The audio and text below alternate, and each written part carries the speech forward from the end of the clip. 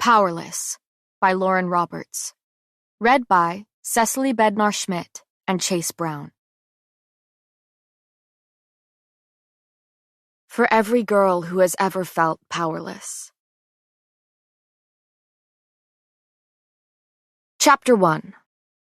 Payton. Thick, hot liquid runs down my arm. Blood. Funny, I don't remember the guard nicking me with his sword before my fist connected with his face. Despite being a flash, he apparently couldn't manage to move faster than my right hook to his jaw. The smell of soot stings my nose, forcing me to clamp a grimy hand over it to stop a sneeze from slipping out. That would be a very pathetic way to get caught. When I'm sure that my nose won't alert the Imperials lurking beneath where I'm hiding, I return my hand to the filthy wall my back is currently pressed against, with my feet planted opposite me. After taking a deep breath that nearly has me choking on soot, I slowly begin my climb upwards once again. With thighs burning almost as much as my nose, I force my body to continue shimmying while stifling the sneeze. Climbing up a chimney isn't exactly how I thought I would be spending my evening. The small space has me sweating, swallowing my fear before scrambling to the top of the cramped corridor, eager to replace grime-caked walls with a starry night. When my head finally peeks over the top, I greedily gulp down the sticky air, then climb up and over, immediately bombarded with a new concoction of smells far more unpleasant than the stench of soot clinging to my body, my clothes, my hair. Sweat, fish, spices, and I'm quite certain some sort of bodily fluid, blends to create the aroma that surrounds Loot Alley. Balancing atop the chimney, I strain my eyes on the shadowed roof to inspect my sticky arm. I'd nearly forgotten to examine it, without the usual biting pain that accompanies a sword slash to remind me. I rip off a strip of cloth from the sweaty tank that clings to my body, dabbing at the gash with it. Adina's going to kill me for ruining her stitching. Again. I'm surprised when I don't feel the familiar twinge of pain as I rub at my arm with the rough fabric, impatiently sopping up the stickiness. And that's when I smell it. Honey. The same honey that belongs to the sticky buns oozing out of the many pockets in my ragged vest and dripping down my arm, mistaken for blood. I sigh, rolling my eyes at myself. It's a welcome surprise, nonetheless. Even honey soaking my clothes beats trying to wash blood out. I take in a deep breath and look out over the crumbling, run-down buildings, cast in shadows by the flickering lampposts dotting the street. There's not much electricity here in the slums, but the king generously spared us a few lampposts. Thanks to the Volts and Scholars using their abilities to create a sustained power grid, I have to work exceptionally hard to stay in the shadows. Farther from the slums, the more the rows of shops and homes slowly improve in condition and size. Shacks turn into homes, homes turn into mansions, leading up to the most daunting building of all. Squinting through the darkness, I can just barely make out the looming towers of the royal castle and the sloping dome of the bowl arena that resides beside it. My eyes flick back to the wide street stretched out before me, scanning the surrounding sketchy buildings. Loot Alley is the very heart of the slums, pumping crime and trade throughout the city. I trace the dozens of other alleys and streets jutting off from it, getting lost in the maze that is the city, before offering a sigh and small smile to the familiar street beneath me. Home. Sort of. Technically, a home implies that one has a roof over their head. But stars are far more fun to stare at than the ceiling. I would know, seeing that I used to have a ceiling to stare at every night, back when I had no need for the stars to keep me company. My traitorous gaze sweeps across the city to where I know my former home lies, wedged between Merchant and Elm Streets, where a happy little family is likely sitting around the dinner table, laughing and discussing their day with one another. I hear a thump, followed by the murmuring of voices that drag me from my bitter thoughts. Straining to hear, I can just make out the muffled, deep voice that belongs to the guard I so kindly relieved of his duties a short while ago. Came up right behind me, quiet as a mouse, and then the next thing I know, I get a tap on the shoulder and a fist to the face. A very irritated and very shrill female voice echoes up the chimney. "You're a flash, for plague's sake. Aren't you supposed to be fast or something?" She takes a deep breath. "Did you at least get a good look at his face before you let him rob me? Again?" "All I saw were his eyes," the guard mumbles. "Blue. Very blue." The woman huffs in irritation. "How helpful. Let me just stop every person on loot to see if their eyes match your vivid description of very blue." I stifle my snort as something creaks from the other end of the room, followed by a chorus of muffled footsteps. From the groan of rotting wood shifting beneath several new pairs of boots, I immediately deduce that 3 more guards have joined the hunt. And that's my cue. I hop off the chimney and grab onto the raised ledge of the roof, swinging my legs over the side to dangle above the street.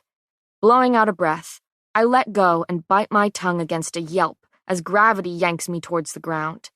With a soft thud, I drop ungracefully into a merchant's wagon brimming with hay. The stiff straw pokes through my clothes like one of Adina's pincushions, and a cloud of soot and hay rises on the night breeze when I jump out onto the street. Passing the time by plucking straw from my tangled hair, I begin my journey back to the fort, weaving through beat-up merchant carts, all abandoned for the night, feet dancing over trash and broken trinkets.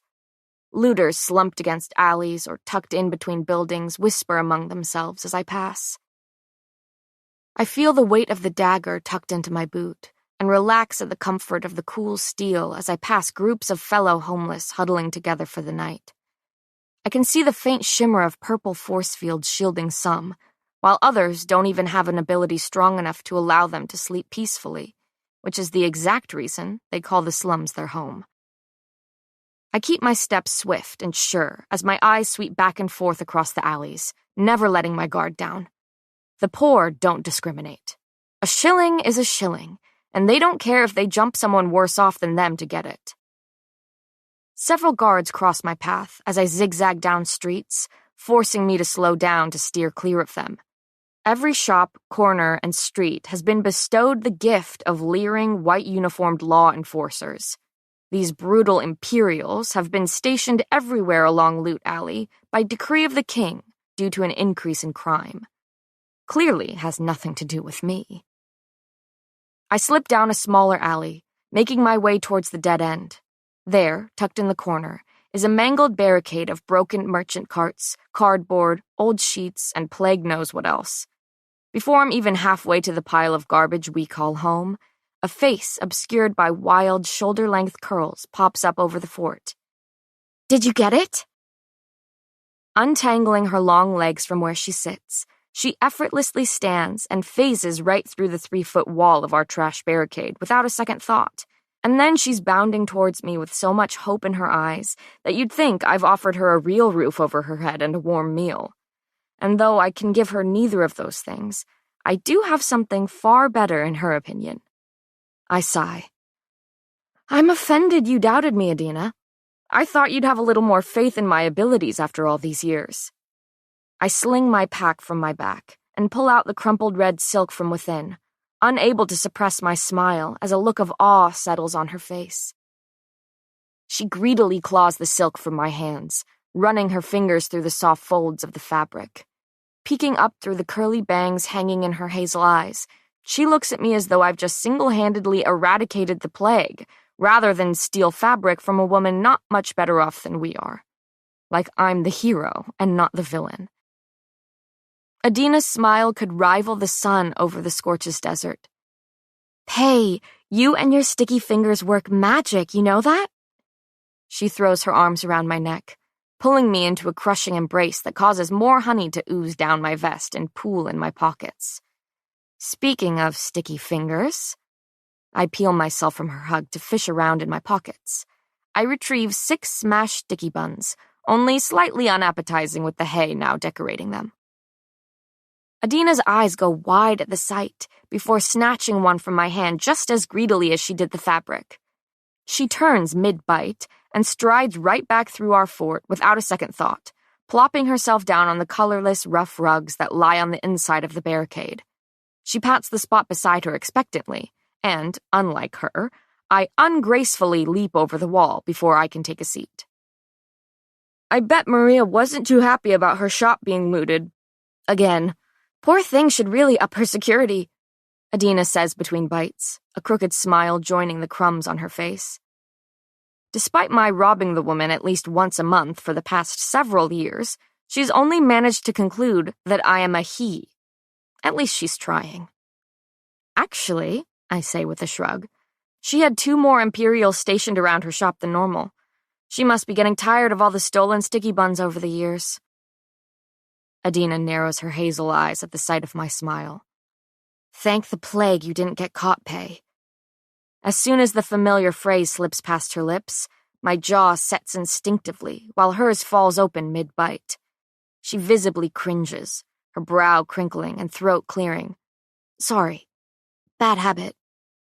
My fingers drift to the thick ring on my thumb, spinning it mindlessly while I muster a weak smile. This topic is one we typically try to avoid, though it's my fault the subject became suddenly awkward to speak of in the first place. All due to a moment of weakness that I wish I wasn't so relieved about. You know, it's not the words that bother me, it's the meaning behind them. She cuts in with a smile and a shockingly accurate imitation of my voice. I nearly choke on my laugh and a piece of sweet dough. Are you quoting me, eh? By way of answering, she takes a bite of sticky bun before declaring between mouthfuls, and it's not the plague that makes you sick. It's what came after. I nod slowly, while absent-mindedly tracing the rug's worn pattern beneath us, the feeling familiar beneath my finger. The idea of thanking the plague that killed thousands of Ilians makes me lose my appetite for even sticky buns. Thanking the thing that caused so much pain and death and discrimination. But all anyone cares about now is who the plague didn't kill. The kingdom was isolated for years to keep the sickness from spreading to the surrounding cities, and only the strongest in Ilia survived the disease that altered the very structure of humans. The fast became exceptionally faster, the strong became unbeatable, and those who lurked in the shadows could become the shadows. Dozens of supernatural abilities were bestowed upon Ilians alone, all varying in strength, purpose, and power. Gifts given as a reward for surviving. They are elite. They are extraordinary. They are exceptional. Adina trails off, poking at her sticky bun while struggling to form words for once. Just be careful, Pei. If you get caught and aren't able to talk yourself out of it, I'll be fine, I state far too casually, ignoring the worry that washes over me. This is what I do, what I've always done. She sighs through her smile, waving a dismissive hand. I know. You can handle yourself with the elites. I feel that rush of relief once again, making me feel both guilty and grateful that she truly knows me. Because not all those who survived the plague were fortunate enough to be gifted with abilities. No, the ordinaries were just that. Ordinary. And over the next several decades following the plague, the ordinaries and elites lived in peace. Until King Edric decreed that ordinaries were no longer fit to live in his kingdom. It was over 3 decades ago when sickness swept through the land. Due to the outbreak of what was likely a common illness, the king's healers used the opportunity to claim that ordinaries were carrying an undetectable disease, saying it was likely the reason they hadn't developed abilities. Extended exposure to them became harmful to both elites and their powers, and over time, the ordinaries were dwindling the abilities elites are so protective of. I fight the urge to roll my eyes at the thought. My father believed that was bullshit, and I think no differently. But even if I had proof of the king lying through his teeth, it's not as though a girl from the slums is in any position to be believed. But the king couldn't allow his elite society to be weakened, or worse, by mere ordinaries. Extinction was not an option for the extraordinary. And so began the purging. Even now, decades later, tales of the bodies that scattered the sand under the scolding sun are casually passed around campfires, scary stories whispered among children. Sticky fingers close over mine, the honey coating Adina's hands as sweet as the spreading smile she shares with me. My secret is stowed in the glint of her eyes, in the loyalty lining her expression. I've spent so much of my life resigned to the fact that nothing would ever be real. Every friendship false, every kindness calculated. Hide your feelings, hide your fear, and most importantly, hide behind your facade. No one can know, Patty. Trust no one and nothing but your instincts. My father's gentle voice is oddly jarring as it echoes in my head, reminding me that every part of my life should be a lie, and the girl sitting before me should be as deceived as the rest of the kingdom. Selfishness only stole my sanity for a single night, but that was all it took for me to endanger the both of us. All right, enough talk of the plague, Adina says cheerily, scanning the alley before adding, and your situation. I don't bother stifling my snort. It seems that 2 years haven't been enough time for you to practice subtlety, eh? I doubt she even heard me. Doubt she can focus on anything other than the fabric now gliding between her fingers. With hazel eyes scanning over sewing supplies, Adina abandons our previous conversation to ramble about what pieces she'll be making with the new silk. Her warm brown hands dig through scraps of fabric in the flickering lamplight, beginning to fold edges, pin corners, prick fingers, curse relentlessly. We fall into the type of easy conversation that only comes after spending years surviving on the streets together, making it easy to interpret Adina's garbled words around the pins pressed between her lips. I roll over, finally falling quiet as I watch her steady fingers and furrowed brow, too engrossed with her work to sleep. A stabbing pain in my side has my drooping eyes flying open, drowsiness forgotten. The jagged stone jutting up from the alley floor has me groggily grumbling, "Mark my words, I'm going to steal a cot one day." Adina rolls her eyes at me, just as she does every night I make the same empty promise. "I'll believe it when I feel it, Pay," she sing-songs. I've rolled over about a dozen times before a scratchy, balled-up blanket collides with my head. "If you don't quit your squirming, I swear I'll sew you to the bloody ground," Adina says with all the sweetness of a sticky bun. I'll believe it when I feel it, eh? Chapter 2. Kai. A ball of fire skims past my face, nearly singeing my hair off. I barely have the time to duck when I feel a second wave of heat rippling towards me. Plagues. Kit's in a lovely mood today. Dancing on the balls of my feet, I watch as another sphere of fire comes hurtling in my direction as the familiar feel of adrenaline floods through me. I throw up a shield of water, hearing the fire hiss before it melts into nothing more than a thick cloud of steam. Kit squints, attempting to see me through the smoke before his eyes widen when I suddenly collide with him. We tumble to the ground as I pin him down, raising a flaming fist aimed at his face. Yield? I can't keep the smile from twitching my lips. He coughs out a laugh, his gaze flicking between my face and the blazing fist raised beside it. If I say no, are you really going to punch me, little brother? Despite the fire burning mere inches from him, Kit's green eyes glint with amusement. I think you would know the answer to that by now. I smile slightly as I cock my fist back farther, posing to strike.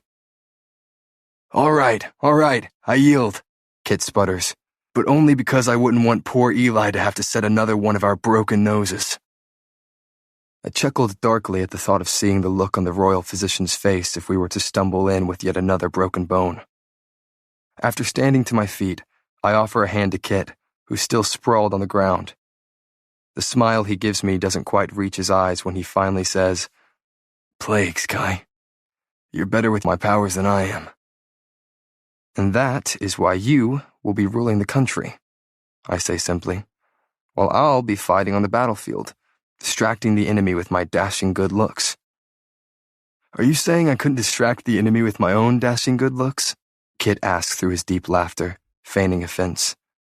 I'm saying that we are only half-brothers, so I'm afraid that means you only have half of my charms. Kit barks out another laugh.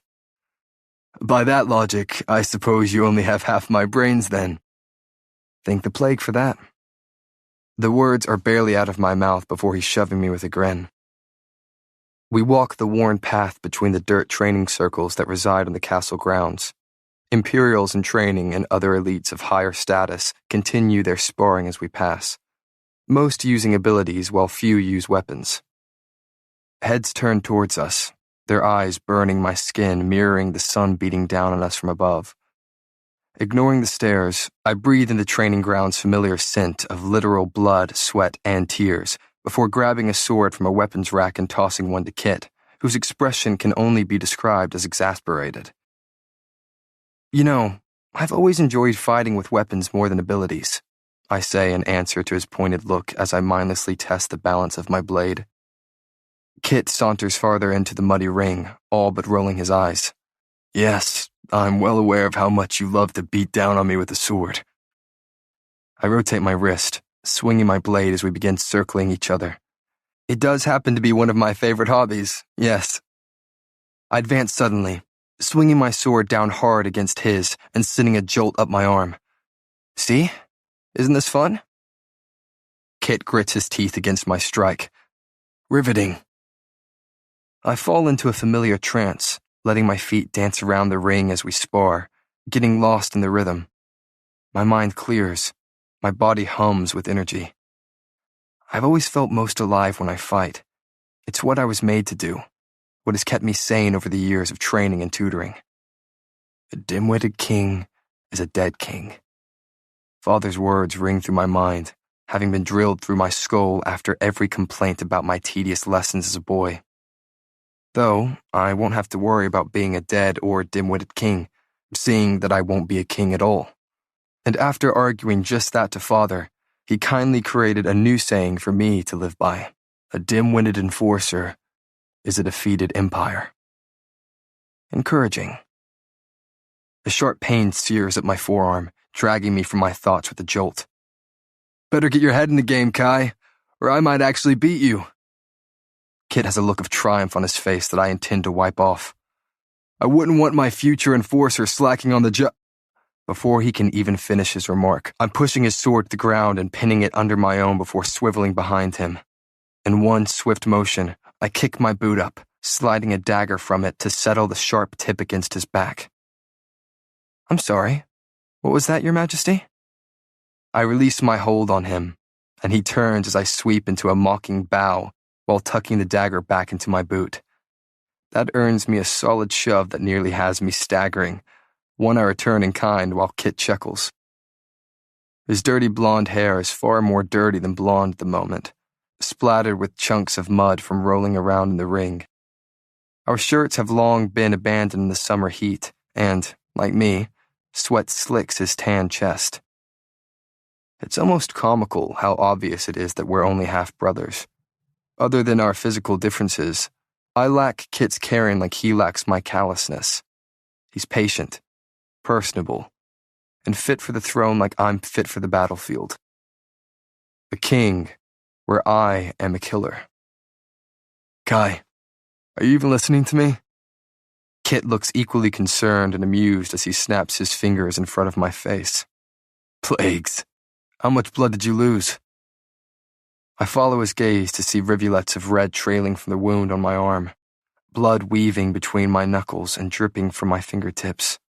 Well, looks like Eli won't be getting the day off after all, thanks to you. I glance up at Kit, expecting a remark, only to find his gaze fixed on something across the grounds. Now look who's not paying attention. My eyes stray to the figure strutting towards us, training leathers clinging to her every curve and lilac hair whipping in the wind. Oh look, bitchy Blair, I breathe under my breath before she reaches us, causing Kit to choke on a laugh. Hello, boys. Her voice is like ice, cold and smooth. How's the training coming? Her gaze sweeps lazily over the both of us before returning to our faces with a slight smirk twisting her lips. Getting ready for the trials, Kai? Not that I need to prepare. A slow smile creeps onto her face at that. I would think the future enforcer would want to make a good impression on the kingdom by winning. She's suddenly very interested in her nails, feigning nonchalance. I run a hand through my hair with a bored sigh. And I plan on doing just that. She gives me a smile that's anything but sweet. I would hope so, seeing that you're the best elite in decades. Or so they say. Plagues, here we go. Kit takes a step forward and puts a hand to his chest like he's been wounded. Ouch, Blair. I'll remember that comment when I'm king. Oh, did I wound your pride, Kit? She offers him a fake pout before turning her attention back on me. Besides, I personally think I'll be winning the trials. I huff out a humorless laugh before peering down at her small form. And what makes you so sure you'll even be competing? I say this knowing full well that she will, in fact, be in the trials. With a flick of her wrist, a dagger flies from the weapons rack in response to my comment. Before I can blink, it's suddenly suspended in the air and digging into my jugular. As the daughter of the general? She steps towards me until there are mere inches between us and whispers, I think I have a pretty good shot of getting into the games. Don't you? She giggles even while pressing the floating knife to my throat, further proving her point. The buzz of dozens of powers pounds through my blood, all belonging to the other individuals training in the courtyard. I force the other abilities to fall silent, focusing on Blair's power and the feel of it humming beneath my skin, urging me to grab hold of it. She's a powerful telly, and her demonstration with this dagger is the least of what she can do with her mind. I reach out to that tingling feeling that is her ability and let it wash over me, claw to the surface. And then I become it. Just as I did with Kit's jewel power of fire and water, and just as I can do with any one of the abilities surrounding me. My smile is cold as I flip the floating dagger in midair, pushing it against the tough leather covering her heart with nothing but my mind. Well, then you better get training, I say quietly before loosening my hold on her ability, letting the dagger fall to the ground with a thud. I don't bother saying anything more before I turn and stride towards the castle. Kit falls silently into step beside me, seemingly just as lost in thought as I am as we make our way back through the castle gates. With the trials only 2 weeks away, it seems I'm no longer able to blissfully ignore their existence and my role within them. The smell of roasting chicken and potatoes wafting from the kitchens is enough to steal my attention. I shoot a glance at the abnormally quiet Kit before turning to stride through the kitchen doors. Afternoon, ladies? I flash a quick smile at the cooks and servants milling around the kitchen as they prepare dinner. Miss me? I croon, lifting myself up onto a hard counter and leaning back on my palms. I catch the eyes of a few servant girls before they redden and turn back to their work, exchanging giggled whispers with one another. The heat of the kitchen hits me like a wave, washing over me and coating my already slick skin. My skin. I run a hand through my hair before running it down my face, unbothered by the realization that I've been walking around without a shirt after abandoning it in the filthy ring, a habit even Father hasn't been able to break. Kit's head pops around the corner, a grin splitting his face. I thought I smelled my favorite dish. You're such a sweetheart, Gail. He strides over to the cook stirring a pot full of creamy potatoes over the sweltering stove, her dark skin glistening with sweat. She can't help but smile at the look lighting Kit's face. Oh, don't think I did this for you, Kitty. Mashed potatoes happen to be my favorite as well. She smiles, patting him on the cheek before turning to continue her stirring. Her eyes meet mine from where I sit atop the counter before darting to my arm and the wound I'd forgotten was still bleeding there. With a shake of her head, she says sternly, Well, you better not get blood on my counter, Kai. I crack a smile at that. This wouldn't be the first time. She shakes her head at me again, fighting a smile all the while. Gail's been slipping us extra food and treats since we were boys, running around the castle with half our clothes on, which we clearly still do. She's witnessed far more than one fight unfold in this very kitchen over who gets the last of her sticky buns. You two haven't visited me in a while, She says, adding seasoning to her potatoes. Getting sick of me? You, yes, but never your food. The words have barely left my mouth before a glob of potatoes comes flying at my face. I don't have the time or energy to duck before the mash joins the matted mud and dirt. Never a dull moment with us, is there? Kit muses from where he's leaning against a ledge, watching as I pull at the potatoes clinging to my hair. I hop off the counter and stride over to the cook, giving her a peck on the cheek. Always a pleasure, Gail. I reach around her to grab an apple from its basket as I say, I look forward to our next food fight. After tossing one to Kit, I rub my own apple on my pants before taking a bite. Prince Kai? I stiffen, sigh, and turn towards the voice behind me. A young boy looks up nervously, his hands fidgeting with the hem of his shirt. I raise my eyebrows, my impatience evident. The king requests your presence in the throne room. Chapter 3. Payden. The wheel of a merchant's cart rolls over my toes.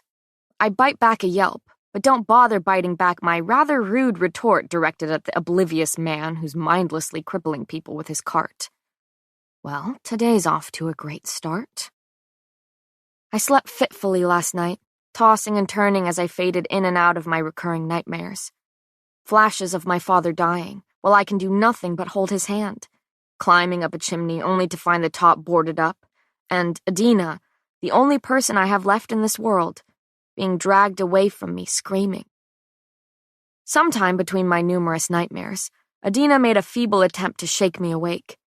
I rolled over, groaning, trying to cling to the little bit of blissful sleep I managed to steal. I may be the thief, but I'm regularly robbed of rest. Persistent per usual, Adina then switched her strategy, deciding to pelt me with rough scraps of fabric until I finally raised a white cloth in surrender. The sun, lazy as ever, is slowly struggling to peek over the rundown buildings, casting Loot Alley in morning shadows while I make my way down the cobblestone path.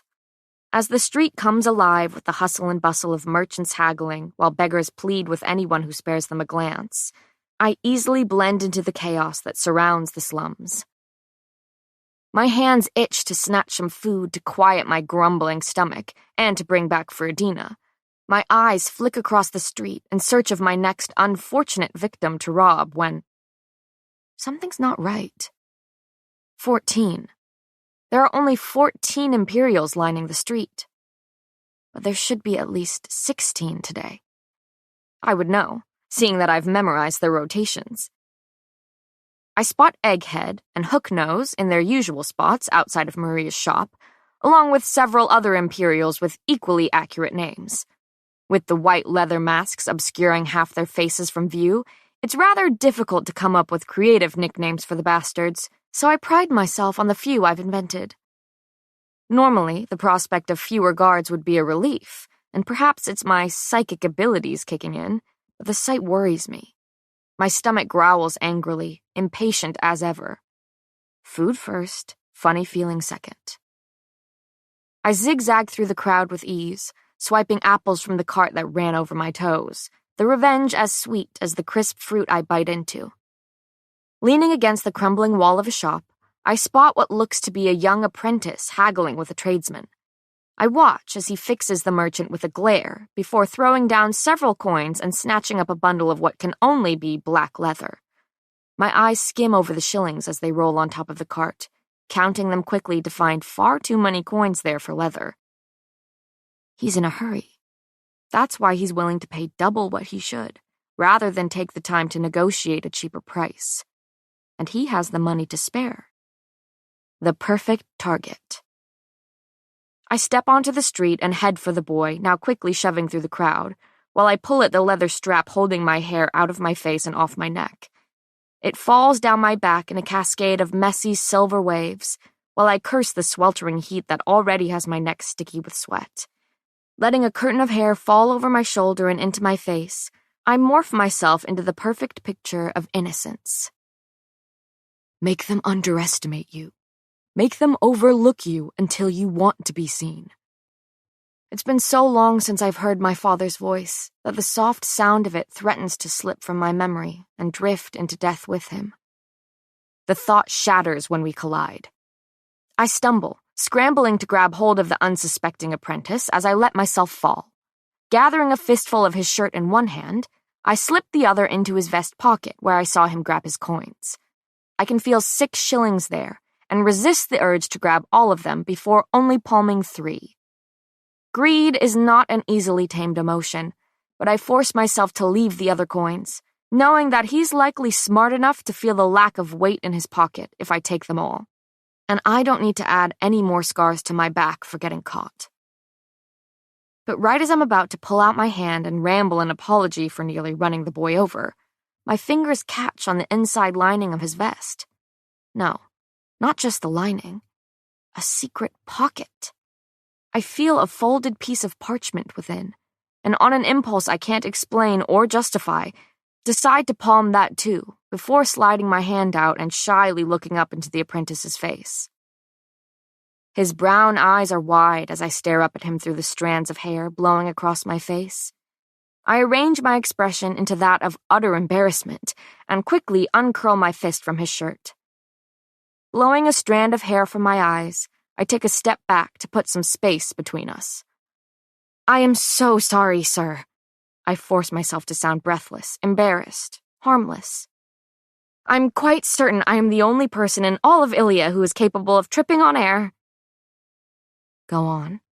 Underestimate me. Overlook me. He runs a hand through his curly hair and chuckles. No worries. Guess you have quite the talent then. He wears a smile, but his gaze lingers a little too long for my liking.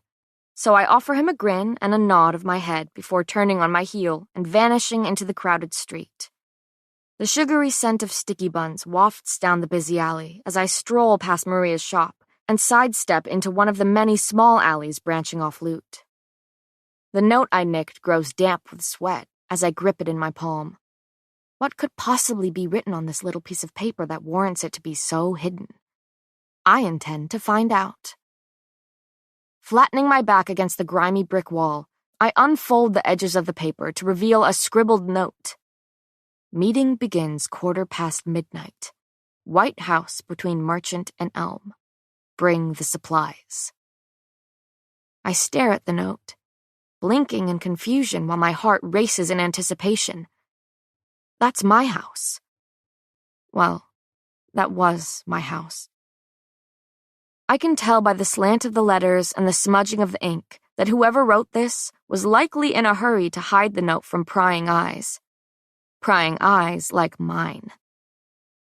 Dozens of questions flood my mind, each one more confusing than the last. Why on this plague-forsaken earth are meetings being held at my house? Former house. You left it, remember? And to meet there in the middle of the night with supplies? The leather.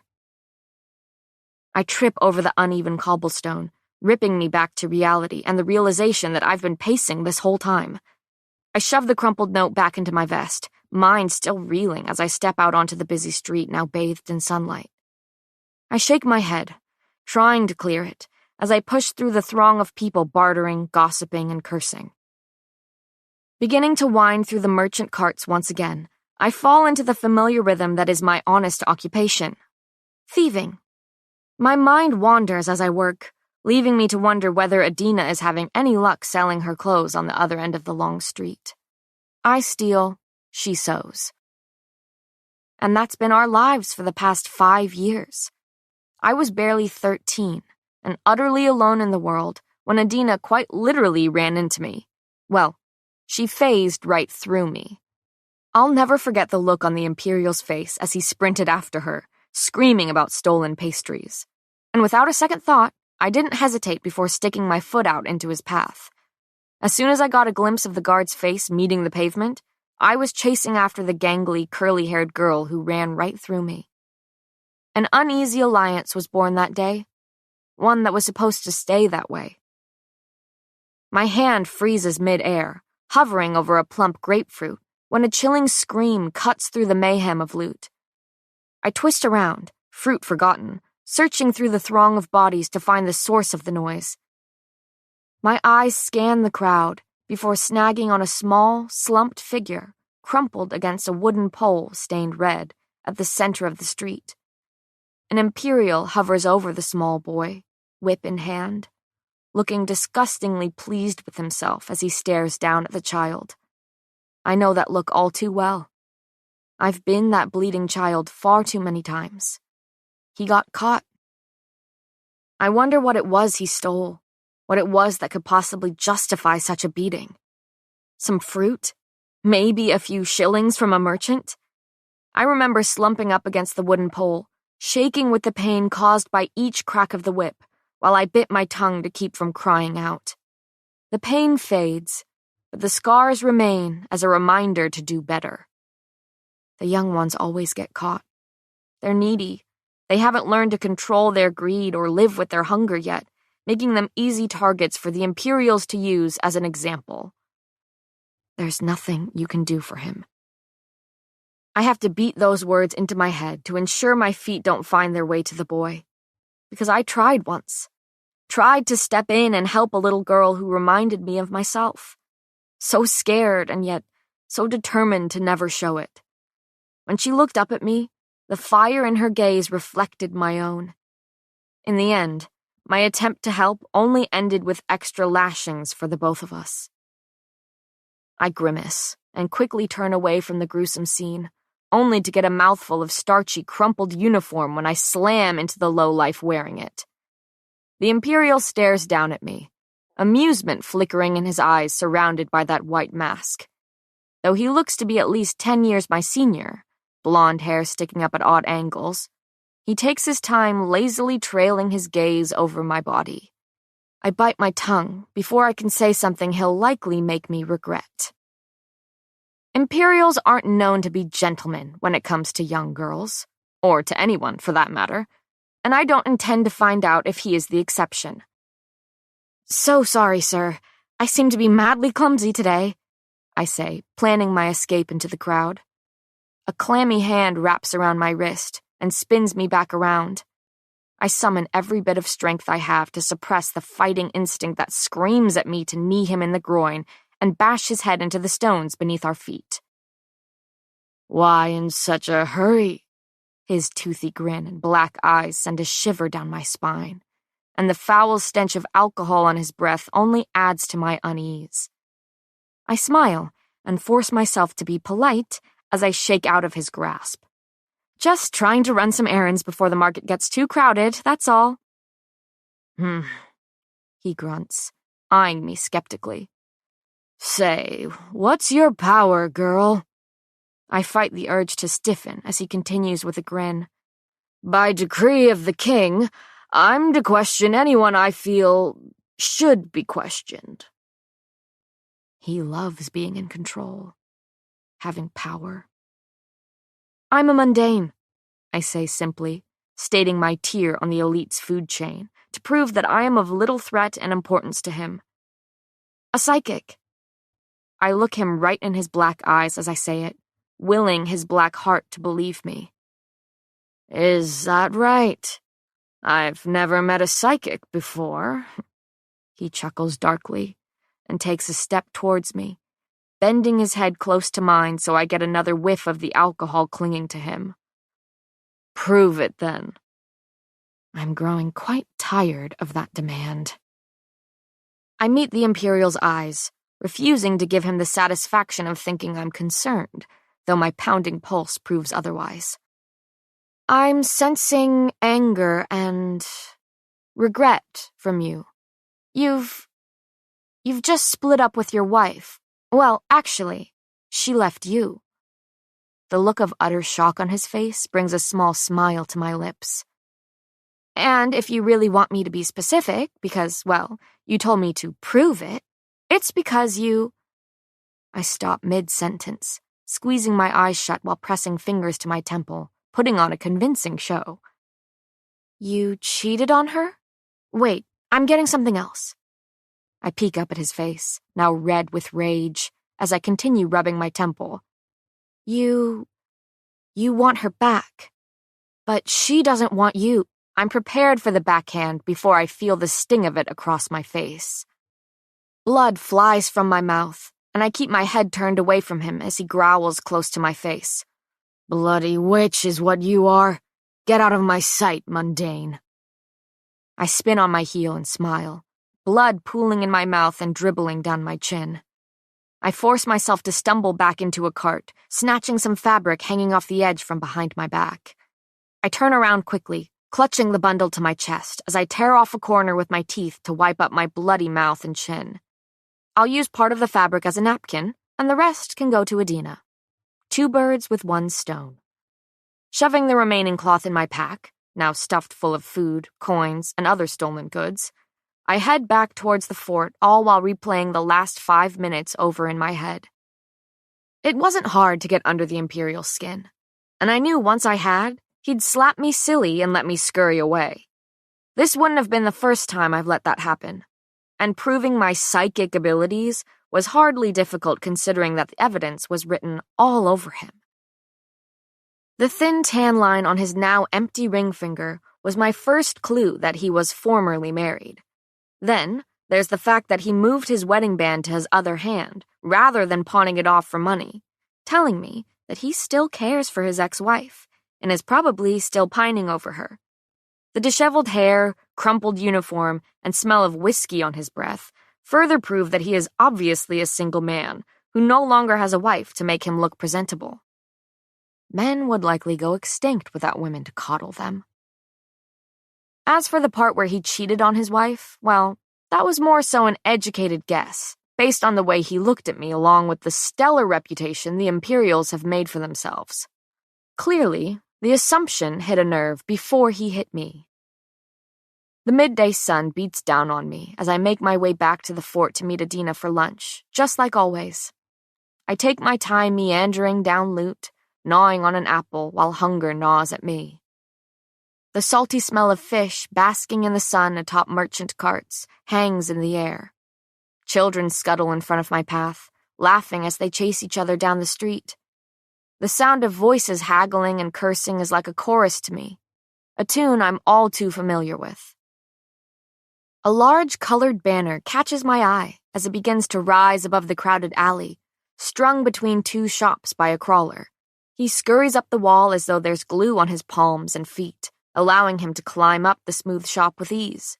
As he secures the rope connecting the banner to the wall, I turn my attention to the words scrawled on the green tapestry in large black lettering. The 6th Purging Trials is about to begin. Remember the purging. Thank the plague. Honor your kingdom, your family, and yourself. You could be the next victorious elite. I snort loudly, nearly choking on a chunk of my apple. Although the purging trials are nothing to laugh about, I can't help but find it comical that they are meant to be a celebration. In honor of the Great Purging over 3 decades ago, the trials were created to showcase the people's supernatural abilities and bring honor to the only elite kingdom. I wouldn't say murdering innocent people brings honor to me, my kingdom, or my family. Not that I have any left to bring honor to. And yet, every 5 years, young elites are chosen to compete in these games for both the glory and enough shillings to build your own comfy castle while you try to escape the trauma the trials caused you. But the part that has me shaking with both laughter and rage is that the lesser elites, those with defensive and mundane abilities, are made to believe that they have a chance of winning these twisted trials. I feel suddenly numb as I look at the excited faces surrounding me, all crowding under the sign, grinning and pointing. We are the first to die. The elites who compete aren't chosen, but rather born into their fate. It's always those of royal blood or of higher status on the elite's tier of power. I scan the crowd, eyes skipping over the smiling faces of mundanes who are only thrown into the trials for entertainment after the king allows us to pick who we wish to represent us. Despite the king insisting that the killing of fellow elites in the arena is frowned upon, it's no secret that death itself is a contestant in the trials. Dying teenagers apparently make things exceptionally more entertaining, and if the elites won't do the killing, the king will pull the strings in the arena. I pushed through the throng of people gathered under the sign, all talking over one another about who will represent Loot and what they would do with the prize money. There have been very few times in my life when I haven't envied the elites, but at the thought of competing in the purging trials, I've never been more thankful to be nothing and no one of importance. Completely ordinary. Chapter 4. Payton. Are you gonna eat that? Adina is eyeing the half-eaten orange on my lap, while I sit leaning against the alley wall behind the fort. Have at it. The words have barely slipped past my lips before she leans over, her curly hair blowing in the soft breeze, as she snatches the fruit and pops a slice into her mouth. The Imperial with the impressive backhand left me the lovely gift of a split-bottom lip, making it difficult to choke down food. How'd you do today? I ask while mindlessly spinning the thick silver wedding band on my thumb. The cold steel of my father's ring bites into my skin, comforting me like it always has. I suppose I'd have my mother's too if it weren't buried with her when I was a baby. Illness, Father had said. She wasn't ordinary, after all, and the lot of us are apparently weaker, diseased humans. But he married her anyway. Loved her despite it, protected her, kept her secret just as he did mine. Adina sighs, and I'm brought back to the present when she says, between bites of orange, Can't complain. Oh, I sold that top I had been working on for ages, for 3 whole shillings, too. You know, the green one with the deep neckline and scalloped hem? I give her the same confused look I always do when she starts speaking in her sewing language. Ugh, you're hopeless when it comes to clothes pay. I glance down at my battered tank beneath the olive green vest atop it. Everything changed the day Adina made me the pocketed vest, knowing that it would serve me well as a thief. That was the day an uneasy alliance began to blossom into an easy friendship. Adina taps a finger against her lips, considering something. I bet if you had on the right outfit, everyone would be too busy staring at you to even notice you're robbing them. I snort. I'd rather not have people staring while I'm committing crimes. That seems a bit counterproductive. I snatch up my dagger and tuck it into my boot, brushing my fingers along the swirling silver handle. It's the only other keepsake I have from Father besides his ring, both of which I never go without. I'm admiring the intricate handle for the 100th time before jolting when I suddenly remember something. Be careful today, A. There are fewer guards out than usual for some reason, and I don't like it. I struggle to find the right words. Just keep an eye out for anything that looks out of the ordinary, okay? She looks slightly unsettled by this news, but the narrowing of her hazel eyes is playful. Is this your psychic juju warning you of potential danger? Yeah, we definitely need to work on your subtlety. I sigh, shaking my head at her with a smile. I stand to leave, groaning as I stretch out my sore body. Adina gathers her clothes, all varying in different sizes and colors, and reluctantly waves goodbye before heading back out onto Loot in the hopes of selling more items before sundown. I step out into the crowded street now bathed in late afternoon sunlight and head towards the buzz of the marketplace. I start off easy. First, nicking some fruit and fabric before growing bored and moving on to bigger and better items. Wallets, watches, and shillings are what I'm really after this evening. I spy a man with dark blue hair and a glittering watch adorning his thick wrist before quickly deciding to make him my next target. Peering down the packed street, I spot a few others with abnormally colored hair dotting the crowd, evidence that a genetic-altering plague comes with more perks than just supernatural abilities. Though, even with the mop of silver hair atop my head, I still wasn't gifted a power to accompany it. It takes me far too long to escape the blue-haired man after stealing his watch. Not because he caught me, no, but because he wouldn't stop talking to me.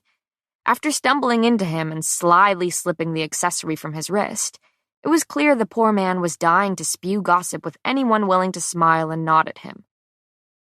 I'm about ready to head in early and call it a decently successful night when a tall figure, completely clad in black, strolls onto Loot. He walks with an air of confidence, so at odds with the hunch that the homeless have adapted in the hopes of drawing as little attention to themselves as possible. But this man is making it difficult to look away. He wears a loose black button-down, tucked into slim black pants and separated by a simple belt. His collared shirt is halfway unbuttoned, billowing open in the breeze to expose part of his tanned chest. His facial features are fuzzy from a distance, but his tar black hair falls over the top of his forehead in messy waves. With his hand buried in his pockets, his long strides carry him deeper into the market, looking cool and collected. He's not from here. I can see it in the way he looks around as if he's taking it all in. It's likely he is an offensive, an elite of higher status or noble blood who rarely sets foot into the slums. I can see in the way he walks, in the shine of his shoes, that this man will be carrying far more than a few measly shillings. I squint, trying to get an idea of where he might have slipped his silvers. There. Swinging against his leg, attached from his belt with a strap, hangs a pouch that many Ilians use to carry change. Specifically, the confident ones, seeing that their unguarded pouch is easy pickings for a thief.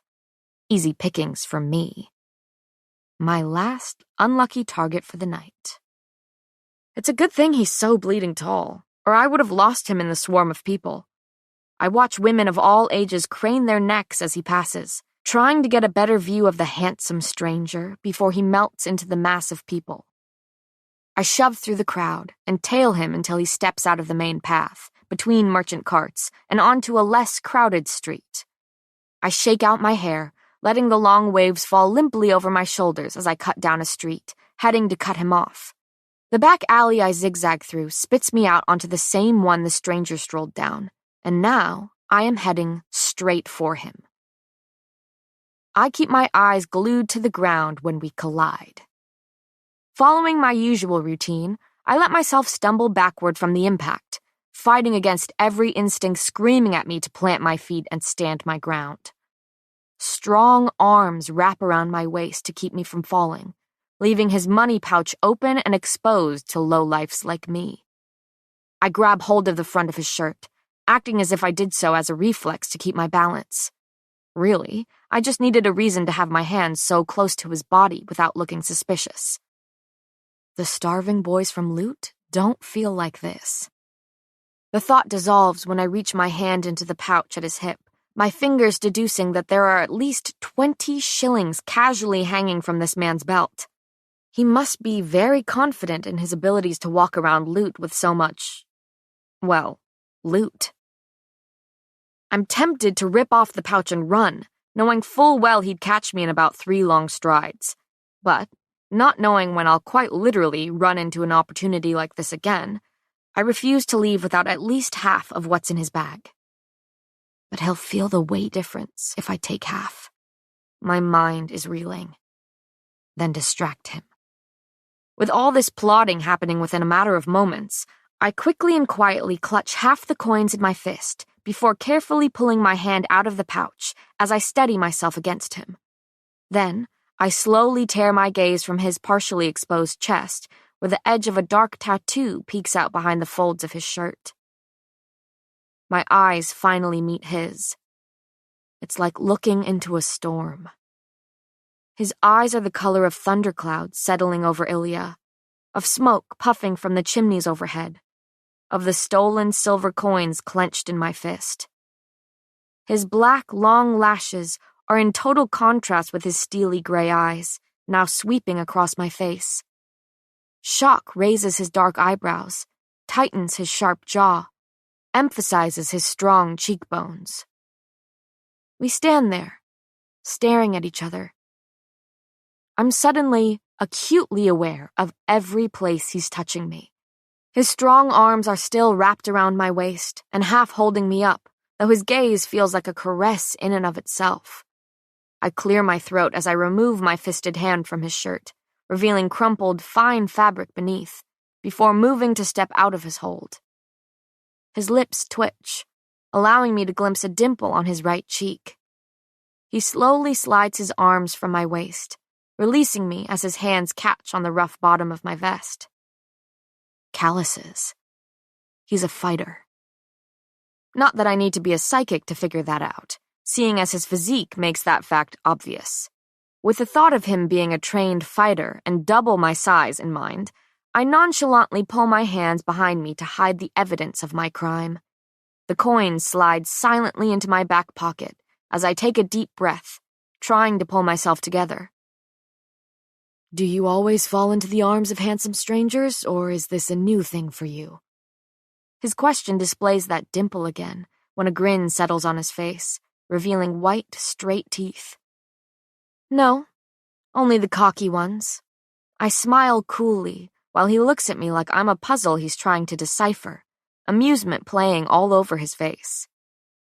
Distract him. He chuckles and raises a hand through his ebony hair, only managing to make the waves messier. Gray eyes search mine as he says, Well, looks like I've made quite the first impression then.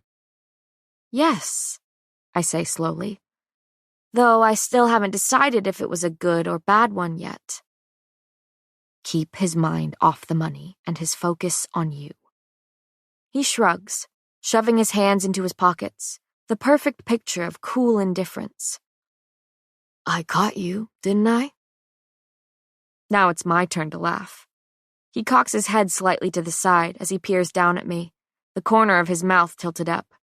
Leaning in, he adds, Maybe you should consider that detail before you decide, darling. Plagues, a pretty boy with pretty words. Dangerous. His smoky eyes sweep across my face, once again looking at me as though I'm an intriguing riddle. I refuse to fidget under his gaze as I take a step backwards towards the busy street. I'll keep it under consideration, darling. I draw out the last word, mimicking him with a grin. His smile widens, displaying dimples on both of his cheeks. I force myself to ignore them as I add, And thank you for saving me from eating cobblestone. I seem to be cursed with clumsiness. Well, your clumsiness found me, so I'd hardly call it a curse, he says simply, now leaning against the wall, hands in pockets. I smile, unable to suppress the eye roll that accompanies it. I glimpse his grin one last time, before spinning on my heel and walking back onto Loot Alley, disappearing into the crowd. My mind is reeling, replaying the observations I made of him as I make my way down Loot. The scars splattering his arms and the raw knuckles from a recent fight intrigued me the most, and it's almost a shame I won't discover the story that accompanies them. The thought of an offensive elite wearing scars almost brings a smile to my lips. Proof of weakness. I grab the coins in my back pocket, letting them clink in my palm with a triumphant smile. I doubt he'll be missing these. Chapter 5. Kai. The collared shirt I throw on is scratchy and uncomfortable, making me suddenly miss the days when I was young and it was socially acceptable to run around half naked, though that's never stopped me from doing it now. After slipping on one of my only pairs of shoes not currently caked in mud, I stride over to the door. I pass messy shelves that threaten to tip from the weight of far too many books, my desk that is currently covered in documents I'm avoiding, and the 4-poster bed jutting out from the wall, the cause of several stubbed toes and incessant swearing. Sighing, I close the door on the comfort of my room, wishing desperately that I could dive onto my bed and sleep through dawn. Alas, duty calls, and it's best to not keep him waiting. I shove my hands into my pockets as I stroll down the white halls leading to the throne room. Late afternoon sunlight streams through the windows lining the corridor, causing the ornate paintings on the walls to glitter in the golden light. Far too soon for my liking, I round the corner and nod to the guards standing outside the throne room before pushing open the heavy doors. "Ah, Kai, it's about time." Father's deep voice echoes down the vast length of the throne room. Its walls are decorated with large, wide windows draped in dark green silk, Ilya's kingdom color, accompanied by the sculptured molding crawling up the walls and onto the ceiling. Currently, a long wooden table resides in the middle of the polished marble floor, where the king occupies the chair at the head. "Good, you put on a shirt." He sighs, but I see a slight smile in his eyes. "I considered telling the servant to add that detail to the message he gave you." "Oh, don't worry, Father. I won't make the mistake of showing up to the throne room without a shirt. Again?" I memorize the hint of a smile on his face, not knowing the next time I'll see it, the next time I'll earn it. He's a brutal man, a brawny who is strong physically as well as mentally. He's stern, stubborn, and set in his ways, so seeing him offer even the faintest of smiles has me involuntarily returning a faint one of my own. Our dynamic together has always been difficult, to say the least, but in moments like these, it's easier to ignore our unpleasant past. He clears his throat, along with any emotion on his face. And there's the father I'm so used to. "I have a mission for you as the future enforcer." "I live to serve," I answer flatly. "I live to kill. My life means the end of someone else's." The types of missions enforcers get sent on are anything but heroic. I've had dozens over the years, all part of my training to become the future executioner, commander of armies, and right-hand man to the king. Everything from battle strategies and executions to interrogations and torture fall into my line of work as the expected enforcer. All glimpses into my bright future. "My informants know of a family harboring an ordinary near Loot Alley," Father continues, sounding slightly bored. "I need you to investigate and eradicate the problem." Eradicate equals execute. After the purging, when the ordinaries were banished to the scorches to protect Ilya from their disease, the king decreed that any remaining ordinaries found in the kingdom would be executed. 3 decades ago, he offered them a chance to survive if they could cross the scorches and reach the cities of Dor and Tando on the other side, where there would be no harm. But the king's mercy only lasted that day of the purging, and I now deliver death on his behalf. "Of course," I say, running a hand through my hair and over my set jaw. The action doesn't go unnoticed. "Kai?" He looks at me, almost gently. I haven't seen that look since I was a boy, and even then, it was a rarity reserved for the few times I pleased him during my training. "No one envies the job of the enforcer. It's brutal. It's bloody. But the plague has given you a rare gift. Your ability as a wielder is very powerful, and you'll serve this kingdom well one day." He pauses before adding, "I've made sure of that." He has indeed. Training has been my whole life, my whole purpose. Rather than having a single ability to manifest and master, I've spent years learning how to control dozens. But I honed my body as much as my abilities, becoming a weapon myself. How to use and kill with every weapon at my disposal has been ingrained into my brain, a reflex I've refined. But I can't take all the credit. No, it's the king who made me what I am today. The king who took it upon himself to aid in both my physical and mental training. After learning my weaknesses, he ensured they were eradicated. And while I've learned to block out most memories of the training I endured as a boy, I can do nothing to ignore the image of my father's cool face paired with the same chilling words I've heard all my life. If you cannot endure suffering, you are unfit to dole it out. enforcer. I fought in battles, initiated interrogations, and conducted torture, all while Kit sat in on countless meetings, devised treaties, and spent his days beside a kinder king than the one I know.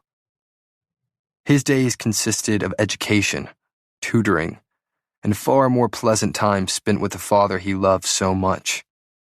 As the heir, Kit's always been guarded, protected, and even getting him out in the training yard with me when we were boys was no small feat. When I look back at the king, his green eyes are already pinned on me. Kit's eyes. After father's first wife died while giving birth to his son, he married the daughter of a trusted advisor. Unsurprisingly, he quickly fell in love with my mother's caring and kindness, her bravery and beauty. I look like her, with my dark hair and light eyes, just as Kit takes after father, both green-eyed and blonde.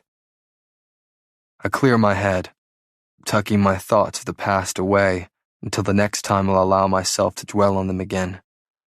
My voice is dull when I finally ask, "When do I leave?" Those exact words poke at a memory, reminding me how naive I was when I asked them before my first mission. Not knowing that I would become a murderer that day. Not knowing I would watch a man crumple to the floor in a pool of his own blood. At dawn. Dawn comes far too early for my liking, and before I know it, I'm making my way to the stables. The large, white barn casts an even larger shadow in the early morning sunlight. Each wall is lined with stalls where the horses nibble on hay, looking up at me curiously. My gaze slides over the two Imperials standing to my left, accompanied by 3 horses saddled for the journey ahead of us. I grit my teeth. The king pulled 2 guards from the rotation on Loot Alley as a safety precaution, though I'm more than capable of handling this on my own. But it seems that in a single night, father has suddenly grown to care for my well-being. It's only taken 19 years and the fact that I am now valuable to him. I shake my head and mount the horse closest to me, swallowing my pride enough to admit that it's wise for Imperials to be with me in the case of banishing. The trip to Loot is a long one, and we pass the time in utter silence. Streets slowly turn to slums as we head farther into the city, and I could smell the large market alley before reaching it. The familiar scent of fish, smoke, and other mysteries welcome me as we head on to Loot. The echo of our horses' hooves clopping down the uneven cobblestones bounces off the walls of run-down shops lining the street. A few early risers dart out of the way, making room for us as they point and whisper. We turn left down a smaller street jutting off the main alley and head for a small wooden shack. I hop off my horse without hesitation and stuff the reins into the gloved hand of an Imperial, letting him deal with securing the animal. If they must be here, they might as well be useful to me. I stride to the door, slipping a hand out of my pocket to knock. I hear a thud from inside, followed by the sound of heavy footsteps before the door swings open, creaking on its rusty hinges. A huge, burly man with a thick beard and even thicker hair stares at the scene before him. I'm surprised he can fit the door frame. His blue eyes widen under his bushy brows as he looks between myself and the 2 Imperials now flanking me. Prince Kai? The man looks astonished and flustered all at once. Hi, what an honor. His falsely cheery voice carries down the street, likely waking his neighbors as he reaches out to offer a handshake. His grasp is firm and calloused, much like my own. Nathan, correct? He nods and I continue. I had a few questions to ask you about an ordinary found here in Loot. I'm sure that's not a problem. I watch him closely, searching for any indication that he knows what I'm talking about. Nothing. His face remains utterly expressionless. Mind if we come in? It's not a question, and he knows it. I already have my foot over the threshold before he steps away from the door. The house is no bigger than my bedroom back at the palace. On one side of the room, small beds are pushed together and lined crookedly against the wall. The kitchen resides in the other half of the room, equipped with a rundown sink, a chipped wooden counter, and a large table surrounded by two wide-eyed boys and a woman. A large faded rug joins the two sides of the room, the only decoration and splotch of color in the house. Nathan clears his throat. "This is my wife, Layla." She smiles warmly, her white teeth contrasting against her dark skin as she eyes the Imperials shifting on their feet behind me. "And these are our boys, Marcus and Cal." Nathan points at each of his children, naming them off. Marcus keeps his eyes pinned to the table, not daring to look at me, while his younger brother Cal is far too curious to keep his eyes from darting to mine. I reach out with my power, making sure none of them are the ordinary hiding in plain sight. My wielder ability is especially helpful as the enforcer, making my job far easier and far more efficient. Nathan is a brawny, and I'm not the least bit surprised, seeing he's a mountain of a man. I can feel Layla's power as a healer bubbling in my blood like champagne, while Marcus and Cal both possess mundane powers. Marcus with the lie-detecting ability of a bluff, and Cal as an enhancer with his heightened senses. "You know why I'm here," I say coolly. "Have you seen or heard anything about an ordinary hiding around here?" "No, sir, we haven't." It's Layla who says this, her soft voice steady. My eyes sweep over the house again, stopping on the sink. Bowls still sticky with porridge are piled within it, waiting to be cleaned. 5 bowls where there are only 4 mouths to feed. Interesting. Well, then you won't mind if I take a look around. Once again, not a question. I casually stroll through the small house, stopping every once in a while to examine something more closely. I feel the eyes of both my Imperials and the family burning into my back as I take my time perusing the home, hands casually in my pockets. Nothing seems out of the ordinary. I'm about ready to call this a dead end and waste of my time when I step in the middle of the patterned rug, now faded from years of trampling feet. A creak beneath my shoes. I stop and shift my weight, listening for the sound again. Sure enough, wood groans once again beneath the rug. Interesting. Though Nathan's face remains expressionless, the blood has drained from it, leaving him ghostly pale. "Lift the rug," I say dryly to the guards, never taking my eyes off the family. And that's when I spot an emotion I'm all too familiar with, the one that tends to accompany my presence. Fear. As the rug rolls back, I spot the outline of a trapdoor, blending in almost seamlessly with the rest of the dirty wooden floorboards. The thud. This is what I heard closing when I was outside. A sob escapes Layla when I kneel and swing the trapdoor open, revealing a cramped, dark space beneath. There, tucked in the corner and hugging her knees, sits a little girl. When she looks up at me, the fire in her eyes matches the bright red of her long hair. Plagues. She's so young. She can't be more than 8 years old. But the girl doesn't fight me as I reach down and lift her out of the damp box. I set her onto the floor where she stares defiantly up at me. Not a trace of fear on her small face, splattered with freckles. I feel for any sort of power coming from her, just to be sure. Nothing. There is nothing extraordinary about this girl, because she's ordinary. Strangled sobs begin filling the room. "No, no, no!" Layla's shaky screams echo off the walls. "You can't take her. You can't. She's my daughter, please." The Imperials step between me and the raging family, but I push past them, annoyed. The boys are both sobbing now, hugging their mother's legs, while Nathan looks stunned, silent tears slipping down his cheeks and into his matted beard. Calm down and tell me where the hell she came from and how long you've been harboring her. My voice is low and stern, cutting through the chaos. The little girl standing before me looks nothing like this family with her freckles and flaming red hair. Not to mention that both Nathan and Layla are elites, meaning the two of them could never produce an ordinary.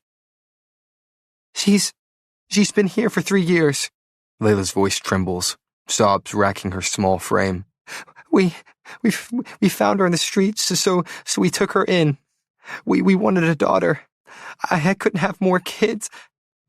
She trails off, wiping at her face. I'm one of the few healers in the slums, and she seemed healthy, strong, so we found Abigail. We finally got to have a little girl. Abigail.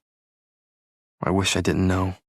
Wish I didn't have to add another name to the endless list of those unfortunate enough to cross my path. Unfortunate enough to cross the king. I heave a sigh. Here it comes. You know the law. More choking sobs fill the room, forcing me to raise my voice. By decree of the king, all ordinaries are to be executed. As for anyone harboring said ordinaries, they are to be banished to the scorches. I'm in the middle of reciting the same rehearsed lines I've said dozens of times when a large, solid body charges at me.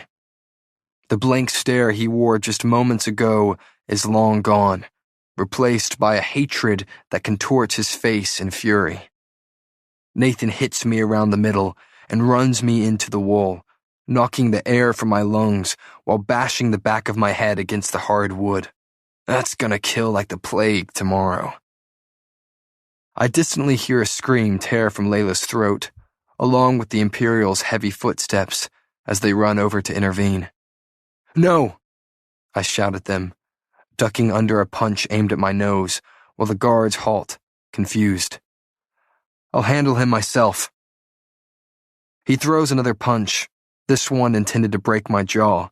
I dodge just in time to see his fist connect with the wooden wall where my face was, sending splinters flying when his hand breaks straight through. My fighting instincts take over, and I don't even bother reaching out to use Nathan's power. With his fist still buried in the wall, I duck under his outstretched arm and pull out his wrist, twisting his arm behind his back to press it beneath his left shoulder blade. He grunts in pain before kicking back at my kneecap, hard. Pain sears at my leg as he spins out of my hold, raising his supernaturally strong fist. Ignoring the pain in my knee, I drop and sweep my leg in a wide arc, connecting with his ankles and sending him sprawling onto his back. Then I'm on top of him, pinning his arms down with my knees as I finally let his brawny strength claw to the surface, knowing I won't be able to keep him down without using his own power against him. Shut up and listen to me, I pant. We can do this the easy way or the hard way. And personally, I'd prefer the easy way. She's my daughter, he bellows, a look of anguish in his eyes as he tries to tear me off him. Well, clearly you have no regards for my feelings because you want to do this the hard way. I sigh, cock my fist back, and connect it with his jaw. His head snaps to the side, stunning him long enough to let me speak. If you don't cooperate, even your wife won't have the ability to heal your broken body once I'm finished with you. So, I suggest you thank me for not killing you right here in front of your family and do exactly as I say.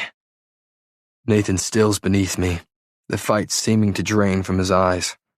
I shift, crouching beside him to stare down at his defeated form.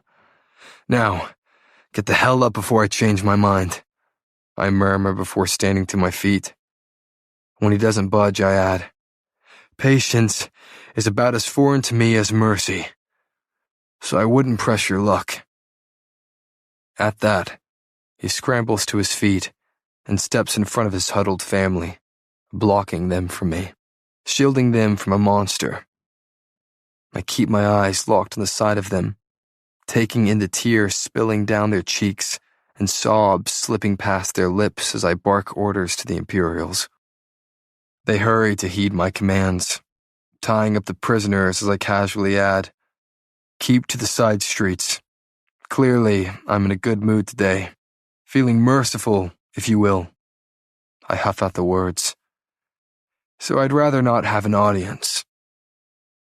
The Imperials grunt their agreement, smiling slightly at my idea of mercy. Within a matter of minutes, Nathan, Layla, and their 2 boys are tied and shuffling behind the horses. They twist their heads around, hatred burning in their gazes as they eye Abigail tied and firmly held in my grasp. They know what happens now. My reputation is rather renowned. Stories of the murderous monster murmured throughout the streets. This is the part where I kill the ordinary, while the Imperials escort the criminals to the Scorches, where they will likely follow her into death. With its blistering heat by day and freezing temperatures by night, it's no simple feat to make it to the other side of the desert, where the cities of Dor and Tando lie. Not to mention that I've just sentenced this family to try and do just that with no supplies, no food, no water, and no hope. It's a far more painful death than their ordinary daughter will suffer. Please, I'm begging you, please spare her. Layla is shouting at me between sobs as she shuffles over the cobblestones behind the horses. She's just a child.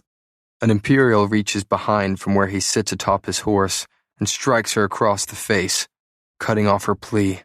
"Shut up, slummer!" I rip my eyes from the scene, pulling the girl away and down the street. Her feeble attempts to wiggle out of my grasp would be comical if it weren't for the humorless situation we find ourselves in. She's eerily quiet for a child being dragged to her death. Most ordinaries are screaming by now, pleading and bargaining for their lives. But her struggle is silent, her stare piercing. I keep my eyes locked in the empty alleys we head through, wondering how familiar one must be with hiding everything they are in order to hide their emotions even while facing death. I steer us down a shadowed alley, not yet touched by the faint sunlight beginning to paint the kingdom golden. The ordinary, Abigail, squirms, attempting to twist out of my grip for the dozenth time. I look down at her, amusement coating my voice as I say, "You are a persistent little thing, aren't you?" She huffs, causing her flaming hair to flick around her face before she sends a solid kick to my shin. I would have been impressed with her form if it weren't for my growing frustration. I drop to a crouch in front of her so her angry green eyes can meet mine. Only when she lifts her leg to swing at me once more do I say softly, "I wouldn't do that if I were you." She blinks, and right when I think she's heeded my warning, she stomps on my foot before trying to pull her arm out of my grip with no luck. And she's squealing, flailing in an attempt to get away from me. "All right, well, we can't have that." I slip a knife from my boot as I murmur, "You are not going to make this easy for me." At the sight of the dagger, she swallows, suddenly still. Just put it in my heart, she blurts with her eyes pinned on the knife, voice delicate in the way that only a child's can be. I heard Mama say it's quicker that way. Did she know? I ask quietly. There are other quick ways as well, you know. And I know every single one of them. I watch her flinch as I bring the blade closer to her. Watch her eyes widen as she finally allows herself to feel the terror she's been desperately trying to hide. Then she takes a deep breath that sounds like something akin to acceptance before squeezing her eyes shut against the face of a monster in front of her. The dagger slices, cutting easily. The girl, Abigail, sucks in a shaky breath. After a long moment, a teary green eye peeks open. She blinks as the bindings slip from her raw wrists and land at her feet. Her gaze skips from her unharmed heart to my face before landing on the dagger in my hand. Aren't you going to put that in my heart? My lips twitch. Listen closely, Abigail. I cut your bindings, so now you have to do me a favor in return. I need you to stay quiet and stop struggling. I search her face before adding, Understood? I don't wait for an answer before I once again begin leading us down streets and alleys. She must have understood me well enough because she now walks stiffly in silence, making no move to break out of my hold. When the scorches come into view, so do the two Imperials standing at the edge of it. They pay no attention to the family they are supposed to be watching head into the desert, now blurry figures dotting the sand. I peek my head out behind an alley wall, watching as the Imperials talk idly. Before long, they're shrugging and spinning on their heels to head back down the street. Typical. I was counting on the guards' predictable laziness and failure to finish tasks, and I hadn't wanted the banished family paraded through the streets like they typically are, because then I would have a crowd to witness my treason. Once they've passed us, we slip onto the street and head for the sand. The family is far ahead, and since I'm feeling rather lazy myself, I reach out to grab hold of one of the Imperial's flash ability. He'll be out of my range soon, so I hurry to pick up the girl and dash into the desert. We've nearly made it to the family when distance has the flash's ability slipping away from me. Nathan startles at the sound of us behind him and spins, eyes wide when they land on Abigail in my arms. Layla is running towards us and has the girl wrapped in her arms in a matter of moments, with the whole family encircling the two of them. They sob as I step aside, feet shifting in the scalding sand that has begun spilling into my shoes. And then they turn towards me, eyes burning hotter than the sun beating down on us. Nathan only offers me one word, low and laced with hatred. Why? I slip out my dagger and cut the bindings around his wrists in one swift moment, meeting his gaze as I say, I don't kill children. Hypocrite.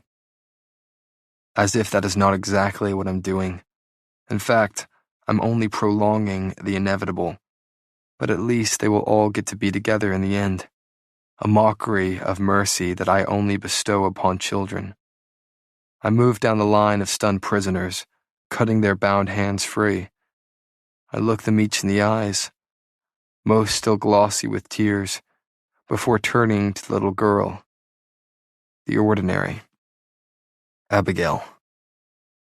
I walk towards her slowly and lower myself to one knee, sinking deep into the hot sand so we're eye to eye. Though she doesn't say a thing, her eyes speak volumes. She's only a child, and yet I see a devastating amount of determination behind her gaze. Perhaps you may not need powers to be powerful. I reach into my pocket, pulling out a small pocket knife from within.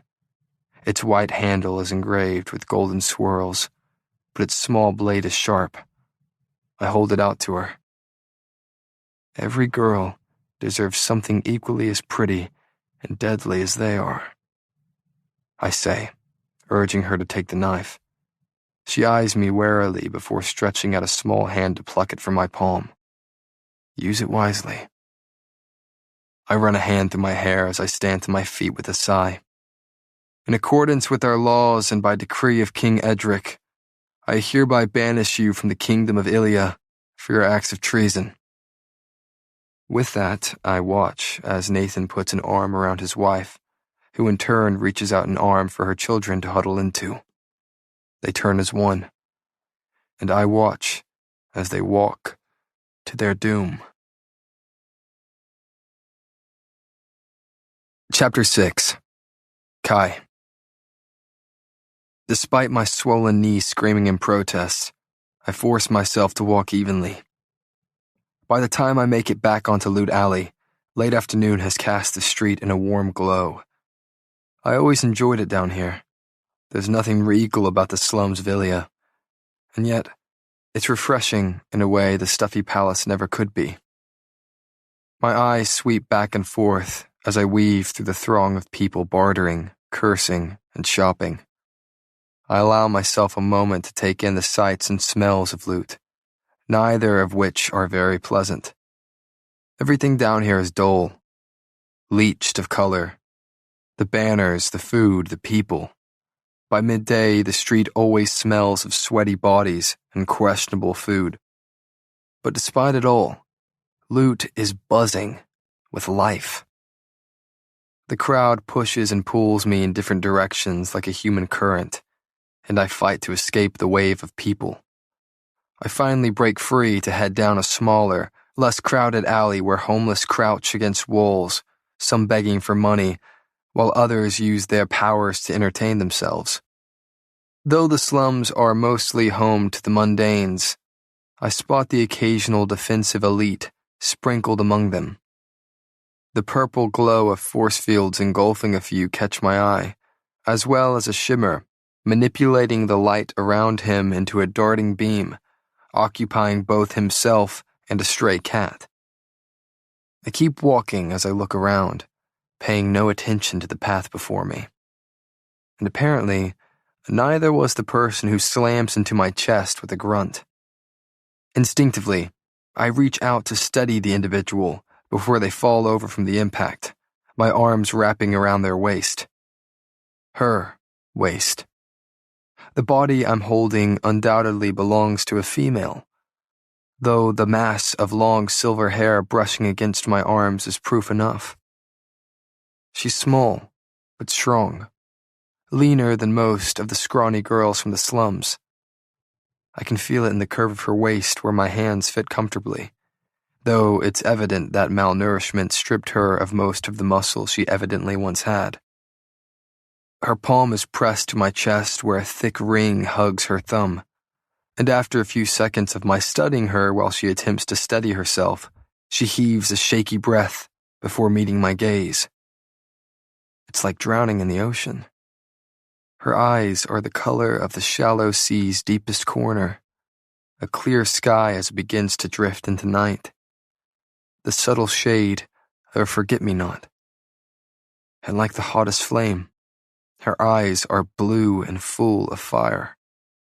Her high cheekbones lead up to equally strong, dark eyebrows, now slightly raised as she takes me in. Her ocean eyes widen, and I watch a faint flush rise to her cheeks when she realizes how closely I'm still holding her against me. She drops her hand from my chest, and, like the gentleman I am, I slide my hands from her waist with a smile tugging at my lips. Do you always fall into the arms of handsome strangers? Or is this a new thing for you? I say, watching as a smirk that could rival my own lifts her lips despite the bottom one being split open. Interesting. No, she answers, sarcasm dripping from her every word. Only the cocky ones. She holds herself with a certain confidence that tells me there was once a time when she did not. And just like that, I'm suddenly, annoyingly, intrigued. She clearly has no idea who I am. Perfect. I laugh at her remark and run a hand through my hair, doing little to tame it. She watches me closely, intensely, seeming to be just as interested with me as I am with her. I drown in her blue eyes. Every time our gazes meet, it's like ice meeting the hottest fire, like gray mist rising on the deep blue ocean. I look away briefly before saying, well, looks like I've made quite the first impression then. Yes, though I still haven't decided if it was a good one or a bad one yet. Her lips switch into a slight smile, the type that makes a man's head turn just to get another glimpse of it in the hopes it was meant for him. And that small, precise gesture alone tells me I'm not the first she's practiced it on. My hands stray to my pockets, and I shrug indifferently as I lean against the grimy alley wall, I caught you, didn't I? She laughs, the sound warm yet sharp, playful yet pained, as though happiness isn't habitual for her. Her head tips back slightly, silver waves falling nearly to her waist as she looks up at me, eyes crinkled with laughter. I lean in slightly, daring to close some of the distance between us. Maybe you should consider that detail before you decide, darling. And with that, I'm suddenly curious, suddenly wondering what power she possesses. So I reach out to her ability with my own. Nothing. I feel nothing. I study her face as I try again and again to sense her power. Normally, this would be the part where I either throw the girl over my shoulder and carry her to the dungeons to be further examined, or I simply kill her on the spot due to the mere suspicion of her being unordinary. And yet, I don't move. You're tired, injured. It could be a mistake. Before I have time to decide her fate, she takes a step back towards the crowded alley. I'll keep it under consideration, darling. She gives me a small smile, holding my gaze while continuing to back away. And thank you for saving me from eating cobblestone. I seem to be cursed with clumsiness. Well, your clumsiness found me, so I'd hardly call it a curse. My grin only grows when she rolls her eyes at me before spinning on her heel and heading back towards Loot. I finally allow myself to skim my eyes over her, taking in the fitted black pants and olive vest currently covered by silver hair. Nothing about the way she walks gives me the impression that she sleeps in the streets, though her ragged clothes and busted bottom lip tell me otherwise. I run a hand over my face, realizing I've been staring after her for far too long. So I turn and begin heading down another small alley, now quiet in the setting sunlight. My thoughts occupied with the fact that I may have just let an ordinary walk free. But I'm not distracted enough to miss the 4 large shadows rising up on the alley wall beside me. Listen, says a gravelly voice belonging to one of the men behind me. all we want is that pretty pouch of coins on your belt. Hand it over, and no one gets hurt. I huff out a sigh, pressing the heels of my palms into my eyes. This day just keeps getting better and better. And that's when I feel it. With my attention finally on the coin pouch at my side, I suddenly notice how much lighter it feels than before. Before her. Why that little? A shadow shifts on the wall, lurching towards me. I spin around, ducking under the man's punch before landing one of my own to his stomach. With a grunt, he doubles over coughing while I take in the others. 2 brawnies, a blazer, and a crawler. Only the most desperate defensive and offensive elites find their way to the slums to beat down beggars for the few coins they have. With that in mind, I let the blazer's power seep into me. Let the flames flick over my fists. Another brawny comes charging at me with a smile. They're always so cocky, and that's coming from me. I crouch low right before he collides with me, his momentum sending him rolling over my back to land hard on the cobblestone. My flaming fist connects with his jaw, and the sickening stench of burned flesh stings my nose. I look up to see the crawler scaling the wall, intending to drop on top of me and pin my body to the ground. As he leaps from where he clings to bricks, I drop the blazer's power and take on the brawnies. My now supernaturally strong fist meets the crawler's stomach in midair, and he's thrown backward against the wall before falling to the ground with a thud. The blazer stalks towards me, his mouth curled into a snarl. He chucks a ball of fire in my direction, and I leap to the side to avoid it. Not quickly enough.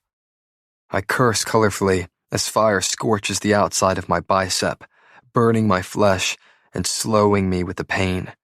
My mind is racing nearly as fast as my heart. I can't get close to him when he's forcing me to play defense and dodge his fire. But I know if I start throwing it back, we'll most definitely burn a street down. I am not in the mood for this. I let the crawler's power quite literally crawl to the surface before grabbing hold of it, dodging balls of fire as I go. I run up the side of the alley wall and along the building until I'm parallel with him. In one swift movement, I leap from the wall, tackling him to the ground, before quickly switching powers to raise a flaming fist at his face. "You're Prince Kai," he stammers. The future enforcer." Being so close, he's finally recognized me and my ability, now clearly regretting his decision to jump the prince. Unfortunately for you, I am. I cock back my blazing fist. A piercing pain cuts through my skull like a dull knife.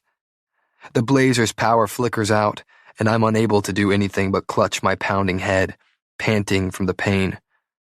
I've grown very familiar with torture over the years, but this is like nothing I've ever endured. Through the haze of agony clouding my vision, I see a tall figure step into the alley. His hand is raised towards me, face grim, thin lips pulled downward in a scowl. Silencer. Impossible. My thoughts scatter, leaving nothing but pain to ponder. The silencer smothers my power, smothers me. They can do more than just strip you of your ability, making you no more than an ordinary. He's incapacitating me. My mind, my ability, my body. My vision goes blurry, spots swimming before my eyes. Fight it. I can't. I'm gonna pass out. Die. Both. And there's nothing I can do to stop it. Fight it. I slumped to the ground, my head slamming against the stones. If Father could see me now. I'm fading fast.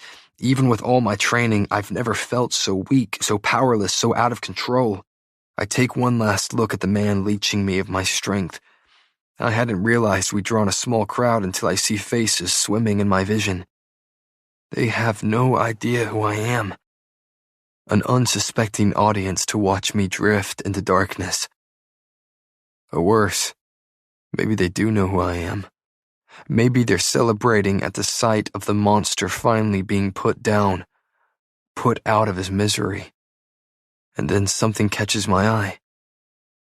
I blink away the blurriness long enough to see something glint in the light behind the silencer. The sun reflecting off a mass of silver hair.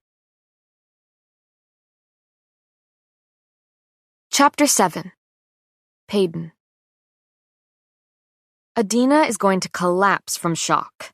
Then she'll squeal, and I'll cover my ears. I've never stolen so many coins from one person. Not that I've had the opportunity, seeing that most of us in Loot don't even have more than a dozen silvers to our name, let alone casually carry them around. My mind is reeling as I slowly make my way down Loot, now cast in shadows as the sun sinks behind the crumbling buildings. I shake my head in astonishment and take my time strolling through the market, allowing myself to admire my accomplishment. Several merchants are already packing up their stands, closing up shop for the night. Kids scuttle around the street chasing one another, earning dirty looks and shouts from the shoppers still milling about. I cut down an alley, close to where I robbed the unsuspecting young man, and start heading back to the fort. I can't wait to see the look on A's face. I stop suddenly, eyeing a small crowd gathered farther down the street. Must be a veil. It's no surprise that the power of invisibility can inevitably aid someone at sleight of hand, using their ability to make cards disappear at will by simply holding them. I admire their deceitful little shows to earn some shillings. I'm about to head the other way when I hear gasps coming from the crowd, echoing off the crumbling buildings. Not the typical oohs and ahs that are present during magic tricks, but scared gasps of shock and surprise.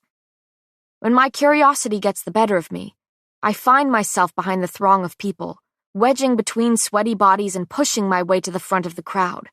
When I raise my eyes to the scene before me, I gasp, cupping a hand to my mouth. It's him. I saw him less than 10 minutes ago, and yet his shirt now clings to him with sweat as he prepares to strike the man pinned beneath him with a flaming fist. 3 other bodies litter the cobblestone behind him, slowly staggering to their feet before stumbling away. It's clear what happened here.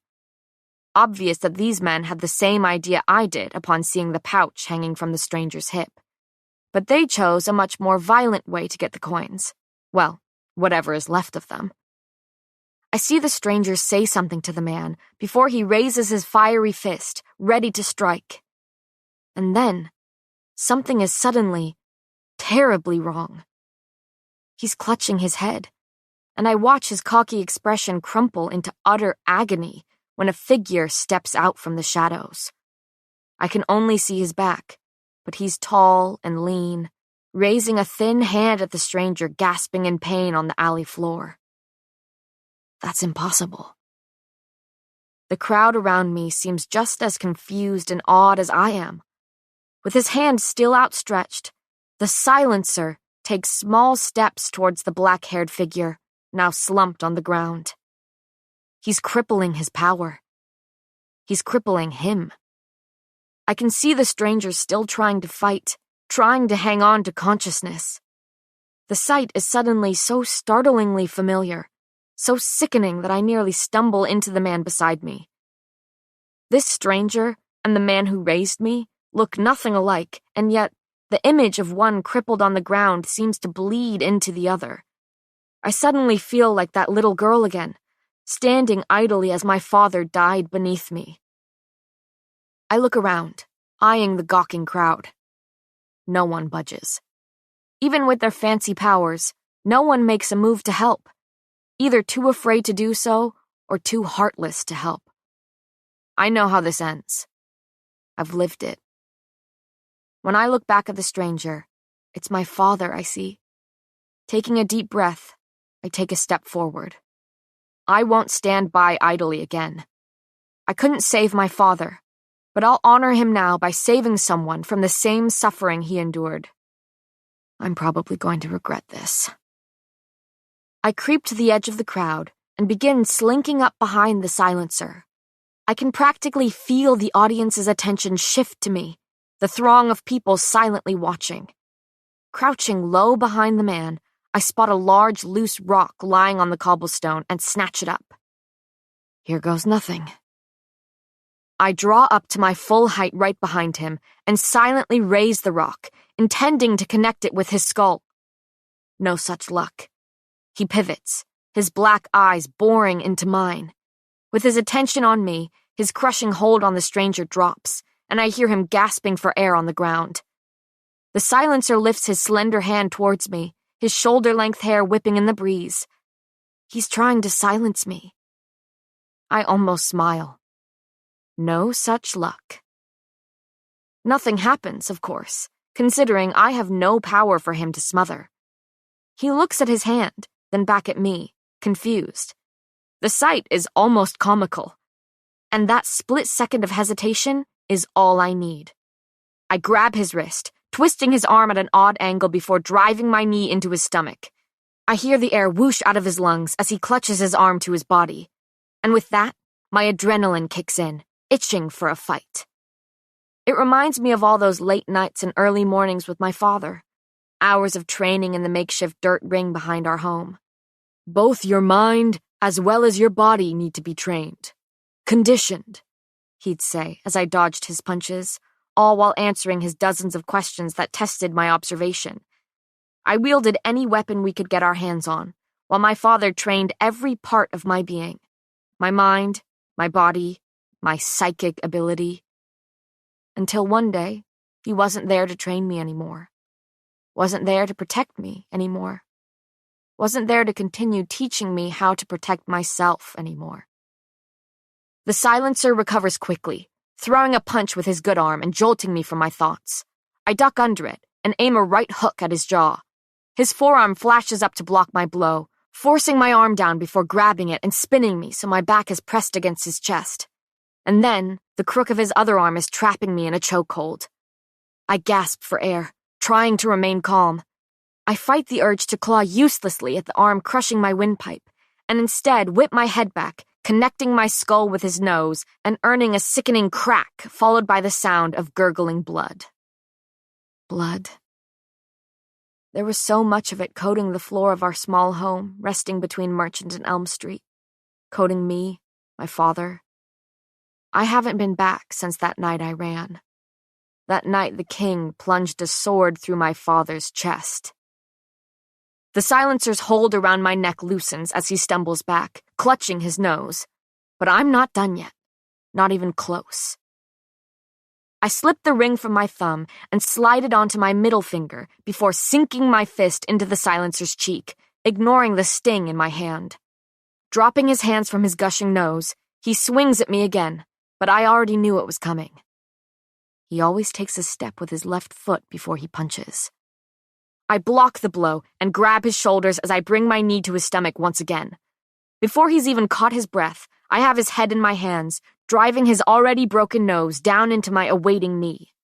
I channel all my rage into each blow. My rage at the king, who slipped into my father's study where he sat in his cushioned armchair, reading late into the night. Another right hook to the silencer's jaw. My rage as I vividly remember the sound of my father's cry when the sword tore through his chest, tearing me from my sleep. I send a kick to the silencer's groin. My rage as I saw my father sliding out of his beloved armchair and onto the ground, slipping in his blood. I drop and sweep my leg in a wide arc, knocking the silencer to the ground. My rage as I held my father's hand, screaming and begging him to wake up. I sat there all night, pants soaked with blood, trying to puzzle out what could possibly justify killing him. But the king doesn't need a reason to kill. He needs a reason to let people live. I beat down on the silencer, barely aware of what I'm doing as my mind reels. I was numb. My hand clamped around my father's cold one, holding it while I rocked back and forth, sobs shaking my body. I brushed his brown hair from his eyes, straightened his bloody clothes, whispered about all the memories we shared while begging him to come back to me so we could make more. I was completely and utterly alone in the world. And when sunlight poured through the windows, shedding the light on the gruesome scene, I couldn't stand to be in my own home. Not that I could afford to keep the house at 13 years of age. I tried to bury him. Tried so hard to drag him outside and give him a proper goodbye, give him the honor he deserved. But I was so small, and he was so large, so heavy, so dead. I slipped and slid in the pool of my father's blood, unable to budge his body. So I pulled the wedding ring from his finger, pushed it onto my thumb, and ran. The same ring I'm now using to sink into the silencer's cheek. If father could see me now. I hover over him, my rage finally beginning to fade as his black eyes widen. Blood streaks his face, gushing from his mouth, nose, and other scattered cuts I've given him. I slide my dagger from my boot as something flickers in his eyes.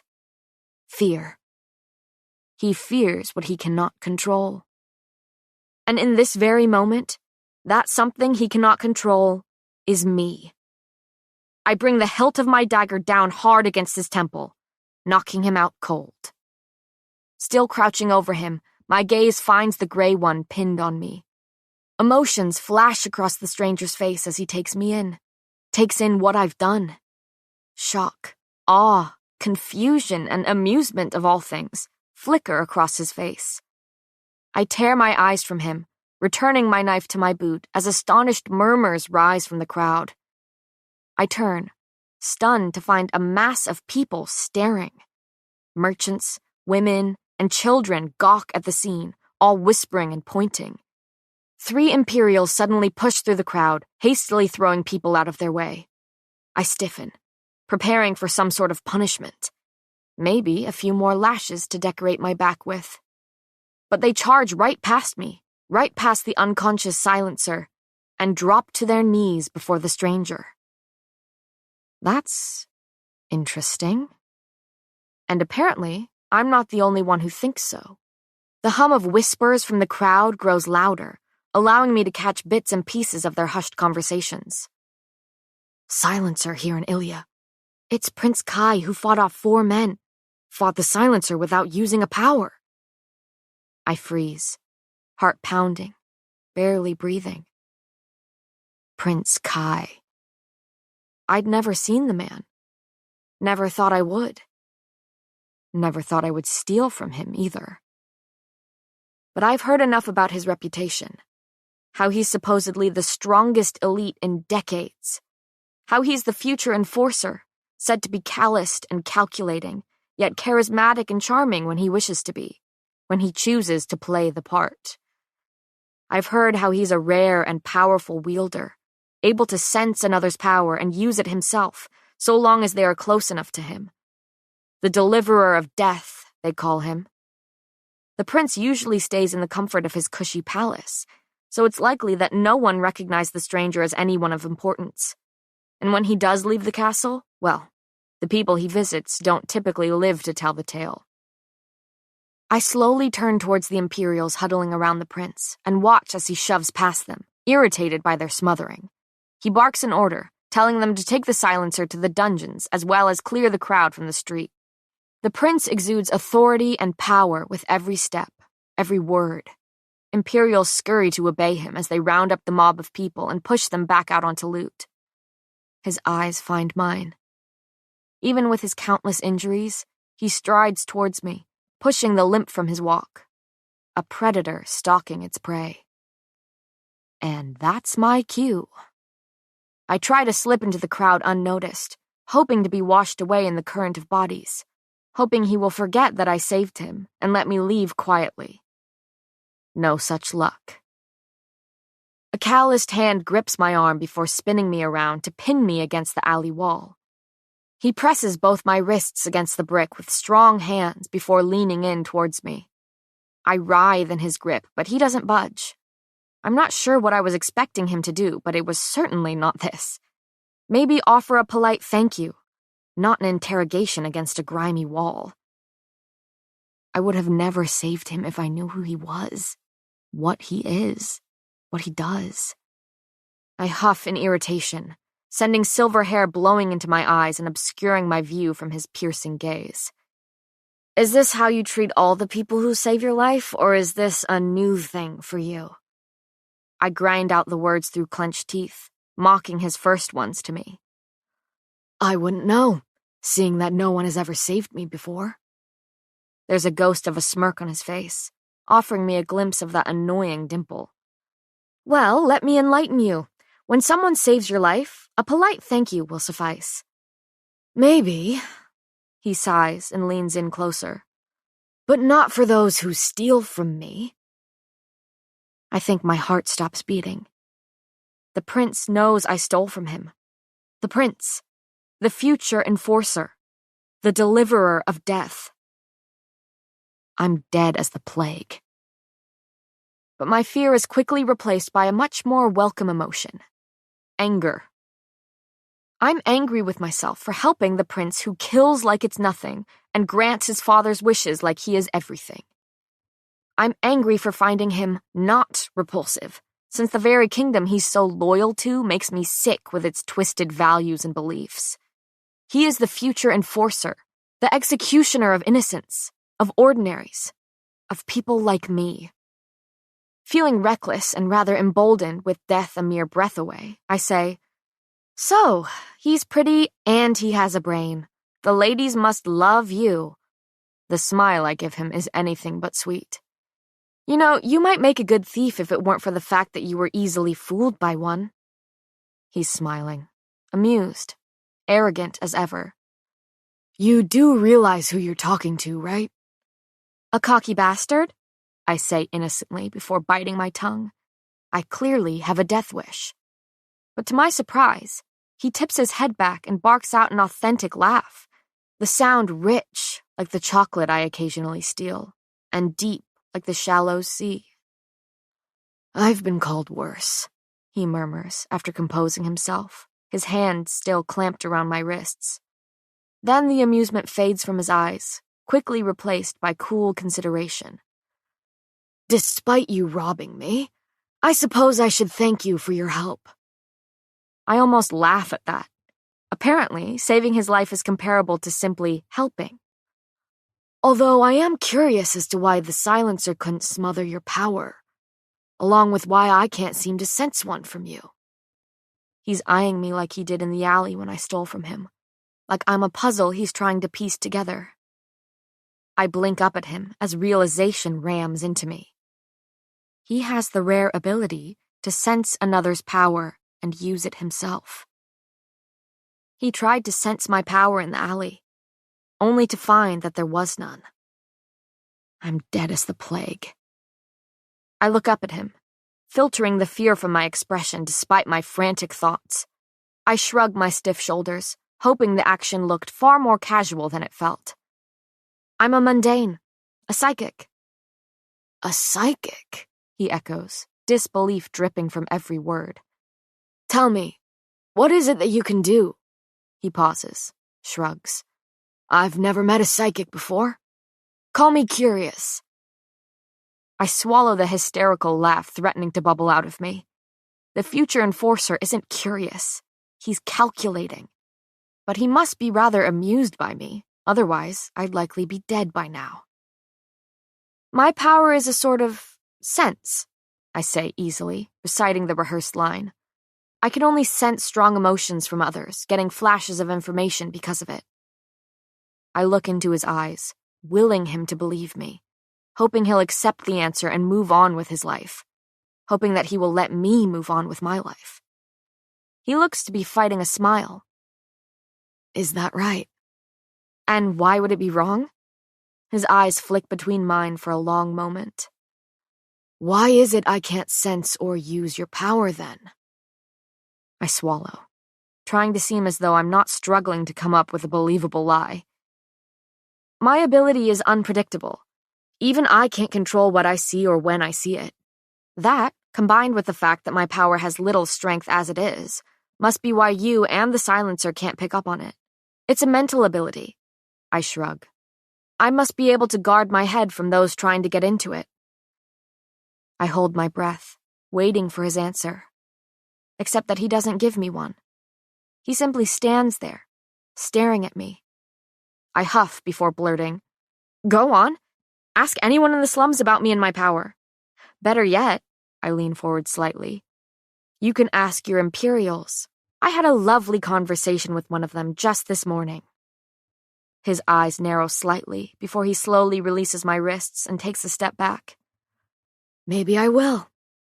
Then the bastard smiles. But I'd still like to witness these psychic abilities of yours for myself. Prove it. If I had a shilling for every time someone said those words to me, I wouldn't even bother stealing anymore. He crosses his arms over his broad chest, eyebrows raised expectantly as he elaborates. Read me, or whatever it is you say you do. Then he leans in, gaze glittering with amusement. Impress me, darling. My power isn't some party trick for your entertainment, but I'll play along, Prince. I give him a sarcastic smile before my eyes dart over his body. I'm not even sure I'll be able to pick up on anything with how unpredictable my ability is. Is that so? I ignore his mocking tone of voice and think of the calluses on his palms and the dozens of scars marring his arms. Well, obviously he's a fighter. You don't have to be a psychic to figure that out. I know I need to tell him something worthwhile if there's any hope of being believed, any hope of surviving this conversation. He'll kill me without a second thought for simply the suspicion of being an ordinary. May I see your hand? The words are a demand, disguised as a question. I hold my palm out expectantly, eyes flicking from his face to the hand at his side. Only the best performance will do for this prince. His expression is annoyingly neutral, never taking his eyes off mine as he places his hand in my own. You know, I've never met a thief with manners, and it seems you're most definitely not the exception. I huff at that, ducking my head to turn my attention to the large, calloused hand in my own. Is there a reason you insist on holding my hand? My gaze snaps up to his cool one. Don't worry, I'll try to resist kissing your knuckles, Prince. At the mention of his knuckles, my eyes sweep over them while his laughter washes over me. They're red and raw, not only from this fight, but also from one prior. Blood trickles down his fingers from the reopened scabs, though he barely seems bothered. You were in a fight, I say, and his scoff cuts me off. I told you to impress me, not state the obvious. I'm not talking about this fight, I sigh, dropping his hand to gesture around us while simultaneously fighting the urge to punch that stupid grin off his face. I'm talking about the fight before this one. I watch him closely, noting that nothing about his expression indicates whether I'm right or wrong. Plagues, he's not going to make this easy for me. My gaze drops briefly to his shoes. From this close, they don't look as shiny as I once thought they were when I spotted him across loot. In fact, they don't look shiny at all. Sand. His once polished black shoes are now covered in a thin dusting of sand, barely visible, as though he's been walking through the scorches. And there's only one reason why a prince, specifically the future enforcer, would set foot in the scorches at all. He banished someone, and that same someone put up a fight. I'm reminded of the 2 Imperials missing from rotation today, and it all begins to fall into place. The prince needs guards to drag prisoners to the scorches. Triumph begins to bloom in my chest, but I stamp it down. Something's not right. Normally, the town would be gossiping for days about who was banished and why. The criminals would have been paraded through the city, drawing a crowd to watch them walk to their death. But I haven't heard a single word uttered about this. Odd, considering they usually flaunt the banishes, use them as examples, show them off to warn the kingdom of what happens when you cross the king. He didn't want anyone to know about it. In a matter of seconds, I have all the information I need. You were somewhere hot, sandy. I squeeze my eyes shut before adding, the scorches. I peek up at him to find his eyes searching my face. You banished someone, or a group of someone's. At this, he stiffens, ever so slightly. His cool facade cracks, and in that small action alone, he's just confirmed that I'm correct, and that I shouldn't know any of it. But, I pause, you don't want anyone to know that, do you? I can't suppress my small smile as he peers down at me, looking both impressed and confused. And what emotion are you sensing all of this from? He asks quietly. I blow out a breath before taking a wild guess at what the future enforcer could be feeling, if the man has emotions at all. Is it guilt I'm feeling? Worry? He seems to still at that, giving me silent confirmation that I must be at least partially correct. Was that proof enough for you, Your Highness? I am well aware of the dangerous game I'm playing, and yet I can't seem to forfeit my feelings of hatred for him and everything he stands for. But the smirk that lifts his lips tells me that he likes the game too. Plenty. Well, he exhales, shoving his hands in his pockets. Like you so kindly pointed out earlier, I should thank you again for helping me, darling. Payden. His dark brows raise slightly in question. My name is Payden, not darling. Payden, he echoes with a small smile, testing out the word. His deep voice makes my name sound so rich, so regal, as if I'm the one with royal blood pumping through my veins. We stare at each other for a moment, his icy eyes sweeping over my flushed face and doing nothing to cool it. You know, I can enlighten you on another way to thank someone for saving your life. I pause, suppressing a smile. Repaying your debt. He tips his head back and laughs darkly. Did you not get enough silvers when you robbed me the first time? I shrug as he continues coolly. Need I remind you that you said a simple thank you would suffice? Yes, a thank you would suffice, not satisfy. And, well, that was also before I knew who you were. He begins backing away, all while reaching into his pouch to pull out a coin. With a flick, it's flying towards me. I barely have enough time to throw out my hand to catch it as he says, "Something to remember me by." He's several steps from me now, though his eyes are still locked on mine. "Oh, and darling," "Peyton." "You were right." He takes another step backward. I huff out a sigh.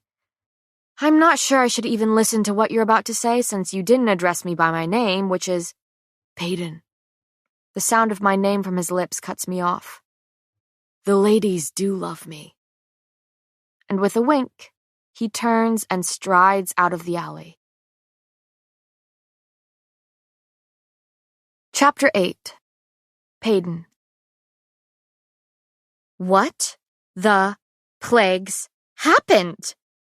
Adina's vigorously shaking me by the shoulders, making my teeth rattle. As soon as I got back to the fort, confused by the events of the day and very content to go straight to sleep, Adina pounced on me and demanded every detail. What? How do you... I'm stumbling over my words, wondering how she could possibly know that today was any different than the hundreds prior. She cuts me off, eyes wide with excitement and unanswered questions. Everyone's talking about it. The whole market is buzzing about the silver-haired girl who fought off a silencer. I stare at her, dumbfounded. She barrels on, her words fast and breathless. And the prince? She all but squeals. You saved the prince? Well, he doesn't seem to want to admit it, but yes, I saved the prince's ass. This time she does squeal.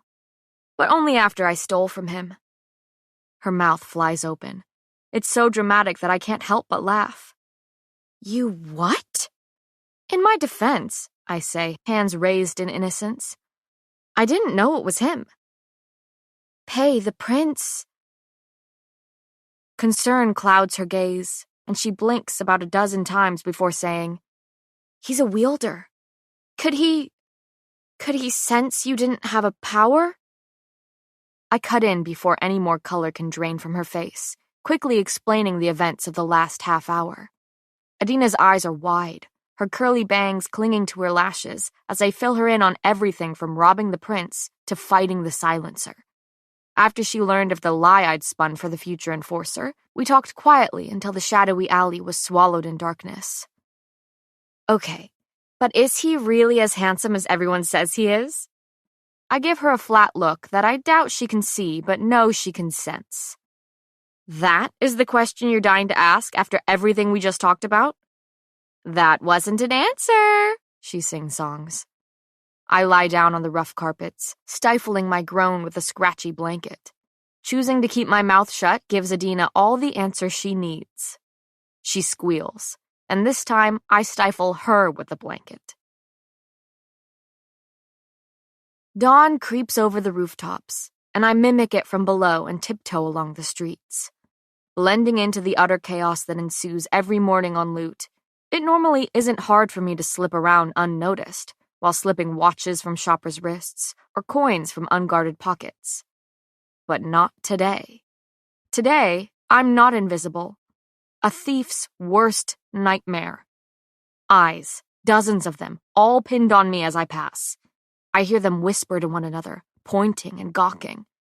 A few begin clapping as I walk down the aisle of merchant carts, staring at me in awe. There are dozens of familiar faces in the crowd, having grown up surrounded and surviving by the same people.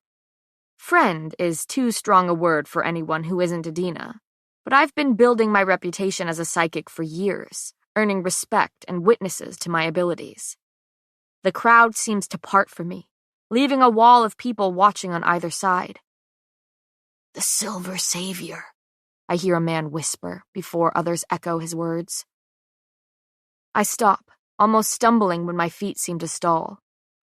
There, once blocked from my sight by crumbling shops, hangs another banner, now in clear view. The people of Ilya have chosen. Introducing your contestants for the 6th ever purging trials. Kai Azer, Andrea Voss, Jax Shields, Blair Archer, Ace Elway, Braxton Hale, Hera Colt, Sadie Knox. My eyes scroll down the list of names quickly, and then my heart skips a beat. Maybe a dozen. Because the final name, scrolled in large letters for all to see, is far too familiar. Peyton Gray.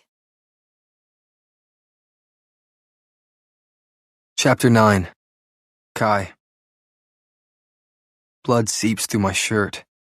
Some of it mine, though most of it belongs to the silencer, which is what I still have to call him since the bastard refuses to even give up something as insignificant as his name, even despite how persuasive my actions can be. In short, I've been torturing the man for hours. I've made zero progress, and my small amount of patience is now non-existent. I'm annoyingly amazed at how much torture this man can tolerate. Although, I suppose that pain becomes a familiar thing when you are continually inflicting it upon others. You become numb to it. The silencer and I are starting to sound very, very similar. The dungeons below the castle are dark, dirty, and riddled with death, so at odds with the light, lush castle above. Cells line the walls, some filled with prisoners, others filled with the remains of previous ones. The mute lining each of these cells is the only reason I'm still standing before the prisoner, inflicting my own kind of unimaginable pain upon him. Since the material was created with the help of silencers before the purging, it's become extremely rare, forcing the king to hoard it. The scholars used transfers with their ability to place power into objects, putting the silencer's smothering strength within materials. Over the decades, this limited supply of mute has been used to craft cells, cuffs, and shields around the stands within the bowl arena. Other than the mute cell, I'm also accompanied by my father's loyal silencer. Because, ironic as it is, silencers can silence each other, assuming one of them is stronger. So, I work while the solemn silencer stands by, and the one at my feet screams. Without the protection that the mute and silencer offer, I'd likely be rolling on the floor in agony. Again, I can't stop replaying the scene in my mind, remembering the pain splitting my skull, the utter helplessness as I lay there, completely at the mercy of a mere man. But then she showed up. Peyton.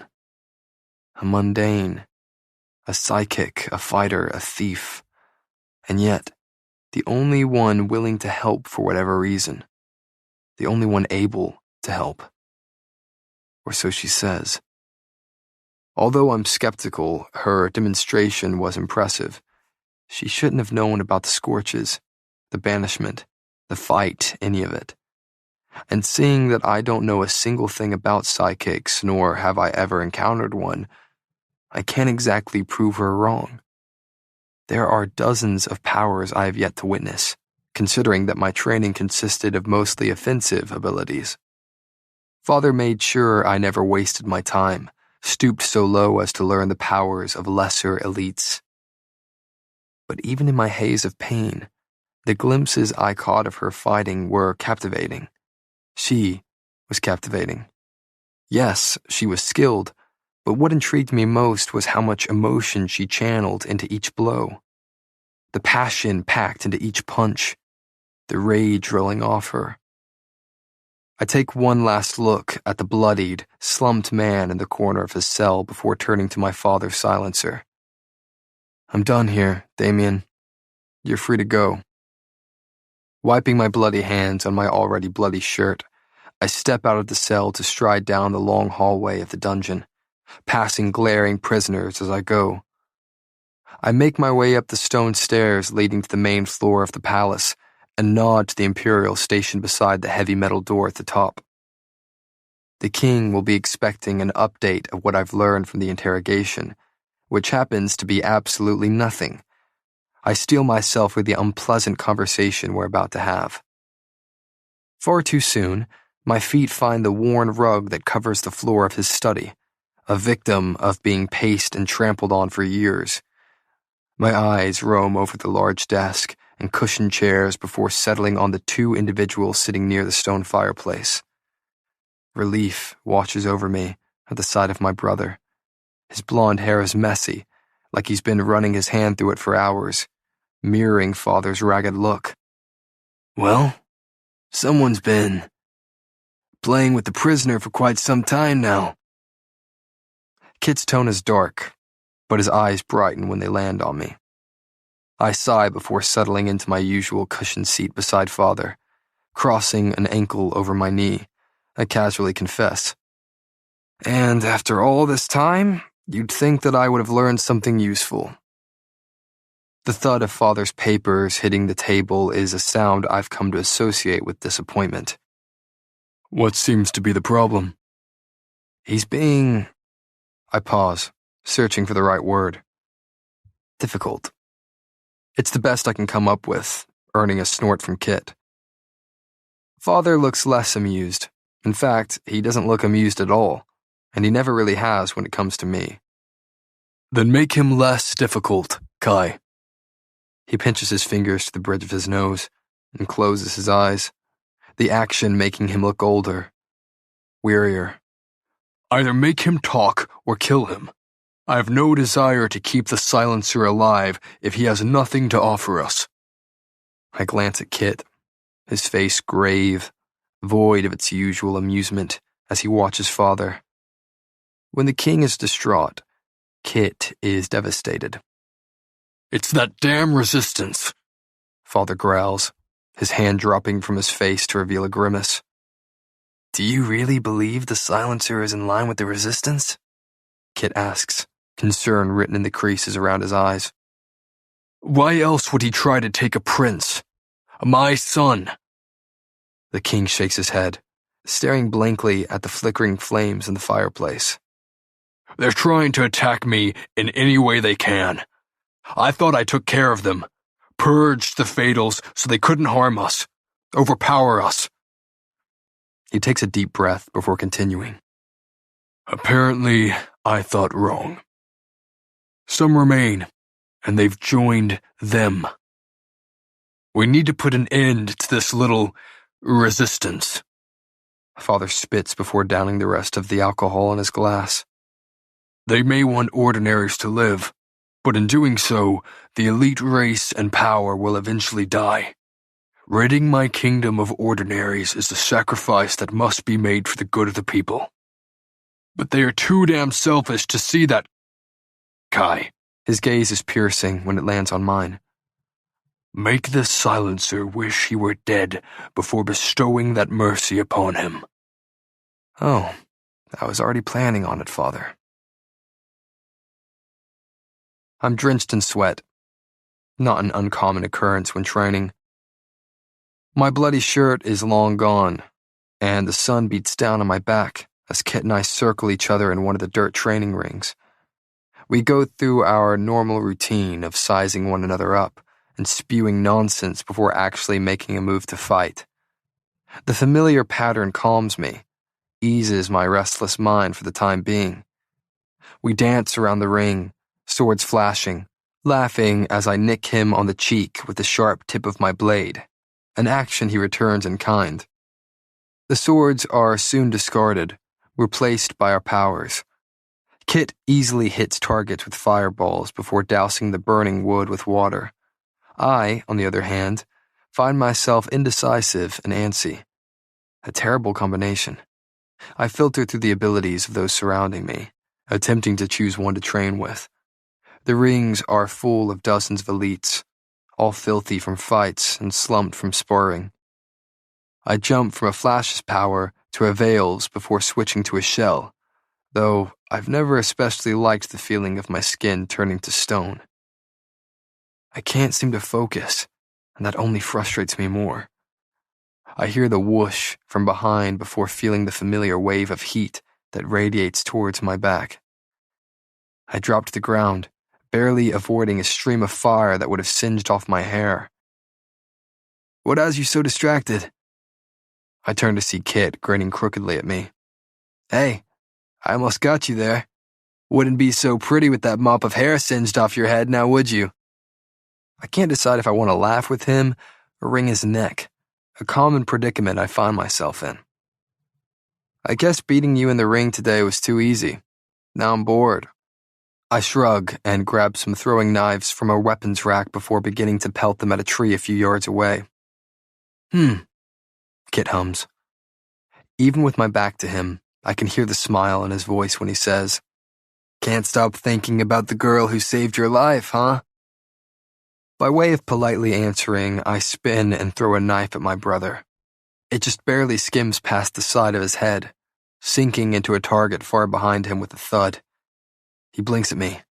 Touchy subject, I take it. I push past him and rip the blade from the wood. Now, what would give you that impression? I shrug casually. She clearly wants nothing to do with me. I like a challenge.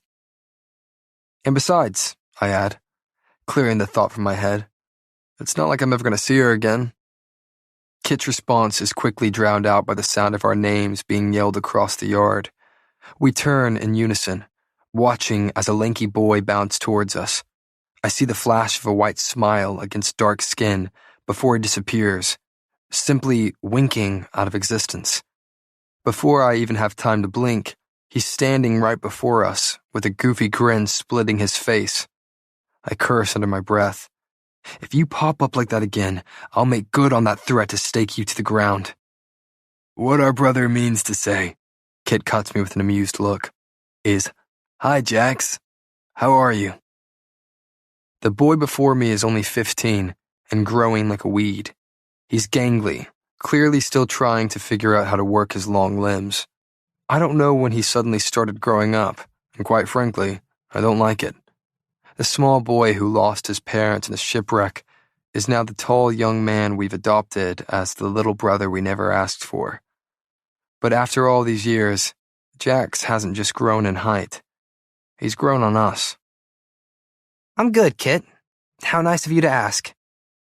That crooked grin only grows when he looks at me, brown eyes blinking innocently. I hook an arm around his neck and pull him against my chest to scrub a fist over his short hair. He sputters, trying to shove away from me while I ask, "Aren't you going to ask how I'm doing, Jay?" When I finally release him, he turns to face me, rubbing his head with a grin. My bad. How are you doing today, Kai? He says this all with mock sincerity, and I can't help but smile. Kit cuts me off before I can tease him further. He's in a mood. He sighs before dropping his voice to murmur, "Careful, Jax. He's been playing with the knives again." I brush past them to pick up said throwing knives, needing to do something with my hands. I spin and throw a blade into a target. In a mood. Jax leans into Kit's shoulder, whispering, "That's what he always says when he's in a mood." "Excellent point, Jay. Plagues," I mutter. "The two of you together is unbearable." They continue talking while I continue to pelt the target with knives. Better than throwing them at a person, so clearly, I'm not in a terrible mood. I'm about to let another blade fly when a flash of color catches my eye. I hadn't even noticed Blair was training on the other end of the courtyard, but there she is, lilac hair, blowing in the wind while she spars the Sadie. Well, a dozen Sadies, seeing that she's a cloner.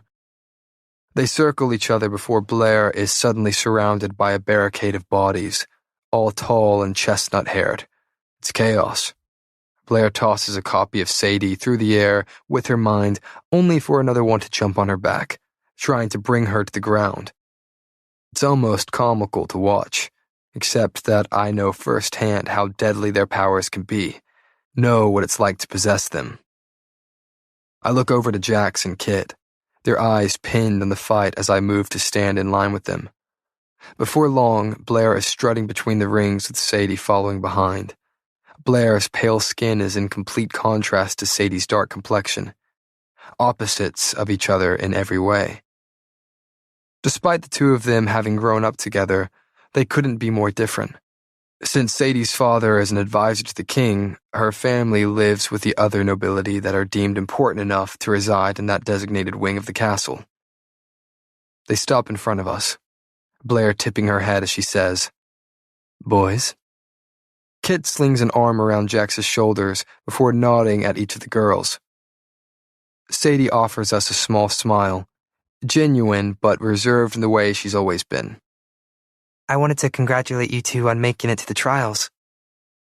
Right. They announced the contestants today. It's no surprise that I'm in the trials. The kingdom and I have been aware of my fate since I was a young boy. The future enforcer must prove himself, and the trials forced me to do just that. My next mission is to win the competition, and if I don't, I freeze. Sadie's words finally sinking in. I wanted to congratulate you too. I throw a confused glance at Kit, certain this must be some sort of mistake. The trials have always been my fate, not his. The future king rarely stepped outside the castle walls, let alone into a bloody arena where death could claim him. Father would never risk the life of his heir like that, but he certainly has no problem risking me and my reputation. Yes, at least two of the brothers will get to be together, Blair says with a smirk, her eyes flicking from me to... No, not him. What? His voice is filled with awe, his brown eyes wide with wonder. Jax. He looks between Kit and I, a smile spreading across his face. I did it? I'm in the trials? He's practically jumping off the ground in excitement, resisting the urge to blink around the rings out of excitement.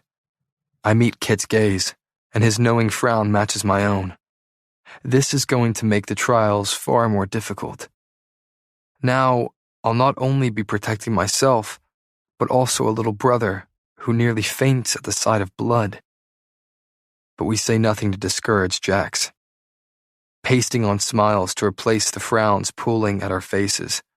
Competing in the trials is a high honor that only a few are granted, and Jax deserves to celebrate despite our sudden stress over the situation. Well, it looks like we're all rivals now, Blair says with a smirk, letting her words sink in. Not a very sly way to inform us that both herself and Sadie will also be competing. We all stare at each other, Sadie silent and Blair smirking. Kit clears his throat, cutting into the conversation. Do you know who else is competing? Sadie nods, pulling a crinkled flyer from one of her pockets. Kit skims the names quickly before sighing.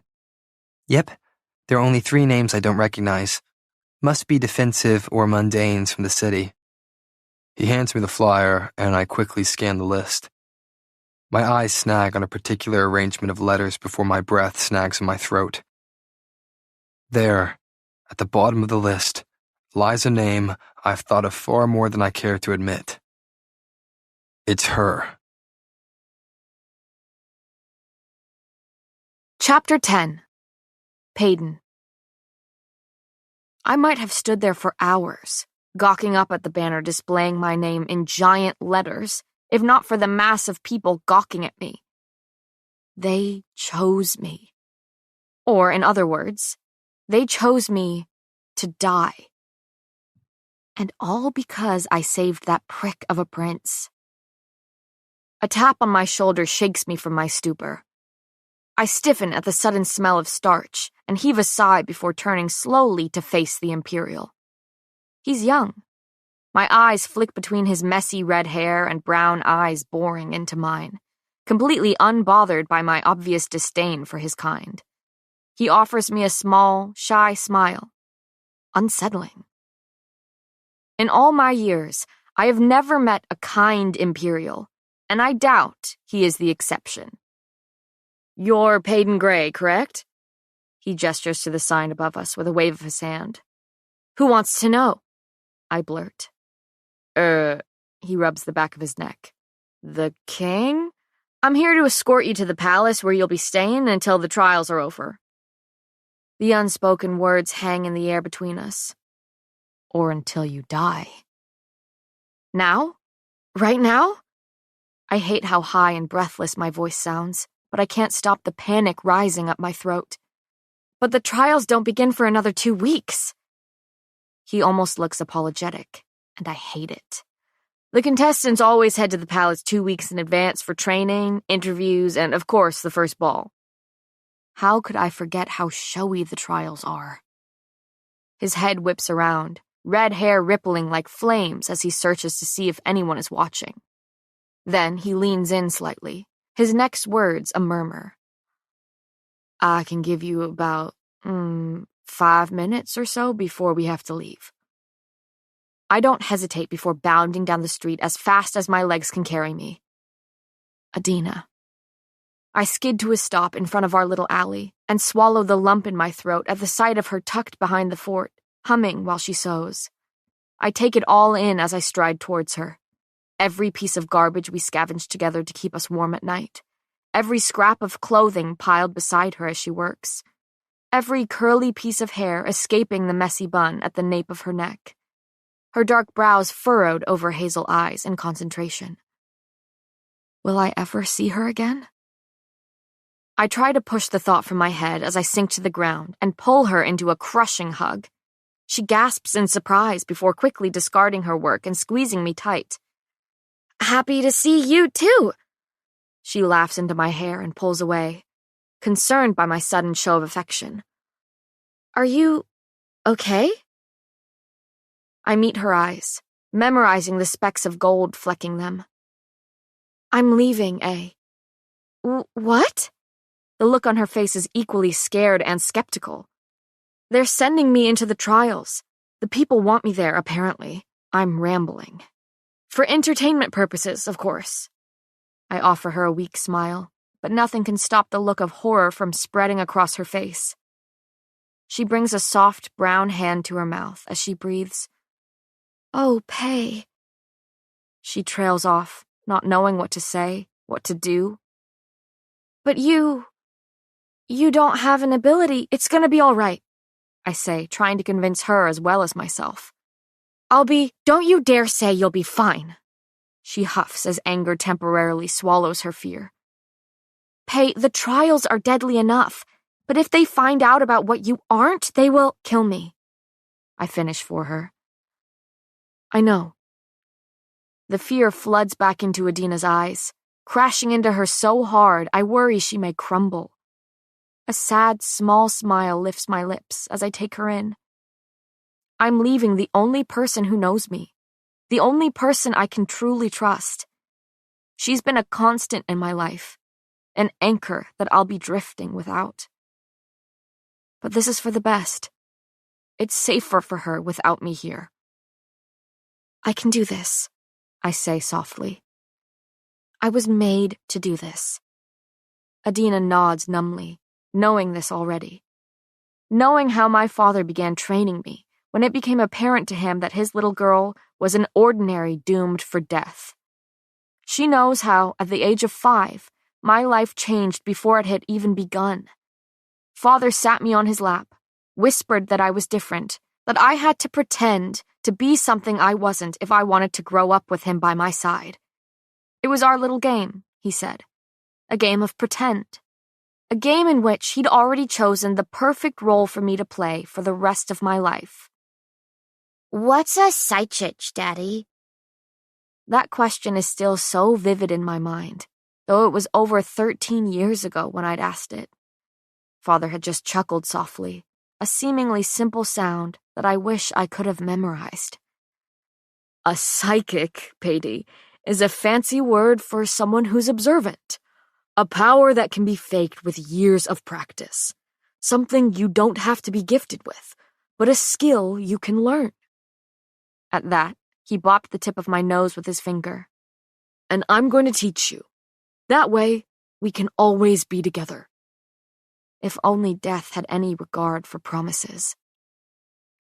I'm suddenly pulled into another suffocating hug. Come home to me, Pei. Please?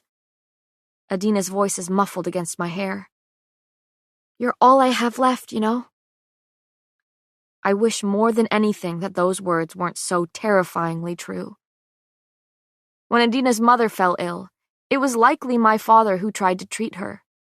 Healers are uncommon around the slums, and the people needed him as much as they loved him. But even elites have their limits, while it seems death knows no bounds.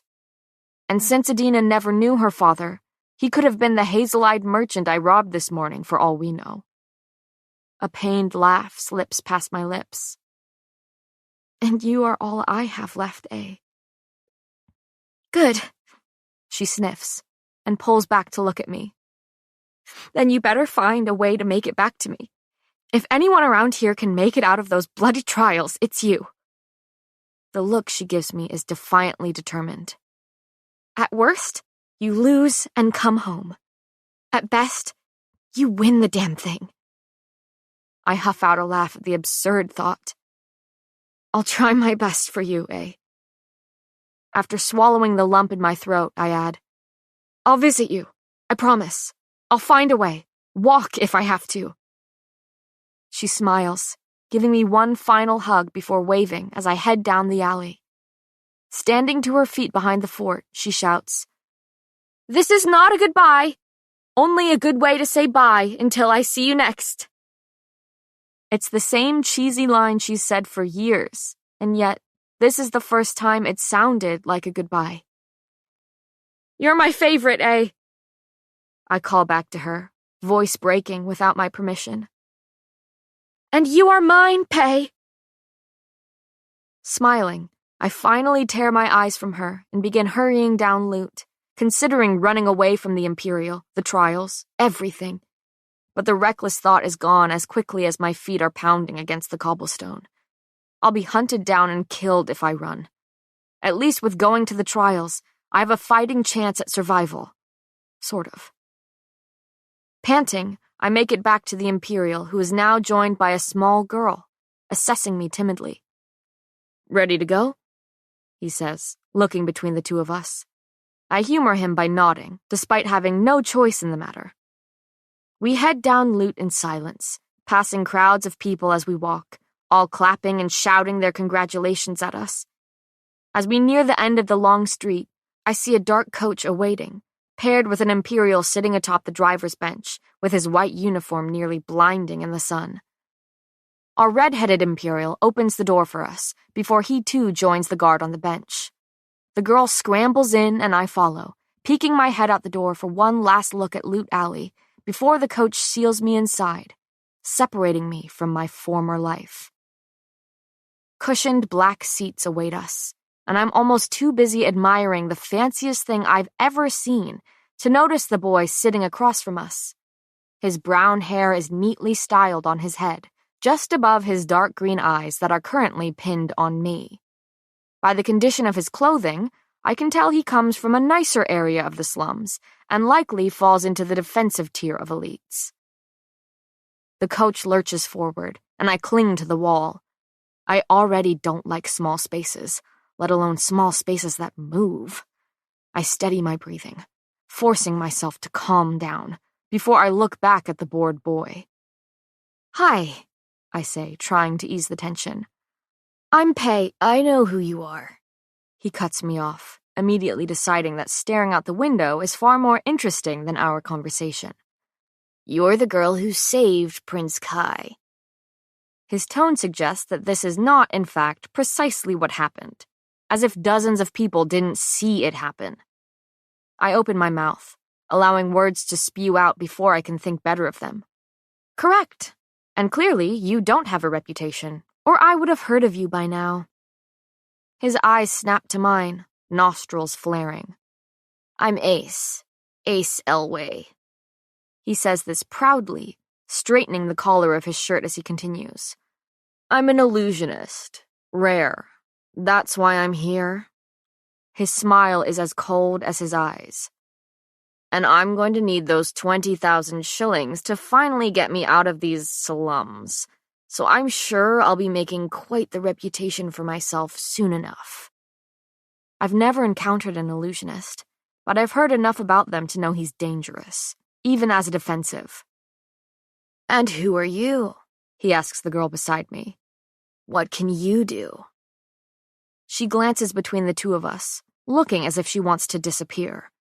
And I almost laugh when she does. She's there 1 second and gone the next. I stare at the empty seat beside me before her form reappears, materializing in a matter of moments. Vale. I'm Hera, she says shyly. Her deep brown eyes meet mine as she brushes a strand of silky black hair behind her ear.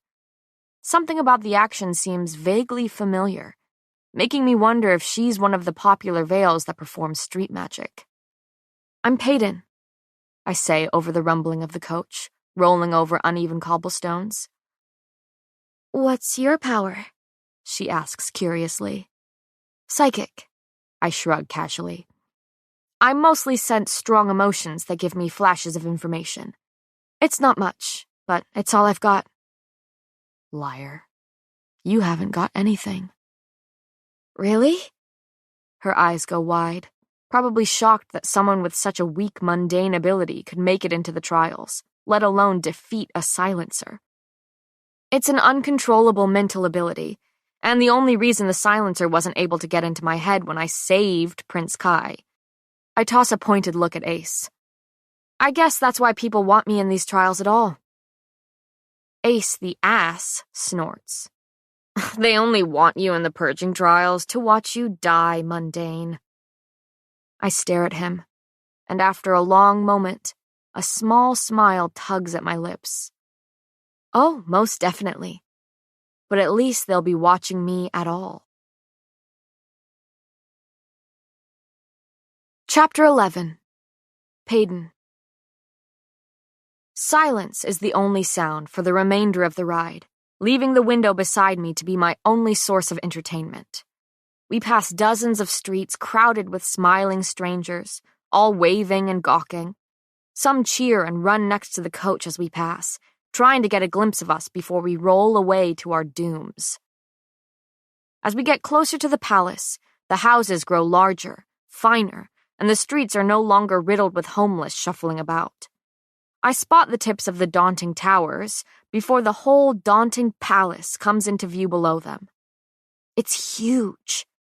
Even with its gray stone and cold exterior, it's breathtaking. Grassy hills and vibrant gardens filled with brightly colored flowers I didn't even know existed surround the castle walls, softening the intimidating structure. I hear the clopping of hooves hammering against smooth stone as we head into a courtyard, passing a large fountain residing in the center, with white statues scattered around its perimeter. When the coach finally slows to a stop, I peek through the window to see a large stone staircase leading into the palace, surrounded by beds of flowers. The Imperials hop from their cushioned perch and open the doors to the coach, allowing warm sunlight to pour into our small compartment. I practically tumble out in my hurry to escape the cramped coach and the company inside. Once my feet are on solid ground again and swallowed by open air, I take a deep breath, inhaling the sweet scent of flowers and sunshine. The other two stumble out to stand beside me, both wide-eyed and staring. A voice startles us from our gawking when the red-haired Imperial clears his throat and says, "Follow me." We follow up the stone steps behind him, passing dozens of Imperials lining the staircase. When we reach the top, 2 more guards step out and join the redhead leading us, before walking through the giant doors. If the outside was beautiful, it pales in comparison to this. Every wall is ornately decorated with glittering paintings and intricate molding that climbs up the walls and clings to the ceiling. Everything is dazzlingly white with the occasional pop of emerald that dots the hallways we trudge down, showcasing Ilia's kingdom color. I'm too mesmerized by the sheer size and beauty of this place to even realize that the redhead is speaking to the 3 of us. Rooms are this way, in the east wing of the palace. He gestures to the many hallways that I'm assuming are filled with equally embellished rooms. He suddenly spins on his heel to turn and face us, forcing me to skid to a stop before I nearly crash into his chest. The next 2 weeks will consist of training, meeting the other contestants, interviews, and the first ball. And every week between each trial, we'll follow the same routine. An Imperial will be assigned to you for the remainder of your stay here, and they will escort you to and from anywhere you need to be until you are acquainted with the castle. One of the Imperials standing behind us moves beside Hera, while the other takes his place next to Ace. Well, the young Imperial claps his hands in front of him with a sigh. We will show you to your rooms and let you get situated. When Hera and Ace have rounded the corner at the end of the hall, I turn to my personal Imperial. So, you'll be keeping an eye on me then? Lucky me, he chuckles and turns, motioning for me to follow. I'm Lenny, by the way. I never thought I'd say this to an Imperial, but it's nice to meet you, Lenny. Clamping my mouth shut before anything else I shouldn't be saying spews out, I pick up my pace and try to catch up with his long strides. Yeah, well, I don't blame you. Most Imperials can be... He rubs the back of his neck, searching for the right word. Pigs? I mutter before I can think better of it. He cuts off his laugh with a quick clearing of his throat. Yeah, they have me do a lot of the talking around here. I guess I'm not as intimidating. I swiftly look him up and down, unable to help but agree. His messy red hair, combined with the explosion of freckles splattering out from under his mask, diminish any hope of looking threatening. He stops in front of a door near the end of a long hallway before pushing it open and gesturing inside. I bite my tongue to keep from gasping at the sight of the most beautiful room I've ever seen, filled with bookcases, a dainty vanity, a writing desk, and a bed. An enormous bed. After sleeping on jagged cobblestones for 5 years, the thought of getting to sleep on that is overwhelming. I blink in amazement as I finally take a step inside. The carpet is plush beneath my feet, and I spin to see a bathroom peeking out behind a door to the left. I stride towards it, fighting my smile when I see a pristine porcelain bathtub sitting atop golden legs. Hot, running water. An equally shiny toilet and sink sit on the white marble floor to complete the set. I slowly step out of the bathroom, still staring at the bedroom before me. Out of the corner of my eye, I can see Lenny watching me, amused by my awe. I hope you find your room to be satisfactory? Oh, it'll have to do, I suppose. I plop onto my bed as I say it, sarcasm dripping from the words. Well, I'll let you get comfortable, seeing that you'll be spending a lot of time in here, he says, turning to step out the door. What do you mean by that? He rubs his hand over the back of his neck with a sigh. You'll find out soon enough. Lenny was right to tell me to get comfortable. I've been trapped in this room for 2 days. It's become my personal gilded cage, locking me in with luxuries. The guards stationed outside my door don't deem me important enough to grumble more than a few words about following orders by keeping me confined to my room. So I've scoured every inch of the chamber, occupying myself by thumbing through books, soaking in hot baths, devouring delicious meals. And yet, I've never felt more anxious. The inside of my cheek is sore, the result of incessant biting in an attempt to calm my nerves. And despite sleeping in a soft bed for the first time in years, I'm restless. I haven't spoken to anyone since my first day here, haven't even been told what the hell is going on. I've been left to pace the padded floor, worrying over who my opponents are and what they can do. Mind games. That's what this is. The king likely finds this comical, loves the idea of us anxious, restless, and trapped in our rooms until he says otherwise. This is meant to set us on edge, make us antsy. A knock at the door has me pausing my pacing. Lenny's head peeks around the doorframe, a sheepish grin on his face. So, how are you, Peyton? I blink at him. How am I? How am I? He creeps farther into the room, his next words slow. Okay, so I'm getting the feeling that you're not great. My laugh is bitter. You could say that. It's been 2 days. Where the hell have you been? The king likes to keep the contestants completely isolated for the first couple of days, he says stiffly. But good news, you'll be having dinner tonight with the other contestants, along with the king and queen. I swallow. After 48 restless hours, I'm suddenly going to meet the contestants that have plagued my thoughts, and the king who has plagued my nightmares. I'll be back shortly to escort you to dinner, Lenny says, turning towards the door. If you need anything, just holler. I won't be far. Oh, he glances at me over his shoulder. And you might want to change before dinner.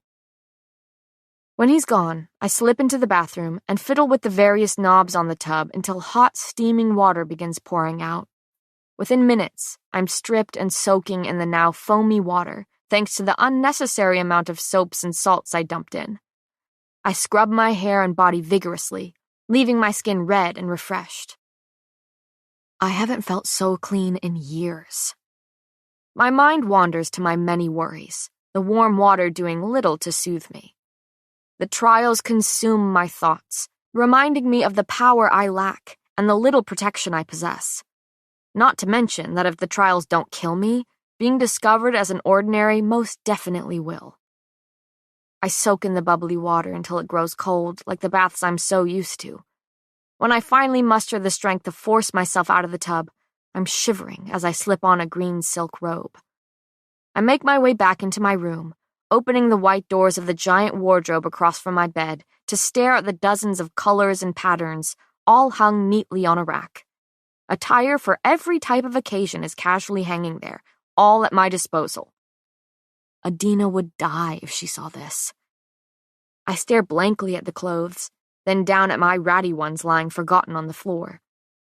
I haven't the slightest idea of what is appropriate to wear to this dinner, and I would rather not make a fool out of myself before the trials have even begun.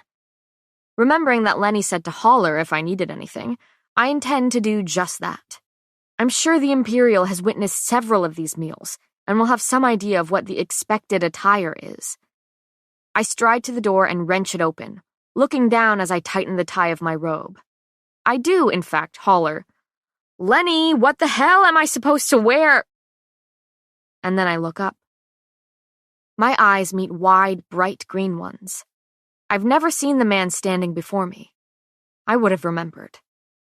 His messy, dirty blonde hair looks slightly damp, as if he too just got out of the bath. He has simultaneously strong, yet delicate features, with his straight nose and soft lips. His hand is raised, still posed to knock on my door. He recovers faster than I do. Wardrobe problems? His mouth twists into a playful grin, and something about it seems so familiar, and yet not at all. Clearly, I say with a small smile. His eyes quickly sweep over me, and only then do I remember that I'm wearing a robe. I pull it tighter around myself, fighting my flush. He clears his throat. Well, no need to worry. Your maid, Ellie, will be in soon to help you dress and prepare for dinner. He speaks with the air of authority, as though he's used to giving orders. Despite his plain clothes, slim black trousers and a tighter green shirt that shows off his lean figure, I know right away that this man is no servant. A contestant? At the thought of having a maid wait on me, I quickly say, "That won't be necessary. I can take care of myself, thank you." His gaze travels from my still dripping and tangled hair to the silk robe I clutch closed. Clearly, he says, mimicking my response to him only moments ago with that oddly familiar grin on his face. I look down at myself and nearly laugh. Okay, perhaps a maid will be necessary after all. He laughs softly before gesturing to the room behind me.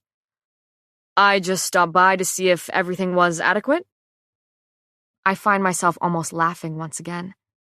If this is adequate, I can't even imagine what is considered exquisite around here. His eyes search mine. Then remind me to show you the garden sometime. He offers me a nod. I look forward to seeing you at dinner, Peyton. I blink at him. Strange, I say slowly. I don't remember telling you my name. Oh, you didn't need to. That crooked grin is teasing his lips once again. I make it my business to know all the pretty girls who saved my little brother. Plagues, I'm Kit, by the way. He flashes me a grin before turning to stride down the hallway, leaving me shocked and staring. Prince Kit. As in, future King of Ilia Kit. What is it with me running into royals? I had never seen the future king before, and I definitely never thought I'd meet him in a robe. He's the heir to the throne, the next ruler who is ready to follow in his vile father's footsteps. Between him and his brother. That's why his smile looked so familiar. I've seen a variation of it on the other prince's face, though Kit's was bright and boyish, while Kai's was cockier, colder. I watch as a small, dark-haired girl steps shyly up to my room with a timid smile tipping her lips. Good evening, miss. I'll be your maid while you're here at the palace, and I'll assist you with anything you may need. Her voice is soft and delicate, but her rehearsed words are steady. Please, call me Peyton. She looks at me warily, but I press on. Plagues, a couple days ago I was sleeping in some garbage, so trust me when I say you shouldn't call me miss. She fights a laugh at that, nodding slowly in agreement. Great, I sigh. Now that's settled, can you help me figure out what it is I'm supposed to wear tonight? She smiles shyly at me, looking relieved. That, I think I can help with. We spend the next half hour filtering through outfits before settling on something relatively plain by the palace's standards, though it's still the nicest thing I've ever worn. With half the wardrobe emptied onto the floor, we've decided on a pair of shiny black leggings paired with a silky dark green blouse. It's relatively low with drooping sleeves I already know will be accidentally dipped in food. I slip a small dagger into the back band of my pants, and the flat blade against my back is cool and comforting. After lacing up high boots, Ellie motions me over to the vanity, where she begins playing with my hair, trying to make the damp mop look presentable. So, She clears her throat and tries again. So, Peyton? She emphasizes my name with a small smile.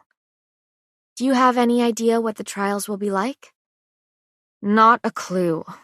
I give her a pleading smile through the mirror. I was hoping you would, though, seeing that I'm sure you overhear a lot in the palace. Her next words are a little more than a murmur. All I know is that this year is supposed to be different. Different? I echo. In what way? She shrugs, fistfuls of my hair grasped in her hands. I don't know. Just different somehow. I struggled to see how a trial could be different, seeing that each one is as bloody and brutal as the last. But the little information makes me feel even more unprepared for what is to come, and I try not to dwell on the unease curling in my gut. Ellie soon gives up on my hair with a huff, deciding to let it lie limply down my back. She then adds powder to my face, before smearing a bit of black onto my lashes. There, she says, studying me. No more looking like you slept in garbage. I snort. Plagues, aren't you coming out of your shell? She reddens before a knock on the door has her scurrying up to answer it. Lenny looks down at her and smiles, only causing her flush to deepen. Ready to go, Peyton? He drags his eyes from Ellie to meet mine. When I meet him in the hallway, we begin our walk down the intricately decorated halls. As we zigzag through the maze that is the castle, I try my best to make a mental map of the layout. 1 left, 2 rights, another left. We are soon back in the large entry hallway that stretches to the even larger doors we first entered through 2 days ago. Lenny leads me to another pair of floor-to-ceiling doors a little farther down the wide corridor as he murmurs, "The throne room. This is where you'll be having your meals with the other contestants." Before I have a chance to spout off questions, he nods to the guards standing nearby, silently ordering them to push open the looming door. At first, no one seems to notice me. They're all sitting around a long wooden table at the center of the marble floor, so at odds with the delicate beauty of the throne room. As for the elites surrounding it, they talk comfortably to one another, seeing that many of them likely grew up together. I take a deep breath and begin walking slowly towards the table. 8 pairs of eyes flick in my direction, looking me up and down as I make my way over to them. Of course, I'm the last one to show up. I pull out a chair at the end of the table next to Ace, reluctant to sit beside him, but relieved to be seated so everyone can stop staring. Except that they don't. I feel their gazes and look up, unable to stop words from tumbling out of my mouth. So, what's for dinner? I let out a sigh of relief when the girl sitting on the other side of Ace snorts and leans over the table to look at me.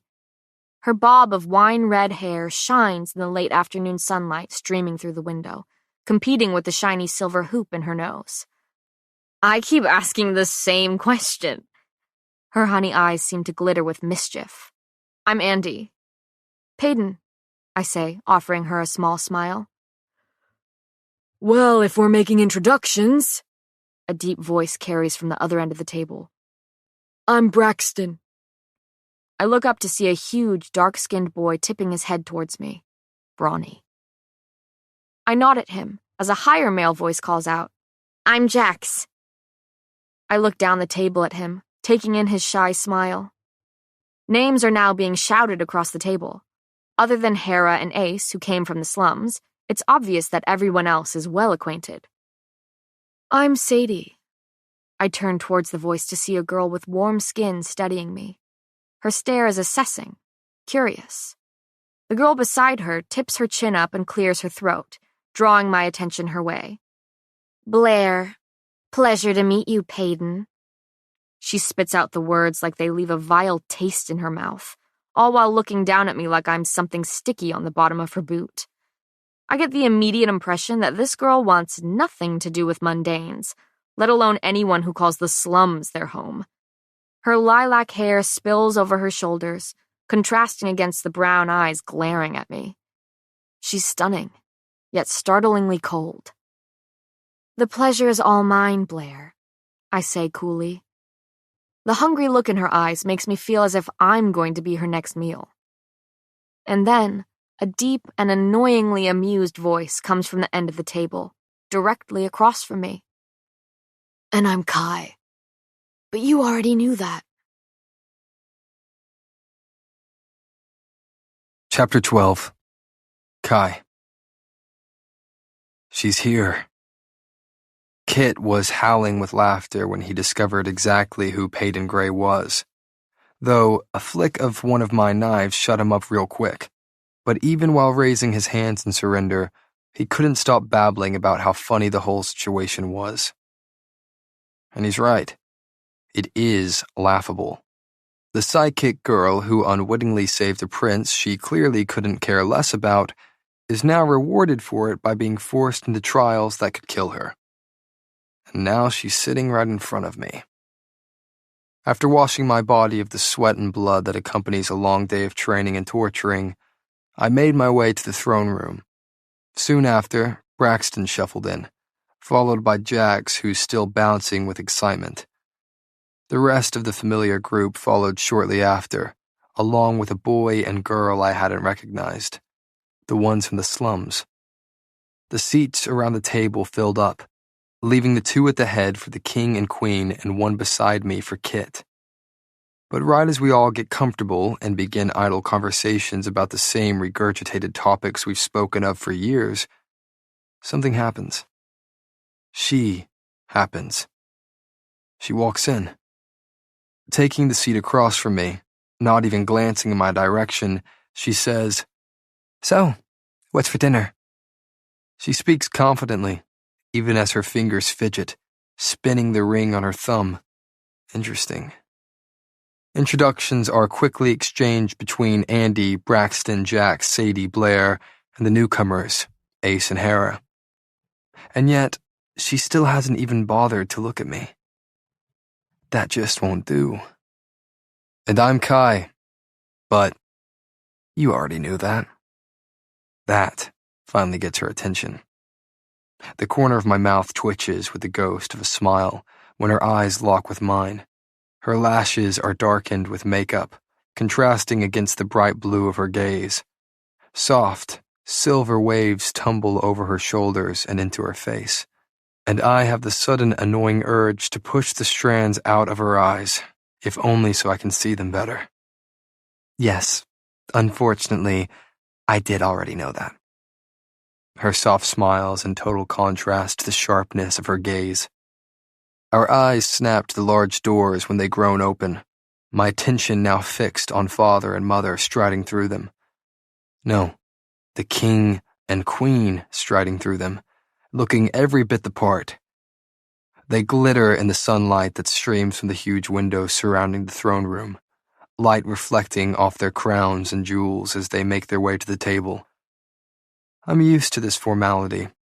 The king in a fine suit, while the queen shimmers in an elegant dress. Father looking stern and severe, while mother looks serene with her shining smile. Kit follows behind them, looking casual and yet every bit the future king. His gaze finds mine before flicking to Peyton with a knowing smile on his lips. He takes the seat beside me as the king pulls out one of the heavy wooden chairs for his queen. "Welcome to the 6th ever-purging trials," he booms down the table. Mother sweeps a strand of black hair out of her eyes, saying, "And congratulations to all of you for making it here." "It is an honor to be chosen," Father says. "An honor to your kingdom, your family, yourself." He repeats the words that have been drilled into my head since before I could understand them. "I suggest you spend your time wisely to prepare for the trials. You never know what might be thrown at you." His eyes land on me, silently, and less than subtly reminding me of my mission to win. "I would urge you to use your remaining time before the first trial, as well as each week in between the next ones, to train." And to watch your opponents train. I can almost see the unspoken words in his eyes, knowing how your competition fights, learning how to read their movements and maneuvers could be the difference between life and death, as well as practicing your dance steps, Mother says warmly, as she's always enjoyed the balls far more than the bloodshed of the trials. Father smiles at his wife. It's a genuine gesture, the kind he only gives away to her. "Enough talk of the trials. Let's eat." And with that, the procession of servants begins, all carrying steaming trays to the table. Dozens of dishes piled high with food are set before us. Seasoned turkey and heaps of beans are being shoveled on the plates. Gail herself brings out a tray of gooey, sticky buns, setting them before Kit and me to tease the two of us. I give her a quick wink as she walks away, rolling her eyes at me before bustling out of the room. Kit and I talk idly as we pass trays of food around, shooing away servants when they offer to serve us. I'm in the middle of piling turkey onto my plate when my eyes snag on Peyton, sitting rigidly across from me. Her jaw is locked tight, as if she's trying her hardest not to let it fall open. Curious, I look down the table at Hera, who is wearing a similar look of awe on her face. Even Ace, who seemed to be the better off of the three, can't help but silently stare at the amount of food placed before us. My gaze slides back to Peyton, who's too busy blinking to bother eating. I can only imagine what is going through her head. Probably something along the lines of how disgusted she is at the amount of food we waste while she barely had enough to survive. As I look at the masked anger growing on her face, something tells me she'd rather go hungry tonight. And that won't do. Just because we are competing against each other doesn't mean I want to beat her by default due to her starving to death. So, I stab a piece of turkey with my fork, reach across the table, and plop it onto her plate. Her eyes snap to mine, her face a cross between annoyance and shock. "Do you like beans?" I ask casually, and when she doesn't answer, I pile them onto her plate anyway.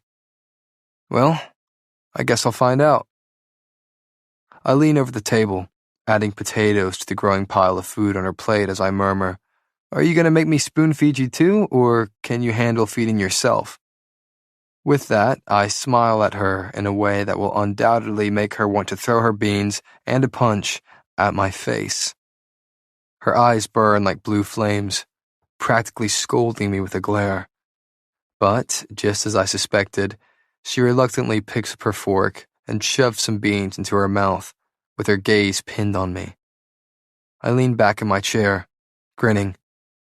She could see it in my eyes that I would, in fact, spoon-feed her if she didn't start eating, and there was no way in hell she was going to let that happen.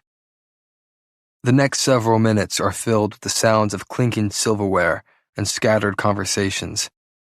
Blair turns towards Kit and me, talking about plague knows what. In general, Kit is a far better man than I am, and especially so when it comes to her. He talks casually, while I offer my attention to the food in front of me instead. Father's voice suddenly cuts through the din of conversation. So, I look up to see he's staring at Peyton, intrigued. this is the girl who saved you in the alley. Only after robbing me. I can feel everyone's eyes flick towards us, all listening in on the conversation. Peyton gently drops her fork and stares at the king with so much intensity in her gaze that she briefly reminds me of Blair. There is a certain emotion clouding her eyes as she looks at him, an emotion she is trying to hide. I don't have time to try and decipher it before she schools her features into neutrality with the blink of an eye. Yes, I did save his life. Isn't that right, Your Highness? She turns her attention towards me, her smile turning into a challenge. So you do know my title after all. Sarcasm coats my words while a smile toys at the corner of my lips. You know, I wasn't sure, because back in the alley you were calling me something very, very different. Her smile is all teeth. I'm sure whatever I called you is warranted. A pause. And accurate. A smile. And deserved. Cocky bastard. Her eyes, her smile, her tone. All of her screams the two words. Screams the title she's bestowed upon me. And what was your title again? The Silver Savior? I huff out a quiet laugh. Fitting. I know how much you love silvers. Peyton's cool smile falters the meaning behind my words. She's annoyed. I'm amused. Mother's feelings clearly mirror Peyton's because she shoots me a look before saying, Thank you, Peyton, for helping Kai. It did not go unnoticed by us, or the people, seeing that they wanted you in the trials. Peyton dips her head and smiles softly at her, though it doesn't quite reach her eyes. At the sound of my father's voice, her smile wavers. I must say, I've never met a psychic before. He looks at her curiously. Your powers are intriguing. Peyton relaxes and laughs slightly. Yes, well, my father said it's a rare yet small gift that not many mundanes possess. I suppose the most useful part of my ability is that I'm not affected by the silencers, as well as your son, it seems. A strand of silver hair falls into her eyes, and she tucks it behind her ear, absent-mindedly, as the rest of the table returns to their previous conversations, apparently bored with listening in on this one. Ah, yes, your father. Adam Gray was a great healer, a very educated man, Father says thoughtfully. Peyton goes rigid in her seat. You... She clears her throat. You knew my father? Yes, I did. He would come to the palace during fever season to help our own court physicians when there were too many patients to attend to. Peyton nods.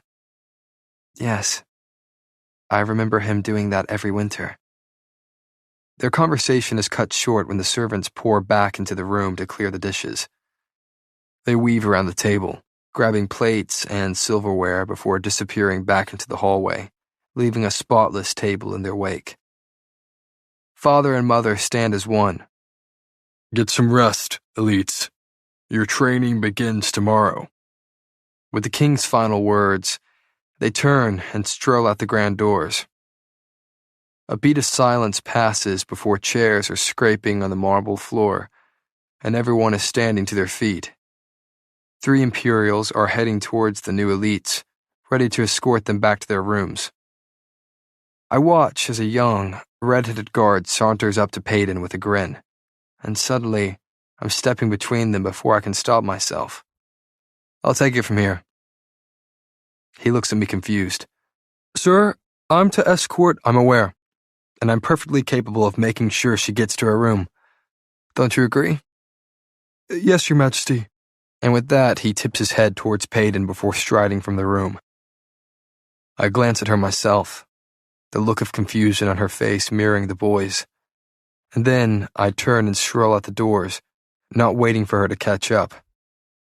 She huffs before the quick click of her heeled boots begin echoing behind me. Why the sudden urge to be a gentleman? She calls dryly from behind.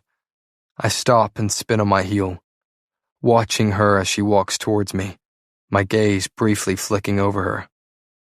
Don't get used to it, I say with a quick smirk. My room just happens to be across from yours, so I might as well be a gentleman just this once. I shove my hands into my pockets as we begin walking again, this time with her at my side.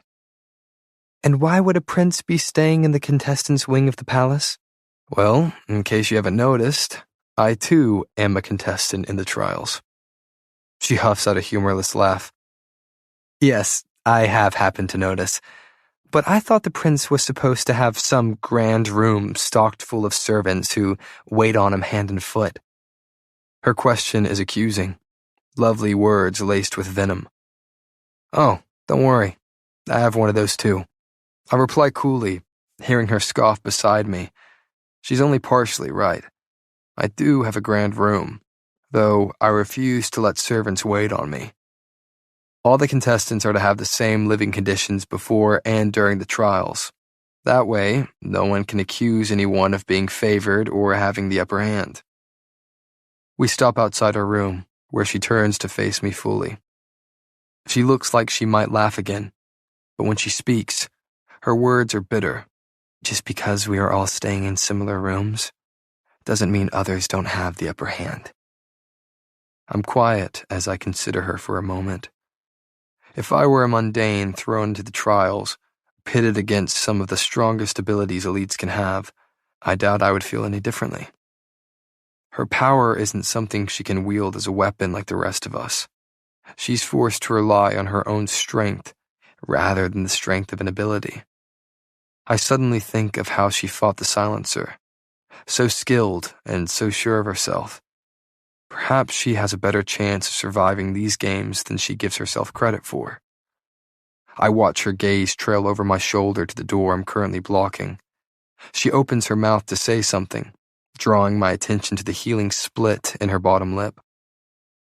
On an impulse I couldn't seem to ignore, my fingers catch her chin and lift her face up towards mine. She's too stunned to move, and I take advantage of it. I would have thought you could avoid a direct hit like this. Guess you're not as skilled of a fighter as I thought. I shrug and tilt her head towards the light, casually examining the angry cut in her lip. Oh, but she's no longer standing there stunned, still and silent. In one swift movement, she grabs my wrist from under her chin and twists it outward with a jerk, sending a shooting pain at my arm. Then she's gripping my shirt and shoving me against the wall.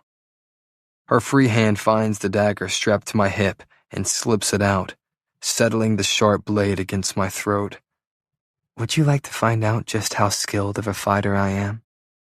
She looks up at me coolly, amusement dancing in her eyes at the situation I'm currently in. She loves the sight of the prince pinned against a wall. And not just any prince, the future enforcer. I lean against the cool stone, laughing darkly as I slip my hands casually into my pockets. That only has her pressing the blade harder against my throat, threatening to draw blood. A vicious little thing, isn't she? Careful, Highness. I wouldn't want to spill royal blood. She's mocking me, and it's an adorable attempt. I lean towards her, letting the sharp steel of my own blade bite into my throat, drawing a thin line of hot blood. Careful, darling. You forget that spilling blood is what I do best.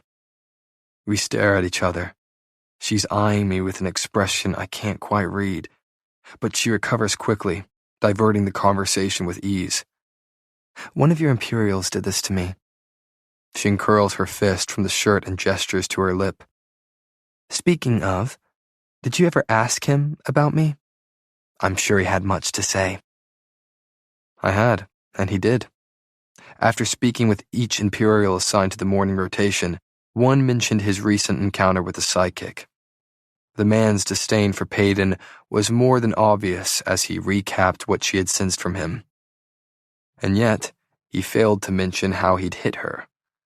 Perhaps I'll relieve him of one of his hands, so he never has the opportunity to lay it on a woman again. I spoke with him, yes, I say quietly, though it seems we may be having another conversation in the near future. Her eyes flick over my face, making me feel abnormally and annoyingly anxious under her gaze. I clear my throat and look down towards the knife she still holds steadily against my neck. I thought we established that you do know who I am, correct? The corner of my lips twist upward as I say it, remembering our encounter in the alley, when I had her pinned against a wall. I do, she says, so close to me now that I can study all the different shades of blue in her eyes. I've said it before, and I'll say it again. A cocky bastard? I laugh, only making the dagger sink farther into my flesh. Besides, it doesn't matter who you are. Her gaze drops to the floor, briefly before fixing back on me. We are competing against each other now. No favoritism, remember? You said so yourself. Fine, I'll play along.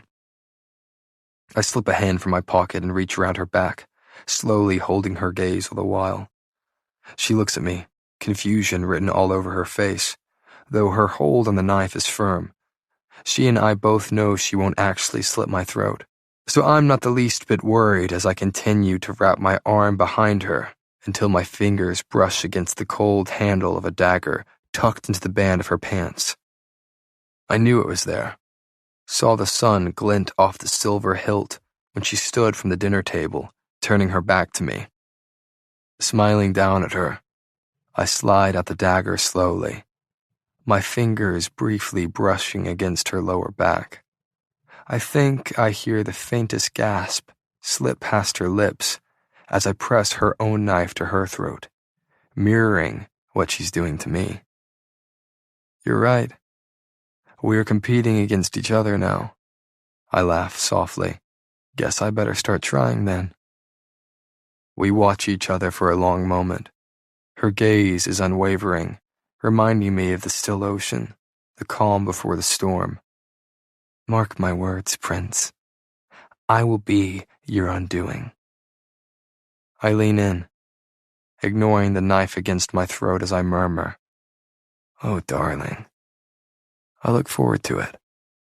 Far too much time passes, and then, slowly, surprisingly, she drops the knife from my throat. I too lower her dagger, and place it in her expectant, outstretched hand. She moves to pull away, to leave me and this conversation, but I catch her wrist. She stills at my touch, and my eyes lock with hers as I guide her hand, and the knife, clutched within it, to my chest. The blade lined with my own blood meets the fabric of my shirt, and her knuckles brush my chest as I wipe her dagger clean. So much for not spilling royal blood, I sigh. She exhales slowly. It was going to happen sooner or later. So, should I get used to this? You should expect this. I smile. Then I look forward to our next encounter. I wink, and she rolls her eyes before slipping my dagger back into its sheath and returning her own into the band of her pants. And then she's brushing past my arm and heading for the door. Always a pleasure, I say, striding to my own room across the hall. Unfortunately, I'm afraid I can't say the same. I see the flash of a grin before she steps into her room, swinging the door shut behind her. As soon as I'm on the other side of my own door, I'm pacing around the room that just so happens to be right across from hers. My fingers stray to my neck, feeling the sticky warmth of my blood there. This girl might be the death of me. Literally. Chapter 13. Payton. Sweat rolls down my forehead and clings to my lashes. I am so out of shape. After 3 long days of training, my body is sore and screaming at me to stop. My years of living on the streets have taken their toll, leaving me weaker than I realized, despite my regular running from Imperials and scaling chimneys. I lower my head and bring the hem of my dirt-stained tank to my eyes, huffing as I wipe the beads of sweat from my face. I'm filthy. And sadly, it's the most normal I've felt since I arrived at the palace. A tall, padded tree looms before me, the indentations from my fists still visible in the rough cushions wrapping around the trunk. I've been in the training yard for hours now, along with the other contestants, all doing various exercises or sparring against one another. The yard is nothing like the crude, muddy ring I grew up training in. I turn and lean against the padded tree, sweeping my gaze across the dozen large rings dotting the grassy yard, where most of my competition is currently residing. Wide wooden racks filled with weapons and shields, all new and waiting to be used, accompany each of the rings. I've never seen anything like it. So many weapons at my disposal. So many weapons going to waste. My eyes skim over the training yard. Everywhere I look, my fellow competitors are exercising, stretching, sparring, and just as dirty and drenched in sweat as I am. They all seem to avoid training with their abilities for the time being, likely waiting to put their powers on display until the interviews. Just the mere thought has me anxiously spinning the ring on my thumb. This time tomorrow, we'll be showing off to the kingdom of Ilia while trying to win their favor. From the little I've learned from Ellie, the interviews are how people choose who they want to support in the trials. It's a time for elites to display their strength, talk themselves up, and try to earn the people's votes. And that is exactly what I need to do. Win the people over. They play a vital part in these twisted games, and the more votes a contestant gets, the more it boosts their score. I sigh and breathe in the humid air, smelling of fresh grass, dirt, and more than a hint of sweat. I'm relieved to be training, to be doing something with my hands to keep my mind from wandering to dangerously detrimental thoughts, such as the trials and the possibility, the likelihood, of my impending death. I'm yanked from my thoughts when my eyes land on tanned skin. With the afternoon sun beating down on us, the boys have long abandoned their sweaty shirts, and it's annoyingly distracting, to say the least. Kit and Kai circle each other in a ring, smiling as they exchange words, seeming to be sparring verbally before they begin doing so physically. The brothers look comfortable, content in this moment together. Though the future king isn't a contestant in the trials, that doesn't seem to stop him from training and eating with us as though he is one. I've kept my distance from both the brothers and my other competitors, though the tension between all of us only grows with each passing day. My gaze wanders back to the boys, tracing the identical dark tattoo swirling just above their hearts. Even from this distance, I can make out Ilia's symbol of strength etched into their skin. The crest itself is simple, consisting of thick swirls all connected in a sideways diamond. It supposedly represents the different powers and how they all work together, while also representing the 4 landmarks that surround Ilia.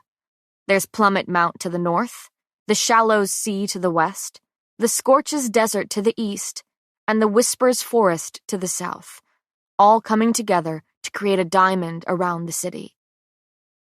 I blink and tear my eyes from the brothers before turning back towards the tree, suddenly feeling the urge to hit something again. I spin and land a solid kick into the thick pads, resounding in a satisfying thunk. Sweat rolls down my body in rivulets, even after stripping down to my thin tank, now damp and clinging to me uncomfortably.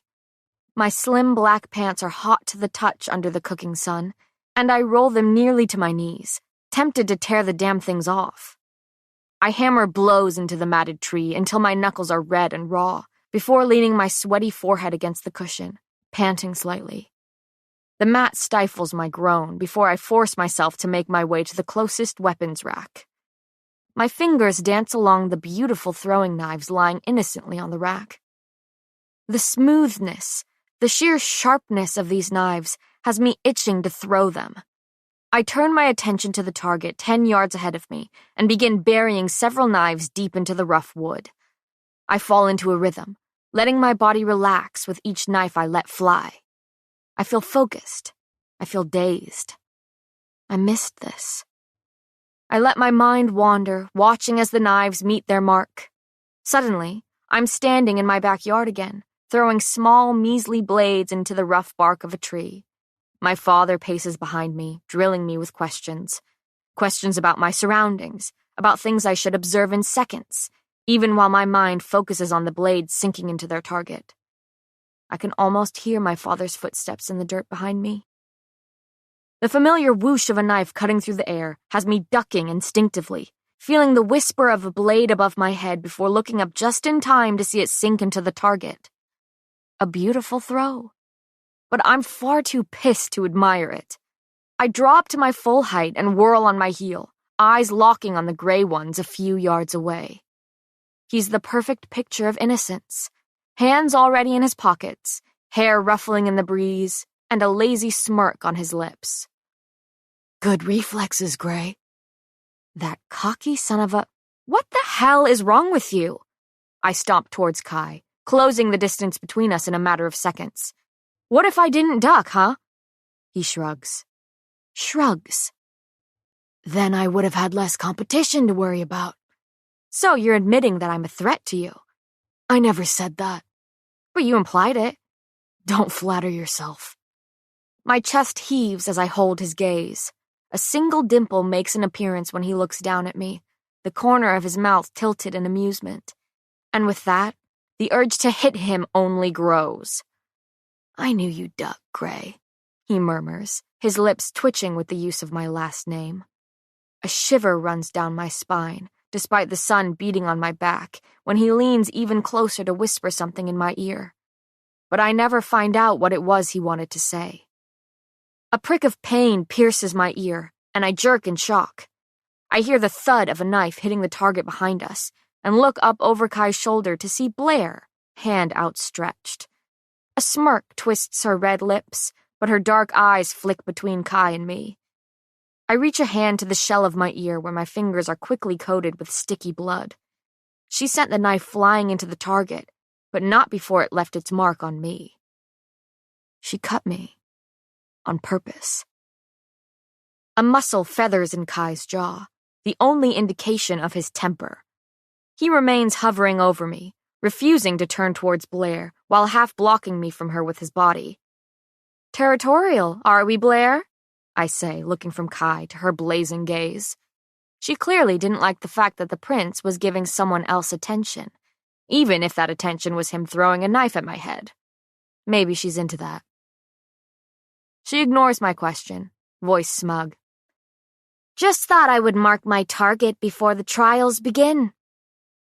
And then she spins on her heel and struts away, leaving me staring after her.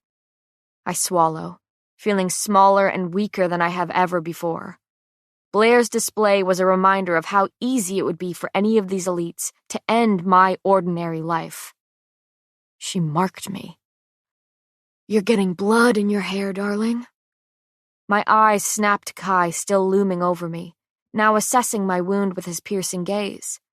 I reach up, intending to tuck the hair behind my bloody ear, when his hand catches my wrist. Don't, he sighs, his calluses brushing my skin as he pulls my hand in front of my face and nods at my bloody fingers. Unless you wish to add more blood to your hair. I try not to gape at him, and that only makes his grin grow. Why are you... Being a gentleman? He finishes for me, sighing as though he doesn't quite know the answer himself. Let's just say I happen to know how difficult it is to wash blood out of hair, so I don't envy your current situation. His eyes wander over my stinging wound and the blood I can feel dripping from it. Then he drops my wrist before gingerly tucking the hair behind my ear, muttering, "You're making a mess, Gray." I blink at him, vaguely wondering if a wound this shallow made me lose enough blood to have me hallucinating. Something must be horribly wrong, because the future enforcer just gently tucked hair behind my ear so it wouldn't get any bloodier than it already is. "Turn around." The command snaps me back to reality. There's that lovely future enforcer. His brows rise expectantly, waiting for me to obey the order. Instead, the words that fall out of my mouth are, "And why would I do that?" His voice is flat. "Because I told you to." And that's supposed to mean something to me? I am playing a very, very dangerous game. He cracks a smile. Fine. And then he's suddenly stepping behind me, muttering, "Stubborn little thing." Rough fingers brush against the nape of my neck. My breath catches as he casually pulls my hair into his hands, combing the strands out of my face and away from my bloody ear. "What are you?" I stop short, feeling the pattern he's gently weaving. "Are you braiding my hair?" "Why do you sound so surprised?" he asks simply, unaware that my mouth is hanging open in shock. His voice is full of that cocky challenge as he says, "What? Do you need me to teach you how to?" "No, I don't need you to teach—" I pause, taking a breath. "How do you even know how to braid?" He huffs out a laugh that stirs the hair at the back of my neck. "You say that like it's supposed to be difficult." We're quiet for a moment, and the brush of his fingers traveling down my back has me stilling. I clear my throat. "I thought you told me not to get used to you being a gentleman." I can practically hear the smirk in his voice when he says, "And I still stand by that statement." "Then why are you doing this?" He heaves a sigh. Fingers fall to my arm, and I almost jump at the sudden skim of his calluses. They stop on the strap wrapped around my wrist before slipping it off to begin securing my hair. "There," he says, stepping around to stand in front of me as he flicks the long braid over my shoulder. Then he gives it a tug, admiring his handiwork with a smile that displays his dimples. I look down at the braid and stifle a snort at the sight of several strands sticking out. "I thought this wasn't difficult for you," I laugh as I say. "You do know that all of the hair is supposed to make it into the braid, correct?" "Odd way to say thank you, but I suppose that is the best I'll get from you." He leans in closer, lips lifted into a mocking grin. "Perhaps, if you won't let me teach you how to braid, you'll consider letting me teach you some manners." I nearly choke on my scoff at the thought of the future enforcer teaching me manners. His eyes skim over my ear before he takes a step away, slipping his hands into his pockets. "You should get that healed up before the interviews tomorrow," he says casually, nodding to my wound. "We wouldn't want Blair's mark on you to scar." The sudden bite in those words has me stunned for a moment as I study him in the growing silence. "No," I finally manage. "We wouldn't want that." His gaze sweeps over me again before he turns, tossing a smirk over his shoulder. "Good luck tomorrow, Gray." I don't bother fighting my smile. "If I had any manners, I would wish you luck as well, Prince. But you already informed me that I don't." He laughs, and the sound snakes down my spine as he continues to stride away. Without him to distract me, my ear stings furiously as I begin my trek back to the castle with one thought occupying me. He never answered my question. Chapter 14. Payton. The cool steel of my father's ring does little to comfort me as I spin it on my thumb. Gentle fingers are gliding through my hair, pinning and pulling at the messy strands. Between Ellie's soothing touches and the plush vanity bench I'm currently slumped on, My drooping eyelids threatened to pull me back into restless sleep, despite my reeling mind. Ellie must see the worry and weariness written all over my face because she offers me a sympathetic smile in the mirror. "How are you feeling? You know, about the interviews."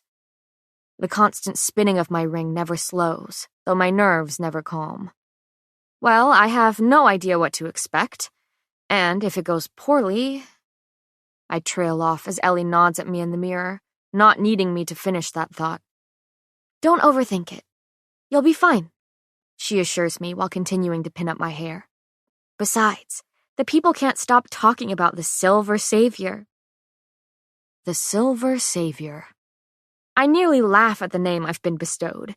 If they really knew why I was able to stop the silencer, they wouldn't be calling me a savior anymore. In fact, they wouldn't be calling me anything, because I would just become another dead ordinary who doesn't deserve a name, a title, a memory. An elegant low bun sits at the nape of my neck when Ellie finishes, sparkling pins holding it in place, while silver ringlets surround my powdered face and darkened lashes. After much deliberation, we settle on a sleeveless light blue dress. Elegant, but not too flashy. "You'll want to make a good impression, and I think this one will do the trick," Ellie says with a smile.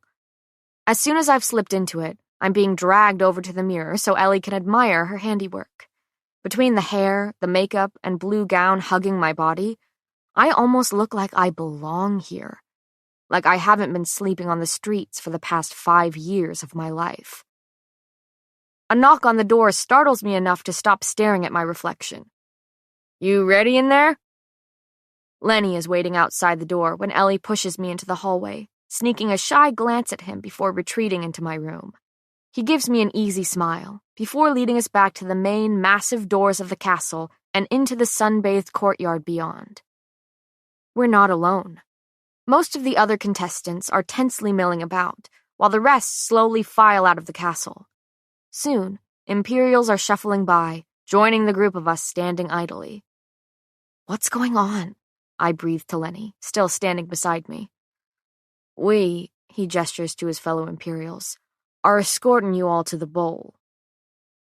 My eyes drift to the looming structure sitting innocently nearby. I'd never been to any of the contestants' interviews before, so I've never had the pleasure of packing into the arena stands alongside thousands of other Ilians. It's been granted its unoriginal name due to the sloping bowl-like shape of the large stadium that I never thought I'd step foot in. The group sets an easy pace as we make our way to the bowl, Imperials flanking us on all sides. It's less than a mile from the palace, and I'm completely content to study my surroundings as we walk the gravel path. Twisted, drooping trees loom over us, oddly enchanting with the way the sun streams through their leaves to cast the ground beneath them in dappled light. Vibrant white and light pink flowers dot the branches, while several of them flutter down, scattering the path with petals. I let myself fall to the back of the group, watching my competition as they stride in front of me. All the boys wear some variation of slim pants and colored button-downs, while the girls wear sleek but simple dresses. Braxton and Sadie speak in hushed tones, with hesitant smiles, while Andy keeps sticking out her foot to catch Jax's ankle, sending him stumbling while she snickers. My eyes sweep to Hera, quiet as she looks around in awe at the tunnel of trees enclosing the path. Ace, on the other hand, has his nose so high in the air that I doubt he can even see what's in front of him. Finally, my gaze trails to the 2 tall figures striding at the front of the group. Kit and Kai chuckle quietly, a seemingly common occurrence when the 2 of them are together. Once again, the future king blends in with the contestants, making me briefly wonder if he wishes he was a part of these twisted trials. Blair wedges herself between the 2 brothers, laughing at something one of them said. Both her lilac hair and shimmery navy dress gleam in the sun, giving the illusion of a constant spotlight following her. She uses any excuse to touch the boys, making her anything but subtle. She knows what she wants, and it's clear that it is one of them. I almost admire her resilience. I walk quietly while watching the pink petals fall from the trees, drifting to the ground on a gentle breeze. I see you found something to wear. The deep voice beside me makes me jump, and I curse under my breath at the sudden sight of the future king beside me. He's chuckling at the stunned look on my face, and I fight the urge to shove him for startling me like that. I take a deep breath before meeting his green gaze, the color matching the leaves hanging above us, matching the color of his father's eyes. The king's eyes. The sudden realization has me faltering.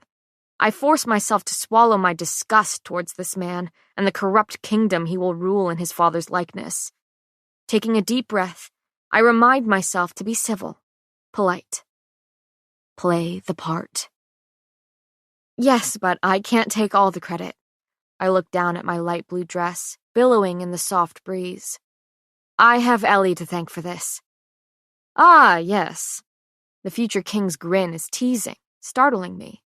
Ellie, the maid you insisted you didn't need? That's the one, I replied dryly. You know, I thought she liked me, but it seems she wants to torture me with these shoes. I can already feel my feet beginning to blister in the too tight, strappy sandals Ellie insisted I wear. He laughs again, a bright and contagious sound that manages to make me uneasy. I don't envy you, or the blisters you'll likely have. A small smile curves his lips as he gestures to me. But it suits you, nonetheless. Thank you? The words come out sounding more like a question than I intended. I always assumed the future king would be cold, calculating. More like his brother, at the very least. But Kit seems to be quite the opposite, which confuses me, considering who his father is and what his future holds. Lost in thought, I look up to see the giant silhouette of the bowl looming closer, awaiting us at the end of the tree tunnel. It's enormous. Other than the castle, I've never seen a structure so large. I feel something land on top of my head and practically jump out of my skin. Kit barks out a laugh as he reaches over and plucks the thing from my hair, making me flinch. The action doesn't go unnoticed, and his brows crinkle with concern. I'm not playing the part very well. Wiping my face of the anxiety I'm sure is written all over it, I try to manage a weak smile as I stare down at the pink flower he now twirls between his fingers. I glance up, catching sight of several petals clinging to Kit's messy hair. You know, he says softly, plopping the flower back on top of my head. This also suits you. I take a deep breath and force a stronger smile. I could say the same about you, I say, pointing at his blonde hair full of petals. He returns my grin as he runs a hand through it, doing little to rid his hair of the flowers, creating a crown atop his head. Well, now we're matching, he says simply, his eyes watchful. I look away, still feeling his gaze roaming over my face as I try my hardest to look calm, collected. You look...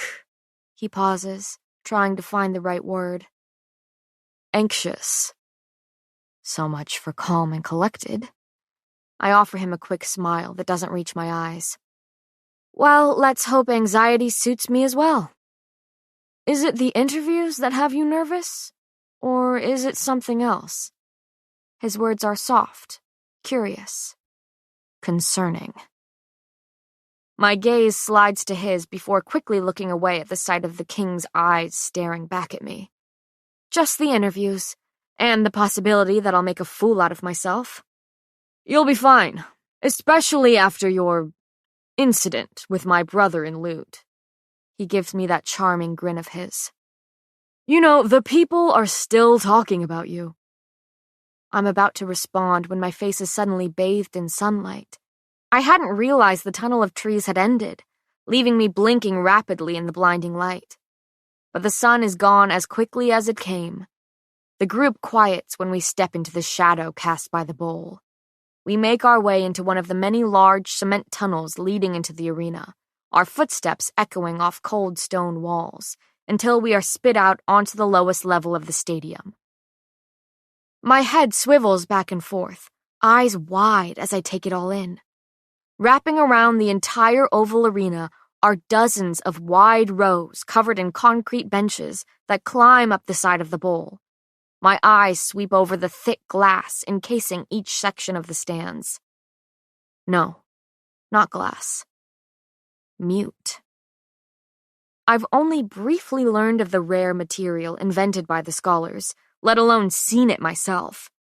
By means that are far too complicated for me to understand, this glass look-alike prevents the elites within the stands from using their powers, so as not to interfere with the trials. I tear my eyes away from the odd phenomenon and continue perusing the bowl with my wide gaze. Though we stand at ground level beside the bottom row of benches, the sand-packed arena lies below us. I walk over to the thick metal railing at the edge of the path and look down. It's easily a 15-foot drop to the arena floor below us, packed with sand. The pit. And that is where the trials will take place, while hundreds of Ilians watch from the stands encircling us. The Imperials begin herding us along the path, until we come to a stop beside a wide room jutting out into the pathway, surrounded by thick glass. Peering inside, I can see 3 large and luxurious chairs, all sitting on a polished wood floor and looking so at odds with the gray, cold concrete covering the rest of the bowl. The king's box. So this is where he sits comfortably and watches us die. To my surprise, the Imperials begin pushing us into the glass room, one by one. We all file into a line and watch as Kai strides to the far corner. I crane my neck to see him lift a hidden latch from the floor, swinging open a trap door before jumping down easily. A hand on my shoulder urges me forward. Where are we going? I walk through the stuffy room and make my way to the hole in the floor that awaits me. The room beneath is cast in shadows, making it impossible to see how far down the floor is. I sigh before stepping off the edge and into the darkness. My feet hit the ground with a soft thud. After estimating that the drop was nearly 7 feet, I'm thankful that the ground beneath my sandals is plush. But with the shifting mat beneath me and my bent knees to lessen the impact of the drop, I can't help but stumble forward into something solid. No, not something. Someone. Strong arms wrap around me before I feel the rumble of deep laughter coming from the broad chest I slammed into. Large hands are placed firmly on my hips, and as my eyes adjust to the darkness, I can make out the familiar curve of a smirk on Kai's lips as he looks down on me. Sloppy footwork, Gray. I'd hate to be your partner on the dance floor. I push against his chest with my palms, and he reluctantly releases me, laughing darkly. Well then, the feeling is mutual. I'm flustered, and I hate it. And I have fabulous footwork, thank you very much. I clear my throat, averting my gaze before adding quietly, when fighting. He's right, once again. And once again, I hate it. I am a disastrous dancer. I may be able to dance around in a brawl, but that skill doesn't extend to the ballroom. He laughs again, but before he has the chance to make some sly comment that I would most definitely make him regret, Kit drops down beside me. Toying with your competition, brother? I can hear the amusement in his voice as he walks over to the large lever on the wall and jerks it upward. The lights above us flicker and hum to life, painfully reminding me of home and the few buzzing lamps that scatter Loot Alley. I can't help but toy with the competition that's fun to play with, Kai replies with a sloppy shrug. I'm about to say something I likely shouldn't when our conversation comes to a halt, as the rest of the elites quite literally fall into the room. Looking around, I find the space filled with plushy chairs and couches, along with an assortment of snacks sprawled out onto a long table, making it clear that we are waiting here until the interviews start. Everyone mills about the room, dropping into chairs and grabbing food. I feel a brush of a hand on my shoulder and startle, spinning around to meet a pair of amused honey eyes hiding behind strands of wine-red hair. Jumpy, aren't you? Andy quirks a brow. Yes, well, I thought you were Kai and was preparing to break your nose. She snorts loudly. Understandable. My cousin's an ass. Kinda. She jerks her head towards Kai, but the smile doesn't fade from her face. You're... I blink. Cousin? Yep, he's lucky enough to be related to me. She smirks, her nose ring winking in the dim light.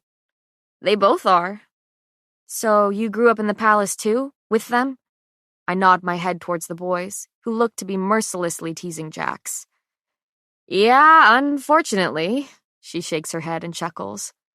The number of fights those two have gotten into over food. She trails off, smiling to herself. Anyways, I'm what they call a handy back at the palace. My dad and I fix anything that needs fixing in the castle, and trust me, those two have broken a lot over the years. Eventually, we find our way to one of the couches and plop down, talking hesitantly. We're polite with each other, content to have a civil conversation while still being very aware of the fact that we are competitors. The thundering sound of hundreds of stomping feet quiets us all. The rumble fills the arena above, making my stomach twist. They're here. Hundreds of Ilians, thousands even, all here to watch the interviews, the show. Here to choose who they want to support, who they want to live. I'm not sure how long it takes for the parade of footsteps climbing up the rows to quiet. But the voices don't. They chant and cheer, waiting for the contestants to show themselves. The Imperials beckon us back towards the trapdoor, where I suddenly find myself in another line, waiting my turn to pull myself out of the room and back into the glass box above us. I hadn't even noticed the future king beside me, until he reaches up to pull something from my hair. I don't even have time to flinch before he's holding a flower in front of my face. The one I had forgotten was tangled in the silver strands. Although I think it suits you, maybe you shouldn't do your interview with this on your head. He gestures to the flower with a smile. You might attract a lot of attention, especially from bees. Play the part. That's what I must keep telling myself. Because every time I look at him, all I can see is his father, and a man who will one day rule over a corrupt kingdom. And yet, despite my disgust, I force a smile to my face. Thank you for saving me from both embarrassment and bees. Braxton steps beneath the exit, and I'm thankful for the excuse to look away from the future king. The brawny doesn't even need to jump to grab hold of the lip before easily pulling himself off the floor and through the trapdoor. One by one, the boys help themselves up into the room above, until only the two princes remain. They help the girls up with ease, practically lifting Hera through the opening. Blair takes advantage of the situation, using it as an excuse to have the boys' hands all over her. After Sadie politely asks for a boost, I'm left alone with the brothers. I look up through the trapdoor, assessing my jump, when Kai steps behind me, ducking his head so his chin nearly rests on my shoulder. Too stubborn to ask for my help, Gray? No, I say coolly. Too strong to need it. His next words are murmured close to my ear. That's what I like to hear. The heat of him vanishes when he steps to the side, gesturing to the trapdoor above with a smile twisting his lips. I jump, my fingers curling around the edge of the opening as I dangle in the air for a moment. I've never been more grateful for the many years I've had to practice scaling buildings. I pull myself up, ready to swing my legs over. This damn dress, I huff. It's stiff, the fabric hugging my hips, making it impossible to move freely. Go on. It's Kai's taunting voice I hear behind me. Ask for my help, Gray. I roll my eyes at the wall in front of me. Stubborn, remember? I hear Kit chuckle before I feel hands brushing my legs. Startled, I look down, eyes landing on a bent head of messy black waves. Kai is gripping the bottom seam of my dress, his eyes flicking up to mine. May I? His voice is soft, tone amused. I swallow, roll my eyes once again, and nod against my better judgment. And then he's ripping my dress. He tears the fabric easily, creating a slit up the side of my thigh, freeing me from the tight confines of the fabric. His rough fingers briefly brush my skin as he says, I am more than willing to rip your dresses for you, Gray. To help, of course. Kit snorts while Kai smirks. You only need to ask. Why ask when you're so eager to offer? Kai's laughter follows me as I finally pull myself up, arms burning with the strain. When I stand to my feet inside the glass box, I'm relieved to find the chairs are still empty. The thought of seeing the king, after the way he so flippantly spoke about my father, as if he wasn't his murderer, makes my blood boil. Before that dinner, I'd never had to fight the urge to shove a fork through someone's jugular. I take a deep breath before stepping out onto the pathway. The crowd roars. Here we are. The Imperials lead us to a small opening in the railing opposite the box, where stairs have been placed for us to get into the pit below. My feet hit the hard sand of the arena as the crowd cheers, sounding as though the trials have already begun. We walk across the large floor of the pit, stopping in the middle where a makeshift stage rises a few feet off the ground. 10 plush chairs line the back of it, while 2 more are centered in front. The Imperials usher us onto the stage where we take a seat. My gaze catches Lenny's, and he gives me a reassuring nod before stepping into line with the other Imperials. Welcome, fellow Ilians, to the 6th ever Purging Trials. The crowd roars as I snap my head towards the high female voice. She turns to face us, brown eyes bright with excitement and full red lips curved into a smile as she takes us in. Tiala. Ironic that her bright teal hair matches her name. I'd never seen the young woman who conducted the interviews for the previous trials, but I've heard enough about her unique appearance to identify her. Oh, but this is no ordinary trials, she beams at the crowd, flashing her white teeth. For the first time in Purging Trials history, we have a future enforcer competing. I can almost feel the thousands of eyes shift in Kai's direction. He's clearly used to this attention, appearing completely relaxed as he reclines in his chair. Tiala continues. And because of that, this year's trials will look a little different. The crowd goes wild. Ellie's words echo in my head, mirroring the ones Tiala just spoke. Different. All because there is royal blood competing? All to make things more difficult for the future enforcer? I don't have time to ponder it more before Tiala says, Are you ready to meet your elites? She flattens her hand to her chest as she speaks, causing her words to carry across the arena. Her ability as an amplifier allows her to project her voice, as well as the voices of others, so long as she is touching them. A mundane power, yet useful in this line of work. The crowd cheers and stomps, mimicking the rumble of thunder. Why don't we meet Jax first? Jax, sweetie, would you come sit up here with me?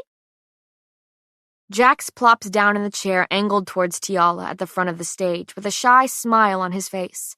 He fidgets, one of his long legs bouncing on the ground as she pelts him with idle questions about his life and the trials. I like sparring with Kit, mostly because he lets me win sometimes. Kai, not so much. The crowd erupts in laughter at Jax's response to what he likes most about training for the trials. He smiles sheepishly at Tiala, his grin widening when he shifts in his seat to spot Kai's quick shrug. Isn't he just adorable? Tiala flashes a smile at the crowd before asking, Tell me, Jax, how old are you again? Tiala's hand rests on his shoulder, amplifying his answer. 15. Plagues, he's so young.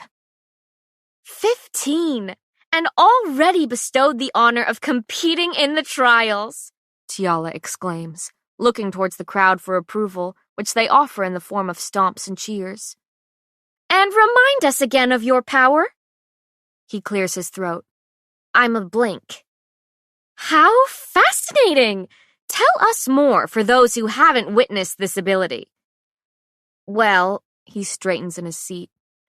I can teleport anywhere that I can see in a blink. He smiles as the audience laughs. All right, Jax, one more question before you show us what you can do. Tiala looks suddenly serious as she says, What are you expecting from the trials? Jax's head tilts to the side thoughtfully. Well, I'm not sure what the trials would consist of, but no matter what, I'm expecting to honor my kingdom, my family. He pauses and tosses a glance at Kai. And myself. The stadium explodes in applause at hearing the motto of the purging trials. Tiala stands and guides Jax down the steps of the stage and onto the packed sand of the pit in front of us. The floor is all yours, Jax. 1 second, Jax is grinning at the audience, and the next, he's gone. I spin in my seat to see where he went, only to find him standing right behind Kai, a mischievous grin on his face. He ruffles his hair before vanishing, leaving the prince sputtering. Jax continues his little routine, blinking from one spot to the next, causing the crowd to gasp in surprise at each new place he appears in. After a few minutes, he blinks back to his original seat, right between Kai and Braxton, where the former doesn't hesitate to trap him in a headlock and mercilessly ruffle his hair. Tiala continues her own routine of questioning the contestants before letting them loose to show off their abilities, following the same pattern. It's nothing but a talent show. A showcase of who is the strongest. Braxton smashes and hurdles stone statues that have been scattered across the stadium for him. After Ace's interview, where he spoke as though he'd already won the trials, he strode down into the pit, pompous as ever. The illusions he casts look so real, so easy to mistake for reality. He made fire flare, burning across the sand in a trail of flame, managing to even smell of smoke. And then it was gone in a flash as quickly as it had appeared, leaving nothing behind. Sadie, being a cloner, displayed her power by creating 10 copies of herself and striding them through the stands. Each duplicate offered quick waves to the crowd before filing back to her seat. Blair followed Sadie's interview, being annoyingly sweet towards Tiala and the crowd, though I don't miss the sharpness returned to her voice when talking about winning the trials. She stepped out onto the packed sand and gently lifted Tiala right off the ground, using her power of telekinesis, informing me that her strength lies mentally rather than physically.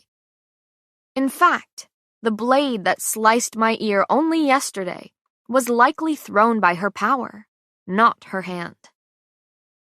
Hera was shy, squirming in her seat and only talking when necessary. I could practically see her sigh in relief when she was finally free to show off her ability and avoid talking to the audience. She vanishes, and after a moment, Tiala vanishes too. The crowd applauds, left staring at the empty air where they once stood. Andy was the most entertaining by far, unashamedly telling embarrassing stories about her childhood with Kit and Kai. The crowd loved her, laughed at her every word. But when she stepped out onto the floor of the pit to display her power, my gasp was swallowed up by the crowds. Right before my very eyes, she transformed into a tiger, then a falcon, a wolf, all of them the same wine color of her hair. And then, after casually switching between multiple animals, she transformed back into her human self, her lilac dress somehow still perfectly intact. Tiala chooses Kai next, leaving me for last. Great. With Kai smiling at her, Tiala looks flushed and flustered. It's clear he's slipped on his charming mask as he jokes and interacts with the crowd. When Tiala asks him about what he's expecting from the trials, his answer is the same as all the other contestants before him. Honor my kingdom, my family, and myself. When the prince finally finishes, he flashes a grin at the blushing Tiala before stepping right off the stage to showcase his power. Well, everyone else's powers. He goes right down the line of contestants, using each of their abilities and wooing the audience with them. Their powers seem easy to him, familiar, the result of many years of training. When he comes to the end of the row, his eyes meet mine. His head cocks slightly to the side as he takes me in, gray gaze wandering over my face. I can't imagine how much it must rattle him to not be able to use my ability, and the thought brings a small smile to my lips as I look down at him. Then Kai is back in his chair, and I'm striding towards my doom. And lastly, we have Peyton Gray. Tiala's voice echoes through the arena as she pats the seat beside her expectantly. Play the part. Chapter 15. Peyton. My palms are slick with sweat. I sit down in the seat beside Tiala and smooth out the skirt of my dress, if only for an excuse to wipe my sweaty hands on the smooth silk. I look up into the audience, and my breath catches. I'm embarrassed that I hadn't observed them before, but now I can't seem to tear my eyes away. The king and queen and Kit. They stare down at me from their snug glass box. The king and his heir sit close together, their similarities striking me like a blow to the chest. Their sandy hair and emerald eyes mirror one another, looking so alike that my hatred for one begins to bleed into the other. So, Peyton, tell us about your incident with Prince Kai. My eyes trail back to Tiala's, nearly blinded by her gleaming white teeth and vibrant hair. She leans towards me and places a soft hand on my shoulder, projecting my voice for all to hear. Well, according to Prince Kai, there's not much to tell. But if you ask me, I think he's a little embarrassed that a girl from the slums had to come to his rescue. The words tumble out of my mouth before I can stop them. Plagues. I need the people to like me, and mocking their prince is probably not the best way to... Laughter. To my surprise, and saving grace, the audience finds me amusing. I peek over my shoulder at Kai and watch the ghost of a smile grace his features. So maybe I can bash their prince after all. I can work with that. Not afraid to tell it like it is. Tiala laughs softly before moving on to the next question, the one I'm sure many are wondering. So, tell us again how it is that you were able to fight off the silencer. I mean, it's clear you can hold your own in a physical fight, but how come the silencer didn't affect you? I take a deep breath, knowing that this detail is very important for everyone to understand, to believe. Well, Tiala, I'm a psychic. It's a mental ability that allows me to sense strong emotions from others and get flashes of information. And because of that, I have the power to guard my head, keep it safe from people like the silencers. I smile slightly before adding, and apparently people like Prince Kai, since he can't use or sense my small ability. How fascinating! I must say, I've never met a psychic before. Her eyes are wide, looking very intrigued with me, as I'm sure the rest of the crowd is. Yes, well, despite it being a mundane ability, it does seem to be quite rare. I smile brightly, as if I'm not lying through the teeth I'm flashing at her. All right, Peyton, tell us about your life in the... She stutters, almost saying slums before choosing to say, in Ilya.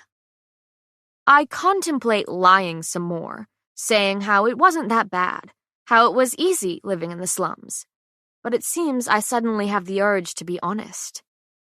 You mean life in the slums? She blinks at me, surprised by my blunt correction. There's not much to tell.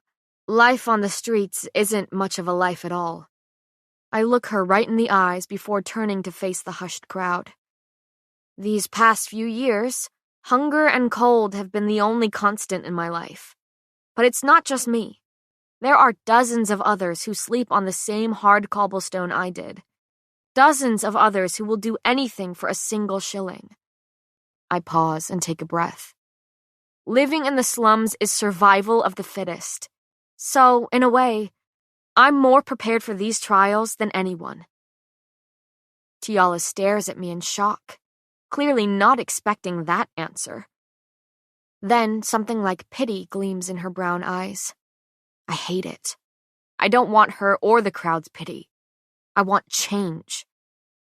She quickly moves on to more lighthearted questions about training and my fellow contestants. Who do you think will be your biggest competition?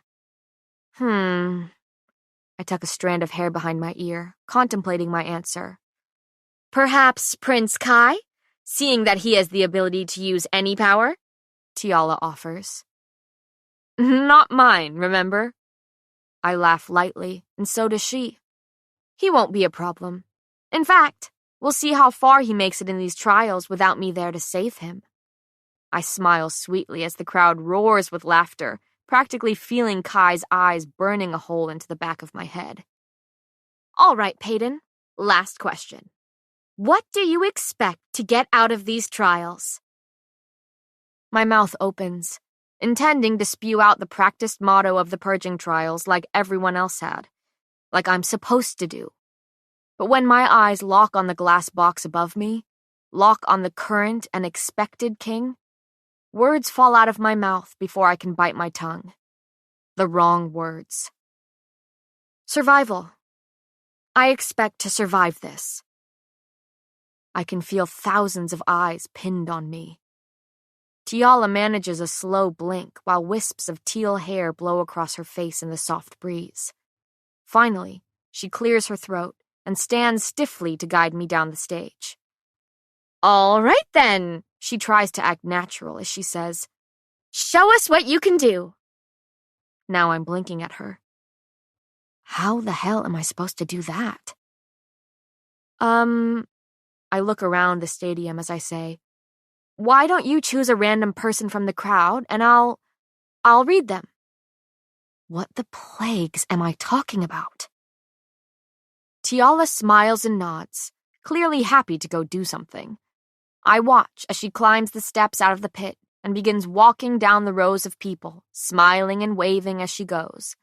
After a few minutes of contemplation, she finally points to a young girl, seated a few rows above. The poor girl looks concerningly confused, but cautiously stands before making her way down into the pit, guided by Tiala.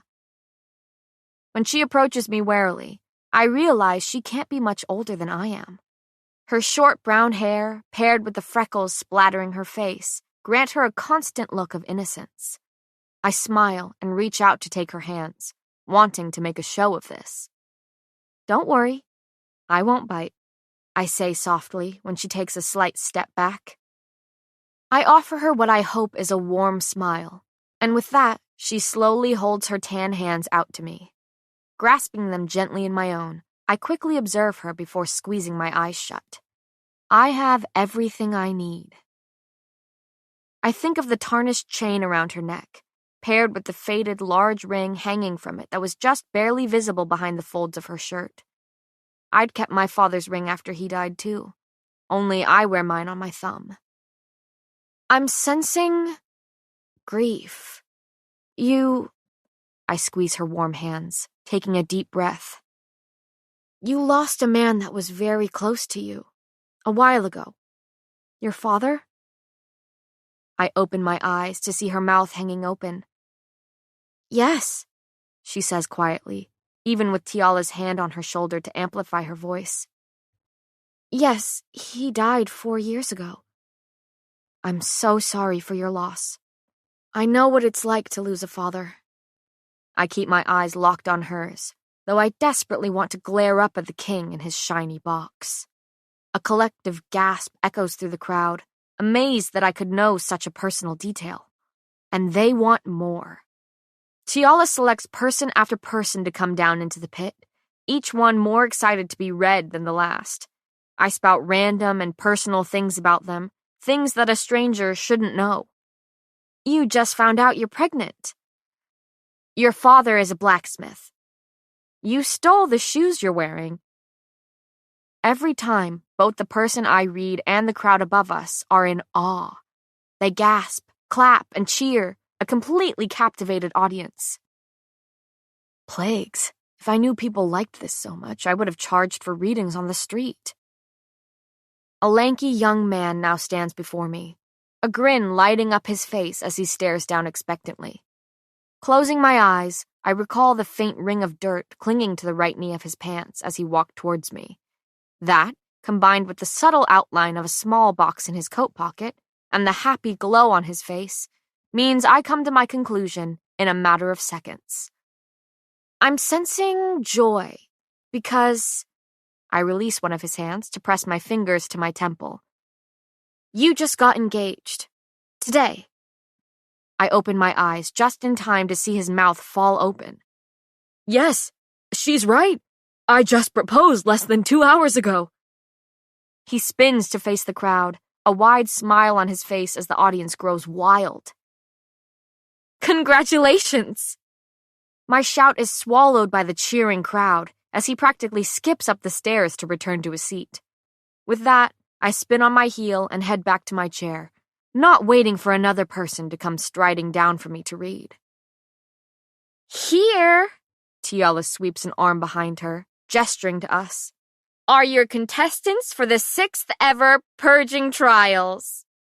Her voice echoes across the stadium, only to be quickly drowned out by the crowd. The contestants around me stand, and I do the same. We wave and smile at the crowd, watching as they chant, stomp, and pump their fists in the air. I feel sick. I feel used. This is all a game to them. But if I want to stay alive, I have to play my part. I have to play them. Being a pawn in their game is the price I have to pay to survive. Make them believe I like this, and in turn, they will like me. So I straighten, holding my head a little higher as I smile a little brighter. I am no one's pawn. Chapter 16. Kai. Blood clings to my hands, my clothes, staining everything a sickening red. Torturing tends to be a messy occupation, and despite how many years of practice I've had, it never seems to get any easier or cleaner. Unlike Kit, who has been training since childhood to be poised, just, and kingly, my training has consisted of more hands-on work. Battle strategies, assassinations, and the art of torture made up much of my education. And due to this unique and extensive training I've received, I'm very good at what I do. Except, it seems, when it comes to the silencer, cowering on the dungeon floor before me. It's been days. I've beaten this man to a bloody pulp. And what have I learned in return? Nothing. To say that I'm pissed would be an understatement. The only useful word I've gotten him to slip past his lips, besides the splitting screams and pleas, is what I'm assuming is his name. Micah. I sigh, crouching down to hover over his broken, bloody body. His long hair, matted with blood, falls into his deep brown eyes. They widen when they meet mine, making him look so young. He can't be more than a few years my senior. Now, correct me if I'm wrong, I say, deceptively soft, but I don't believe you're mute. I grab his jaw and pry it open to reveal the blood pooling in his mouth, over his tongue, staining his teeth scarlet. But I could easily make that happen. I could carve out your tongue. I drop his head to the stone floor and stand to leave, aware that I'm already late for dinner. Slamming the door to the cell behind me, I offer Damien a curt nod. He gives me a slow bow of his head in return, before following me down the long hallway of cells.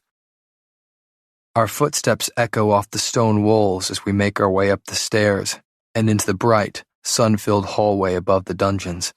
I deftly head to the throne room, even while my mind wanders. The trials are quickly approaching with only 4 days separating us from the first deadly game. These past few days have followed the same routine of training, eating, talking, and torturing. And, well, toying with Peyton. She's been my main source of entertainment as of late. She's entertaining. With her wit and stubbornness and obvious annoyance with me. Stop. I push thoughts of Peyton from my mind as I stride through the large doors of the throne room. My hands find their way to my pockets. Casual, despite how very aware I am that my navy shirt splotched with blood does not quite fit the dress code for dinner. The servants have already brought food to the table, which everyone sitting around it is greedily enjoying. Heads turn when they hear my shoes on the polished floor, several pairs of eyes flicking from my face to the blood clinging onto my clothes. I ignore their stares, seeing that I was too tired to change and too hungry to care. Guy, glad you could make it. Father sounds peeved, per usual, as I take my seat. Honey, Mother says quietly, leaning towards me. You look a little, well, bloody. She cringes as her eyes roam over me, assessing her son. Occupational hazard, Mother. I give her a small smile, the sweet one I reserve for only her. She nods hesitantly before trying to relax back into her chair. I barely listen to the quiet chatter carrying on around me. I'm finishing the last of my beans when an incessant tapping has me looking up. Strands of Peyton's silver hair fall around her face in loose curls, the rest of it tied back into a messy knot at the nape of her neck. Her eyes are pinned to her plate, her thumb and silver ring tapping a steady beat against the wooden table. And then those ocean eyes slide up to mine. I tip my head towards her drumming thumb. Is there something on your mind, Gray? She looks me over as if noticing my presence for the first time. Is there something on your shirt, Azur? Her eyes skim over my clothes before widening slightly. Is that blood? I'm sure I imagine the flash of worry on her face, the look of concern when she thinks it may be my own blood staining the shirt. Careful, darling. You almost look as if you care. I give her a lazy smile, and she gives me a lazy eye roll. My gaze snaps to Mother when her gentle voice cuts through my thoughts. I hope you all have begun pairing up for the first ball. I glance around the table. Only the three who haven't previously lived in the castle look slightly confused. Hera, Ace, and Peyton haven't grown up watching these balls, haven't even been to a ball. I envy them. As is tradition, Mother continues, the contestants will partner up for the balls that are held before each trial. And since there is an odd number of you, whoever does not have a partner will be paired with someone. Don't worry. Her smile somehow grows wider as she says, so choose your date and get practicing your dance steps. Kit shifts beside me, and I see him quickly glance in Peyton's direction. I run a hand through my hair before turning my attention back on my food, needing to focus on something. Since the girls outnumber the boys, it's likely that Kit will be paired with whoever doesn't have a partner, but that won't stop him from asking one of them if he wishes to. It's clear that Peyton intrigues him, but even if Kit wasn't going to ask Peyton to accompany him to the ball, which I don't doubt he will, she doesn't want me. I like a challenge, but she's made it abundantly clear on what she wishes us to be: competition, enemies. And more importantly, why isn't that what I want as well? I wake the next morning, drenched in sweat. This isn't uncommon, not with the nightmares that tend to haunt my sleep. But today is different. Today it is bloody boiling outside. It's only dawn, and my room is already sticky with humidity. I roll out of bed and make my way to the bathroom where I splash cool water over my already damp face. It doesn't take me long to get ready, begrudgingly pulling on a white cotton shirt before slipping out the door and there she is. She steps out of her room with her head down, quietly shutting the door before looking up and practically jumping at the side of me. Plagues, Kai. Don't scare me like that. I blink. It's the first time she's called me by my name, and I realize then that I could get used to the sound of it rolling off her tongue. She seems to notice what she said and clears her throat before beginning to walk down the hallway. Aren't you up early for a prince? She calls over her shoulder. What? No breakfast in bed? I catch up to her easily, taking about 3 strides before I'm walking beside her. If you're not getting breakfast in bed, Neither am I. I'm just a regular contestant. Remember? No longer a charming prince for the time being. You were never that to begin with. I chuckle as we turn the corner, spotting the kitchen looming just ahead. The smell of biscuits and eggs wafting from within is enough to make me change course. So, Peyton begins. Probably the start of some snide comment that I'll never get the pleasure of hearing because I grab her wrist and tug her towards the kitchen doors. I'm sure she is just as hungry as I am, and breakfast won't be served for nearly another hour. I'm doing us both a favor. Apparently, Peyton doesn't share my sentiment. Her feet dig into the floor at the threshold of the kitchen doors, eyes darting between mine. What are you? She starts, giving me that murderous look I've already grown so familiar with. Shh.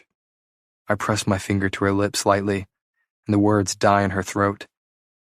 I suppose my job will forever be feeding you now. Gray? Her flustered expression has me laughing quietly before I hear the scuff of shoes, reluctantly drawing my gaze from her wide-eyed one. We've drawn quite the crowd. Several servants stand staring at us, taking in the scene before them, but they scuttle away swiftly, snickering as they try to make themselves look busy. Hello, ladies, I call, looking around the room at the blushing servants. I've brought a far more interesting guest today than Kit. I place a gentle hand on the small of Peyton's back, prodding her forward. It's a question, a tentative test, an innocent inquiry. Is this okay? I briefly wonder if she's considering breaking my wrist, maybe contemplating placing a dagger to my throat. And then she relaxes, easing into my touch, an answer to my question without uttering a word. Yes. I guide her towards the center of the kitchen where I've spotted Gail, currently hunched over the stove. Morning, Gail. She spins around, her face lighting up when she sees me. You look lovely as always. My mouth quirks as I hop up onto the counter and sit beside where she flips crispy pieces of bacon over the stove. You're such a kiss-ass, Kai, she teases, lightly whipping a towel in my direction. Her eyes land on Peyton, and she straightens, nodding curtly. Ah, Miss Peyton. A pleasure. Please, Peyton sighs with a small smile. No, miss, just Peyton. I can practically see Gail relax, probably thanking the plague that formalities aren't needed. Now, what is a sweet girl like you doing hanging around riffraff like him? Gail jabs a thumb in my direction while I snatch a strip of bacon from the pan behind her turned back. I let out a low laugh. Oh, sweet isn't the word I would use to describe her, Gail. She held a knife to my throat only a few days ago. He deserved it, Peyton says simply, shrugging slightly. Oh, I'm sure he did, Gail replies, grinning at her. I probably would have done the same. She glances at me, nodding towards Peyton. I like this one. Peyton tips her head back and laughs. My body goes still as I listen to the sound of it fill the kitchen. So warm, so bright. Then, too quickly, she collects herself, clears her throat, and turns towards me. So, you and Kit are close with Gail? My head tilts to the side as I peer down at her, my eyes never straying from hers as I say, Inseparable, aren't we, Gail? A loud snort escapes the cook. Inseparable indeed. The princes won't leave me alone. Her eyes sparkle with pride when they meet mine. I'm the only reason the two of them aren't stick thin. Ah, yes, I sigh. We have Gail's sticky buns to thank for fattening us up. After Gail gladly informed Peyton of some rather embarrassing stories from my childhood, we talk casually, a regular routine for the cook and me. I ask about her son, stationed as a guard near the scorches, all while sneaking bits of food as she swats at my hands. My gaze snags on Peyton, from where she watches me curiously, as though trying to puzzle me out. Funny. Normally, I'm the one giving her that look. I jump off the counter and give Gail a peck on the cheek. Hey, don't miss me too much. Then I turn towards Peyton, who's leaning casually against the counter, a small smile tugging at her lips. I take a slow step towards her. Her head tips up to look me in the eyes as I close the distance between us. so close I can smell the lingering scent of lavender on her skin. I reach around her back, fingers brushing her tank. Her breath hitches, and I feel my lips tug upward. When she opens her mouth to tell me off, I pull my hand back slowly, holding an apple in front of her face. Always feeding you. Remember? She stares at the fruit before snatching it from my hand, huffing in annoyance. And then she smiles, the dazzling action lighting up her face as she rubs the apple on my shirt, right above my heart. She takes a bite, her eyes locked with mine. And you said you weren't a gentleman. By the time we make it to the training grounds, I'm slicked with sweat once again. Almost in unison, several of us peel off our shirts, unable to bear the heat any longer. Kit and I set off jogging around the grounds at an easy pace. I watch as the contestants pair off to spar or go their separate ways to train. Andy is currently in the form of a red leopard, circling several Sadies in one of the dirt training rings. Unsurprisingly, Braxton is on the ground doing push-ups, while Jax occupies himself by throwing rocks as far as he can, only to blink and catch them before they hit the ground. Finally, my traitorous eyes slide towards a flash of silver hair. She's beating on that padded tree, per usual. She always does this. Her movements are quick, controlled, channeling an emotion I can't place. She spins suddenly, her arm raised before I see her wrist flick. I blink, and a knife sinks deep into a tree 10 yards away. Practiced, purposeful, precise. But I'm not the only one watching. Kit's gaze is locked on her, almost curiously. I clear my throat and pick up our pace. So, how you feeling? Kit's head whips towards me. At the moment, tired. I laugh at that, hitting him lightly in the stomach. Yeah, you're getting out of shape, Kitty. He shoves me at the mention of his childhood nickname. Well, I don't exactly have a reason I need to be in shape, do I? Though he says this jokingly, I don't miss the bitter edge in his voice. I sigh, already knowing what this is about. You know why you can't. I have no idea what you're talking about. Like hell you don't, I mutter. Kit, you're the next king of Ilia. We need you alive. The trials are no place for you. Shit. As soon as the words left my mouth, I knew they'd struck him like a physical blow. Is my own kingdom no place for me either? His laugh holds no humor. Hell, is anywhere outside of the castle not safe enough for the air? Kit, I know. He cuts me off, taking a deep breath. I know our duties are different. They always will be. I just wish mine weren't so damn boring. With that, he shoots me a weak smile in an effort to lighten the mood. I watch him, waiting to see if he'll say what we both know he wants to, wanting to see if he'll tell me that he feels trapped, that he feels like he's constantly trying to prove himself, that he wishes he were in the trials so he could do just that. But he says nothing of the sort. His smile, a silent plea to return to just being brothers, and not the future king and his enforcer. So, for him, I force a grin onto my face. Well, at least I can count on your vote in the trials. The tension seems to melt from Kit's body, his smile displaying his emotion like it always has. He sighs in relief at the change in topic before saying, Oh, I don't know that you can count on my vote after you all but called me fat a few minutes ago. Kai Pai. I hate that nickname, and the asshole knows it. So, I stick out my foot, sending Ilya's next king sprawling to the ground before he drags me with him. We finish off our laps, dripping in sweat as the sun beats down on us. I stretch quickly before heading into the ring with Kit. We dance around each other, using both our powers and bodies to fight. Falling into a familiar rhythm, I let myself mull over what Kit had said, losing myself in my thoughts. The world flips. No, I flip.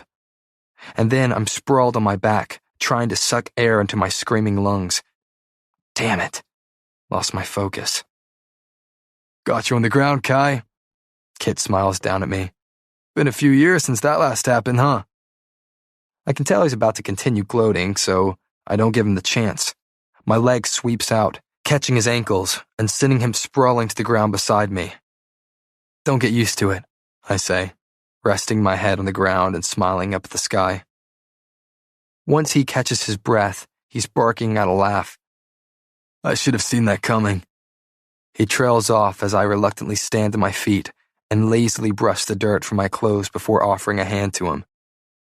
We go our separate ways, Kit to spar with an insisting Blair, while I head to the targets. I grab the thin knives from the rack beside me and flip one in my hand before flipping it through the air. Weapons, fighting, killing. This is what I was raised to do. This is why I'll be the enforcer and the one fighting in the trials, not Kit. I hear the pounding of fists and quiet panning a few yards to my left, where the padded trees border the training grounds. She's back at it. Once again, she's hammering blows into the tree, or maybe she simply never stopped in the first place. She looks frustrated, angry, sloppy. Her punches are weaker, her form far less controlled. She's tired, and her stance is suffering because of it. I mindlessly flip a knife in my hand, shaking my head at the sky for what I'm about to do. I send my blade cutting through the air towards the target before strolling over to her, coming from behind while she continues to strike the pads. I'm standing at her back now, and she pivots in one swift move, sending an elbow flying towards my face. I barely have enough time to dodge before gripping her arm, halting it in the air. Her head whips around, strands of silver hair sticking to her face, now slick with sweat. My lips twitch into a smile. You should keep practicing before you try to hit me. She snorts. In case you've forgotten, I saved you. I know how to fight. I don't need to try to hit you, Prince. She tugs her arm out of my grip and turns back towards the tree, intently ignoring me. Well, that just won't do. With that form, you will need to try, Gray.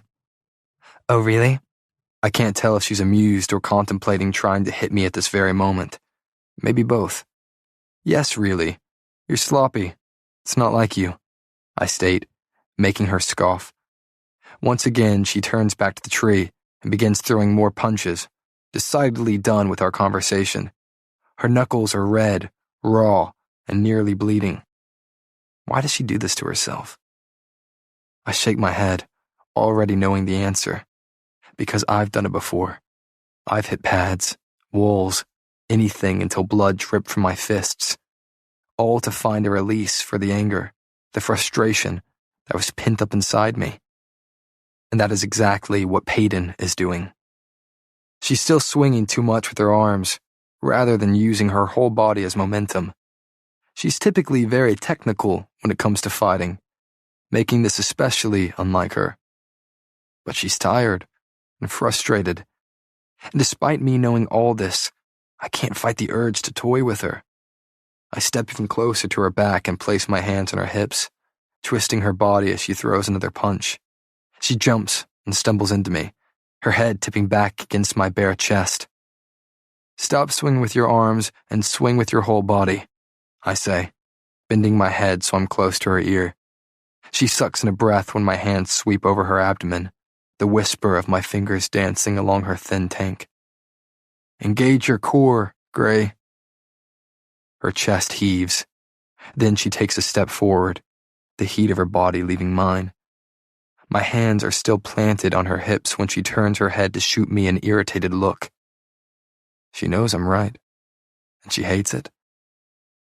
She got lazy and didn't realize until now, too focused and frustrated to notice.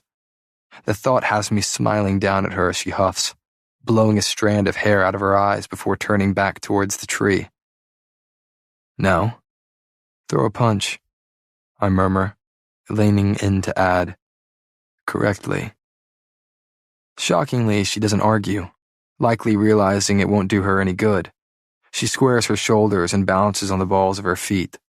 Then she jabs, her fist flying towards the mat as I twist her hips in time with the punch. There's far more momentum behind it, I can see how much stronger she's gotten in her short time here with her consistent meals and training. When her knuckles sink into the pad, the lean muscles in her back and arms are evident. Much better, I say dully, despite being impressed.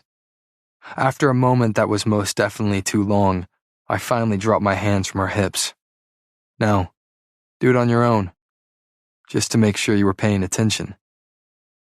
She stills, facing the tree, and then there's a flash of silver hair as she swivels around, throwing a beautiful jab at my face. Chapter 17. Kai. I almost don't dodge in time.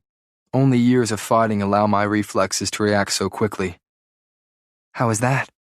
She says sweetly, flashing that startling smile at me. I huff out a laugh. What if I didn't duck, Gray? I knew you'd duck, Azur. She's close to my face now, a wicked smile curving her lips when she repeats the exact phrase I told her after throwing a knife in her direction. Looks like someone is itching for a fight. My eyes flick up her body, taking my time, taking in her stance and the balls of her feet, her slightly raised hands, and every stitch of clothing clinging to her body in between. I've just been waiting for an excuse to punch that smirk off your face. She swings at me again, knowing I'll duck under it. She's toying with me. Wouldn't be the first time someone said that to me, I say as we circle each other. We've backed into a small opening between the targets and the weapons rack opposite them. I show her my palms, surrendering before the fight has even begun. You don't really want to do this, and neither do I. Especially because I wouldn't want to mess up that pretty face of yours, darling. She all but rolls her eyes at me. That's funny, because I won't hesitate to mess up your pretty face. I smirk. I knew you thought I was pretty. At that, she throws another punch at my face that I easily evade. We continue circling each other, slowly. Damp hair clings to my forehead, and I comb my fingers through it, pushing it off my sticky skin. You do know that I have 8 powers at my disposal right now, and any one of them could drop you.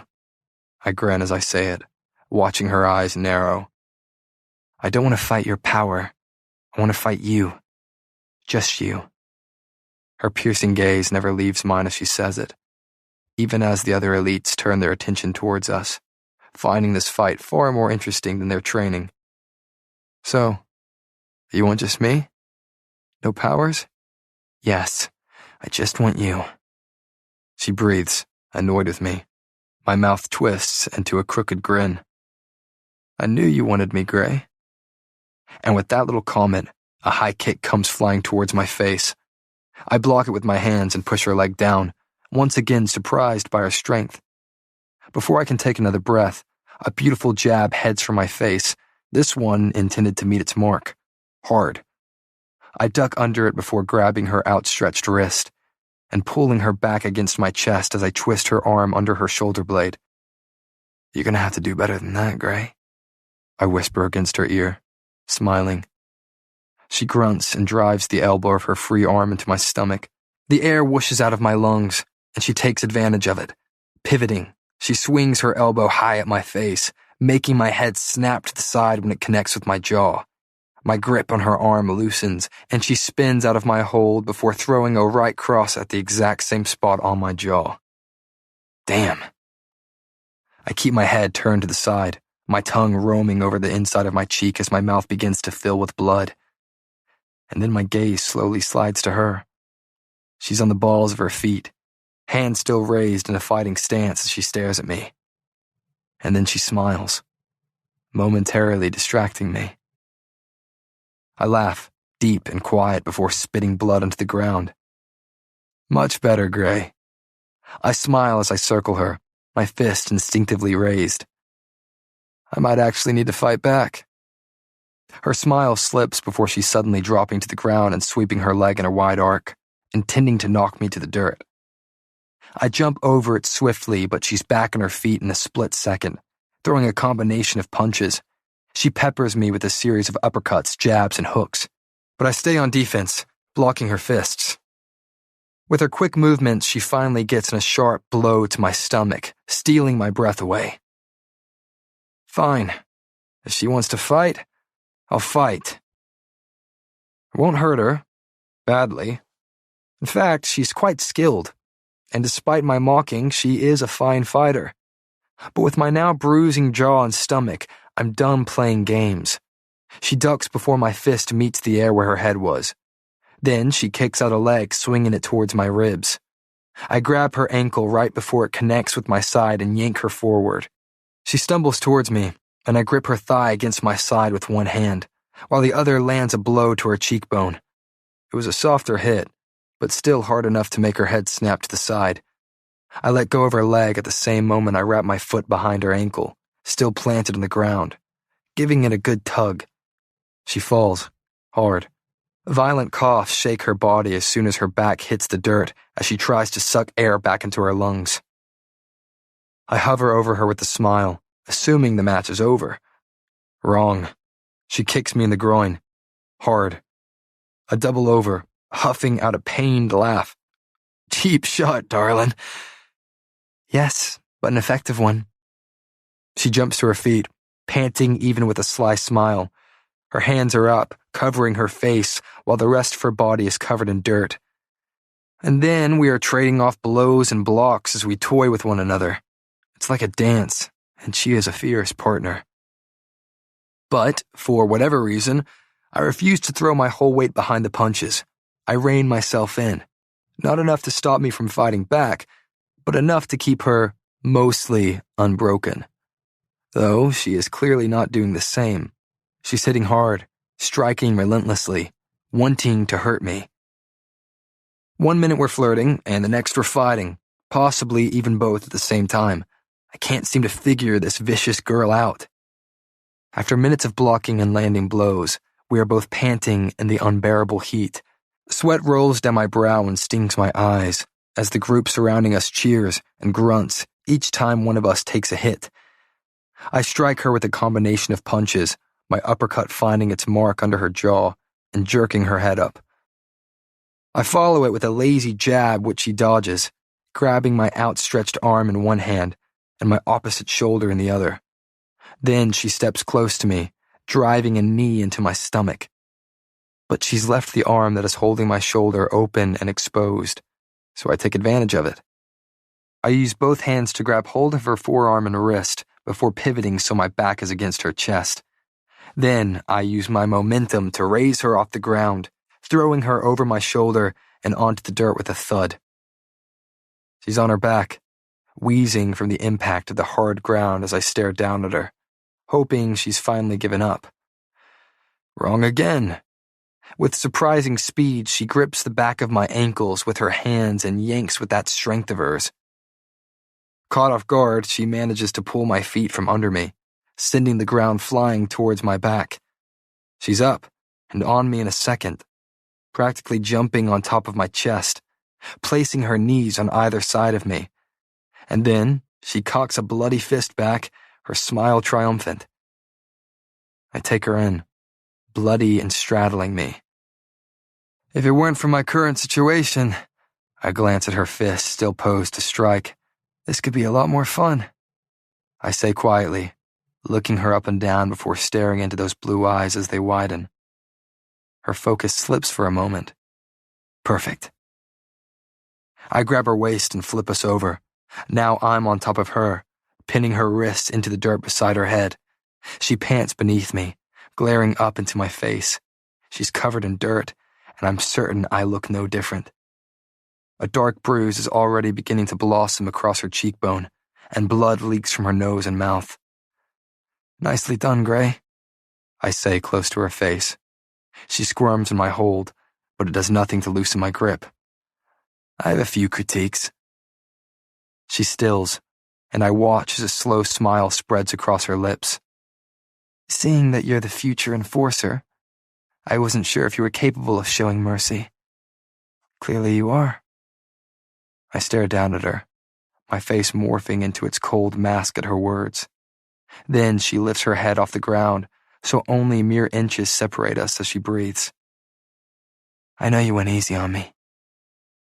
Was it that obvious, or did her psychic abilities tell her that?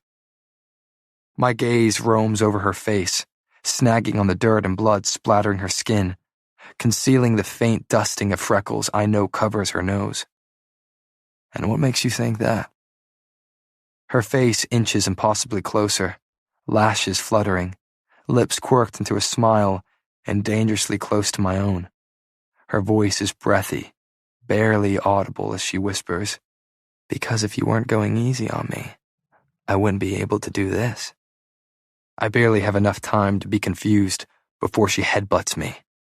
When the crown of her head meets my nose, I see stars. She breaks my hold on her wrist and uses both legs to push me off her. A cloud of dust surrounds me as I lie in the dirt, blinking away the throbbing pain. The hit was hard, but not hard enough to stop me from staggering to my feet and facing her, blood streaming from my broken nose. She doesn't waste a moment. Her arms are around my neck, her knee driving into my stomach again and again. Before I have time to react, she uses my bent leg as a step stool, throwing her own legs over my shoulder in one swift movement. Using her momentum and the limbs wrapped around me, she throws us both to the ground. I sprawl into the dirt while she rolls, wasting no time before pouncing on me. And then my arms are pinned under her knees once again. "How is my form, Prince?" She pants, lips bloody. "Any critiques now?" Her weight presses down on me and I huff out a laugh. "I have a few notes." "Likewise." Her hand flashes to her boot, sliding a thin blade from the worn leather. "For starters, I don't appreciate my opponents going easy on me." She gently drags the knife's tip across my cheekbone, tickling my skin. I smirk despite the blade she trails across my face, my gaze burning into hers. And then my eyes flick to the blood dribbling down her face, leaking from the several cuts and gashes I'd given her. "Looks like I messed up your pretty face after all, despite my best efforts." "Oh, this is nothing," she laughs breathlessly. "You should see the damage I did to your pretty face." My lips quirk into a smile as I lift my head towards hers. "Oh, darling, as long as you still think I'm pretty, I don't give a damn what I look like." Those blue eyes blink at me in shock before rolling at me in annoyance. With the huff, she shifts and stands to her feet. I follow, dusting the dirt from my body as she does the same. Before she can turn to leave, I say, "You're far more fun to spar with than Kit. We should do that again sometime." Her head tilts slightly to the side, her smile sly. "I'll never pass up the chance to kick your ass, Prince." And with that, she's striding away as I watch her retreating form. "Oh, and Kai?" she calls, her voice casual. And then I'm ducking. She spun, throwing the knife so suddenly that I barely had time to dodge before it sank into the wooden target a few feet behind me. "I don't want your mercy. Next time we fight," I can see her blue eyes smoldering from where I stand. "Impress me." A low whistle sounds from the crowd. Kit, of course. Ignoring him, I shake my head, grinning at her as she turns away from me. Vicious little thing indeed. Chapter 18. Payton. I'm almost certain I'm not an ordinary. My power may actually be the ability to lie effortlessly. Lie about what I am, who I trust, and how happy I am to be here. Yes, the trials are a series of physical games, but they are just as deadly when it comes to the mental ones. I need to win over the people, convince them that I love these trials as much as they do. I want their votes to stay alive, but I need their votes if I want to win this bloody thing. I glance around the dinner table, taking in the stiff shoulders and clipped conversation.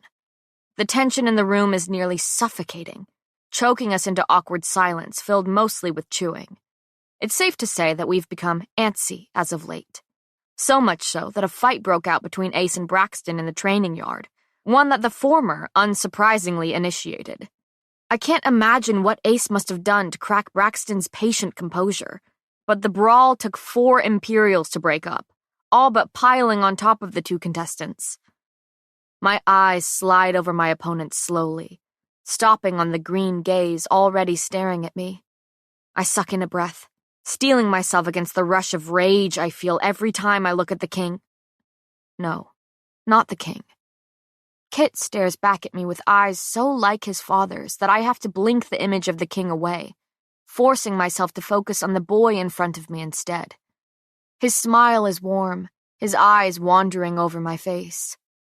I return the action, before quickly looking away, desperate to avoid his gaze, as my eyes crash into a familiar pair. I'm suddenly swallowed in the storm that is his steely gray gaze, framed by dark lashes.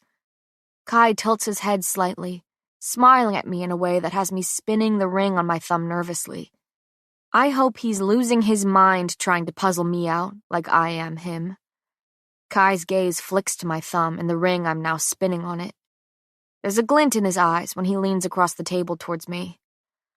Something making you nervous, Gray? Plagues. How can one person be so equally infuriating and infatuating? And what would give you the impression that I'm nervous? He hums, running a hand over his rough jaw. Should I start with the fact that you're spinning that ring, or the more obvious one being that you're clutching a knife? I blink at him before looking down. There is, in fact, a steak knife gripped in my fist, though I'm not sure when it found its way there. I stare at it, huffing out a laugh before uncurling my fingers from the handle. When my gaze finally meets his, it's searching, softer than before. And annoyingly enough, I'm mirroring that same look he's giving me, though we are seeing very different things. I see a boy who is confusing and captivating, cocky and calculating. But with every new detail I discover about him, the less I think I know. He has a soft spot for only those he loves dearly. That much is clear. But he's built walls, guarded himself, slipped on masks, making him annoyingly difficult to decipher. My mind wanders to our fight, to the feel of his hands on me, steady and strong. Watching him fight is like watching a dancer, one who feels the music in their soul, their very bones. He was born for battle, raised to kill. And I need to remember that. I'm jolted from my thoughts when a servant reaches to grab my plate. Out of pure instinct, my fingers itch to snatch a roll or two before they are whisked away. I'm still not used to having regular, let alone nourishing meals every day, and I find myself constantly fighting my thieving instincts when they scream at me to grab whatever food I can get my hands on. Chairs scrape against the marble floor as those around me stand to leave. An airy, delicate voice calls out over the commotion, and we all stop to turn towards the sound. The queen has her hands folded neatly in front of her, clasped over her pristine navy gown, shimmering in the setting sunlight. She smiles at us, and the twinkle in her eyes reminds me vaguely of Kai. Only a few more days until the first ball. Ladies, I trust you all have selected a gown, or you've spoken to your maids about having one prepared. I have most definitely done neither of those things yet. Oh, and don't forget to be practicing your dancing, the queen adds with a smile. I trust you'll want to make a good impression on the people. Oh, I'll definitely make an impression. She dismisses us with a nod, and I head swiftly for the door, intending to slip back to my room and seek Ellie's counsel on my gown. Peyton. My feet falter, slowing me to a stop. The warmth in that voice and the use of my name tell me it's not Kai behind me. No, it's his brother. I turn on my heel and watch Kit stroll towards me, his blonde hair messy and his smile charming. I swallow when he steps close to me, when he looks at me with those emerald eyes he shares with a murderer. Hey, he says warmly. Mind if I walk you to your room? Yes. Not at all, I hear myself say through the teeth I'm flashing at him. We start walking down the hall, heading for the contestants' wing of the castle. I have yet to congratulate you on your interview, he says with a pinch of pride in his voice. Didn't I say you'd do just fine? I think back to the interviews, when I managed to make a mess of the one thing I was expected to say. survival. I expect to survive this. I almost laugh at the thought. Well, it's good to know that the future king won't have my head for screwing up his kingdom's motto. I bite my tongue, but it's too late to stop the words that have already tumbled from my mouth. He laughs. The sound is rich, flooding me with relief. He rubs a hand behind his neck, still chuckling as he says, "Actually, that was my favorite part." I throw him a bemused look. Was it now? Yes. The laughter leaves his voice when he stops to look at me, halting us in the middle of the hallway. It was the most real thing anyone's ever said in those interviews. I search his face, trying to ignore the flash of his father I see. You mean it was the stupidest thing anyone's ever said in those interviews? His warm chuckle is echoing off the walls once again. Perhaps. He pauses, peering down at me. But if it makes you feel any better, I don't think you were wrong when you said you expected to survive this, and I admire you for voicing how you truly feel. I'm so shocked by the sincerity in his words that I huff out a laugh. Then you must admire me often, because I tend to speak my mind far more than I should. I do admire you often. His eyes seem to speak those 5 words as they search mine, voicing something he never intended to. And it's the first time that I can meet his gaze and not see the king gazing back at me. Clearing my throat, I turn and continue heading down the hallway again. Kit is by my side when we come to a halt in front of my room, and I'm already pushing open the door as I say, "Thank you for walking with me." I pause to give him a small smile over my shoulder. Now I can say I've been escorted by the future king. I'm stepping through the doorframe when words leave him in a rush. Yes, and if you'll let me, I'll do it again. I spin around, finding him suddenly right behind me. What? His face splits into a smile that seems almost too shy to be worn by a royal. Miss Gray, will you be my partner to the balls? I nearly choke on the next breath I suck in, and yet, instead of answering his question, a pointless one of my own falls from my lips with a breathy laugh.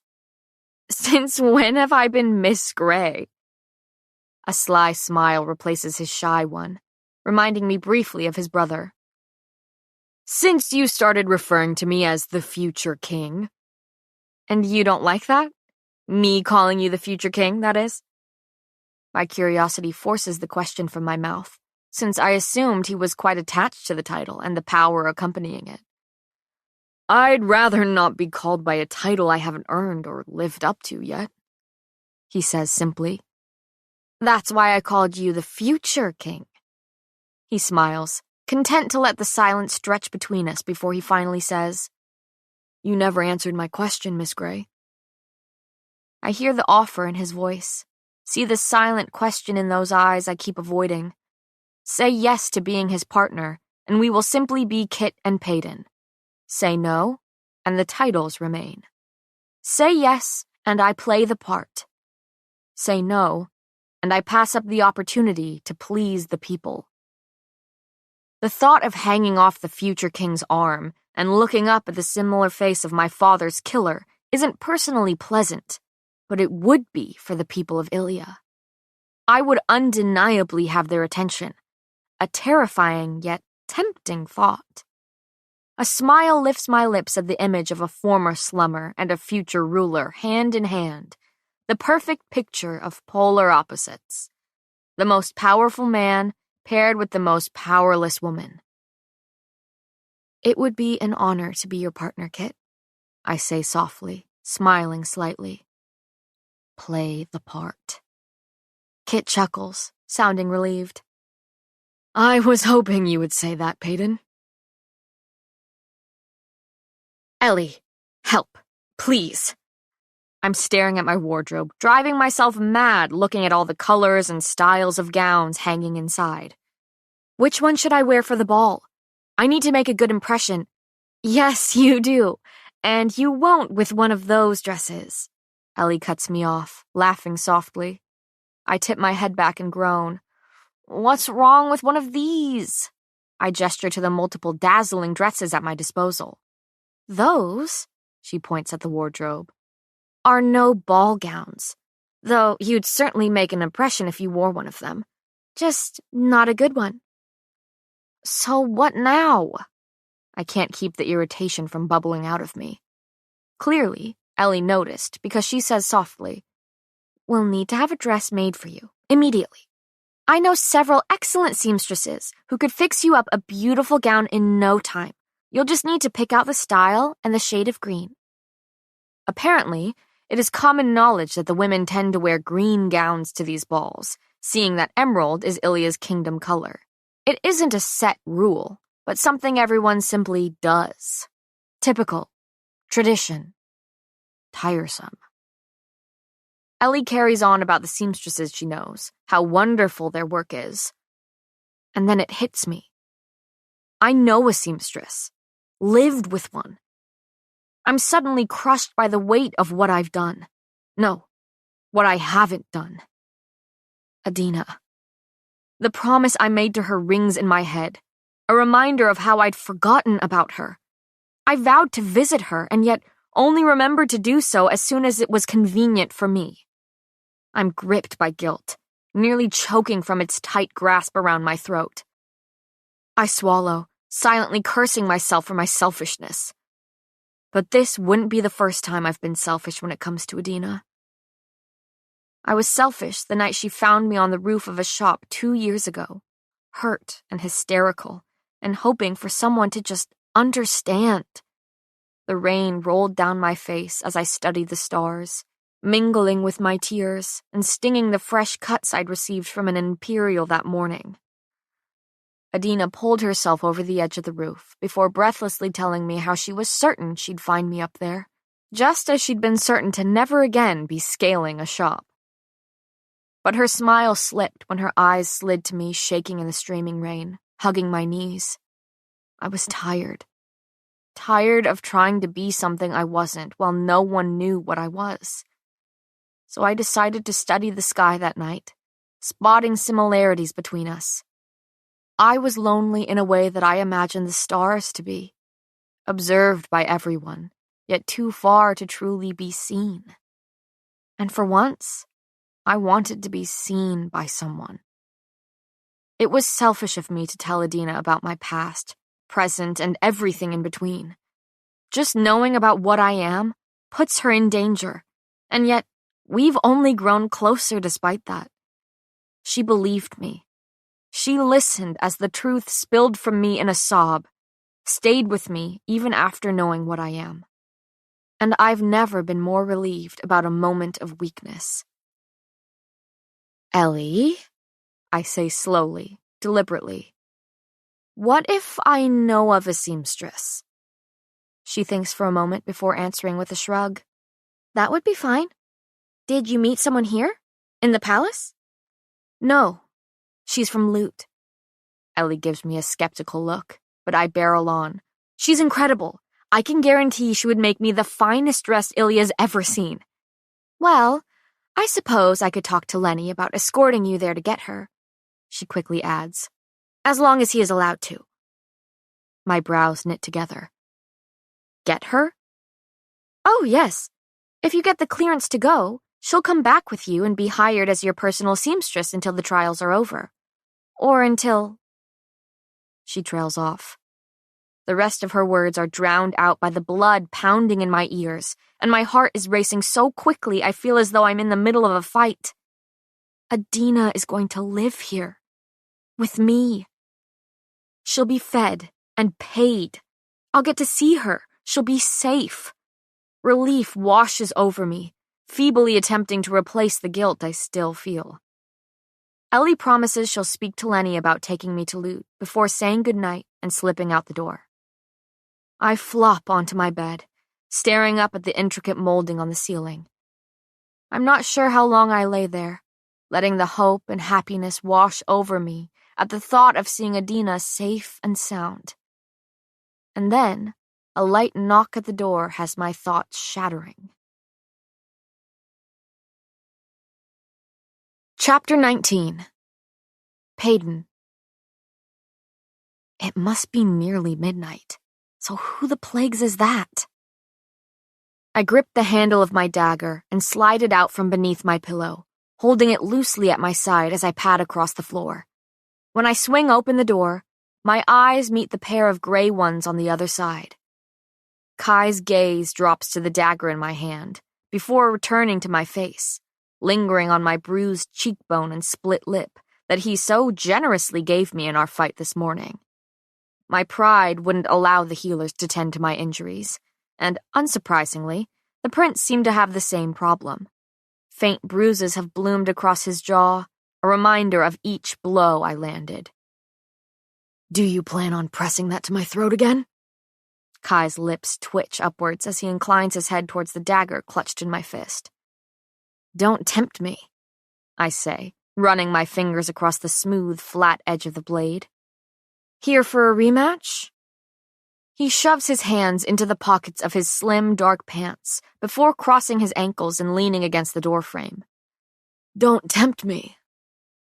Ebony hair falls over his forehead, making his gray eyes pop against the inky waves. It's clear he hasn't shaved, leaving a shadow of stubble covering his sharp jaw, only emphasized by the darkening bruises I left there. What do you want, Azur? Missed you too, Gray, Kai says, casually picking something from his distractingly thin shirt. Then his gaze snaps to mine, his long lashes in total contrast with his light eyes. I'm here for your lesson. I scoff. I'm sorry, my what? Your lesson. He cocks his head to the side, amusingly puzzled. You're psychic. Did you not sense this was coming? That's not how it works, and you know it, I say, my tone a combination of irritation and confusion. What are you talking? So, you were really going to go to the ball and step all over my brother's toes, then? He huffs out a laugh. You are just full of surprises, aren't you? No, I wouldn't step all over his toes. Maybe trip over my own, but... I trail off, watching his grin grow. His dimple mocks me, tempting me to use the dagger waiting patiently in my palm. And then, his words finally sink in. Dance lessons? That is why you're here? I let out a breathy laugh, thinking he must be joking. Took you long enough? He pushes off the doorframe, taking a step closer. Come on, we don't have all night. Then he smirks. Unless you want us to be out all night. I don't budge. Nope, no way. I don't want or need your help. I give him a mocking smile. But it's good to know that you are always so eager to offer it. I grab the edge of my door and begin shutting it on him when he wedges a shiny shoe into my room. He easily pries the door open, his strong arms pushing it back despite my best efforts. With his hands still flat on the wood, he leans in close enough to murmur, Just like always, you're too stubborn to admit that you need my help. What I need is for you to get out of my room. I'm smiling at him, but it's all teeth.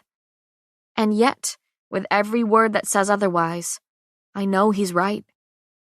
I know I should take him up on his offer and practice to prevent making a fool out of myself beside the future king. But I don't like that he can hold this over my head. Don't like that he would be helping me. Again. What you need and what you want are two very different things. The scent of pine washes over me when he ducks his head close to mine, forcing me to meet his gaze. Come on, Gray. You're smarter than this. You know that you need to make a good impression at this ball. And next to my brother, there will be a lot more eyes on you than there already normally are. It's like he read my thoughts, summed them up, and spit them back at me. I glare at him. I know he's right, and he knows it too. He must see the fight leave my eyes because a smile twists his lips. Good to see you've come to your senses. Let's go then. I brush past his shoulder with my head held high. I chose to do this, not him, and he needs to remember that. Where are we going? I ask as he begins leading me down the hallway. At the end of it, we climb a wide spiral staircase draped in emerald velvet carpet. The shadow of a smile settles on his face. Somewhere with enough room for you to fall all over the place. When we reach the top of the stairs, I'm led down a wide hallway lined with paintings and pearly molding clinging to the walls and ceiling. My eyes sweep over the thin layer of dust covering the frames littering the wall. It has been a while since anyone's been up here. This floor happens to be one of the few that I haven't explored yet, seeing that I've crept out of my room multiple times in the dead of night to learn the layout of the castle and its possible exits. Call it my personality or paranoia, but being unaware of my surroundings scares me nearly as much as the trials. Since Lenny doesn't guard my door, I can't resist the urge to snoop. In fact, I don't see my Imperial much at all, and surprisingly, the thought sends a sudden jolt of sadness through me. I'm shocked by how much I genuinely enjoy his company, and even more shocked by the fact that I would think such things about an Imperial. An uneven rug catches my foot, sending the floor flying towards my face. I'm about to sprawl onto the spiral-patterned rug when an arm slides around my middle, firm and feeling annoyingly familiar. There's that clumsy footwork we're trying to rid you of, Kai says, the smirk evident in his voice. He sets me on my feet, steadying me with a hand that I push away, flustered and feeling the need to put some space between us. He holds his hands up and takes a mocking step back before turning to head down the hall once again. As we continue walking, the question I've been waiting to ask finally slips past my lips. Why are you doing this? Kai halts in front of me. He turns slowly, looking almost amused by the question. It's simple, really. You're attending this ball with my brother, and he needs to look the best he is able. I study his face, stare as a sliver of his mask cracks, displaying all the love and devotion for his brother, all the lengths he is willing to go to for him. It's as if he has a duty to fulfill, as if he is already the enforcer, and this is far bigger than just stopping me from stepping on his brother's toes. And then, his mask is suddenly back up, and I'm staring at that cool face once again, void of the emotion once there. When I can't think of a retort, I begin walking instead. We make a right down a smaller corridor and head to the very last door on the left. He grips the handle and swings it open, revealing a bedroom beyond, lit only by the moonlight streaming through the window. If I thought my room was magnificent, it pales in comparison to this. It's easily twice the size of my own, making it seem more like a house than a single bedroom. Though it's filled with a 4-poster bed, dresser, and a desk, just as mine is, this room seems lived in. The shelf is overflowing, books stacked at odd angles to make them fit. Several of their worn covers tell me they consist of strategy, combat, and poetry. Interesting. Everything filling the room is nicer than my own, yet used and worn. This is his room. His real room. The desk is covered in dark ink stains, and suits of armor are piled in the corner. My eyes scan over the large slices covering the posts of the bed, where chunks of dark wood are missing. Sword slashes. He's taken a blunt sword to the bedposts. Multiple times. I suppose that is better than taking a sword to a human, though I'm sure he does that as well. My eyes finally flick back to Kai. He's leaning against the doorframe, watching me curiously as I stand in the middle of his room, though I don't remember walking so far into it. I nod my head towards the chipped wooden posts of his massive bed, not knowing what to say under his stare. Interesting way to relieve stress. So is punching a pad till your fists bleed. He gives me a faint smile as he strolls across the room to his desk, hands in pockets, before he begins fiddling with the contraption on top of it. One that I recognize. Father had a record player. One with a wide golden horn I used to stick my head into as a child. He made decent money as the respected healer in the slums, but the record player was still the nicest thing we owned. Years ago, he used to plop my feet on top of his so we could dance around the kitchen. Well, he would dance. I was just along for the ride. But he never got the chance to truly teach me how to dance without literally stepping on anyone's feet. The crackling of the needle hitting a record is familiar, though the sound of the smooth waltz that follows is not. Kai turns around, casually unbuttoning half his shirt and sending my eyes searching for anything to stare at other than his tanned chest and swirling tattoo. And then he's suddenly before me, surveying me from head to toe with a slight smile that displays the deeper dimple on his right cheek. His stare is like a caress, and he takes his time. I refuse to squirm under that piercing gaze, knowing how he would love to watch me fidget. Not wanting to be outdone, I drag my eyes over his strong facial features and even stronger body beneath. Everything about him is lethal. That smile, those eyes, that cunning mind of his. Are you sure you'll be able to focus on dancing? Or will I be too much of a distraction, darling? His words startle me, and my eyes shoot back to his. I huff.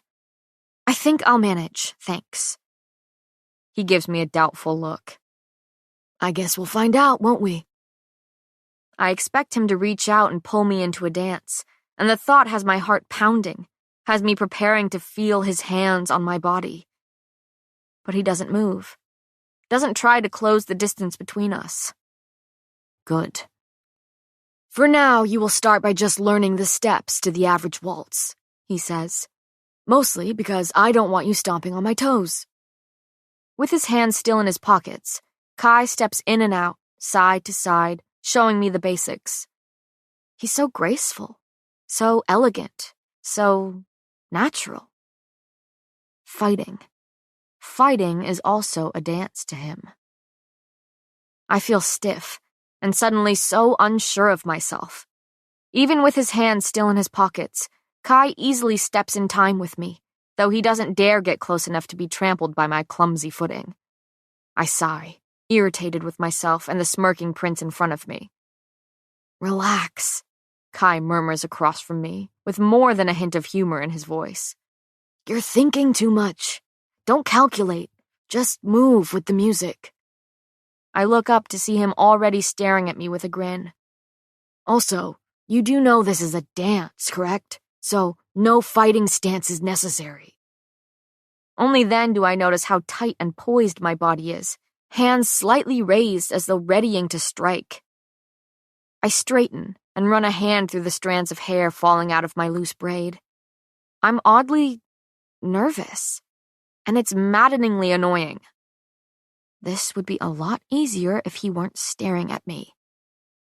Another waltz ends, replaced by a slow, mellow tune. My head is lowered, pieces of hair falling into my face as I watch my feet step in time with the music. A pressure at my waist makes me jump. Like a reflex, my hand twitches towards the knife now sheathed under the folds of my dress, but a calloused hand catches my wrist. Knives are also not necessary for dancing, Kai says with a low laugh. Holding my gaze, his rough fingers slide slowly from my wrist to my palm before he folds his hand into mine, raising it into the air. But it's his other hand that holds my attention, the one that has settled comfortably against the small of my back, the one that is pulling me towards him.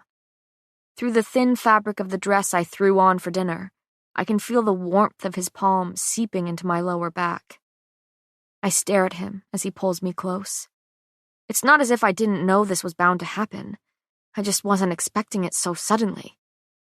He looks at me with an expectant expression, before chuckling softly and sliding his hand from my back, making me feel suddenly cold in its absence. He grabs my other hand and lifts it to his shoulder, dropping my palm atop his thin shirt. I can feel every muscle shift beneath it as he returns his hand to my back, firmly flattening it against my dress. Let's see what you learned, he says softly as his feet begin moving in time with the music. I fumble to follow, managing to mirror my steps with his. He leads easily, confidently guiding me through the dance. My eyes sweep across the room and down at my feet, counting with each step. The pressure on my back is suddenly gone when fingers catch my chin, tipping my head up. You'll never learn if you keep watching your feet, Gray. Eyes on me. He smiles, returning his hand to my back. That shouldn't be too difficult. I roll my eyes at him, opening my mouth to make a remark only to ask a question instead. How did you know Kit asked me to the ball? Kai's laugh is humorless, hollow. I'm no psychic, but it wasn't hard to put the pieces together. When I only stare at him, he sighs and continues. I know my brother, and because of that, I knew he would ask you. That was a terrible answer, I say simply. And you're still a terrible dancer, so my work is far from finished. I snort. Oh, Kai adds casually. He may have also mentioned that he asked you. Another laugh escapes me before I can stop it, and I press my lips together to smother the sound. My eyes fall to his chest that is far too close, reminding me that we are far too close for competitors, for enemies in these trials. And yet, here I am, dancing with him in his bedroom, alone, in the dark. If it's even possible, I'm suddenly more rigid than I was before. Kai feels me stiffen in his hold and leans impossibly closer. You're stiff as a board, Gray. Loosen up. Not helping. I try and fail to melt into his embrace like a dance partner should. I'm hopeless, hopelessly in over my head. But the prince doesn't give up so easily. No, he wraps his arm fully around my waist and tugs me to him. I drag my feet, not wanting to close the little distance left between us. A maddening dimple peeks out at me, barely visible in the dim light. So, what have we learned today? He asks, annoyingly amused as ever. 1, daggers are not needed for dancing, and 2, you actually have to be close to your partner during the dance. And shockingly, you seem to be struggling more with the latter. Would you rather I struggle with the first and put a dagger to your throat? I pause. Again? So very predictable. He chuckles, the sound washing over me before he mutters, always so vicious and eager to stab me.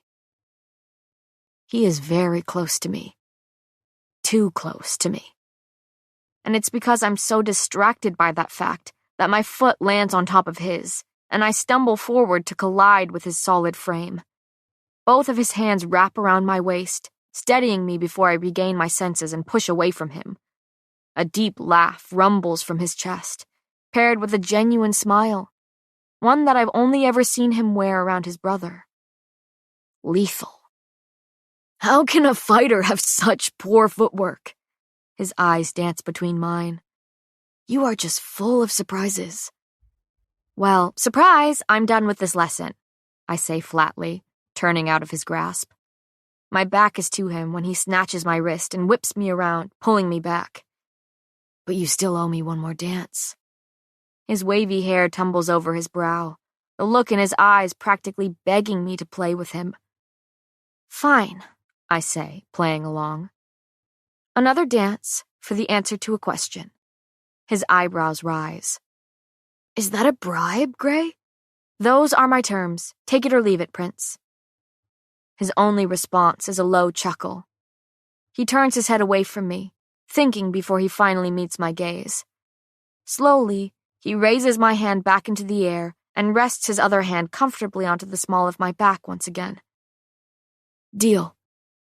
Another slow waltz begins, occupying me with the music and steps, drowning me in the dance. When I can't seem to ignore the feel of eyes watching me so intently, I finally meet his gaze. All right. What is it you're dying to know? Kai asks, leading me through the dance. I have no idea. He looks at me, through me, waiting for an answer.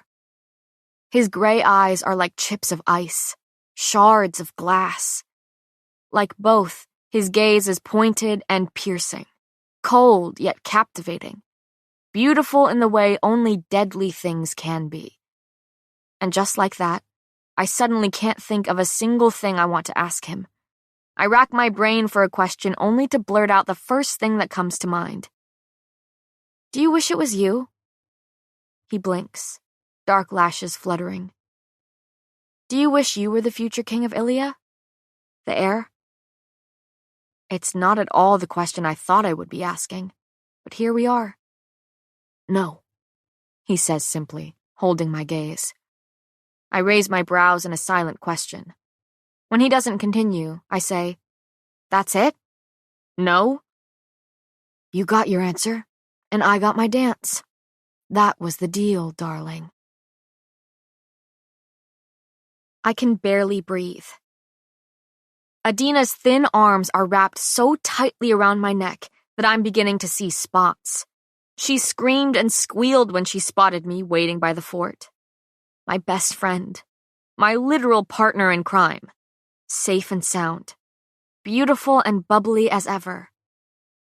Lenny arrived at my room early this morning, ready to take me into loot and retrieve my new seamstress. Apparently, he had gotten approval to do so, though I was too excited to bother asking for details. I may have even squealed myself. I'm going to be your what? Adina squeaks. I sigh, though it comes out sounding more like a laugh. My personal seamstress. I've filled her in on the details about 3 times now. I mean, unless you don't want the job. Are you crazy? Of course I want the job, Pay. She's practically skipping as we make our way to the coach waiting at the far end of loot. I survey the market and wide alley before me. My home looks just as dull and dreary as it did when I left it. I let the sound of curses and haggling, the scent of fish and spices wash over me. All familiar. All the same. Lenny opens the door of the coach, and both Adina and I settle in before we are rumbling up the uneven cobblestone street, heading for the palace.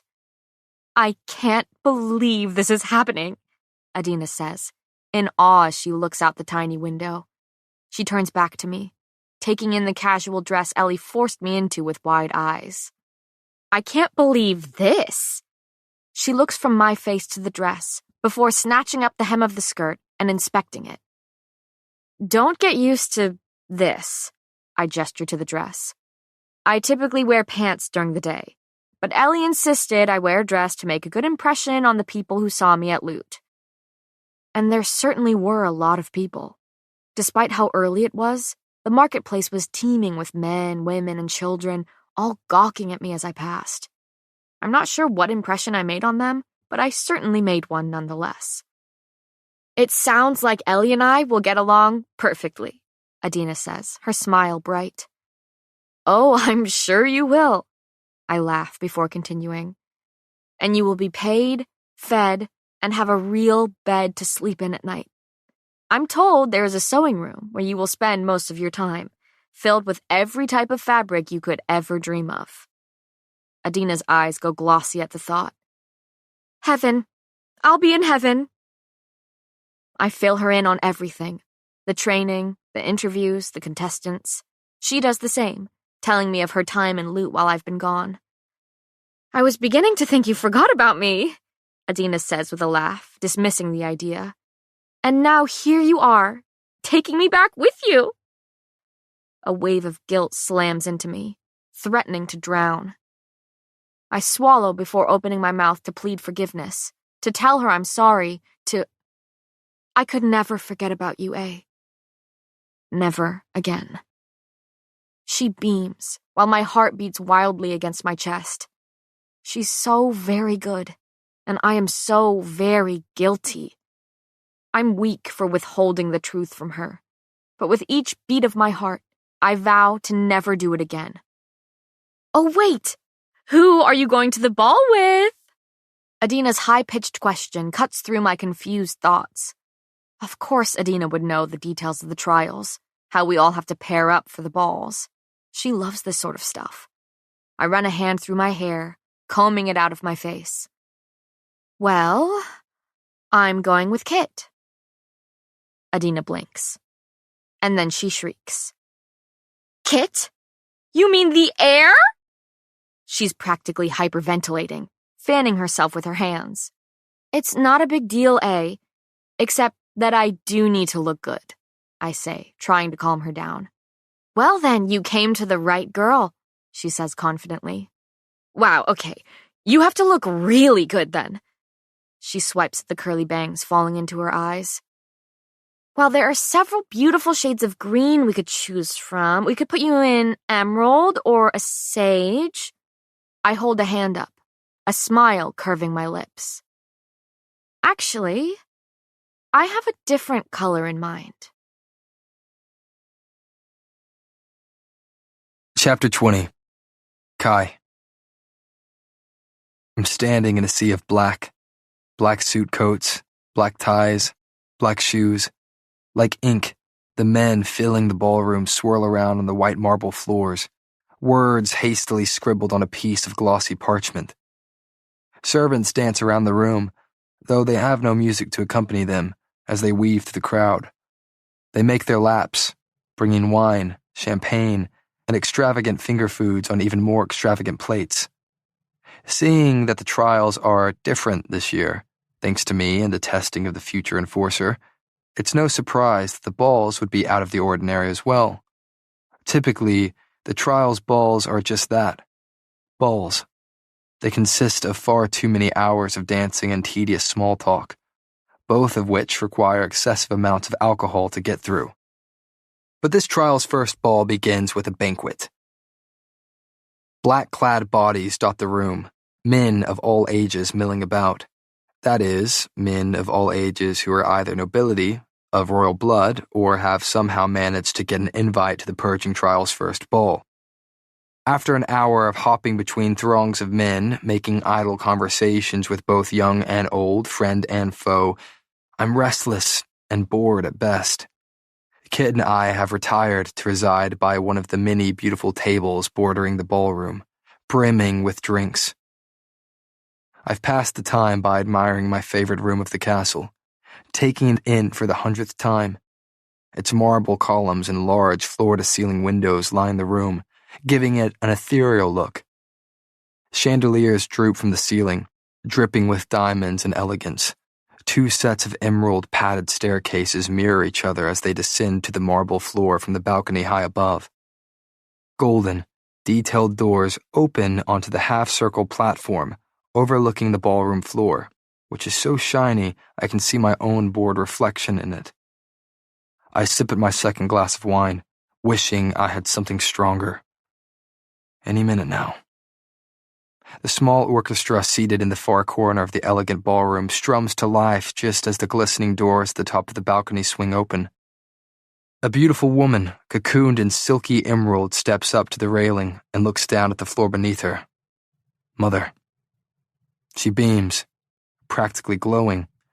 Then she begins gracefully descending the staircase to her right with measured, light steps.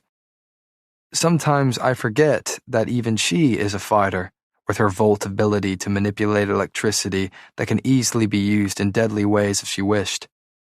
The click of her heels sounds against the marble floor as she makes her way across the ballroom. The men part, creating a path for her as she heads for my father, seated at the far end of the room. He smiles, really smiles at her. It's a rare expression for him, one that he only seems to wear when she is around. He stands, meeting her in the middle of the room before taking her arm.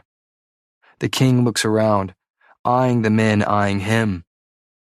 Let the first ball of the purging trials begin. The men cheer as the king and queen walk together, talking and welcoming those they pass. And so it begins. Women, both young and old, begin filing through those golden doors, one at a time. As is tradition, the men always enter the ballroom first and wait for the women to arrive, in honor of the queen who appeared fashionably late to the ball where she first met father.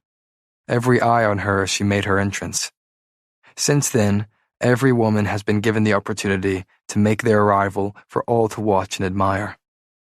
Dozens of them descend the staircase, all varying in different shades of green. As soon as they reach the floor, their dates whisk them away and take a seat at one of the many tables that litter the far side of the ballroom. Kit and I watch the parade of women as we sip our wine, admiring from a distance. They come in no particular order, No ranking or status involved in who gets to walk through the door next. I watch as my cousin sweeps in, wearing a mint green dress that contrasts her wine red hair. Andy smiles at Jax from where he waits for her at the bottom of the stairs, a goofy grin on his face. She pulls him towards the large table meant for the contestants, centered among the others to allow the guest a perfect view of us. A dinner and show. I watch them take a seat before turning my attention back to the balcony, finding the steady stream of women beginning to slow. I spot Hera and Ace making their way through the crowd, neither of them looking particularly happy to be paired with one another. My eyes dart back up to the doors when Sadie enters, her brown skin glistening against her light green dress as she walks down the steps to an awaiting Braxton. A shade of lilac catches my eye, revealing Blair standing at the top of the stairs, peering down from the railing. Forest green fabric hugs her waist, her figure, before billowing out at her feet. Her hair is pinned and twisted out of her face, a sly grin already spreading across it when she spots me. "Good luck, brother," Kit mutters, and I don't miss the amusement in his tone. After being cornered before dinner a few nights ago, Blair insisted we go to the ball together, and seeing that I didn't have a choice in the matter, a reluctant yes was the only answer I could give. I shoved my wine glass into Kit's hand with an annoyed sigh. "Take care of that." I nod down to the cup he now clutches. I'll definitely be needing it. Kit's deep laugh follows me as I make my way to the bottom of the stairs, meeting Blair there just in time. I hold out an arm to her, which she clutches greedily. "You look stunning, Blair," I say softly, because she does, in a cold and sharp sort of way. "Why, thank you, Kai," she muses, her darkened lashes lowering as she takes in my attire, my hair, my face. "As do you." I lead us to the table, now mostly filled with the contestants sitting stiffly around it. When I take the seat beside Jax, he shoots me that bright smile of his that never fails to make me return it. "Look at you, Jay. You cleaned up nice," I say, surveying his crisp suit and dark pants that are actually long enough to cover his ankles for once. "You can't even tell I whooped your ass in the ring this morning." I hear Andy snort on the other side of Jax before she leans in to add, "You're not the only one." Jax rolls his eyes at our teasing, but the grin never leaves his face. "Where's Kit? He's the only one of you who's nice to me." Andy presses a hand to her chest, feigning offense while I don't even bother trying to deny that he's right. Instead, I simply say, "True, but you know I'm far more fun." Jax opens his mouth to respond, but it's a cold female voice I hear instead. "Are you? Because I'm bored." I slowly turn to face Blair, having forgotten she was even there. I'm a terrible date, though I suppose she signed up for this when she asked me to be her partner, so I don't waste my time feeling bad about it.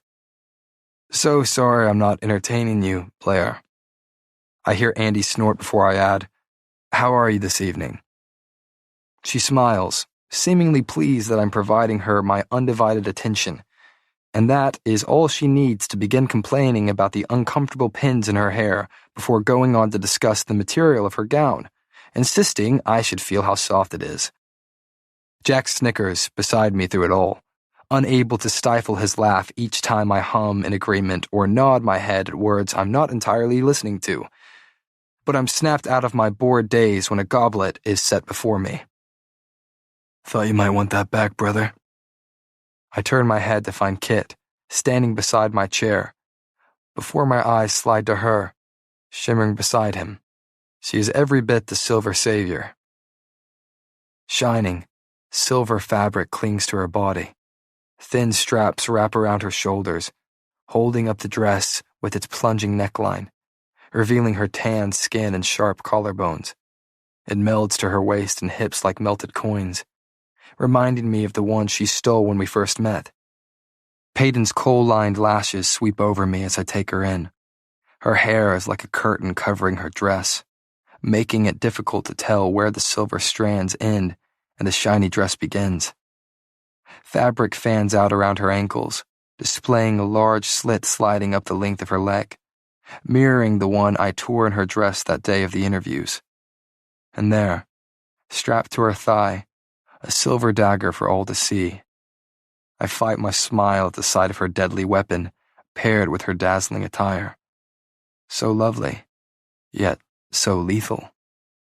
Every bit of her is draped in silver.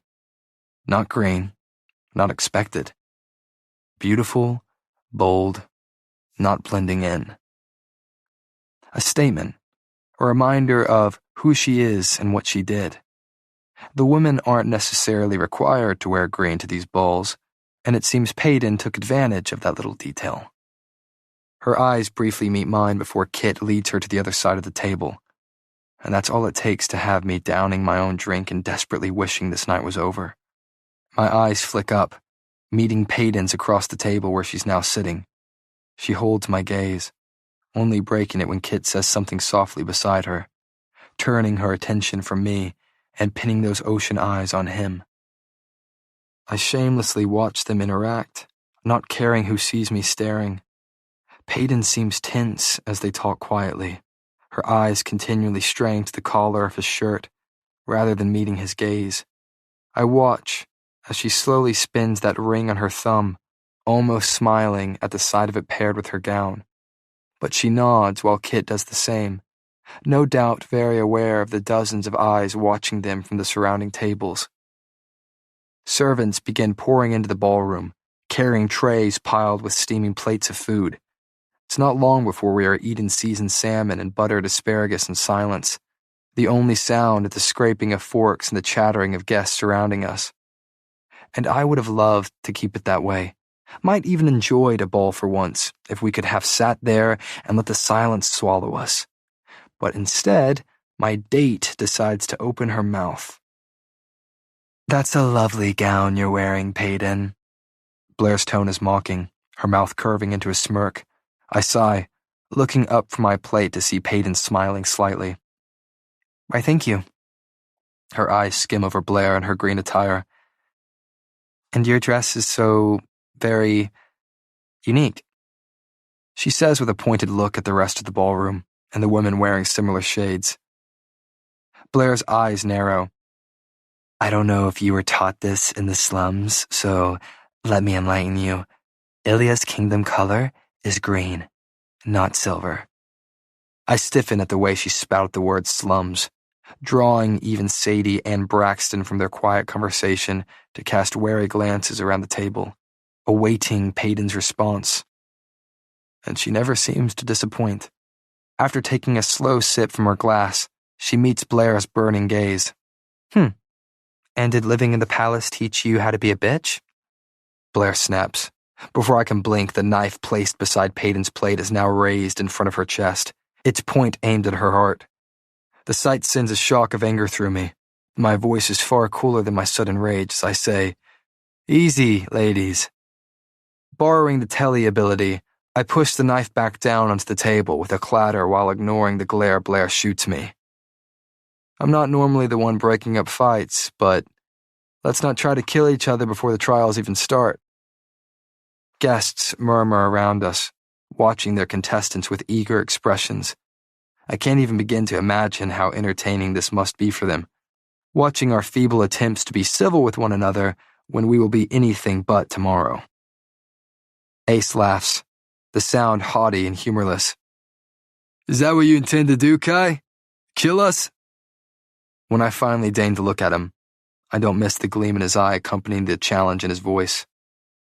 I level him with a stare. "I intend to win, as do the rest of us," Ace replies before running a hand over his oiled hair, chuckling.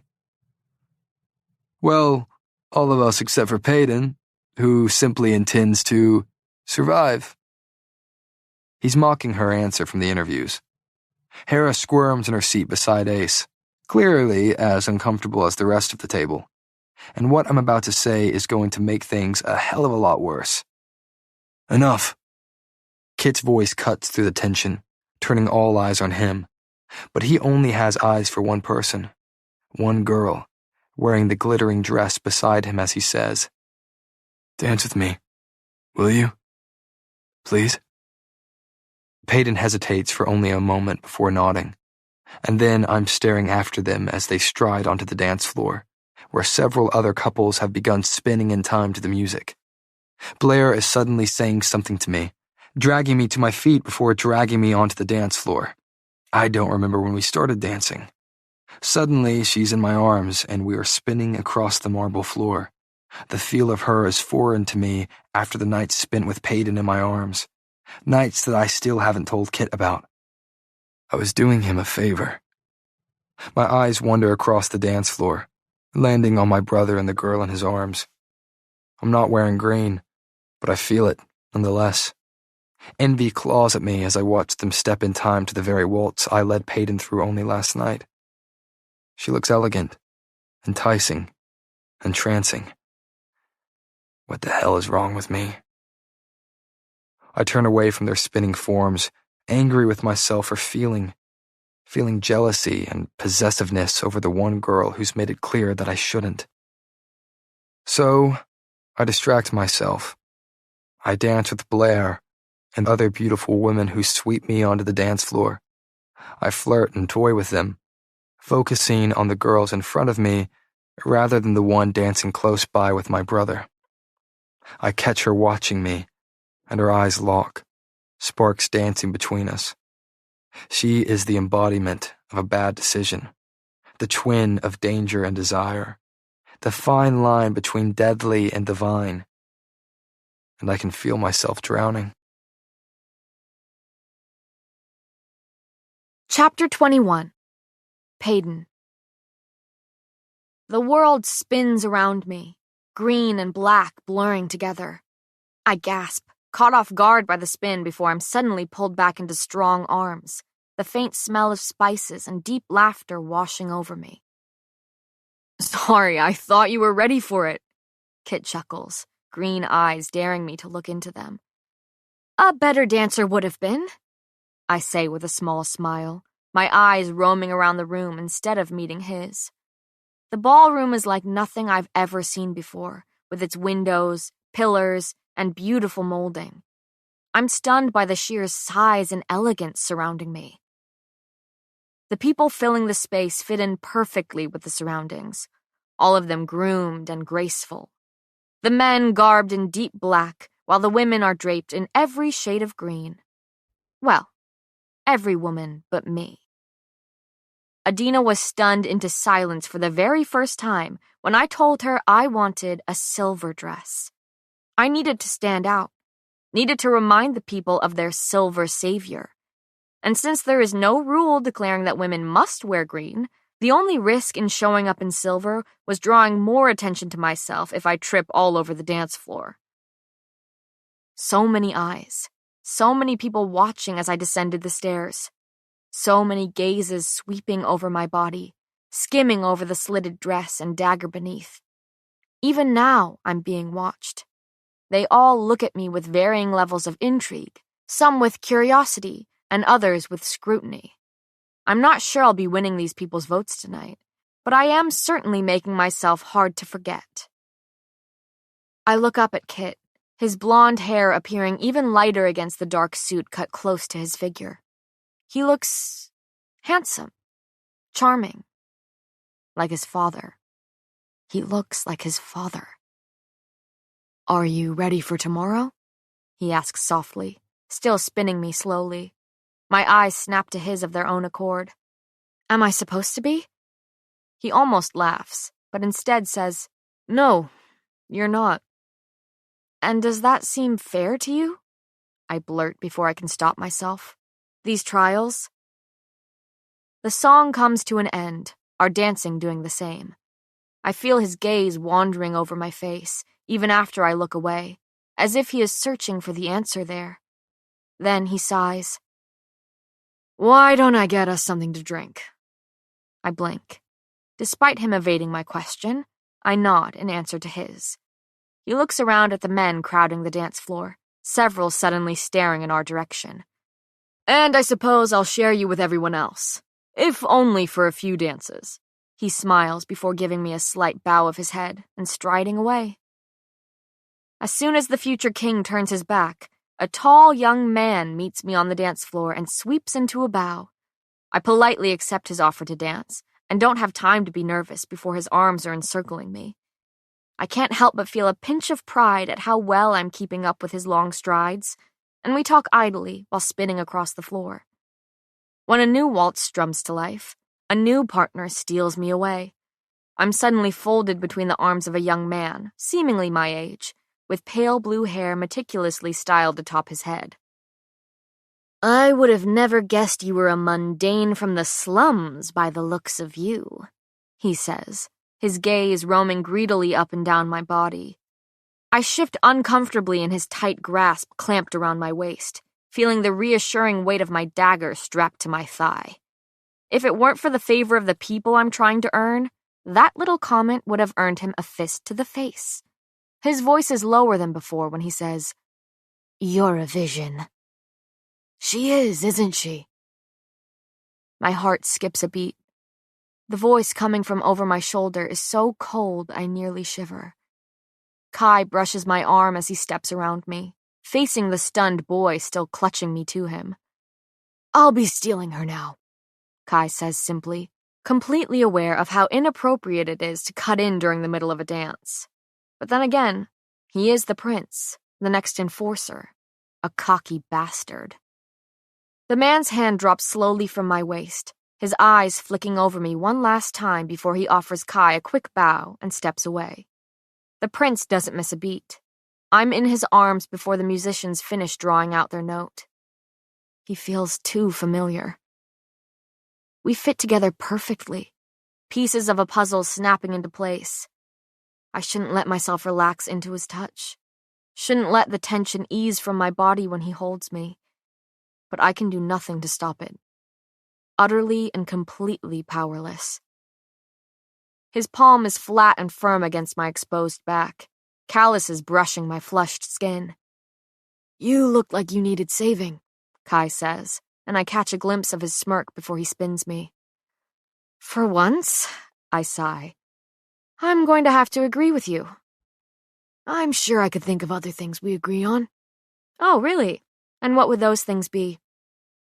That he was right, Kai says softly. You are a vision. I'm sure we can both agree on that. I swallow, my heart beginning to pound a rapid beat I choose to ignore. Unsure of what to say to him, I instead ask, and what other things do we agree on? He hums distractedly as his eyes sweep over my face. Are you having a good time tonight? I blink at him. Well... Spit it out, Gray. Fine, I huff. Not particularly, no. He cracks a smile. Then we both agree that these balls are incredibly boring. I can't help but laugh. And what if you're the reason I'm not having a good time? If that were the case, he says with a grin, you likely would have stomped on my toes or pulled a dagger on me to get away by now. Don't give me any ideas, Prince. He chuckles softly. You're right. I'd hate to bloody my suit. We continue spinning around the dance floor, while I ignore how close his body is to mine, and look around the crowded room filled with chatter, laughter, and music. I spot Andy laughing with Jax as they stumble around the dance floor, and it doesn't take long to find the other contestants in the crowd. When my gaze lands on Kit, I'm surprised to find him already watching me. He's surrounded by a group of fawning girls, but his eyes are trained on Kai and me as we dance, doing nothing to interrupt his brother and steal back his date. And there, clasped in his hands, are 2 drinks, one full, while the other is nearly empty. I'm about to look back at my partner when my eyes snag on a servant. The boy's dark, curly hair bounces atop his head with each stride as he carries a tray of bubbling beverages through the crowd. His brown eyes sweep across the room as if searching for something or someone. The boy from Loot. The boy with the leather. The boy I stole from. The boy with the note addressed to my house. A tidal wave of questions floods my mind. Why is he here? I thought he was an apprentice, not a servant. Is he looking for me? Looking for the paper I stole from him? I'm swept from my thoughts when Kai spins me and my eyes dart to his without my permission. Mistake. His midnight hair falls over his forehead in messy, silky waves. Smoky gray eyes meet mine, captivating, chilling. His set jaw loosens, pulling his lips into a cocky grin as he watches me take him in. Dimples, both of them mocking me. "Like what you see, Gray?" He croons, knowing that will get a rise out of me. I huff, looking away from him to fight the flush that's finding its way to my cheeks. Rough fingers glide from my back to catch my chin, gently guiding my face back to his as he mutters, "By all means, carry on. I'll never deny myself the chance of watching you watch me." "And why is that?" I ask with a nonchalance I don't feel. His smile is wicked. "Because it is far more fun to admire you when the action is mutual." I nearly choke on my laugh. "Don't flatter yourself, Prince. I am not admiring you or your stupid dimples," I sputter, trying to act as though I wasn't, in fact, doing just that. His smile only grows, causing those dimples in his cheeks to deepen distractingly. "Liar." A frustrated sound escapes me as I glare up at him, refusing to give him the satisfaction of avoiding his piercing gaze. We continue dancing to the slow tune, our movements slowing in turn as Kai asks, "So, what's the score now?" "What?"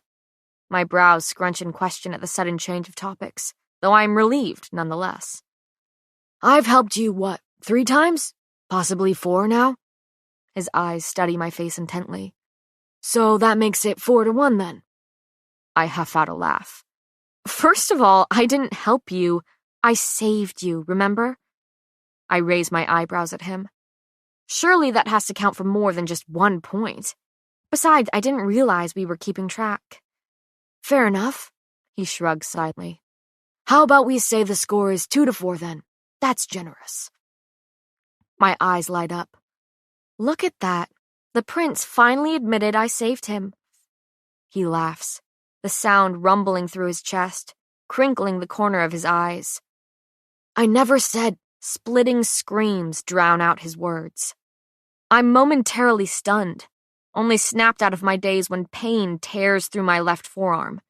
The shooting jolt has my eyes falling to the torn, bloody flesh there. Throwing knife. Suddenly, I'm crashing to the floor with a strong, solid body landing on top of me. No, a strong, solid body covering me. Explosives erupt around the room, and my ears ring from the impact.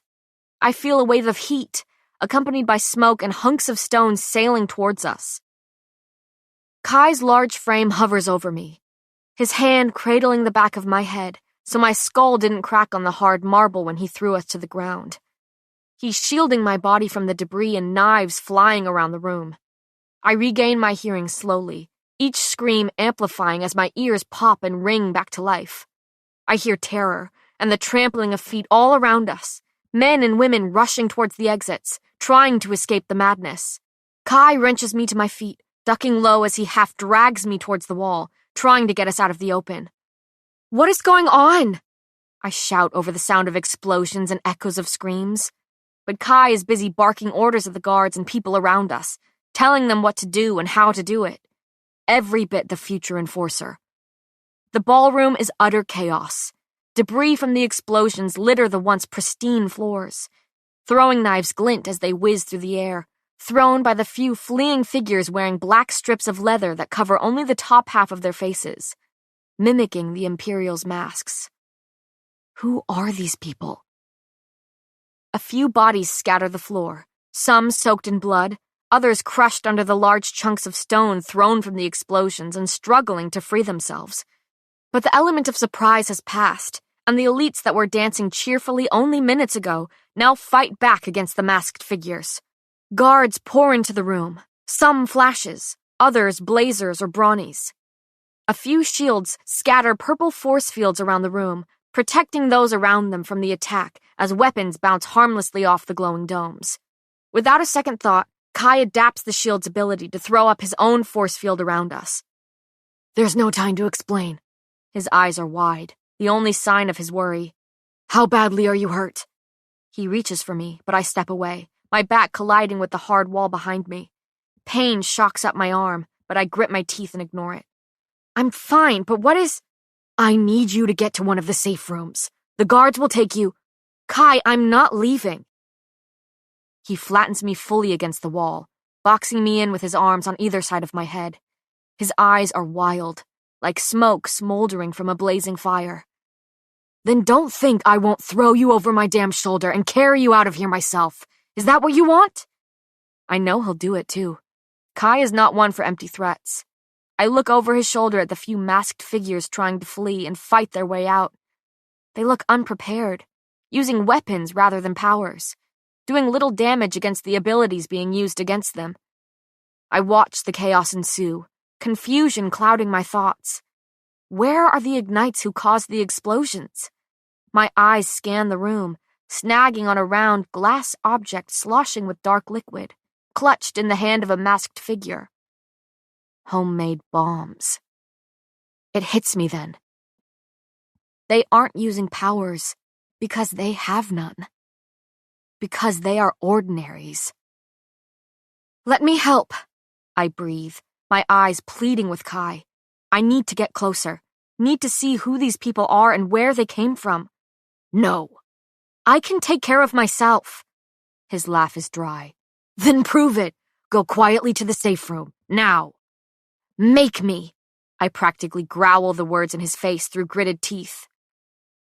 Wrong thing to say. He looks away and exhales, shaking his head. You're too stubborn for your own good, Gray. And then the world flips upside down. His hand is cupping the back of my knees, and my upper body is slung over his shoulder, hanging down his back. I thrash in his hold, but his grip is firm. I feel like a toddler throwing a tantrum, and I don't care in the slightest. Put me down! My tone promises a slow and painful death, but he ignores me nonetheless. If you knew how to follow orders, I wouldn't have to throw you around like a rag doll, Kai says coolly. I grapple for my dagger, dangerously furious. Kai, I am literally going to stab you in the back if you don't— If you think a stab wound will stop me, then you seriously underestimate my abilities, darling. Through the silver curtain of hair falling limply over my head, I stop struggling long enough to watch the remaining masked figures blur past us on the outside of our bubble force field. And then my eyes snag on one with floppy, dark curls. Him.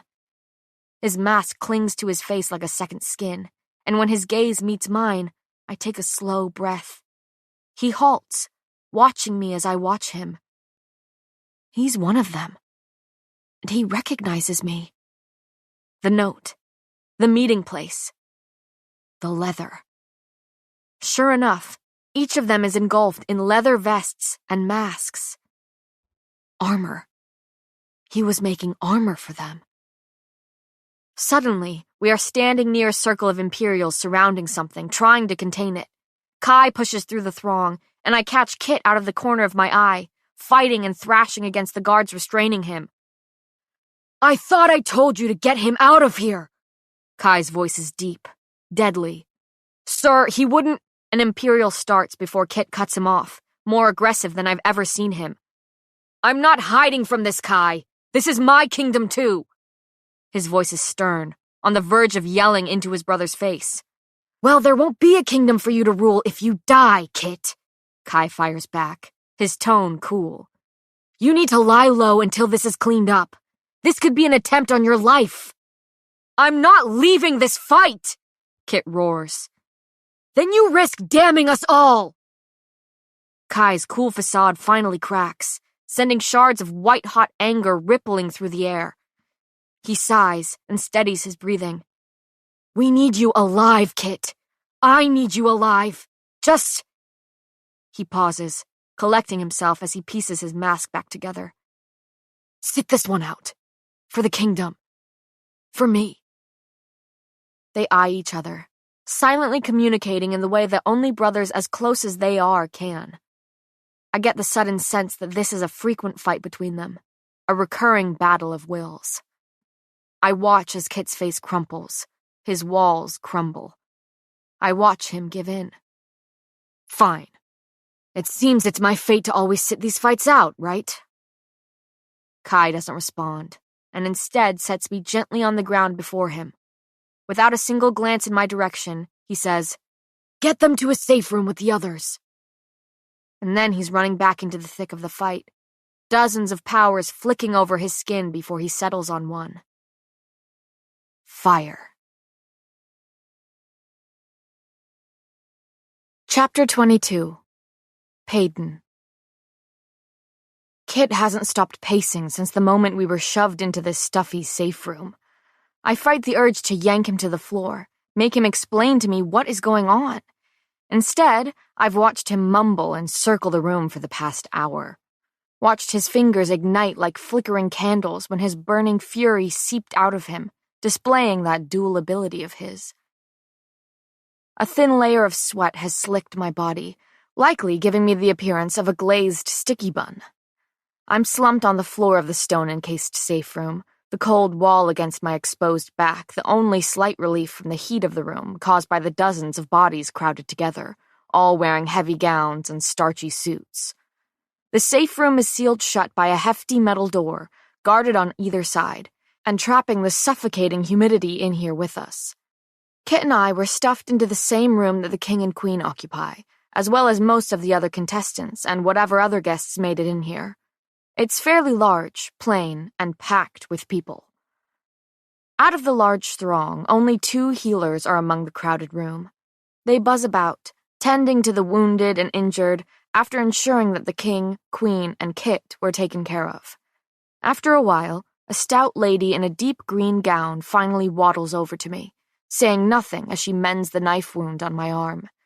Her brows knit together in concentration as I feel a wave of warmth seeping into the gash and look down to see the wound nearly gone, leaving only a thin pink scar remaining. But it's my heart that aches more than the wound did, feeling more cut and sliced than my body has ever been. I've watched my father do that very same thing to so many people. Watched him save lives, fix wounds, fix my wounds. I wish he was here to fix the broken, mangled object that is now my heart. The heart that broke when he left me. When he was murdered by the man sitting in this very room. My eyes flick to the king and queen, talking in hushed, urgent tones with each other and the few trusted advisors around them. No doubt discussing what the plague just happened out there and what to do about it. Kit has been summoned to his father's side countless times to speak silently with the advisors, but afterward, he always finds his way back to pacing around the room. I unwedge myself from Jax and Andy, who are sticky with sweat on either side of me, and step into Kit's path. "Hi," I say stupidly, unable to think of a better introduction. He almost smiles before sighing. "Hi." If I want him to talk to me, I need to play the part. I take a deep breath before putting a hand on his exposed arm, his suit coat long forgotten, and the white sleeves of his shirt now rolled up to his elbows. His skin is scalding, and I snatch away my hand with a small hiss as my eyes drop to the faint flames licking over his knuckles. I blink, and the fire is gone, leaving only rough skin behind. "Did I burn you?" Kit blurts out, looking alarmed. He reaches for me, but thinks better of it, raking his hands through his messy hair instead. "I can't even keep my damn power in check," he mutters, turning away from me. No, I'm fine." He won't look at me. His hands are running through his hair, down his face. "Hey," I say, but my words fall on deaf ears. He's about to start pacing again. I need him to focus. On an impulse, I reach up and cup his face in my hands, feeling only the natural warmth of his skin beneath my palms. I prepare myself to meet those eyes, knowing I need to do this in exchange for an answer. His gaze snaps to mine, green and crisp like dew clinging to freshly cut grass, like a lucky 4-leaf clover, an emerald sparkling in the sunlight. Like the eyes of a murderer, the eyes of the king. "Talk to me."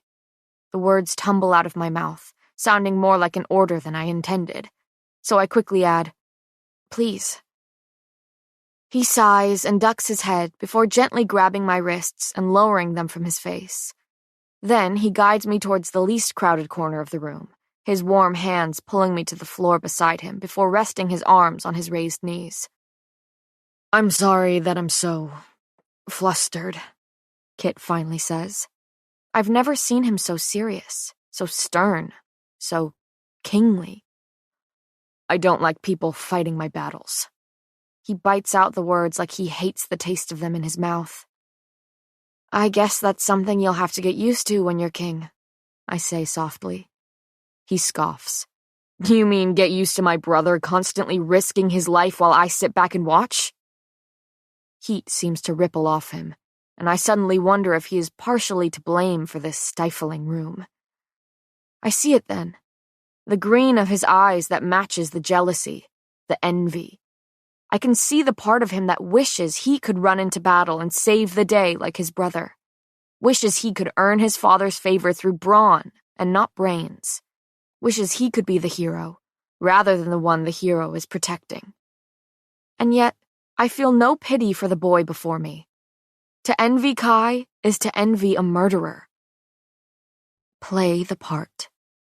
Play him. What I mean, I say slowly, is that you have your duties and Kai has his. You're both fighting for your kingdom, just in different ways. I can see he's not convinced, but he offers me a smile anyway, one that almost reaches his eyes. You would make quite the advisor, you know that? Well, maybe if I survive these trials, you can hire me. He chuckles softly at that, and I give him a small smile in return. Although, I say with a sigh, advisors are supposed to know what is going on, and I sure as hell don't. Come on, tell me. Trust me. Kit sighs. Fine. You deserve to know what's going on, seeing that one of them nearly sliced your arm off. He brushes a thumb over the thin scar on my exposed arm, his eyes tracing it. I shrink away from the touch, and the action doesn't go unnoticed. Kit clears his throat and leans away from me. They call themselves the Resistance. His voice is low and steady, intended for only me to hear. They are a group of ordinaries that have been banding together for years, fighting against the king and the kingdom because of what was done to their kind. Their kind. My kind. I force myself to swallow my disgust and listen as he continues. At first, they were barely a threat, a joke of a revolution. We've kept this little group a secret, kept it hidden from the people for a few years now. It hasn't been hard to do till recently, but clearly they are bigger and stronger than before. I think I stopped breathing. All I hear is the blood pounding in my ears as I take in the weight of his words. A group of ordinaries fighting against the king and the kingdom. How? The word is raspy, almost drowned out in the chatter of the room. How is there such a large group of ordinaries? How are they such a threat now?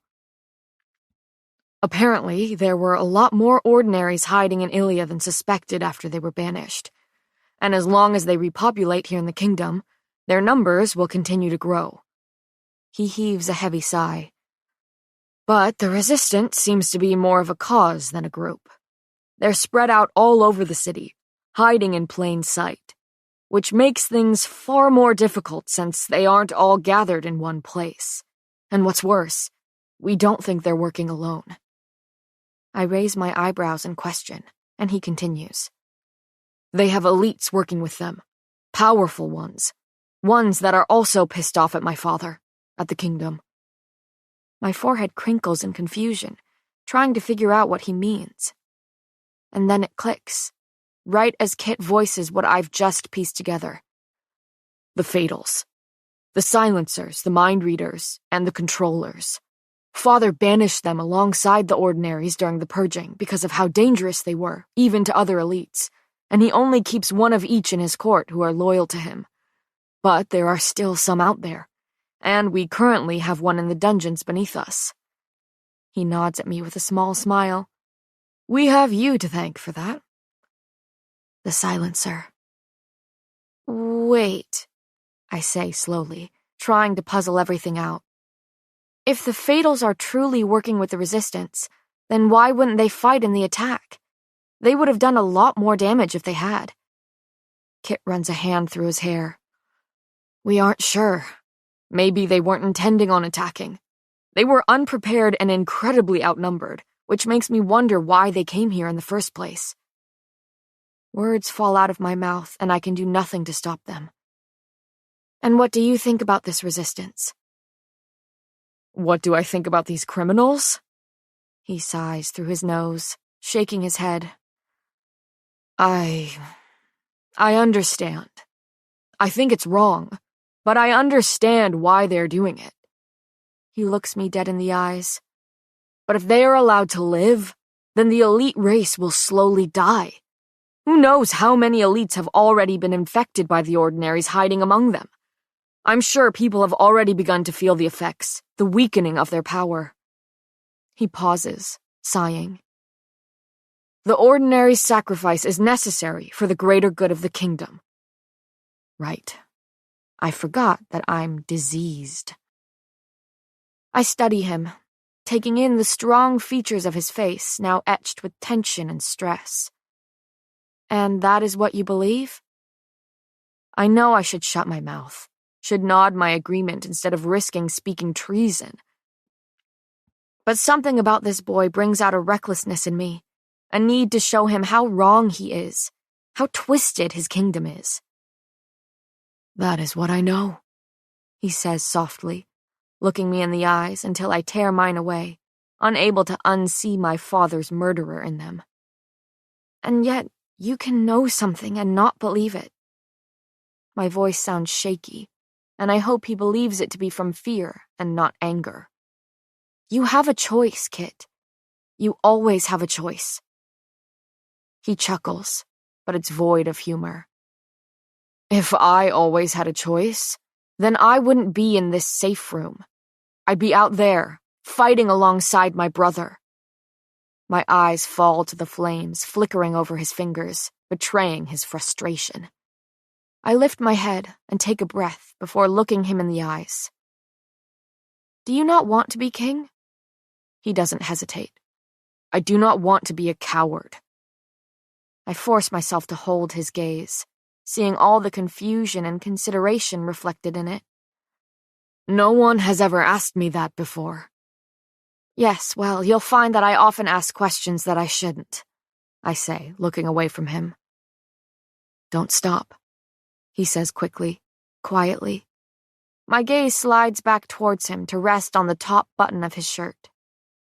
Your questions, your thoughts, your contradictions, I want to hear them all.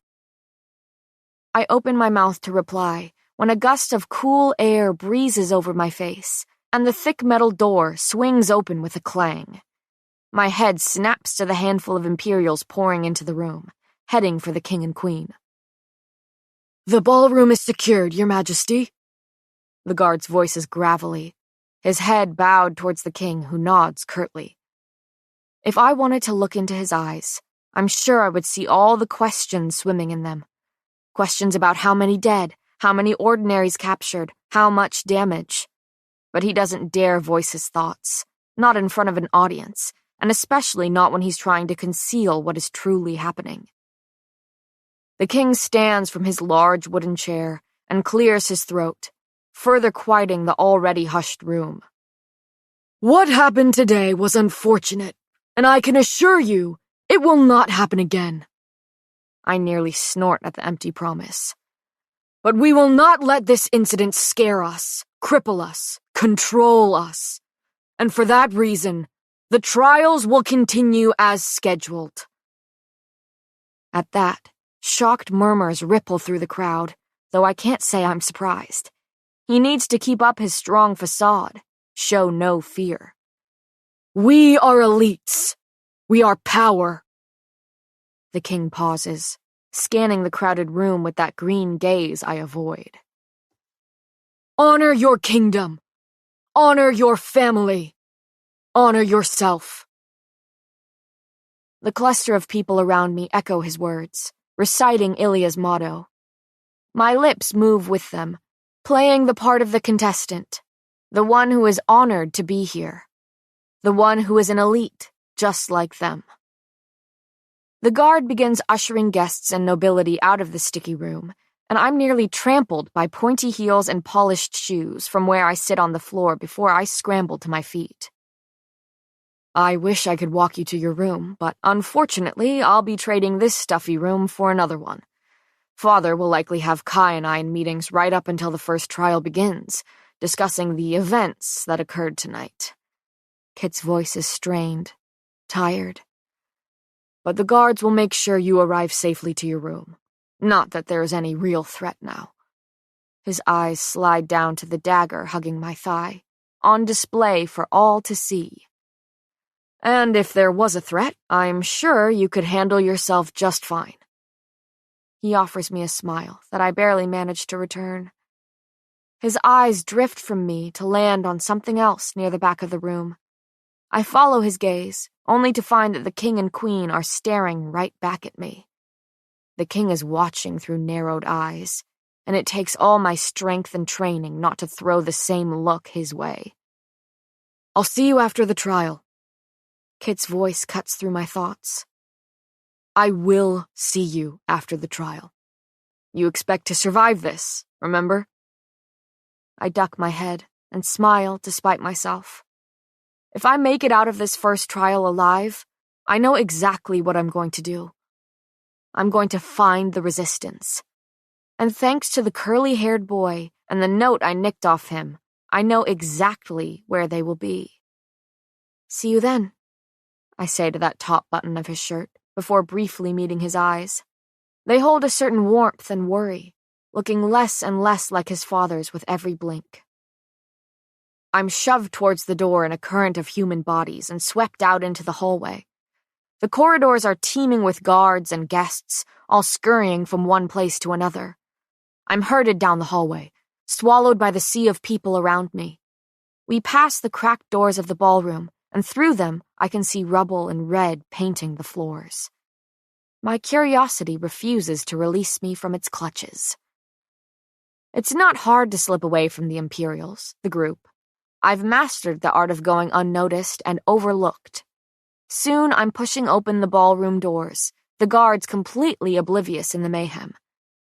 I'm greeted with gore. Well, the remains of it. Dark blood still splotches parts of the floor, most of it already scrubbed clean with jets of water by the hydros milling about, leaving nothing but pearly stone in their wake. Tellies are clearing the ballroom of the heavy chunks of rubble, and gusts wield the air around them to blow all the debris and dust from the floor. In no time at all, the room will be fixed, restored to its pristine state, as if nothing happened. I'm about to slip back out the door when a mass of messy black hair catches my eye. He's slumping on a large slab of stone near the far end of the ballroom, dirty and drenched with blood. My heart hammers against my ribcage. He's hurt. And more importantly, why do I care?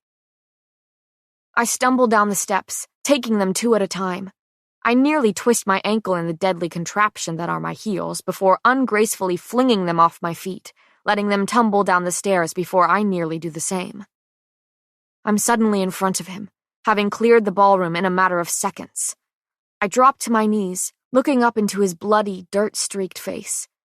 His gray eyes only look startled for a moment before they begin roaming over me, searching my body for injuries as I do the same to him. Words spew from my mouth. What happened? Where are you hurt?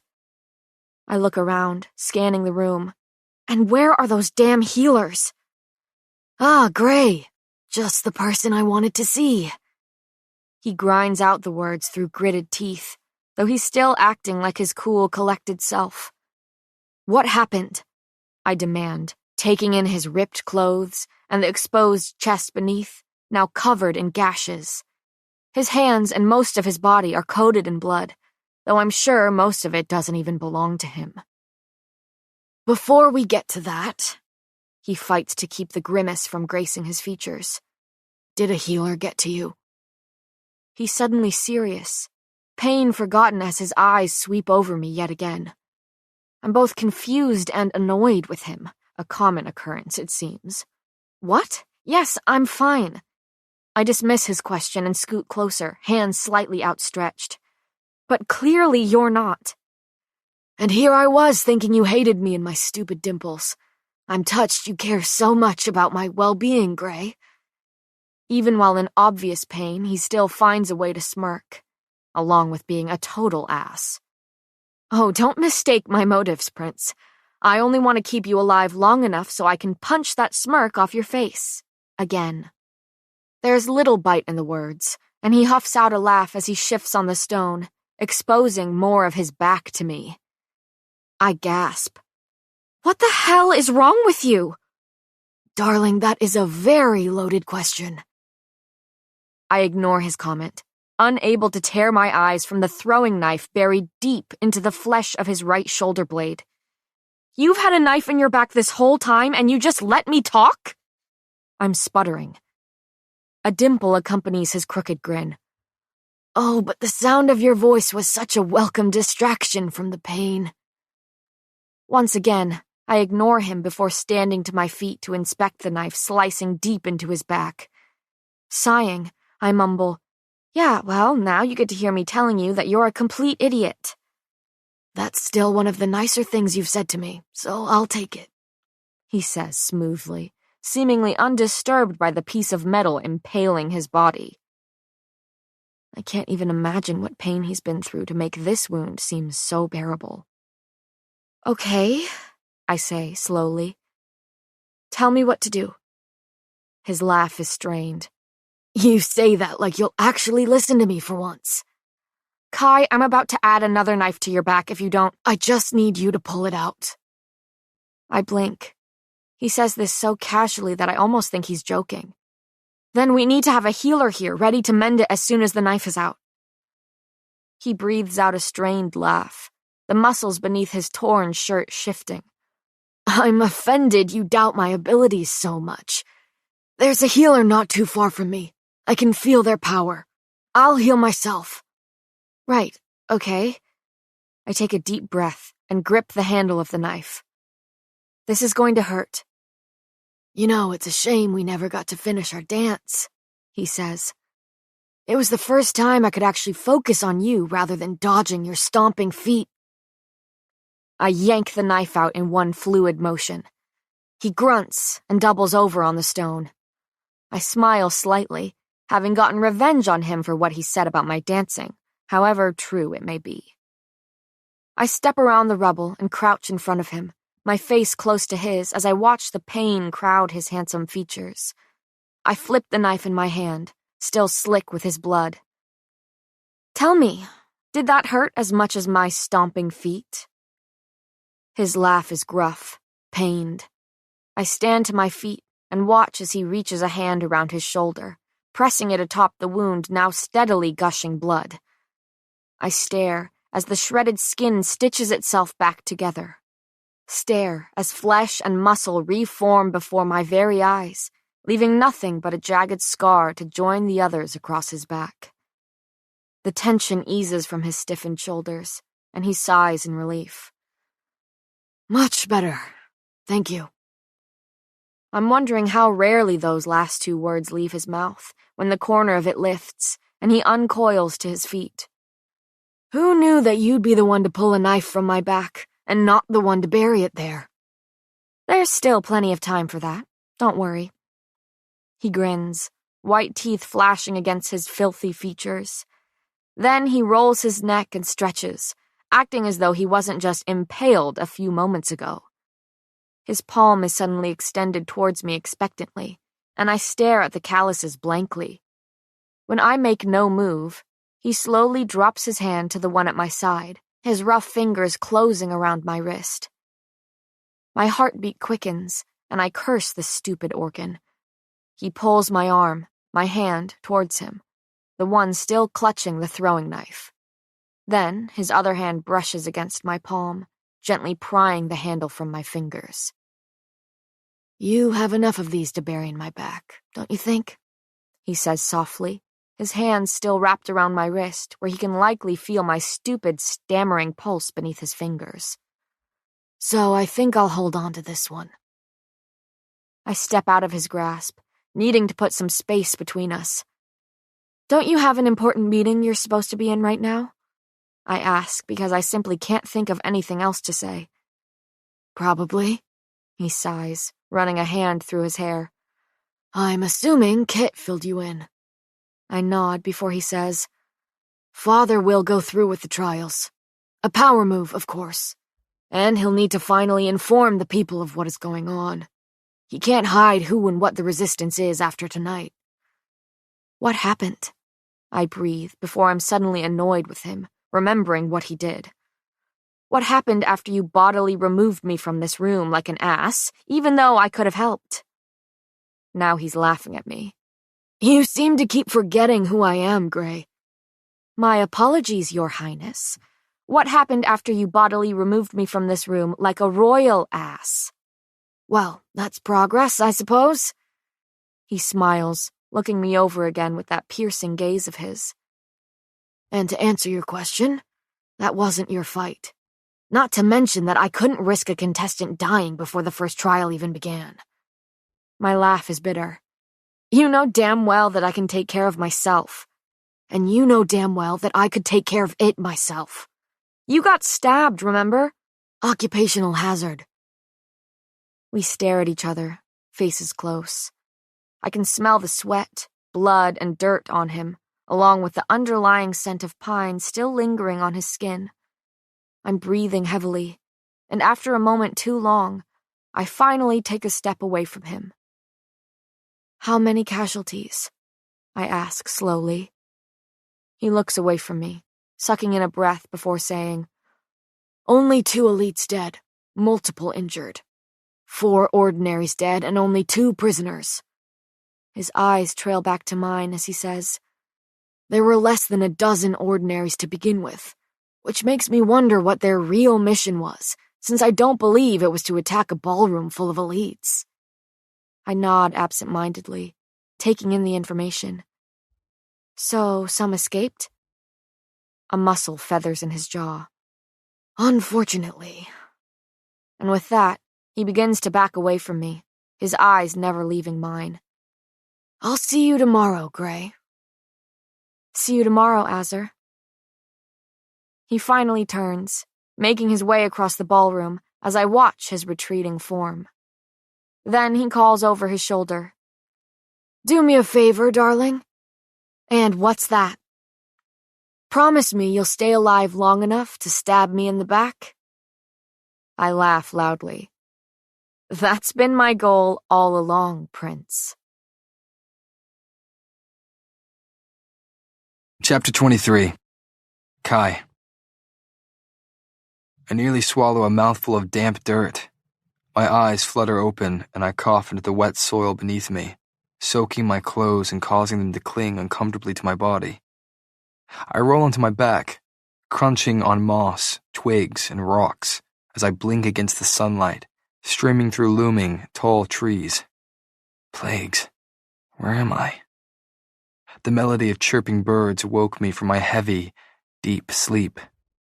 Drugged sleep. Trees crowd the vibrant blue sky above, most of them tall, ominous pines that extend fingers of foliage high into the clouds, and I know them anywhere. One becomes familiar with the trees they're forced to scale countless times to overcome a fear of heights. The whispers. I'm in the bloody forest. I stand on my feet, feeling dizzy, drained, and drugged. An odd pressure at my right forearm has me looking down to see a thin leather band wrapping around it, the ends fused together tightly. It would be cutting off blood circulation completely if it were any tighter, leaving my arm utterly useless. The sun beats down on me as I spin slowly in place, scanning my surroundings. There is nothing and no one but trees, rocks, and uneven forest ground beneath me, caging me in with foliage. Why the hell am I in the whispers? Obviously, I knew the trials were still on. That and the resistance were all we talked about for hours last night. The throne room is where I spent my evening and early morning, along with Kit, the king, and his advisors. My throat is hoarse and scratchy from the long hours of arguing and debating the best course of action with this resistance, this threat. And now, more than ever, my men and myself are tasked with finding these resistance members and putting an end to them. I attempt to brush off the clumps of dirt still clinging to my clothes as I take in this familiar, yet frightening place. The Whispers is no whimsical forest. Deadly beasts lurk on its huge terrain, and even deadlier plants sprout from it. I would know, seeing that I spent many nights training here with my father barking orders like I was his soldier and not his son. But why am I here now? I expected to at least be able to wake up in my own bed, maybe interrogate some prisoners before I had to make my way to the bowl for the first trial, but I sure as hell wasn't expecting to be drugged and dragged to the forest. Different. That's what Tiala had said. There's never been a trial that has taken place outside of the bowl where an audience couldn't be present to jeer and cheer at us. A twig snaps and I whirl, sinking into a fighting position. I stare at the thin man a few dozen feet away, garbed in plain white clothes that contrast against his dark skin. He stares back, his eyes glazed and unmovable. A sight. I feel it then, the tingle of his power beneath my skin. I was too occupied with my thoughts to feel his ability, the power to record as well as project what he sees with nothing but his own two eyes. And that is exactly what he is doing now. I've always found them unsettling with the way they stare, unblinking, when recording what they are seeing. But I've grown used to them since dozens are always present at the trials. They run around the bowl, documenting the events and contestants, while using their abilities to project what they are seeing onto large screens high above the pit floor. And it seems they are doing the same for this version of the trials, except he's not projecting what he is seeing, and is instead storing the images away for a later time. There must be dozens of them, all running around the forest, following contestants and documenting the first trial to play back for an audience when this is all over. I don't take a single step toward him. It's forbidden to interact with the sights, touch them in any way during the trials. They are simply the eyes and ears for the audience that can't be here to witness themselves. The man finally blinks, his eyes clearing slightly after apparently getting all the footage he wanted out of me. He moves to step away, no doubt to go collect other images or stalk other contestants. But he pauses, mid-step, and slowly pats his long, dark fingers against the pocket of his pants, holding my gaze before scurrying back into the forest. I stare after him before tearing my gaze away and looking down at my own pocket. They threw me in here with only what I had on when I staggered into bed, apart from the shoes they so generously slipped onto my feet. Other than that, only one accessory was added to my body, the strange leather band around my arm. I silently thank the plague that I kept my thin shirt on last night, too exhausted to pull it off. I reach into the pocket of my thin pants, fingers closing around a rough scrap of paper. I unfold it carefully, revealing precise, looping penmanship. Welcome to the first trial, and the Whispers you will be. We hope you stay a while, in this game of honor and dignity. The goal of this game is quite clear, and for the winner we will cheer. Become victorious by collecting the bands, the ones that rest high above your opponent's hands. Collect from those who have been banded, and be warned if you return empty-handed. If you wish to win, you must have the most. Then of your glory we'll brag and boast. But the end is drawing near, with only 6 moons to play. Welcome to the trial's 6th year, and pray to the plague that you will stay. The task of stealing as many bands as possible seems fairly simple. That is, if you can survive in the forest for a week. But I read between the lines of the poem. They are forcing us to fight one another. No one will give up their band easily. Blood has been spilled over much less than a leather strap in these trials. I crumple the paper in my fist, shoving it deep into my pocket before glancing at my own strap of leather encircling my bicep. Tight. So tight that the only way to get these plague-forsaken things off is to cut them from the skin, which will inevitably draw blood, despite delicacy. It's intentional. Clever. Father has outdone himself this year. Sweat trickles into my brow, stinging my eyes. The heat could rival that of the scorches, and I peel off my shirt to wipe my slick face. My throat is already dry, parched from baking in the morning sun. Find water first, opponents second. I stop, my feet crunching on the vegetation and rough dirt beneath me. Sighing, I look up at one of the menacing pine trees standing in my path. I shake my head, my shoulders, trying to shake away my nerves. Then I grab hold of the lowest branch and swing my legs up. Yes, I've scaled these trees multiple times, and yes, I've conquered my fear of heights. But just because a fear has been conquered doesn't mean it's enjoyable to be confronted with again and again. And yet, here I am, climbing up the tree, taking each branch at a time. The wind blows and the sun blinds as I continue up the pine in search of water. Minutes, maybe hours later, with limbs aching and heart racing, I finally reach the top. Well, the last branch that will hold my weight. I'm a couple 100 feet in the air now, suspended there by nothing but a large twig beneath my feet. I look down, only to instantly regret it. Keep it together, Kai.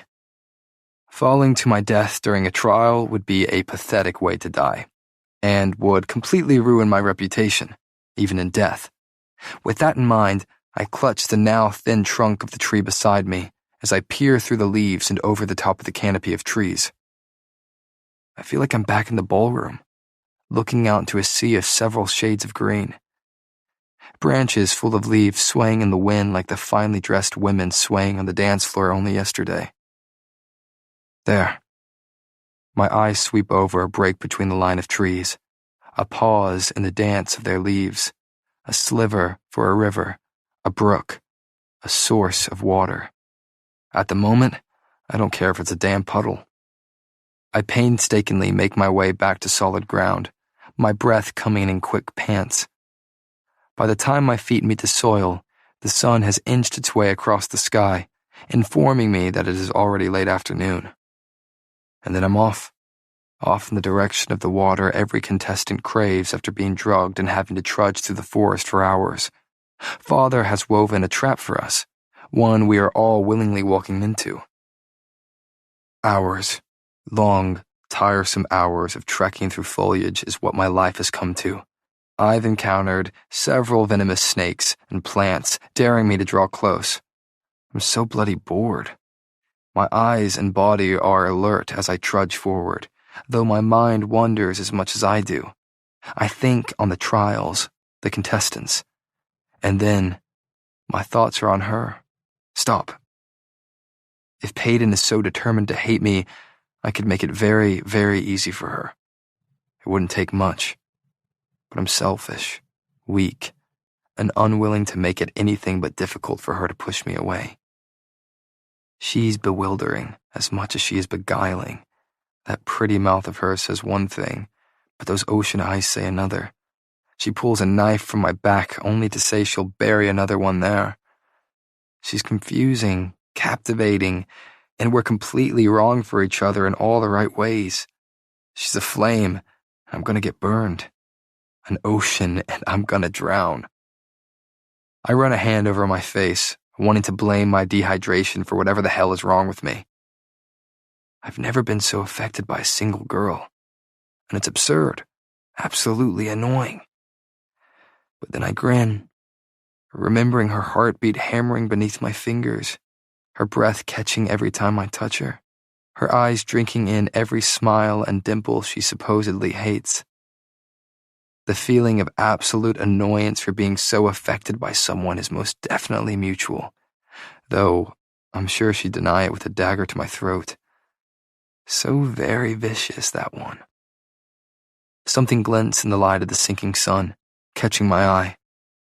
There, hanging from a branch to my right, is a sheathed sword, its silver handle winking in the light as I step towards it. It only takes me a moment to climb up and untie the belt from the branch before hopping down from the tree. There's likely weapons and other items hidden all over the whispers for us to use. Easier to draw blood that way. Easier to make things interesting. I sling the belt and sheath low on my waist before drawing the sword to chop through the thick foliage. Almost there.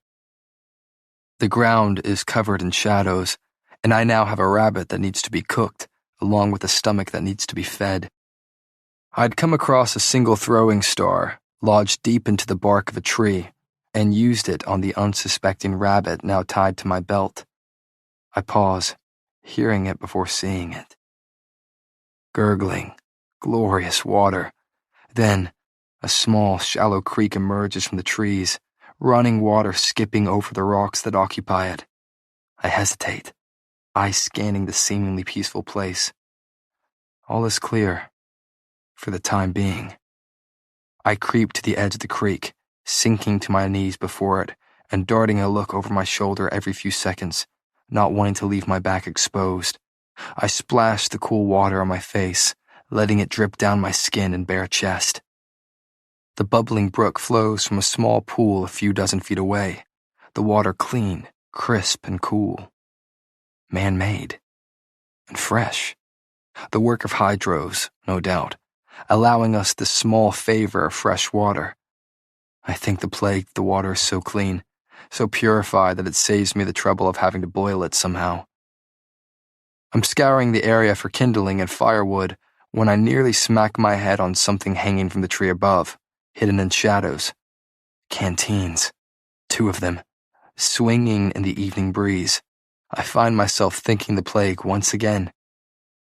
Whittling 2 sticks together is about as fun as it sounds, but with years of practice and patience, I soon have a fire crackling before me. And though skinning a rabbit with a long sword is as difficult as it is damn annoying, it's soon roasting over the flames. And then, a trickle of power tingles through my body, igniting my nerves and sending a familiar chill down my spine. The hair on the back of my neck stands up, feeling that power, that strength, flood my body. Someone's coming, and I know who.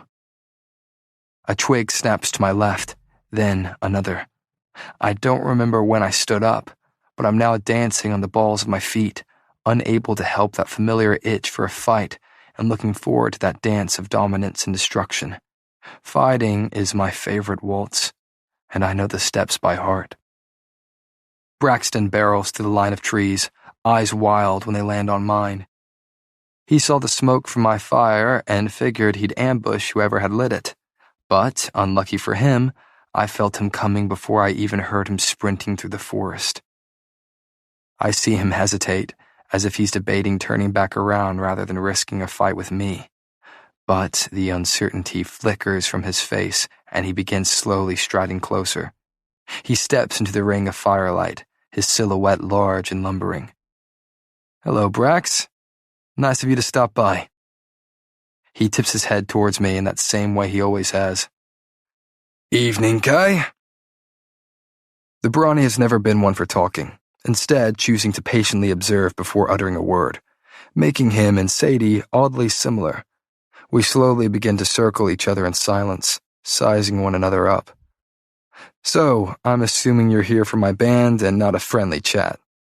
I sigh, taking a step towards him. "Your assumption would be correct." He tosses a glance at my cooking rabbit. "If you offer it to me, I'll leave and let you get back to your meal. There's no need for this to get messy." I don't see any weapons on him, so I refrain from reaching for mine. We've known each other since we were boys, and I'd like to keep knowing him if I can help it. "You and I both know I can't let you have my band, Brax. Because it's my mission to win these trials." I think I see him nod in the growing darkness before he is suddenly charging at me. I drop low and use his momentum to throw him over my shoulder, hearing him hit the ground with a heavy thud. I've trained with Braxton for years. He's predictable, but that doesn't make him any less powerful. He's back on his feet in a flash, fists raised and ready to knock my teeth out. And then calculated chaos ensues. Fists fly, heads bob, feet weave. A dance. A brutal, bloody, beautiful dance. We are currently equals in ability, seeing that I've let his power escape from my veins and flood to the surface. My blows are brutal and swift in the flickering firelight.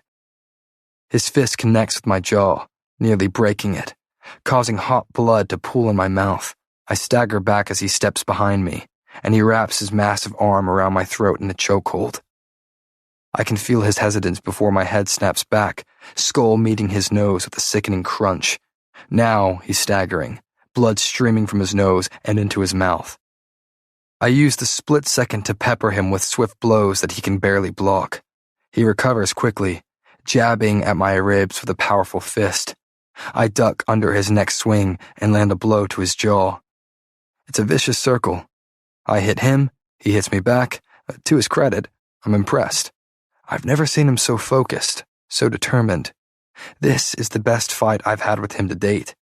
It's a shame we'll have to put an end to it. A dark hand comes flying straight in my face. I easily take a step back, my heels connecting with something, as heat warms everything from the back of my legs to the nape of my neck. The fire. He's cornered me against the fire. Clever. I bob under a fist intended for my nose and bury my own deep into his stomach. He grunts, doubling over, but grabs my arm in one swift movement. Then he twists, pulling both my arm behind my back and my chest toward the fire. Pain laces up to my shoulder as the flames glow in front of me. Maybe I should have tried harder. He kicks in the back of my knees, hard, before the even harder ground sends a jolt up my legs when I collide with it. The flames are close to me now, nearly licking my bare chest. Just let me cut off the band, Kai, Braxton says from above me, sounding like a plea. It's good to know that he doesn't exactly like the idea of burning me alive. This can all be over. His voice is deep, but I catch the slight quiver in it. He's caught off guard, shocked that he has me hovering over the flames like the now burnt rabbit beside me. I was sloppy and tired, a fool who underestimated him, but now he has the future enforcer at his mercy. This is the best fight we've ever had, Brax. I'm impressed. Truly. I pant, the heat of the fire drawing beads of sweat down my face. But you're gonna have to burn me before I let you have my band. He heaves a sigh. I had a feeling you'd say that. A pause. And I wish it didn't have to be this way. Flesh meets fire. Skin meets searing hot flame. I expect a scream to tear from my throat, but nothing but a strangled cry slips past my lips. Braxton's knee drives into my back, angling my body and forcing the left side of my chest into the flames. I'm burning, boiling, blistering as he holds me there before finally pulling me back, allowing cool air to wash over me. I'm gasping as he reaches with his other hand towards the sword at my side, ready to draw it from its sheath and cut the band from my arm now that I am dazed with pain. Oh, but I've known pain far worse. His arm reaches beside me, and I grab it, standing to my feet in the same motion, adrenaline drowning out the ache of my burned flesh. I pull his arm over my shoulder and tip my body forward, using my momentum and brawny strength to lift him off the ground and send him flipping over my back and straight into the flames. He lets out a cry, but doesn't linger for long before rolling out of the flames, yelping as he wriggles in the dirt to smother the fire eating away at his clothes, his skin. Smoke is curling from his burned clothing when I crouch over him. I wish it didn't have to be this way either, I say softly, as he pants heavily beneath me. But you have something I need. I slice the band from his forearm, unable to stop from nicking him and drawing more blood. His breathing is raspy as I search his pockets for any other bands he may have stolen on the way, finding none. I stand, staring down at him and uttering one word. Go. He stares up at me for a moment before grunting in pain as he scrambles to his feet, limping into the woods as quickly as his charred body is able. I watch him leave, hearing him struggle to navigate through the dark woods, knowing he won't dare to come back. Then I turn looking directly at the site I knew had been documenting the entire fight. "Hope you enjoyed the show," I say with a mock bow of my head. As soon as the words leave my mouth, the woman in white blinks and vanishes into the forest. I tuck Braxton's band into my pocket as pain racks my body. Blinding, blistering pain. I look down at the red, inflamed patch of skin right above my tattoo. The adrenaline is gone and I'm left with nothing but pain coursing through my body. I stagger over to my canteens, unscrewing one and pouring the cold contents over the burn. I hiss through my teeth when water meets burned flesh, but it's a relief, however small it may be. I grab my crumpled shirt from my pocket and tear a large strip of cloth from it with my teeth before beginning to gingerly wrap the fabric under my arm and over the burn. The result is a makeshift bandage to try and lessen the chance of infection, but it won't do for long. I need to find some herbs, something, anything, to clean the wound, because dying is not an option, and losing these trials certainly isn't either. Chapter 24. Payton. I am going to wring your neck if you don't shut up. The bird completely ignores my very real threat of death and continues to squabble on the branch above my head. It's been squawking for nearly half an hour, resulting in me throwing at least a dozen rocks in its direction. I'm annoyed, angry, anxious, and, above all, absolutely starving. Of course, these are all side effects of waking up in the middle of the wilderness with nothing but the clothes I slept in. I look down at my tight cloth pants, an even more revealing tank. A skimpy, silky thing that I regret ever putting on, considering it will now be my only shirt for the next week. A week. That's how long I must survive in this forest, in the whispers, in this place crawling with enemies of all shapes and sizes, though it's already midday, and the only opponent I've faced so far is the snake that nearly bit my foot off. I've been trekking through the thick foliage since the moment I woke up, face down in the dirt, after blinking awake to a staring woman clad in blinding white. A sight. Here to spy on the opponents. Here to record this bloody trial. Here to document what the audience is not able to witness for themselves. I'm sure the rest of Ilya is just as confused as I am about this year's trials, though I can't say we weren't warned. Different. That's all the warning we got. Except that different does not even begin to describe how drastically these trials have changed. In the past 3 decades, there has never been a trial outside of the bowl walls, outside of the prying eyes of the audience. But only the best, the most brutal and bloody trials are fit to test the future enforcer, I suppose. I just wish I wasn't part of it. We've all been unwittingly thrown into the deadly whispers, left to die by the elements or by the hand of our enemies. It's brilliant. It's dastardly. And I don't know whether to clap or cry. I should expect nothing less from the king. My eyes dart to my right forearm, where the leather strap is wrapped tightly. Collect from those who have been banded, and be warned if you return empty-handed. I laugh bitterly to the emptiness surrounding me. They want us to fight, truly fight one another for these strips of leather. So, in an effort to stay alive long enough to find another opponent, I set out to find water. The trees here are tremendous and terrifying, towering high in the air and scraping the low clouds. It took me ages to scale one to find the closest water source, and the past several seriously boring hours have consisted of trudging towards what I'm hoping is a creek. Except now, I'm sitting under a tree and arguing with a bird.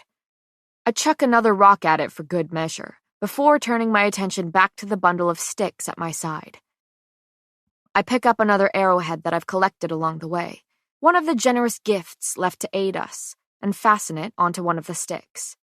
I've been making arrows for far too long now, to accompany the bow and quiver I found conveniently resting against the trunk of a tree. As if the elites need weapons. The feathers supplied by the annoying yet useful bird above complete the arrow. I stare at my handiwork with a small smile, studying all 7 wobbly arrows now filling the quiver. Thanks to my father, this was not my first time having to craft an arrow from scratch, and my smile grows at the distant memory.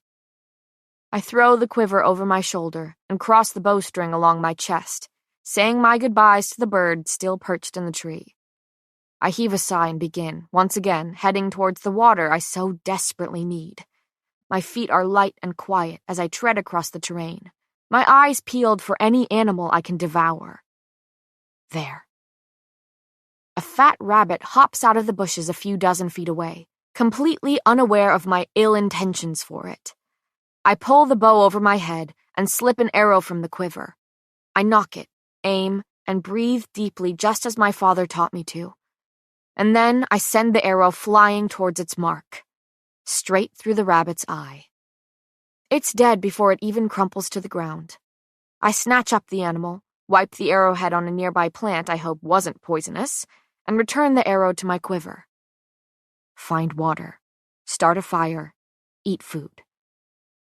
And then I'm back to walking, tripping over tree roots and stumbling over stones. Riveting. I let my thoughts run wild as I keep a steady pace through the foliage, thinking of my opponents, the ball, the calloused hands on my back, and the gray eyes studying my face. I huff in annoyance and kick a rock harder than I should. A string of curse words spills from my mouth, directed at the rock, myself, and the cocky bastard I hate for not completely hating. The sun is making its descent across the sky as I continue to trample through the greenery, swearing at the multiple spider webs I walk through and the giant spiders that accompany them. A sight catches up to me, and I try my hardest to ignore his presence. Once he's satisfied with the footage he's collected of me stomping and huffing through the forest, he turns and disappears. Warm, late-afternoon sunlight streams through the trees, casting the forest in golden shadows. For a moment, I allow myself to take in the ominous beauty of this eerie place. And then something hits me in the face. Well, I hit something. I nearly trip backwards, sputtering, only to find that I walked right into a large cotton shirt hanging from a low branch. I grab it, grumbling about how I don't need the king's kindnesses, even as I slip on the garment. I walk and walk. I'm bored. I'm bored during a bloody trial. And then something catches the light, glittering out of the corner of my eye. I pivot towards it, leaves crunching beneath my feet. My mouth nearly falls open at what lies no more than 30 yards away from me. A deep pool of crystal water sparkles in the sunlight, rippling slightly in the warm breeze. Welcoming and wonderful. I blink. I didn't see this pool when I was high in the tree scouting. Then again, the shimmering water is surrounded by trees, nearly swallowed by the foliage around it. I practically trip in my haste to reach it. Water, water, water. I'm so thirsty, so greedy to gulp as much as I can, then build a fire, cook my rabbit, and... There's something in the water, bobbing on top of it. I'm much closer now, the sun not so blinding as it glints off the clear surface, and I can make out an outline on top. A human outline. I creep forward, pulling my bow from across my chest, clutching it in my fist. The figure isn't moving. The figure with dirty blonde hair plastered to his tanned forehead. The figure with the same glassy green eyes as the king, staring unseeingly up at the blue sky. A strangled scream rips from my throat, sending birds scattering out from the trees around me. Kit. He's dead. I'm gasping, stumbling to the edge of the pool. I may hate his father and the kingdom he will one day rule, but that doesn't mean I wish to see him dead. The thought startles me, considering how very much I crave that fate for the king that looks so much like him. But what if their familiar features are where the similarities between them end? What if there is hope for the prince to step out of his father's shadow, out of his footsteps, and create change in his kingdom? I force myself to meet his glossy gaze, where I now only see the potential of the prince rather than the presence of his father. Those once amused green eyes will never crinkle with laughter again. Instead, they stare up at nothing, wide, dull, and leeched of life. That crooked grin will never again grace his lips. Instead, his mouth is pressed in a thin line. Blue, kissed by the chill of death. I jump into the pool, wanting to pull him from this watery death. Instead, my feet are met with solid ground. My bones sing with the impact, feeling as though they will crack with the force. I blink away the pain, though it does nothing to clear my confusion. There is suddenly no pool under my feet, no kit floating dead on its surface. I look at the dirt beneath me in disbelief, trying to puzzle out what is going on. Help me. I knock an arrow and draw my bow before I've even turned to face the owner of that broken little voice. I choke on my gasp. It's me. Deep blue eyes bore into mine. Sad, starved eyes. Long silver hair, tangled and matted, hangs from the little girl's head. I am, small, so small. Weak and weary and wide-eyed as she stares up at me. She stretches a bony finger towards me. Please, she whispers, whimpers. I stumble back at the sound of that, my broken voice, nearly losing my footing when she takes a shaky step closer. This isn't real. I turn, ready to run from this nightmare, only to nearly run into another little Payton, her cheeks sunken and eyes hollow. I'm delusional, dehydrated. I bite my tongue to keep from screaming as I turn to my right, finding another starved version of myself staring back at me. I'm surrounded, completely surrounded by pleading Paytons. They step forward, begging me to help them as they reach out, trying to grab hold of me. This time, I don't bother biting back my scream. They are closing in, crowding me. I'm crying out, confused and... No, not delusional. They stagger towards me, seeking help I can't give them. This is Ace. Even knowing that, I still can't stand to look at them, to look at myself. Can't stand to hear them begging for help as I do nothing. This was me. I was this starved and sad girl once. Because when my father died, so did a piece of myself. This isn't real. This isn't real. This isn't real. I cry out, dropping to my knees and clutching my head in frustration. I know it's you, Ace, I shout through clenched teeth. I hear haughty laughter grow louder as he makes his way towards me. Taking a deep breath, I stand to my feet, shaking with disgust and rage as I prepare myself to be surrounded by sickly Paytons. But the pleading stops, and the Paytons vanish, leaving only Ace standing before me. His gaze drops to the arrow pointed at his chest before traveling back to mine. He has the audacity to smirk. Hello, Payton. His voice is smug as he quirks an eyebrow. Did you enjoy catching up with your younger self? You're sick, I spit, pulling my bowstring taut. He sighs, already bored with our conversation. Sticking his nose in the air, he says, Just let me take your band and I'll be on my way. A pause. In fact, I'll even let you take it off yourself so I don't cut you. How generous. I'm practically growling at him. But I'll pass on the offer. My teeth are bared, and I'm a flinch away from sending an arrow flying towards that black heart of his. He blinks at me, slicking his brown hair back from his face with an irritated huff. Fine. His eyes darken. Have it your way. I don't mind having to get messy. And then he's striding towards me, reaching for my arm. I don't hesitate before firing my arrow into his thigh, aiming to injure and not to kill. I refuse to give the king and the people what they desire. Death. Except the arrow never meets his skin, never sinks into flesh. It flies right through him.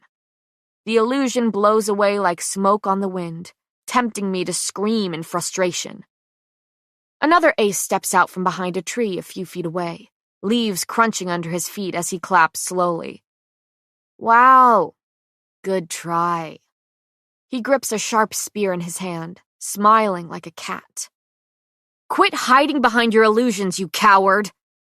I'm fuming, adrenaline pumping through my veins. This one is the real ace, I'm certain of it. The leaves gave him away, crunching when he stepped on them, unlike the first time he walked over to me. He seems to sense that I figured it out, and right as I'm about to bury an arrow in him, he surrounds himself with a dozen duplicates, hiding within them. They all speak in unison as they begin to surround me, masking the sound of any crunching leaves. If you give me the band now, I won't hurt you. Badly. They laugh, and it's a sickening sound, seeming to bounce around in my skull. I spin in a circle, not knowing who to aim for. I only have 6 arrows now, and I can't afford to waste a single one. They are closing in on me, closing in for the kill. Find the real ace. Easier said than done. They all look and move exactly the same, all holding spears and ready to stab me, though only the real one can do any damage. I'm going to enjoy this, Peyton, they say, smiling. My eyes flick over each of their bodies. I take in their identical stances, their identical facial expressions, their identical everything. I will not die. I will not die. I will not die. And then my eyes snag on a particular ace, identical to the others. Found you. A tiny bead of sweat trickling down the side of his temple is all it takes to give him away, the only sign of his struggle to cast the illusions. I raise my bow towards him at the exact moment he lunges towards me. I jump to the side, but not before pain erupts across my stomach. Searing, stinging pain that I ignore as I release my arrow, letting it fly straight into the flesh of his leg.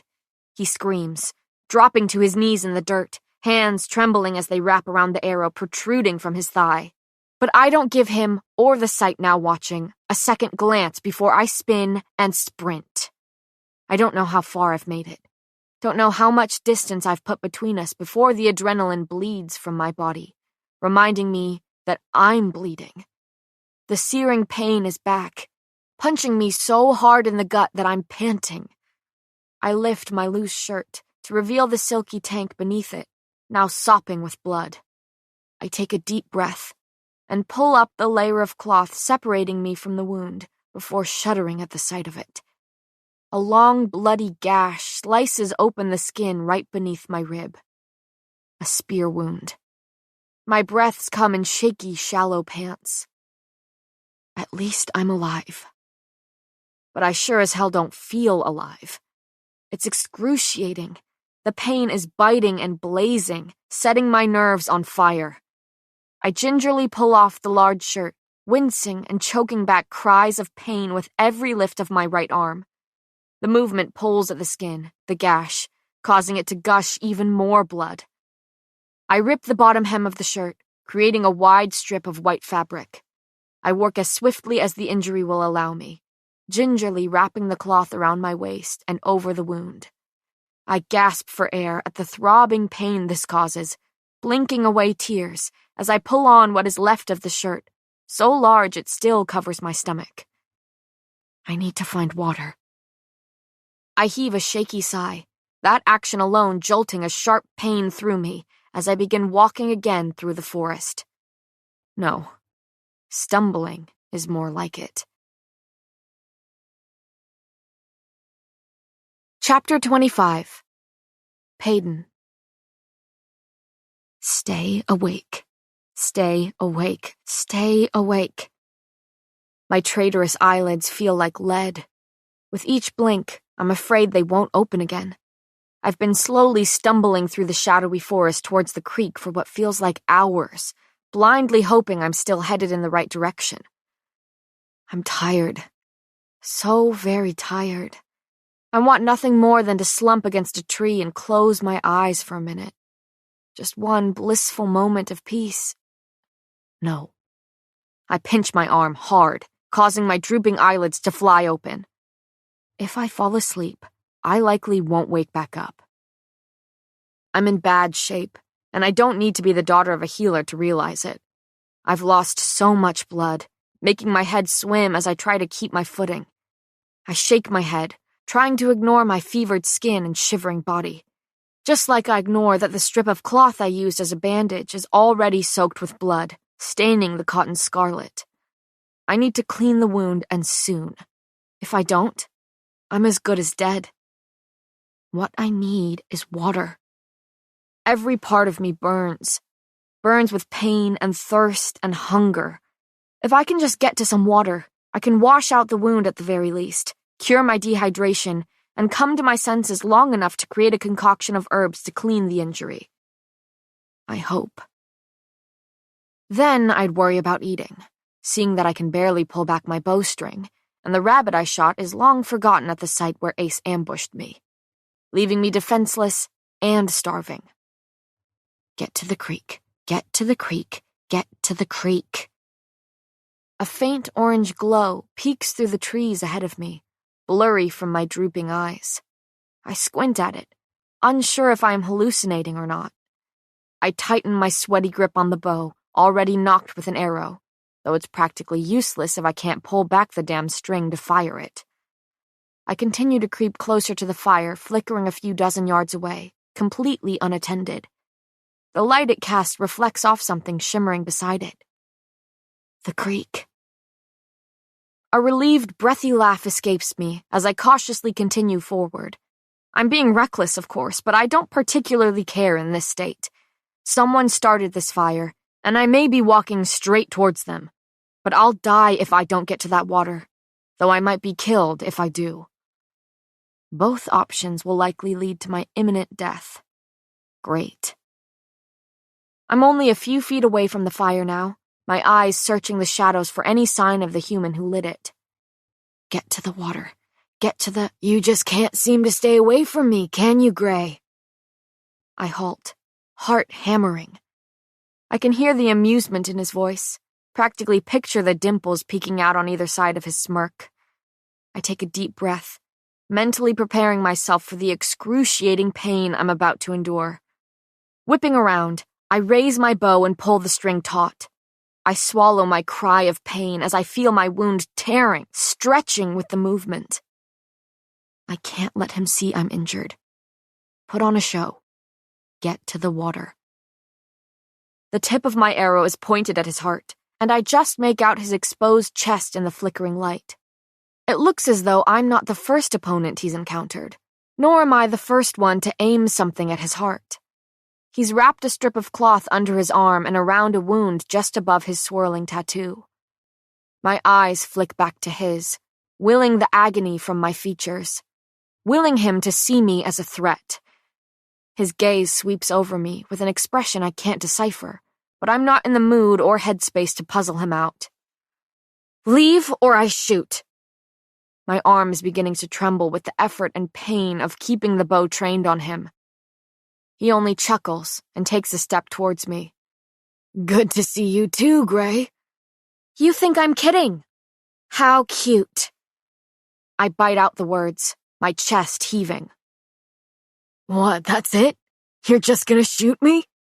His lips twitch. Where's the fun in that?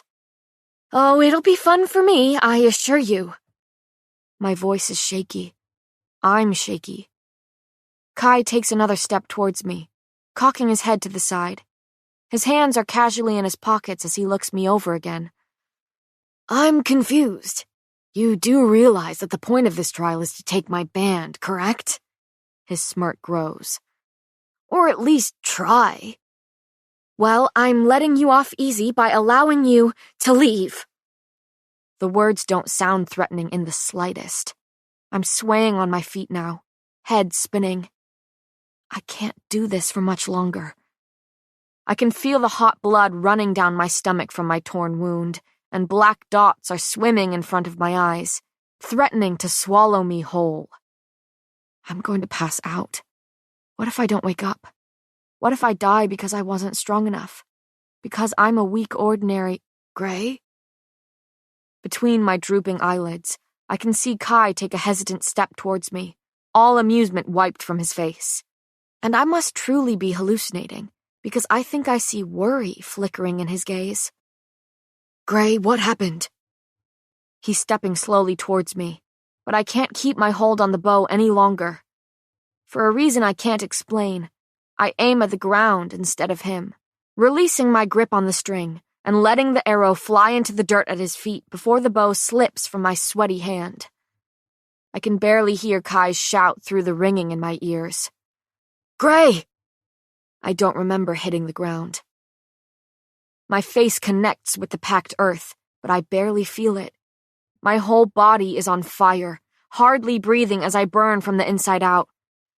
Payton! Hey, Pay, look at me! Rough hands are gripping the sides of my face, forcing my eyes to flutter open.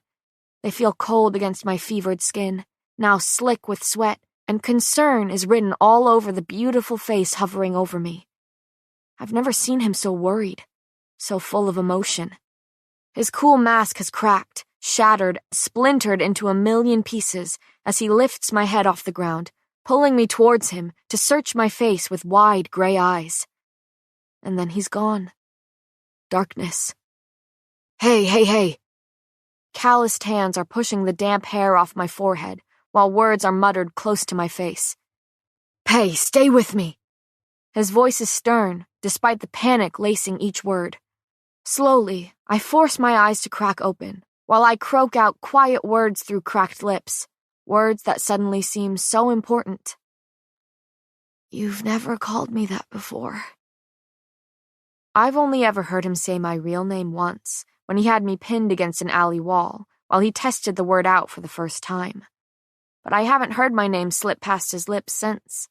Haven't heard the way the two syllables sound rolling off his tongue. And I've certainly never heard him call me Pay. I'm smiling up at him now, grinning like an idiot. I can't stop. Delusional. I'm completely and undeniably delusional.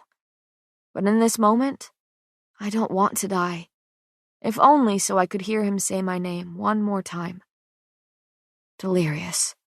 I'm so very delirious. He's suddenly still. His eyes roam over my face, lips slightly parted as he takes me in. Then he blinks. Once. Twice. His dark lashes flutter, gray eyes flicking between mine as he says, Remind me to make you smile like that again when you aren't dying, and I have all the time in the world to memorize it. Now it's my turn to blink at him. Once. Twice. That comment was all it took to wake me up because now my eyes don't seem to want to stray from his. I must have heard him wrong.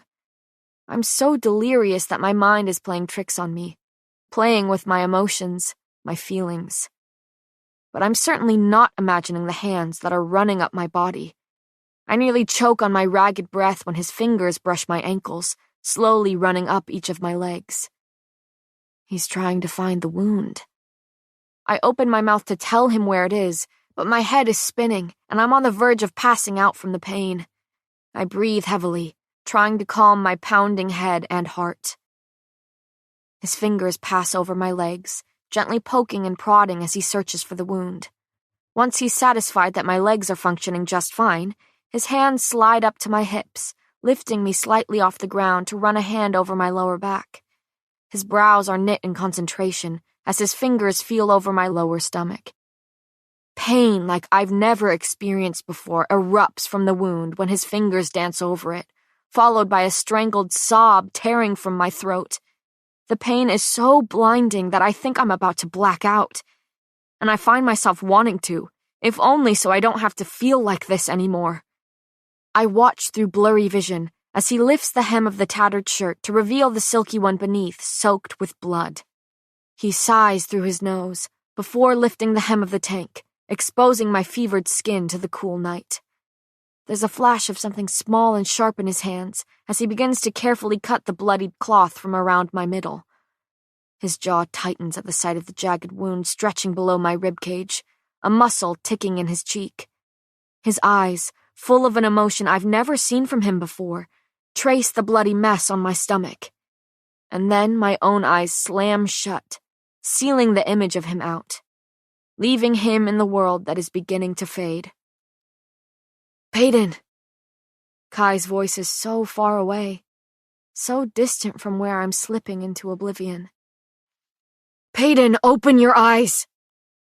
It's an order, strong and stern, and I ignore it. How very typical of me. Even in death, my body refuses to listen to the commands of the future enforcer. Open your eyes, damn it! Tired. I'm so very tired. Far, far away, I hear a male voice muttering panicked words. If you die, I'm going to kill you. Chapter 26. Kai. She's too stubborn to die, and I'm too stubborn to let her.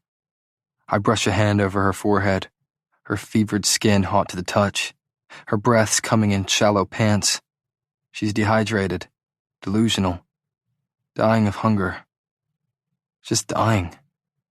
My eyes flick back to the bloody gash slicing under her rib, inflamed and no doubt infected. I pull out the remains of my crumpled shirt and begin dabbing at the wound, trying to sop up some of the blood so I can see exactly what I'm dealing with. The skin is torn, jagged, and likely looks much worse when it's not concealed by shadows. And what's even more concerning is that I have no idea how to help her.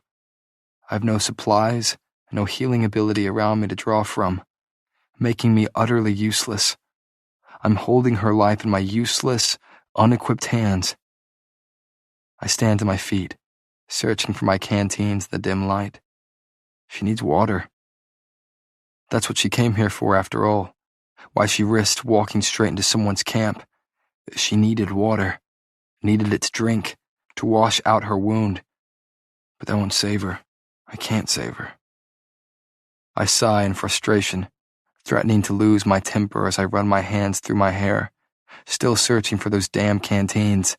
But my mind won't stop replaying the scene, won't stop reeling over what just happened. I knew something was wrong when I saw her arm trembling, saw it shake with the strain of keeping the bow aimed at me, ready to make good on her threat to shoot. Then I saw her knees shake, saw the fire extinguish from her burning blue eyes. But above all, she wasn't playing with me, wasn't teasing me or twisting her mouth into that sly smile of hers that I enjoy so much. And that's what worried me the most. And now I'm suddenly furious with her. She wanted me to leave. She was going to try and deal with this alone. She would have died alone. She's so damn stubborn that she would choose to fight me until she collapsed rather than let me see her injured. The image of her crumpling to the ground sends a chill through me, icing over my burning rage. You would think I'd be numb to witnessing hurt by now, watching death claim another victim. But when she crumpled, something inside of me cracked. The side of her so weak, so vulnerable, so unlike herself, was enough to shatter a piece of the soul I'd forgotten I had. My feet stumble over something in the darkness. Finally, I bend down and snatch up the canteen, only for my fingers to fold around a small tin box. I step closer to the firelight, casting a glance over my shoulder at the wheezing Peyton. I don't have time for this. I'm about to chuck the box as far as I can out of fury and frustration, when the symbol painted onto the lid catches in the light, catching my attention. A faded, green diamond stains the top, and I don't hesitate before ripping open the lid to reveal a small vial of inky liquid. I stare at it, stare at the miracle in the form of a healing salve crafted by the healers themselves, strong enough to mend even the most menacing wounds. And then I'm laughing dryly, unable to stop. The absurdity, the sheer impossibility of this all has me hysterical.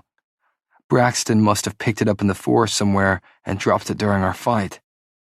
Peyton's salvation has been hiding in the shadows this whole time. Thank the plague, I mutter, shaking my head in disbelief as my foot finally meets one of my canteens in the ground.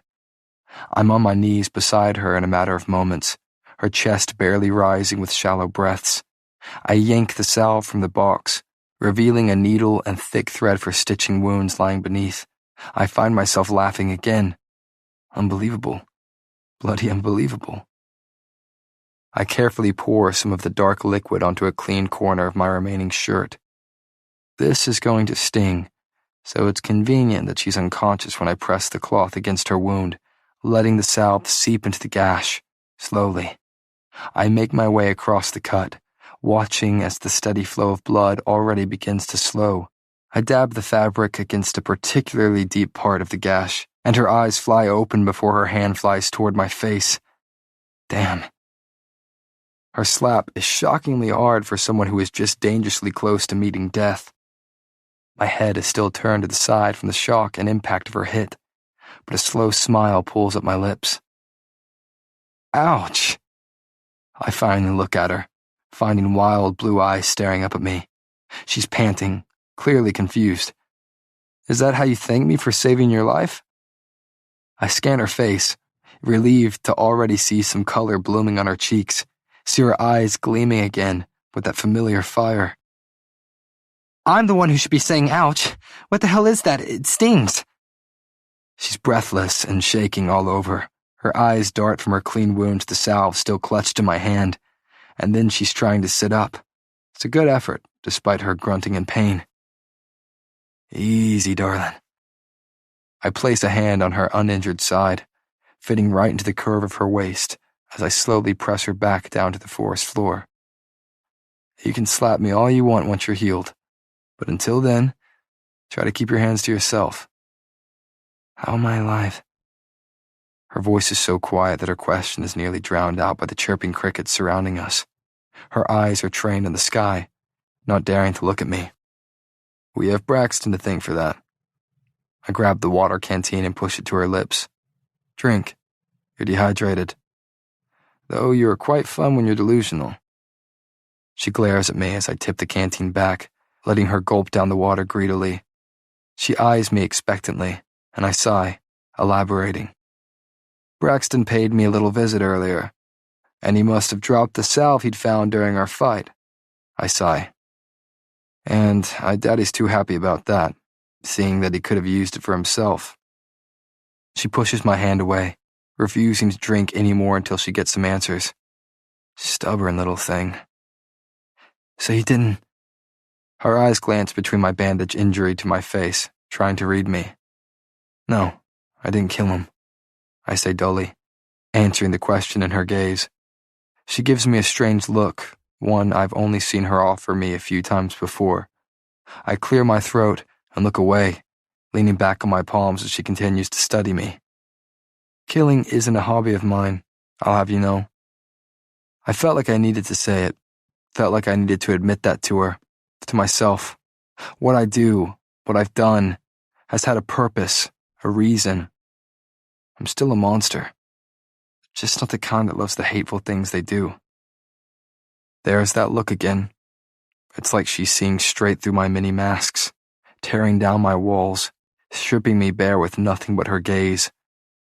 I hate it. I love it. I feel free. I feel trapped. The thought that a single pair of blue eyes can leave me so vulnerable, so exposed, is alarming. So I do what I do best. Deflect. I clear my throat before leaning forward and grabbing my ragged shirt. After dumping the rest of the salve onto the fabric, I gently press it to her wound. She hisses and her eyes fly to mine, full of a fire that makes me chuckle. Oh, this isn't even the worst part, darling. I still have to stitch you up. She steadies her shaky breaths, long lashes fluttering shut as she says, Why are you doing this? A very valid question, though I don't intend on answering it until I get some answers of my own. I grab the brutally blunt needle and begin the painstaking process of threading it through with a thick medical string. Why don't I ask the questions? My stare is leveled at her, unyielding and unfeeling, but it's simply another mask, seeing that I'm currently simmering with rage. Which one of them did this to you? Her eyes fly open, looking more confused and unsure of herself than I've ever seen before. But she recovers quickly, huffing out a shaky laugh. She turns her head to the side to look at me from where she lies on a bed of moss, dirt, and leaves. It doesn't matter, and that is the only answer she deigns to give me before rolling her head back towards the starry sky, hanging above us, avoiding my gaze. My fingers find her chin, and then I'm tugging her face back in my direction so I can look her in the eyes as I say, I'm going to ask again. Who did this to you? My hand is still gripping her chin, her strong jaw, as she holds my gaze and says, Why do you care? Then she's laughing, bitterly, the sound vibrating under my fingers, because I don't tolerate my toys being played with. She's gonna hate that. You're what? She stops, her eyes smoldering, her temper rising. Is that what you think I am? Some toy you can play with? Yes, and clearly quite a fragile one at that. Plagues, if I wasn't already going to hell, I am now. She sputters, actually sputters. I've never seen her at such a loss for words before, and I must say, it's very entertaining. What the hell is wrong with you? Oh, so you think I'm fragile? I'll show you just how fragile There, I say calmly, cutting her off mid-threat. The first stitch is always the worst, especially with how blunt this needle is. She blinks, snapping her mouth shut when she looks down to see the needle I've pushed through the gash, without it even realizing. Too angry to feel the pain, which was exactly what I was hoping for.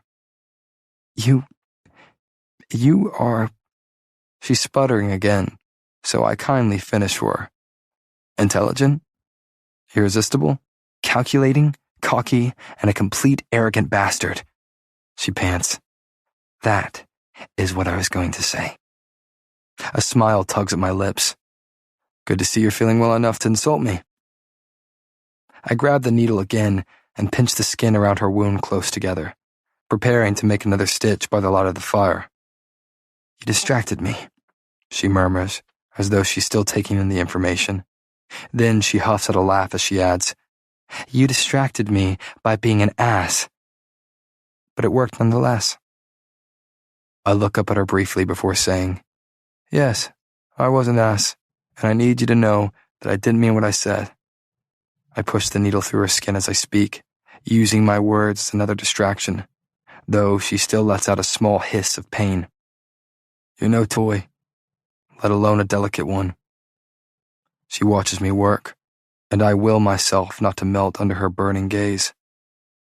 Tell me about home, about Loot, I say, trying to take her mind off the needle piercing her skin. Loot wasn't exactly home to me.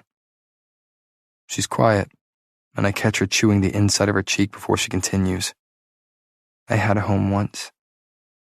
It was just me and my father, but we were happy. She winces when I make another stitch, but her next words are as blunt as the needle. And then he died, and my home became Adina. We made a living in Loot together. She made Loot worth living in. How long have you lived on the streets? 5 years. I was 13 when my father died. And ever since then, I've lived in a pile of garbage Adina generously called the fort. She laughs bitterly at that. From ages 13 to 15, the two of us were barely surviving. But then we grew up. We figured things out and fell into a routine that kept us fed and clothed. We each had our own skills that kept us alive. I let her words, her story sink in. I wonder, silently, what had happened to her father, or her mother for that matter. So your father taught you how to fight then? I asked curiously. Ever since I was a child. He knew my ability wasn't one I could use physically, so he made sure I was never truly defenseless. Her voice is shaky as I thread the needle through the deepest part of the wound. Her hand shoots up and grips my forearm, nails biting into my skin as she bites her tongue to keep from crying out in pain. The dagger you like to wear on your thigh so much. I clear my throat. Was it your father's? Yes, it is. It was. Her laugh is strained. I suppose you have him to thank for my violent tendencies. I glance up and grin before saying warily, And your mother? Do I have to thank her for any of your wonderful qualities? Dead. Her tone is flat. She died of sickness shortly after I was born. I'm reminded of Kit and how his mother died in a similar manner, a tragedy the two of them share. Her grip on my arm only tightens as I keep pushing the needle through her skin, slowly making my way to the end of the gash. Her eyes are squeezed shut against the pain, refusing to cry or even cry out. So stubborn, so strong. Just a little more, Pay. I breathe. She shudders and I don't miss the movement. Whether because of the pain or because I finally said her name, I'm not sure. I'm reminded of when she hit the ground, when I was feral, frantic, and I was suddenly aware that I hadn't said her name to her since we met. And in that moment, I realized that I'd wanted to say it, wanted her to hear it from my lips, realized that if she died, I would never again get to look into those blue eyes and utter those two syllables that have been a constant in my mind. So I said her name, again and again. I finally let myself do it. Let that last piece of attachment to her lock into place. Just saying her name felt intimate, personal somehow. And now, I forever want her name to be on my lips and rolling off my tongue until I'm drunk on the taste and sound of it. What the hell is wrong with me? Her eyes find mine, sparkling like a body of water in the firelight. Why are you doing this? Her gaze tells me that there's no escaping the question this time, though I'm not even sure I have an answer for her or myself. All I know is that I have this urge to protect her, be with her, tease her, touch her. It's terrifying. What's the fun in winning by default? I say instead. What kind of gentleman would I be if I took your leather and left you to die? She lifts her head off the ground, eyes searching mine as she scoffs. So you're telling me that you did all this to be gentlemanly? Why does that come as such a surprise to you? Well, maybe because you have to be a gentleman to be gentlemanly. And who says I'm not? I'd like to find someone who says you are. I smile at her, taking in every detail of her face beneath mine. I open my mouth to say something witty and wildly inappropriate when a twig snaps to my left. A sight watches us with glazed eyes, documenting the scene before him. And I'm embarrassed that I have no idea how long he's been standing there. Not with how distracted I was with the girl before me. I can only imagine what father will make of this, of us, of me helping, saving, enjoying being with the girl from the slums. Wouldn't be the first time I've disappointed him, and it certainly won't be the last. The sight blinks, clearing his blurry eyes before disappearing into the night. I turn back towards Peyton, her attention still fixed on the spot where the man once was. Then, I look down at her exposed stomach, and the wound now completely stitched there. I begin wrapping the remains of her large shirt over the wound and around her waist. Peyton's eyes follow my movements, tracking my hands and tracing my face. You never did answer my question, I say, far more casually than I currently feel. You'll have to be more specific than that, Azar. I asked who the hell did this to you. She laughs, dismissively, turning her head from mine. Oh, that question. It doesn't matter. If it doesn't matter, then tell me. She shoots me an annoyed look before she sighs, giving in. Ace. Happy now? He used his illusions to draw me in.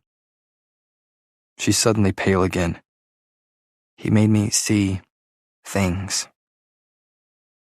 I've never seen her look so haunted, and I'm shocked by how much I hate it. Did you kill him?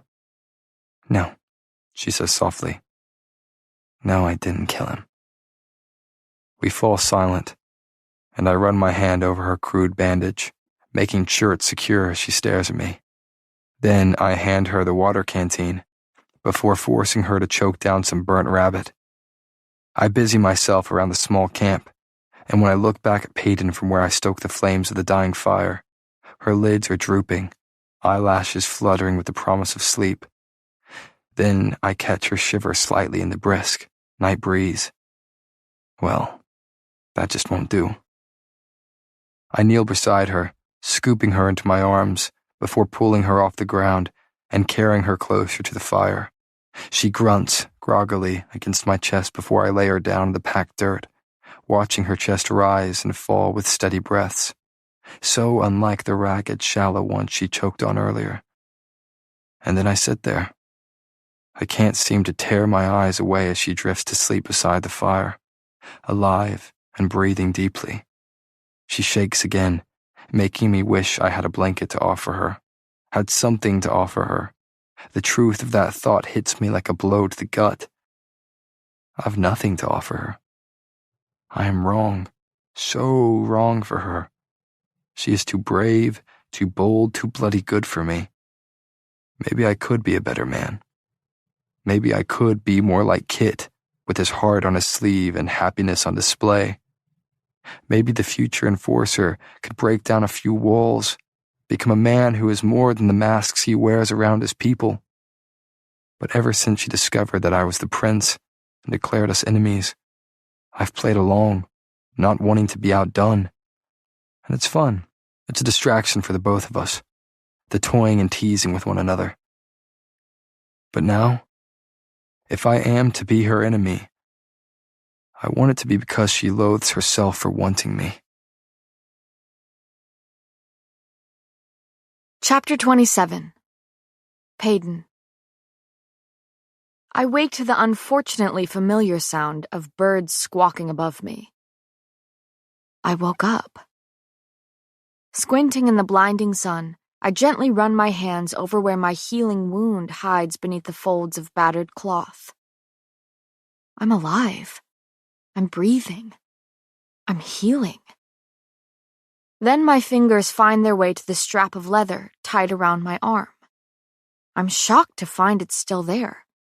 Shocked that Kai didn't cut it from my dying body in the first place. Shocked that he saved my life, nursed me back to health, and let me keep my stupid strap of leather through it all. Apparently, he went through all this trouble to be a good sport, a gentleman. My ass. Good morning.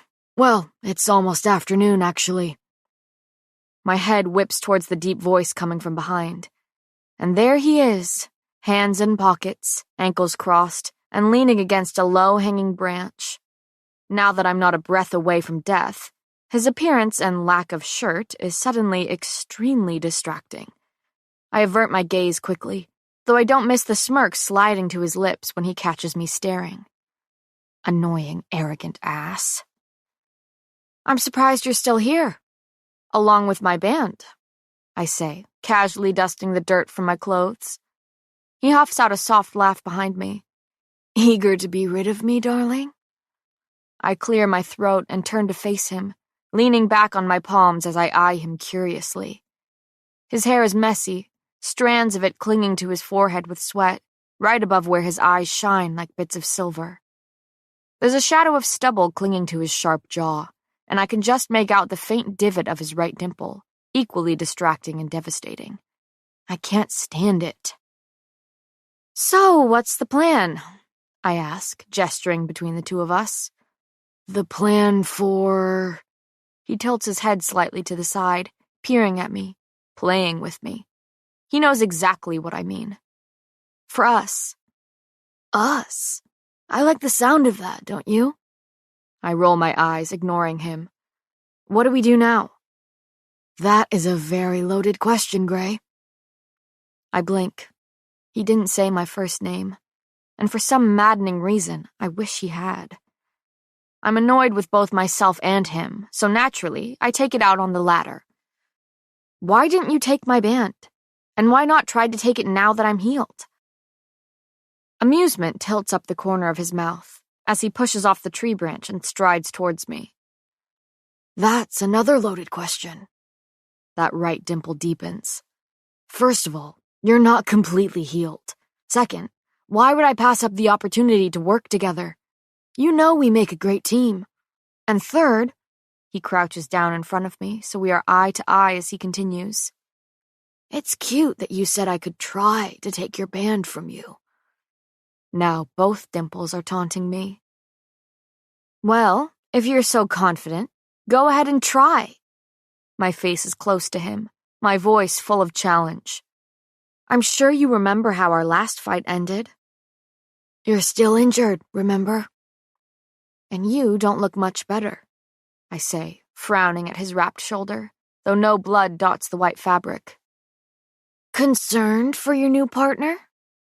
A wicked grin spreads across his face as his eyes flick between mine. He's close, too close.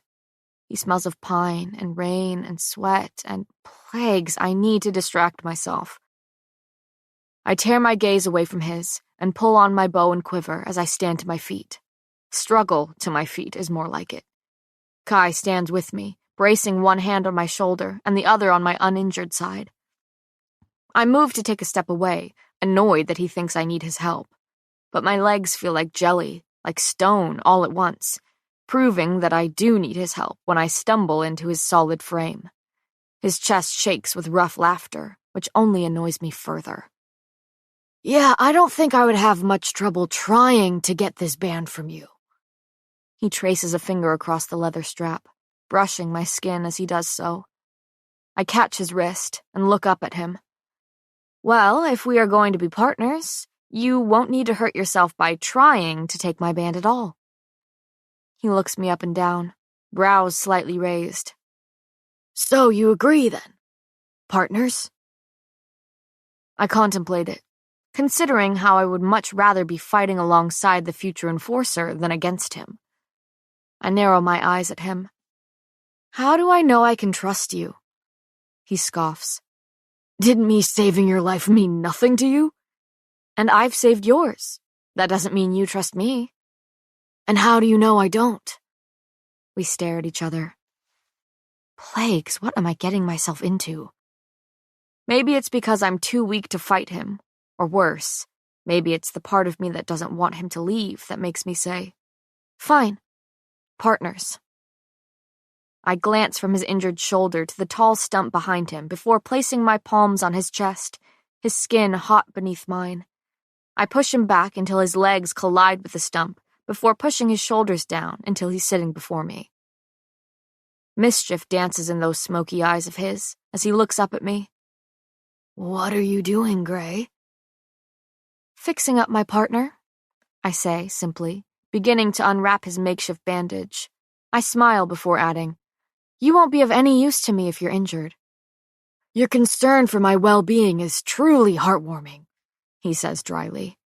I ignore him and pull at the stubborn cloth that's sticking to the skin beneath. I swear under my breath when I finally glimpse the patch of burned, blistered skin beneath his collarbone. It's inflamed and sticky, and I didn't need to observe the tight set of his jaw to know that it's extremely painful. I look at him, finding his eyes already trained on me so intensely that I swallow before asking, where's the healing salve? His expression is blank. Gone. I try to blink away my confusion to no avail. You used all of it on me? Without hesitation. Cool, calm, collected.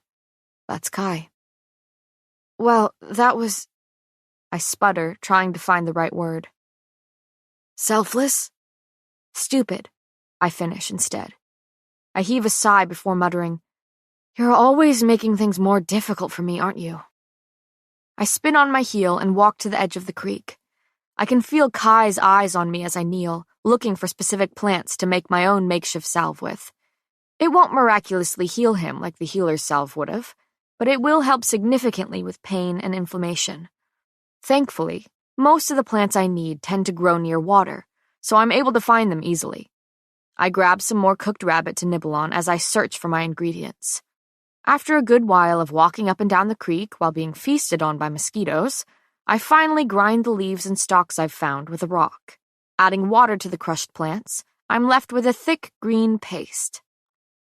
I turn to find Kai still watching me when I walk back to him nearly half an hour later. I stand over him, ignoring the feel of his eyes on me, as I hold the rock with the salve atop it and take in his wound once again. You are full of all sorts of surprises. He nods at the green goop now on my fingers. Talented little thing, aren't you? I dab the salve onto his wound, and he hisses when it stings. Daughter of a healer, remember? It's getting hard to keep track of your many skills. Another grunt of pain, before he adds, annoyed. Plagues, Peyton, what the hell is this stuff? A snort escapes me. Who knew the future enforcer was such a baby? I lather more salve onto his skin, and he grits his teeth. And who knew the girl from the slums was capable of torture? Oh, please, don't be so dramatic. You know, I'm not entirely convinced that you're not trying to kill me. I quirk an eyebrow at him. So you don't trust me after all? I don't trust that, he says, throwing a skeptical glance at the green paste I'm rubbing onto his wound. I laugh loudly, shaking my head at him. He suddenly goes still at my touch, his eyes dancing between mine with a small smile pulling at his lips. I clear my throat. So, I'm grasping for anything to say before finally deciding to let him do the talking. You heard about my home, so tell me about yours. What was it like growing up in the palace? He watches me, his expression blank. Living in a castle is not as appealing as it may seem. It can be cold, crowded, not to mention that you're constantly watched by prying eyes. His lips twitch into a hint of a smile. But Kit and I, we made it a home. Plagues, we ruled the place. We made... He hisses through his teeth, cutting off his words. Shit, Peyton, now I'm convinced you're trying to kill me. Oh, come on, I laugh, adding more salve to his wound. It only stings. He pokes me in the stomach, carefully avoiding the gash there. You got to slap me when your wound stung, so I think I'm allowed to complain a little. I give him a look. This is a little complaining? He narrows his eyes at me, but I can see the amusement in them. I'm sorry, I sigh. Continue with your story and your little bit of complaining. As I was saying, he continues with a huff, Kit and I made the palace a home. We made friends with the servants, raced through the halls, ditched balls to sneak into the cellar and get drunk so we could forget about everything and simply laugh until the sun came up. We've probably fought in nearly every room of the palace, twice. He grits his teeth when I pack more salve onto the wound and shoots me an annoyed look before continuing. We needed it, though. The constant sparring or stupid pranks we'd pull on poor Gale and the rest of the unsuspecting servants. Because when we weren't laughing and distracting ourselves, we were both training and studying. Though that looked very different for the both of us. He looks past me to the blue sky painted above, his gray eyes scanning the clouds as he says flatly, I don't remember my life before I became the future enforcer. I don't remember a day when all the tests and trials and training began. It feels as though it's always been that way. He lets out a humorless laugh, sighing as he says, Fate is a funny, fickle thing, offering you no choice in how you live. I've stopped rubbing in the salve, and I'm instead staring intently at him. And your training? What was that like? He sighs a heavy sort of sigh, one that makes me wonder exactly what he's endured in his short lifetime. My upbringing looked very different from Kit's. Where the future king's training consisted of tutoring and education on how to lead his kingdom one day, mine was more hands-on. As the future enforcer, I didn't just strategize battles, I fought in them. I didn't just learn the art of torture, I endured it. My hands hover above his chest. You endured it? He studies me for a moment, seeming to decide what he wants to say, before settling with a simple, yes, often. Who, I swallow, who did that to you? It doesn't matter, he says with a slight smile, spitting my own words back at me from last night. So I do the same to him. If it doesn't matter, then tell me. His smile widens. Good to hear that you listen to me when I speak, Gray. That wasn't an answer, I say softly. He blows out a breath, his smile vanishing. The king took it upon himself to train me regularly. I had other tutors and generals, of course, but when I wasn't with them, I was with my father. Let's just say that his methods were severe. I didn't want to know. I didn't want to know what it was that the king did to his son, what horrors he put him through. It makes me sick. And yet, I shouldn't be surprised. He killed my father, after all, and it's my hatred for the king that has me needing to know what other twisted crimes he's committed. So, I slowly ask, what did he do? He's quiet for a long moment. Gray, I don't think... Please. I cut in quietly. You don't have to tell me if you don't want to, but I'm asking you to if you're willing. There is something about the quietness of the forest, the cover of the trees, that makes you feel safe enough to spill secrets. Something about knowing that you might not see tomorrow that has you doing things you'll only regret if you survive.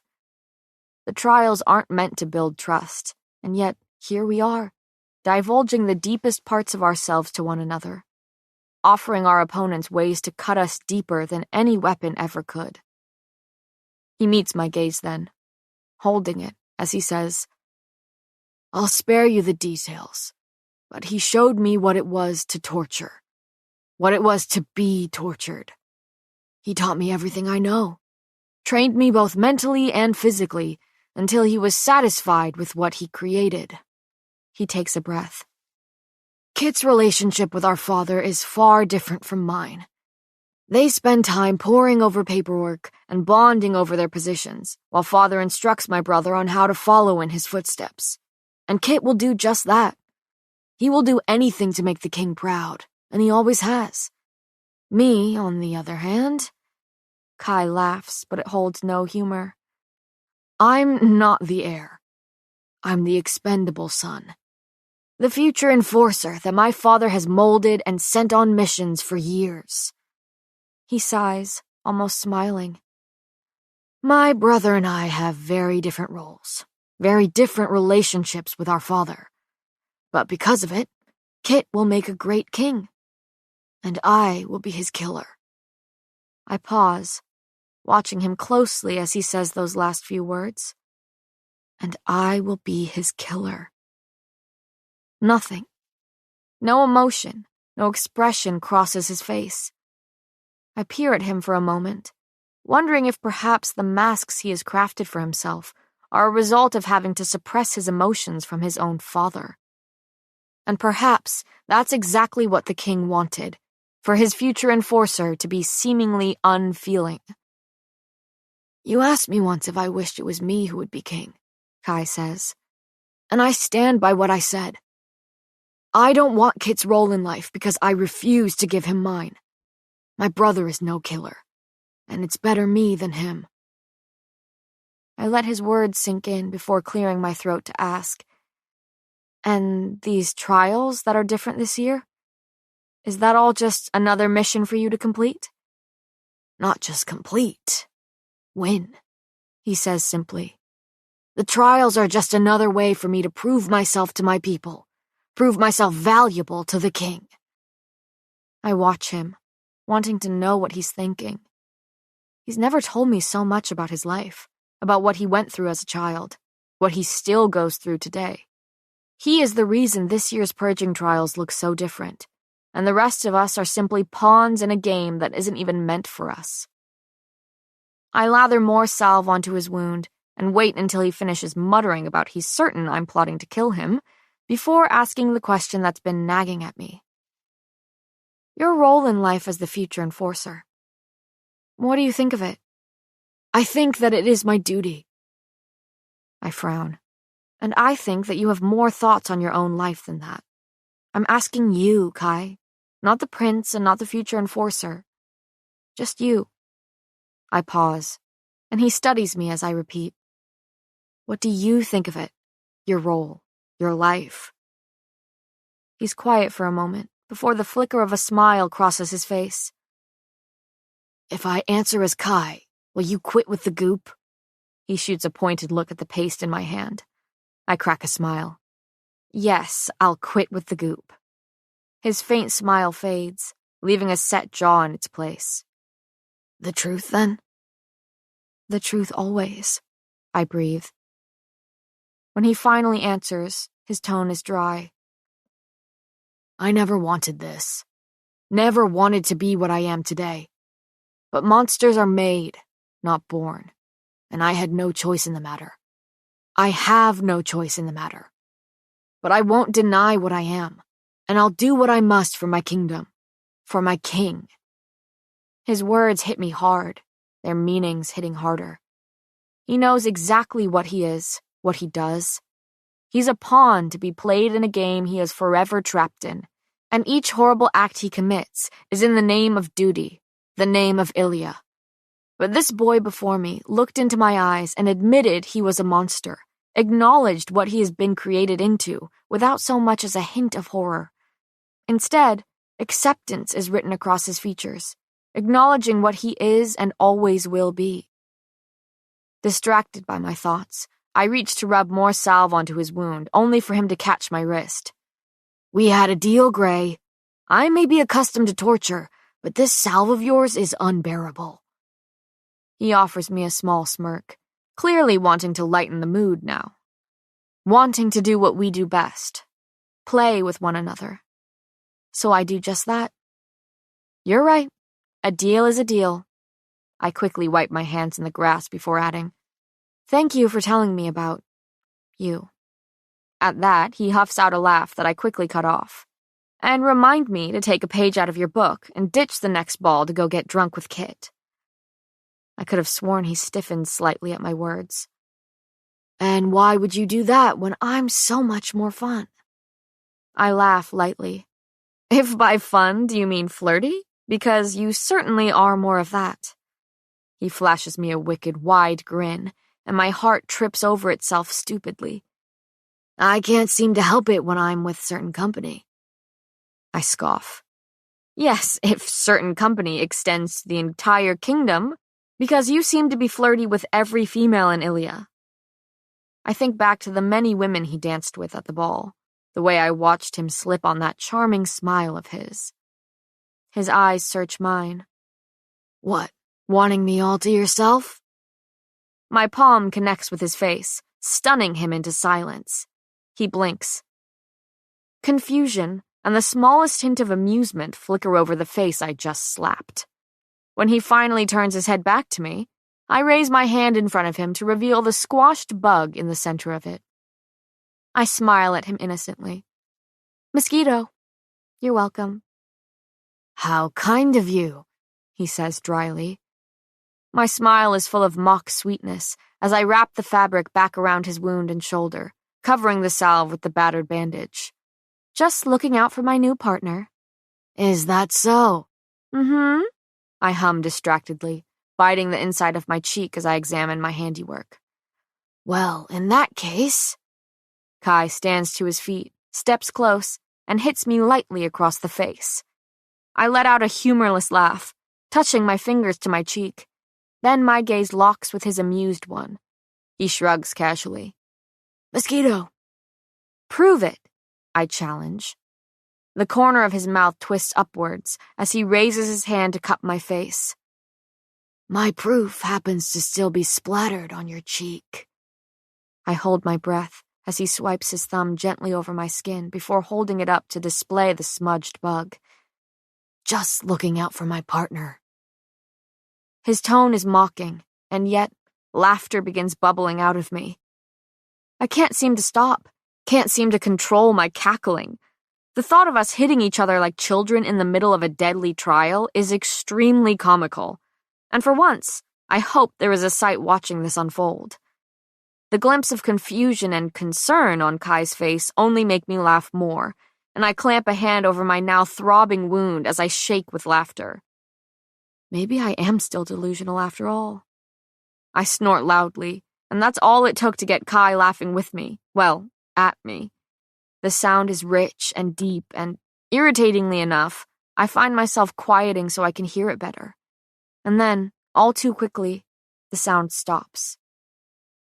He's looking at me, and I'm looking at him. I don't know what to say, or think, or do, as his eyes trail over my face, taking in my dirty and disheveled appearance.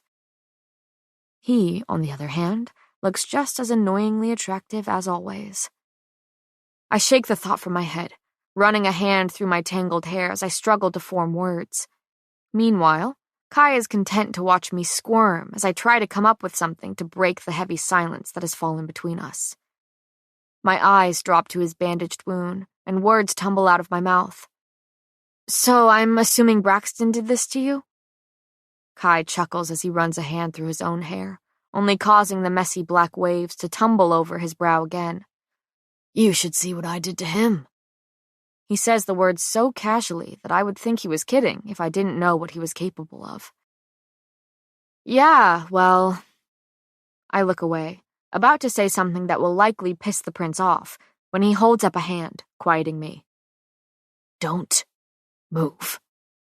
I scoff. What, is there another mosquito on my... His hand clamps over my mouth, before he whirls me around by the waist, pinning me against his solid frame. I'm stunned for a heartbeat before I contemplate biting the fingers covering my lips. But something about the way his breathing quickens makes me pause my plotting to escape his hold.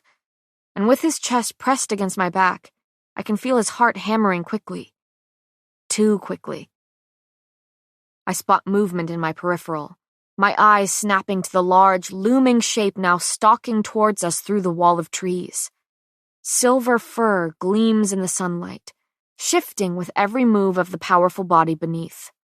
Glowing yellow eyes lock with mine as the beast halts, eyeing us from afar. Wolf. No. Wolves. My eyes scan the trees, finding 4 more massive bodies covered in fur, all ranging in color. The 5 of them watch us, half covered by the surrounding pine trees, as they size up their next meal with hungry eyes. My heart is thumping against my ribcage, my breathing shallow and quick. It's a good thing Kai's hand is still covering my mouth, because I nearly yelp at the sudden feel of lips brushing against the shell of my ear. You never seem to listen, do you? I reach up slowly, keeping my eyes trained on the wolves as I grab his wrist and pull his hand away from my mouth. Technically, I did listen. I talked, not moved. I whisper back, my voice sharp. I can feel his mouth smiling against my ear. Smartass. So what's the plan? What are we doing? My voice is urgent as I eye the wolves. There is no we, he says softly, releasing his hold to step slowly around until he's standing in front of me. You are still injured, he murmurs. And I'm not risking you tearing my stitches open. Absolutely not. I step to his side, irritated. What happened to us being partners? Well, we won't be partners for much longer if you insist on getting yourself killed, he mutters, silently drawing the sword from its sheath at his side. And you're just gonna take on 5 wolves by yourself? I don't think so, I whisper harshly. There is no way in hell I'm letting him fight on his own. My pride and paranoia won't allow that. Then you clearly underestimate me, Gray. Slowly, so slowly, I pull the bow from my back, watching the wolves as I do. They don't make a move, though they've sunk closer to the ground, ready to pounce and bound towards us. I knock an arrow. Your wound is going to open back up, and I'll have saved your life for nothing, Kai hisses, his voice urgent and agitated. I draw back the bowstring, pulling it taut as my stitches do the same, threatening to tear. Pain sears through my abdomen and along my ribs, but I bite my tongue, ignoring it. I smile slightly as I say, "Sorry to ruin your handiwork, partner." "Pay, don't you dare!" I fire. The arrow finds its mark in the chest of the closest wolf, burying deep into that shiny silver fur. The other wolves are charging towards us before their friend even hits the ground. I already have another arrow ready, nocked and aimed at a brown blur bounding closer. A shooting pain skitters along my abdomen as I fire the arrow, hitting the wolf in its hind leg. Two of the beasts have separated from the others to circle around us, and I feel Kai's back press against mine as he faces them. I ignore the limping wolf I shot and turn my attention towards the one that is now bounding towards me. I try to slow my panicked breathing before loosing an arrow at the creature. I curse when it misses, sailing past the beast's ear and sinking into the ground behind it. Kai's back is no longer pressed against my own, leaving me clueless as to what's going on behind me. All I hear are snarls and the swipe of a sword against skin and bone. But I don't have time to turn towards the scene at my back, because I now have a snarling beast of my own before me. Its red-tinted fur shimmers almost as brightly as its bared white teeth. It comes to a halt no more than 2 yards away from me and crouches, creeping closer. It's massive and menacing, and looking at me like I'm its next meal. I can feel my wound bleeding, and the pain is brutal. If I pull back my bowstring one more time, I'll likely rip my stitches if I haven't done so already. But I have no other weapon, no power, no strength to fight. The wolf slinks forward, growling as it plays with its food. What do I do? What do I do? What do I do? I pull back my bowstring. The wolf pounces. It's a large, strong leap that sends it flying towards me with its jaw open and razor-sharp teeth displayed, ready to rip me to shreds. Impulsively, instinctively, I rip the arrow from my bow and grip the shaft in my fist before thrusting the metal tip upwards to meet the wolf in the air. The arrow sinks deep into its heart, spraying me with hot blood before it falls to the ground with a thud. I'm panting, still trying to process what just happened, when I hear a grunt coming from behind me. I spin just in time to see Kai drag the blade of his sword down a wolf's side, splitting it open with one easy motion. He turns swiftly to the other beast crawling towards him, already suffering from a brutal stab wound, though it still advances with a growl. When the wolf launches towards him in one final attempt to sink its teeth into his flesh, Kai sweeps his blade upwards in a high arc. The sword slices the creature across the chest with ease, and when it hits the ground, Kai grips the hilt with both hands and drives the tip of the blade down into the wolf's side. He stands there for a moment, looking every bit the killer he was raised to be. Then he yanks the sword out, wiping the bloody blade on the fur of the dead animal beneath him. He begins turning around as he says, "You still alive back there?" I inhale sharply when he turns, displaying the deep bite on his shoulder. Blood oozes from the imprint of jagged teeth, trailing down his arm and over his fingers in rivulets. His eyes find mine, before widening when they find something over my shoulder. "Duck," he orders, and I don't hesitate before dropping into a crouch. In a flash, he pulls a throwing star from his pocket and sends it sailing through the air where my head was only a moment before. I hear something heavy hit the ground with a thud, and turn to see the wolf I had shot in the leg only a few feet behind me, creeping in for the kill. Only now, it's lying dead on the ground with the throwing star protruding from its eye. I stand slowly to my feet as I breathe. "You're right. We do make a great team." He looks away from me, shaking his head with a dry laugh. "Yeah, except for the fact that you don't listen to orders." "Orders?" I scoff. "I'm not one of your soldiers, Kai." "You're right. You aren't."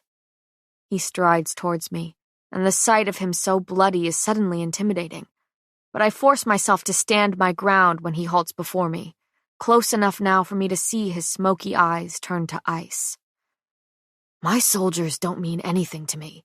They are expendable and easy to replace." His chest heaves, his eyes locked with mine. "So yes, Gray, you aren't one of my soldiers." I open my mouth, but no words come out of it. He closes his eyes and sighs deeply, only opening them again when he is back to his cool and collected self. All traces of the frantic, ruffled male are gone. I can sense him shifting back into his cocky, casual self as he attempts to lighten the mood. Spinning slowly, he takes in the carnage around us and simply says, "Well, looks like we won't be going hungry tonight." I play along, but my voice is weak. Good to know that we didn't survive a wolf attack only to die of hunger. His eyes darken as they snap to where my wound lies bleeding beneath my clothes. Your stitches, did they? I lift my tank and peek under the folds of the bloody bandage. Relief floods me when I see the thread still pulling my skin together. The exertion of the fight only stretched the stitches, causing the wound to bleed, but thankfully they didn't tear. I suppose I would be in a much worse state if they had. No, I breathe. They didn't tear. He runs a hand through his hair before sheathing his sword, but I don't miss the slight wince the action causes due to his torn shoulder. I point to the stump behind him and say, "Sit." Now I'm the one giving orders. He humors me, smirking as he sits down before I come to stand over him yet again. You're covered in blood, he remarks far too casually. And you're dripping blood, but, lucky for you, I smile sweetly, I can make just the right salve for this. He blows out a breath, shaking his head at the sky. Of course you can. You and your salves will be the death of me. You know, I mutter, examining the bite closely, I'm beginning to think that you enjoy getting hurt, if only so you can have my hands all over you. He lets out a low laugh. I can practically feel his gaze gliding over me as he says, "Oh, I'm not making you do anything, darling. You can leave me to bleed out if you must, because I only want your hands all over me if you want them to be." My eyes snap to his gray ones already pinned on me. I am playing a very dangerous game. Walking on a sharp blade and hoping I don't get cut. Playing with fire and hoping I don't get burned. Swimming in a dangerous current and hoping I don't drown. He is dangerous. And even with that one thought echoing in my mind, I hold his gaze and put my hands on him. Chapter 28. Kai. It's been 3 days since a wolf took a bite out of me. 3 days since Peyton put her hands on me after I told her to only do so if she wanted to. And I don't think I've been able to catch my breath since. Every time she looks at me, I feel like I'm gasping for air. I hate it. Liar. It's been 3 long and boring days.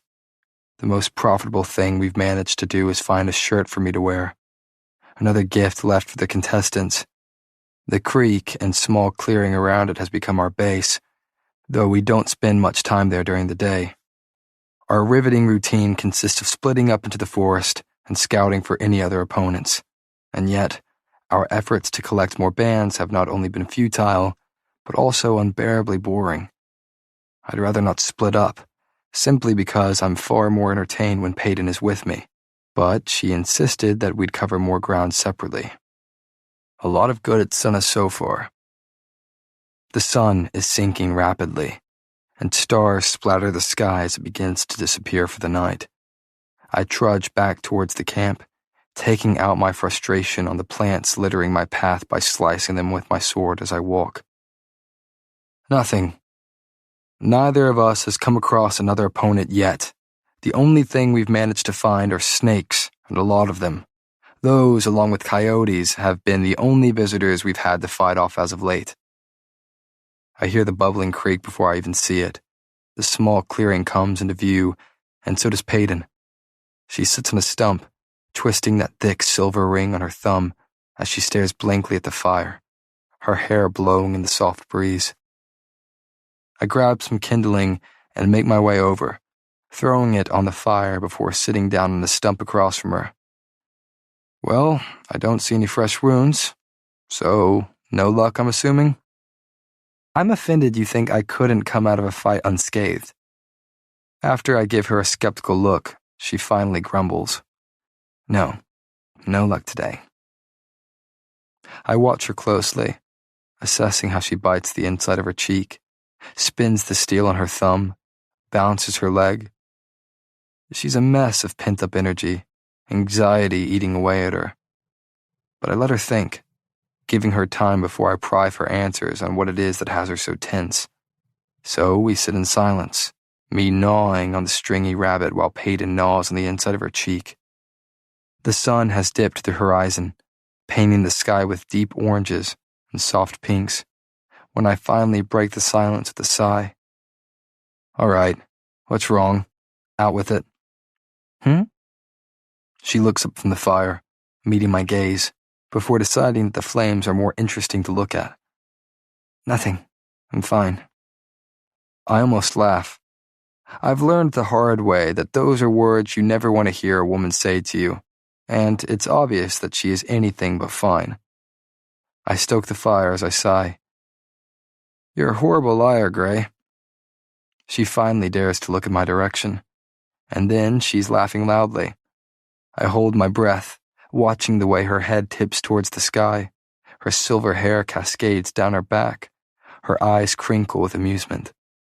She looks back at me too quickly, and I hope I've wiped the look of wanting from my face fast enough. She's so stunning, yet so stubbornly oblivious to how the sunset behind doles a comparison to the vibrance that is her. Oh, what the hell is wrong with me? I'll have you know that I'm a great liar. She can barely say the words without snorting like she's told a joke, and I've missed the punchline. I pop a piece of meat into my mouth. I'm gonna have to disagree. Oh, really? Really? She leans forward, resting her elbows on her knees. Enlighten me, Prince. Good. Let me distract you. My lips twitch into a smile. You have a tell, darling. Do not. She's not laughing anymore, and I almost regret saying anything at all. You tap your left foot when you lie, ever so slightly. She gapes and I grin. I started noticing it when you said you hated my dimples. And obviously, we both know that's a lie. I duck before the rock she throws at me can connect with my skull. Now I'm the one laughing.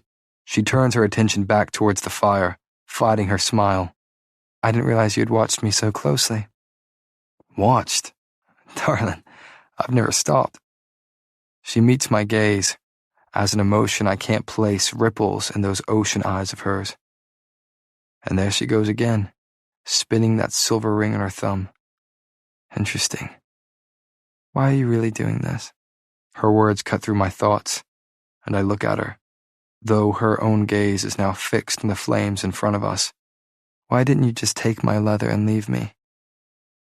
I hear her unspoken words echoing in my head. Leave me to die. She looks at me then, her eyes flooded with emotions. She wants an answer, needs an answer as to why I didn't act like the monster I've been molded into. I open my mouth, expecting a good answer to fall out. Wishful thinking, I suppose, because I sigh and say, you know, we never got to finish our dance. She blinks at me. That wasn't an answer. That's because we haven't danced yet. You should know how this works by now, Gray. We dance, you get your answer. Or we don't, and, well, you'll be left to ponder all your burning questions about me. She huffs out a laugh. You're kidding. Not this again. Yes, this again. I stand on my feet and walk over to where she sits on her stump. So, I hold up my hand to her with a lazy bow. Are we dancing or not, Gray? She rolls her eyes, trying to fight the smile that's tugging at her lips. Fine. She lays her palm on my own, and the mere contact has my pulse quickening. What has this girl done to me? We take a few steps away from the fire, the pale moonlight beaming, and the stars twinkling. I guide her hand onto my shoulder and take the other to hold, careful not to strain her stitches. My other hand finds her waist, wrapping my arm around her back to pull her close. She feels so familiar in my arms, and I drink in every detail, memorize every movement. We begin stepping in time to nothing but the sound of our own heartbeats and the crickets chirping around us. We're swallowed in darkness, mere shadows in the flickering firelight. There's no music, she says flatly, her voice laced with amusement. Well then, I guess we won't know when to stop dancing. How unfortunate. My chin brushes the top of her head before I dip her towards the ground, making her gasp in surprise. "Don't tempt me to stomp on your toes," she threatens breathlessly. I raise her back up slowly as I say, "Oh, we can't have that. I'm still recovering from the last time we danced." We're quiet for a moment, listening to the crunch of twigs beneath our feet and the crackling of the fire. Through her thin and battered tank, I can feel the heat of her body, feel her skin beneath my hand. Distracting. Her voice is quiet when she breaks the silence, as if almost reluctant to interrupt the moment. "So, the answer to my question?" "Right, that. Is it really so shocking that I don't want you to die?" I lean back slightly so I can meet her eyes. "So shocking that I would help someone?" She doesn't hesitate. "Yes." I almost laugh. I can't say I'm surprised. "It's just that." She pauses, her eyes flitting between mine, as if searching for the answer in them. "I thought you were more like your father." Her words slam into me. Father is, well, he's a king. He's cold and strict, and very rarely impressed, even with his own sons. I suppose in some way he's made me to be like him, schooled me on how to act, what to feel, and more importantly, what not to feel. Thanks to him, I've crafted a jumble of different masks that I can slip on and off at will. I'm a mess of muffled emotions and well-built walls. But because I don't quite know the answer to her question myself, I ask her one of my own. "Is that why you hate me so much? Because you thought I was like my father, who you clearly don't care for?" "I don't hate you," she answers too quickly, pausing to wonder if she said the right thing while I wonder why she hasn't said it sooner. My smile is crooked. "Oh, you don't hate me? So, what, every thread of my life is a declaration of love then?" "I said I don't hate you, Prince. That doesn't mean I don't despise you." I duck my head, eyes searching hers. "I think you despise that you don't despise me." Her mouth falls open before she snaps it shut and fixes me with a glare. I seem to have rendered her speechless. Well, that's a first. "Use your words, Gray." I smile, spinning at her before pulling her back to me. "Tell me, am I wrong?" "I thought I was the one asking you the questions," she says, distracting and diverting my attention with that devastating smile and deliberate words. And she thinks I'm the calculating one. She looks away from me, biting the inside of her cheek before meeting my gaze again. "Would you have helped one of the others?" A pause. "Someone other than Jax or Andy?" "Someone other than the people I truly care about." A slow smile spreads across my face. "And darling, I doubt that the sight of someone dying would affect me as much as you do alive and well." She swallows. "You're a shameless flirt, Hazar." "Only for you."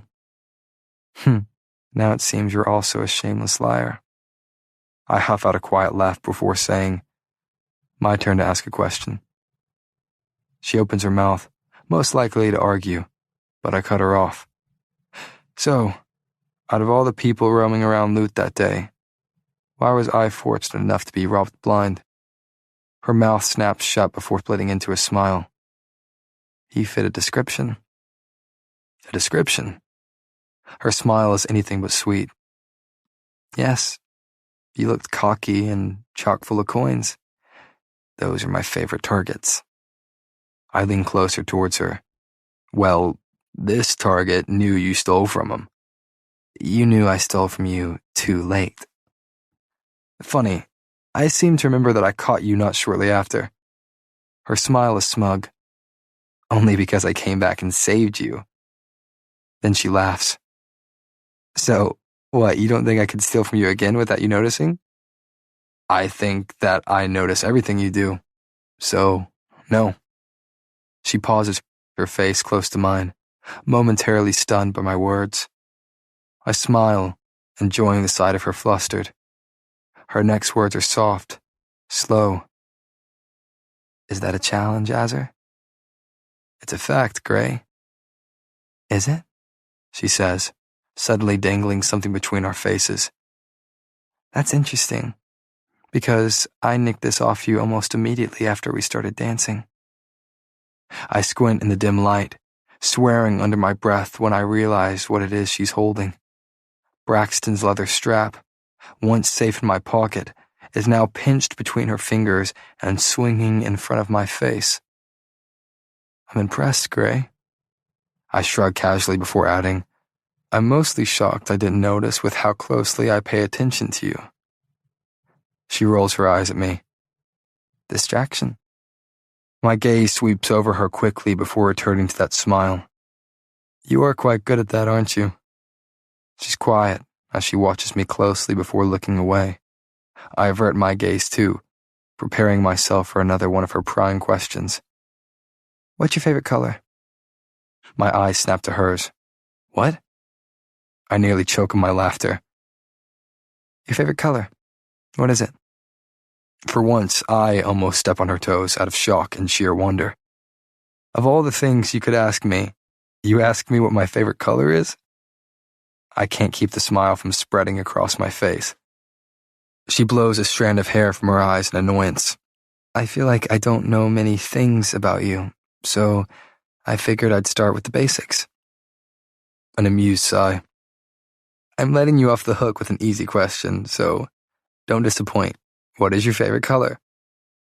I spin her if only to give myself some time to think. I'd never thought about what my favorite color was before. It never seemed important. Not until I looked into a pair of ocean blue eyes and realized that perhaps drowning was a beautiful thing. Not until I looked into a pair of fiery blue eyes and realized that perhaps burning was a painless thing. Not until I looked into a pair of sky blue eyes and realized that perhaps falling was a peaceful thing. I'd never thought about what my favorite color was before, because I hadn't seen one that was worthy of the title. Until now, that is. Blue, I say, my voice low. She's looking at me thoughtfully, studying me sincerely. I would never have guessed. Neither would I. And yours? I ask, watching her as she thinks. She opens her mouth, then shuts it, considering something. Her jaw sets. I don't have one. With a small shrug, she asks, favorite food or dessert? We're in the middle of a trial, and you're asking me about my favorite food. She ignores me. Well, I know it's not rabbit. I see the way your mouth twists when you eat it. I do not twist. I pause, grinning. Have you been looking at my mouth, Gray? She opens her mouth to argue only to huff instead. Just answer the damn question, Azzer. I chuckle and spin her slowly. Easy. Lemon tarts. She snorts. You're kidding. Lemon tarts? You're a rich prince who could have any food he wants, and you would choose lemon tarts? Yes, lemon tarts, I mimic. And now I'm making you eat some with me when we finally get out of here. Over my dead body. My smile is wicked. That can be arranged. And there she goes, making good on her threat to stomp on my toes, seeing that her feet are her only weapon at the moment. Oops. Vicious little thing. I murmur under my breath. You don't know the half of it, Prince. Oh, but I hope one day I will. We are silent for a moment, studying each other before I finally say, tell me, what's your favorite food then, since you seem to think it's so much better than lemon tarts? Oh, trust me, when I say it is far better than lemon tarts, well, don't keep me guessing, Gray. She tilts her head up towards mine as she confidently says, butterscotch. Butterscotch, I repeat, committing the information to memory. Yes, she smiles, but I see the sadness in it. My father used to give out the candy to his patients, and every time he would fix up one of my wounds, or I would help fix up someone else's, we would eat butterscotch after as a sort of reward. We're quiet for a moment. You two were very close. We were, she states. But you and your father aren't, are you? Not after what he's put you through. I'm thankful for the lack of pity in her voice, though her disgust is clear. A quiet, bitter laugh escapes me. No, I'm more soldier than son, and he's more king than father. It's hard to be close when our only time spent together was training, and I didn't exactly look forward to those encounters. And your mother? She asked quietly. She's everything I could have asked for, I state simply. Everything I needed as a boy. She's been one of the only constants in my life, a source of kindness and caring. And yet, Peyton says hesitantly, she let your father do what he did. I pause, speaking to her as I remind myself, she didn't exactly have a choice in the matter, and becoming the future enforcer is my duty, no matter the methods it takes to get there. She eyes me with that expression I can never quite seem to place. Is it wonder? Confusion? One moment she's an open book, and then the next I can barely crack the spine. And then she's peppering me with questions, most of them random, though all deemed equally important to her. She tells me stories of growing up, and I do the same, listening to her laugh at Kit and my stupidity. So, tell me about the split lip you had when we met, I ask, brows raised. She laughs, and the sound snakes up my spine. I wasn't lying when I told you it was a gift from one of your Imperials. Right. You informed me of that when you had your dagger to my throat, I believe. Sounds about right? Well, I'm still unaware of the details behind how you earned it. My eyes darken at the thought. I don't react kindly to my Imperials hitting women. Oh? Then you should probably know that this wasn't the first time. Her words are casual, blunt. Long story short, he didn't believe I was a psychic, so I proved it to him, and clearly he didn't like what I had to say. I stare at her in disbelief. And what, you just took the hit? Yes, but not before I took some of his pride. Why am I not surprised by that? She gives me a sly smile. Probably because you've got so used to me humbling you, Prince. That I have. I pause, taking her in. You never cease to amaze me, Gray. I smirk as I release her hand to flick the tip of her nose lightly. She bats my fingers away with a huff. And you never cease to annoy me. I grab her hand again and guide it up my arm until both of her palms rest on my shoulders. Then I slip my hands around her waist and behind her back, careful of her injured side as I pull her closer. And then we just sway. No fancy footwork, no waltz to step in time to. Just us in the middle of a forest, surrounded by thousands of winking stars. Her lashes flutter, and then her fingers are laced behind my neck. The tension between us pulls taut, like an invisible tether connecting the two of us. My pulse quickens, and so does her breathing, her chest rising and falling rapidly. I never cease to annoy you, huh? I watch her face while pulling her impossibly closer. What about now? Is this the exception? She swallows and dips her head, not offering me an answer. I smile slightly as I try to get her to speak, a problem I've never had to deal with before. Pay? Still no answer. My fingers catch her chin, gently guiding her gaze to meet mine. There is confusion etched all over her face as she lets out a shaky laugh. I'm annoyed that I'm not finding this annoying. My hand tightens around her waist like it might catch fire from the feel of her. I'm embarrassed by how much this one girl engrosses me. Afraid of how affected I am.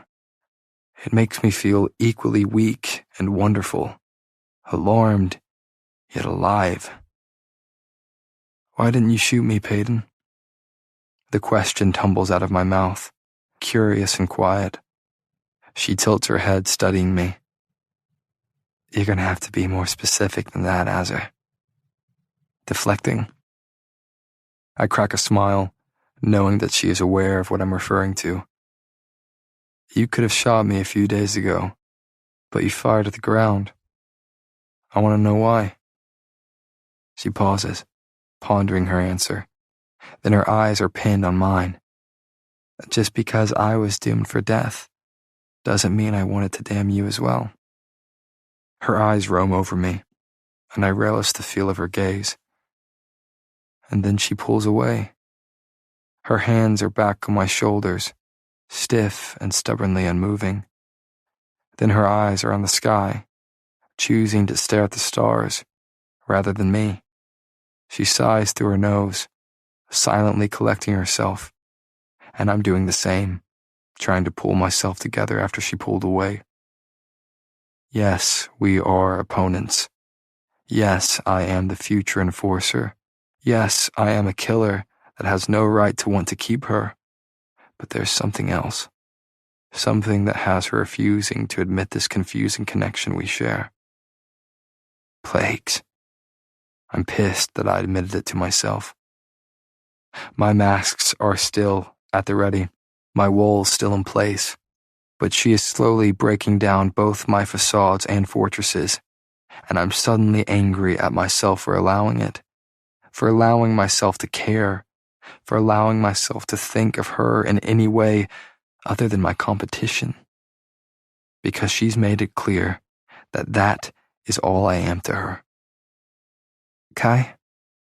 She says quietly, the sound of my name on her lips ripping me from my thoughts. A soft female voice cuts through her words. Sorry to interrupt, but you both have something I need. Chapter 29.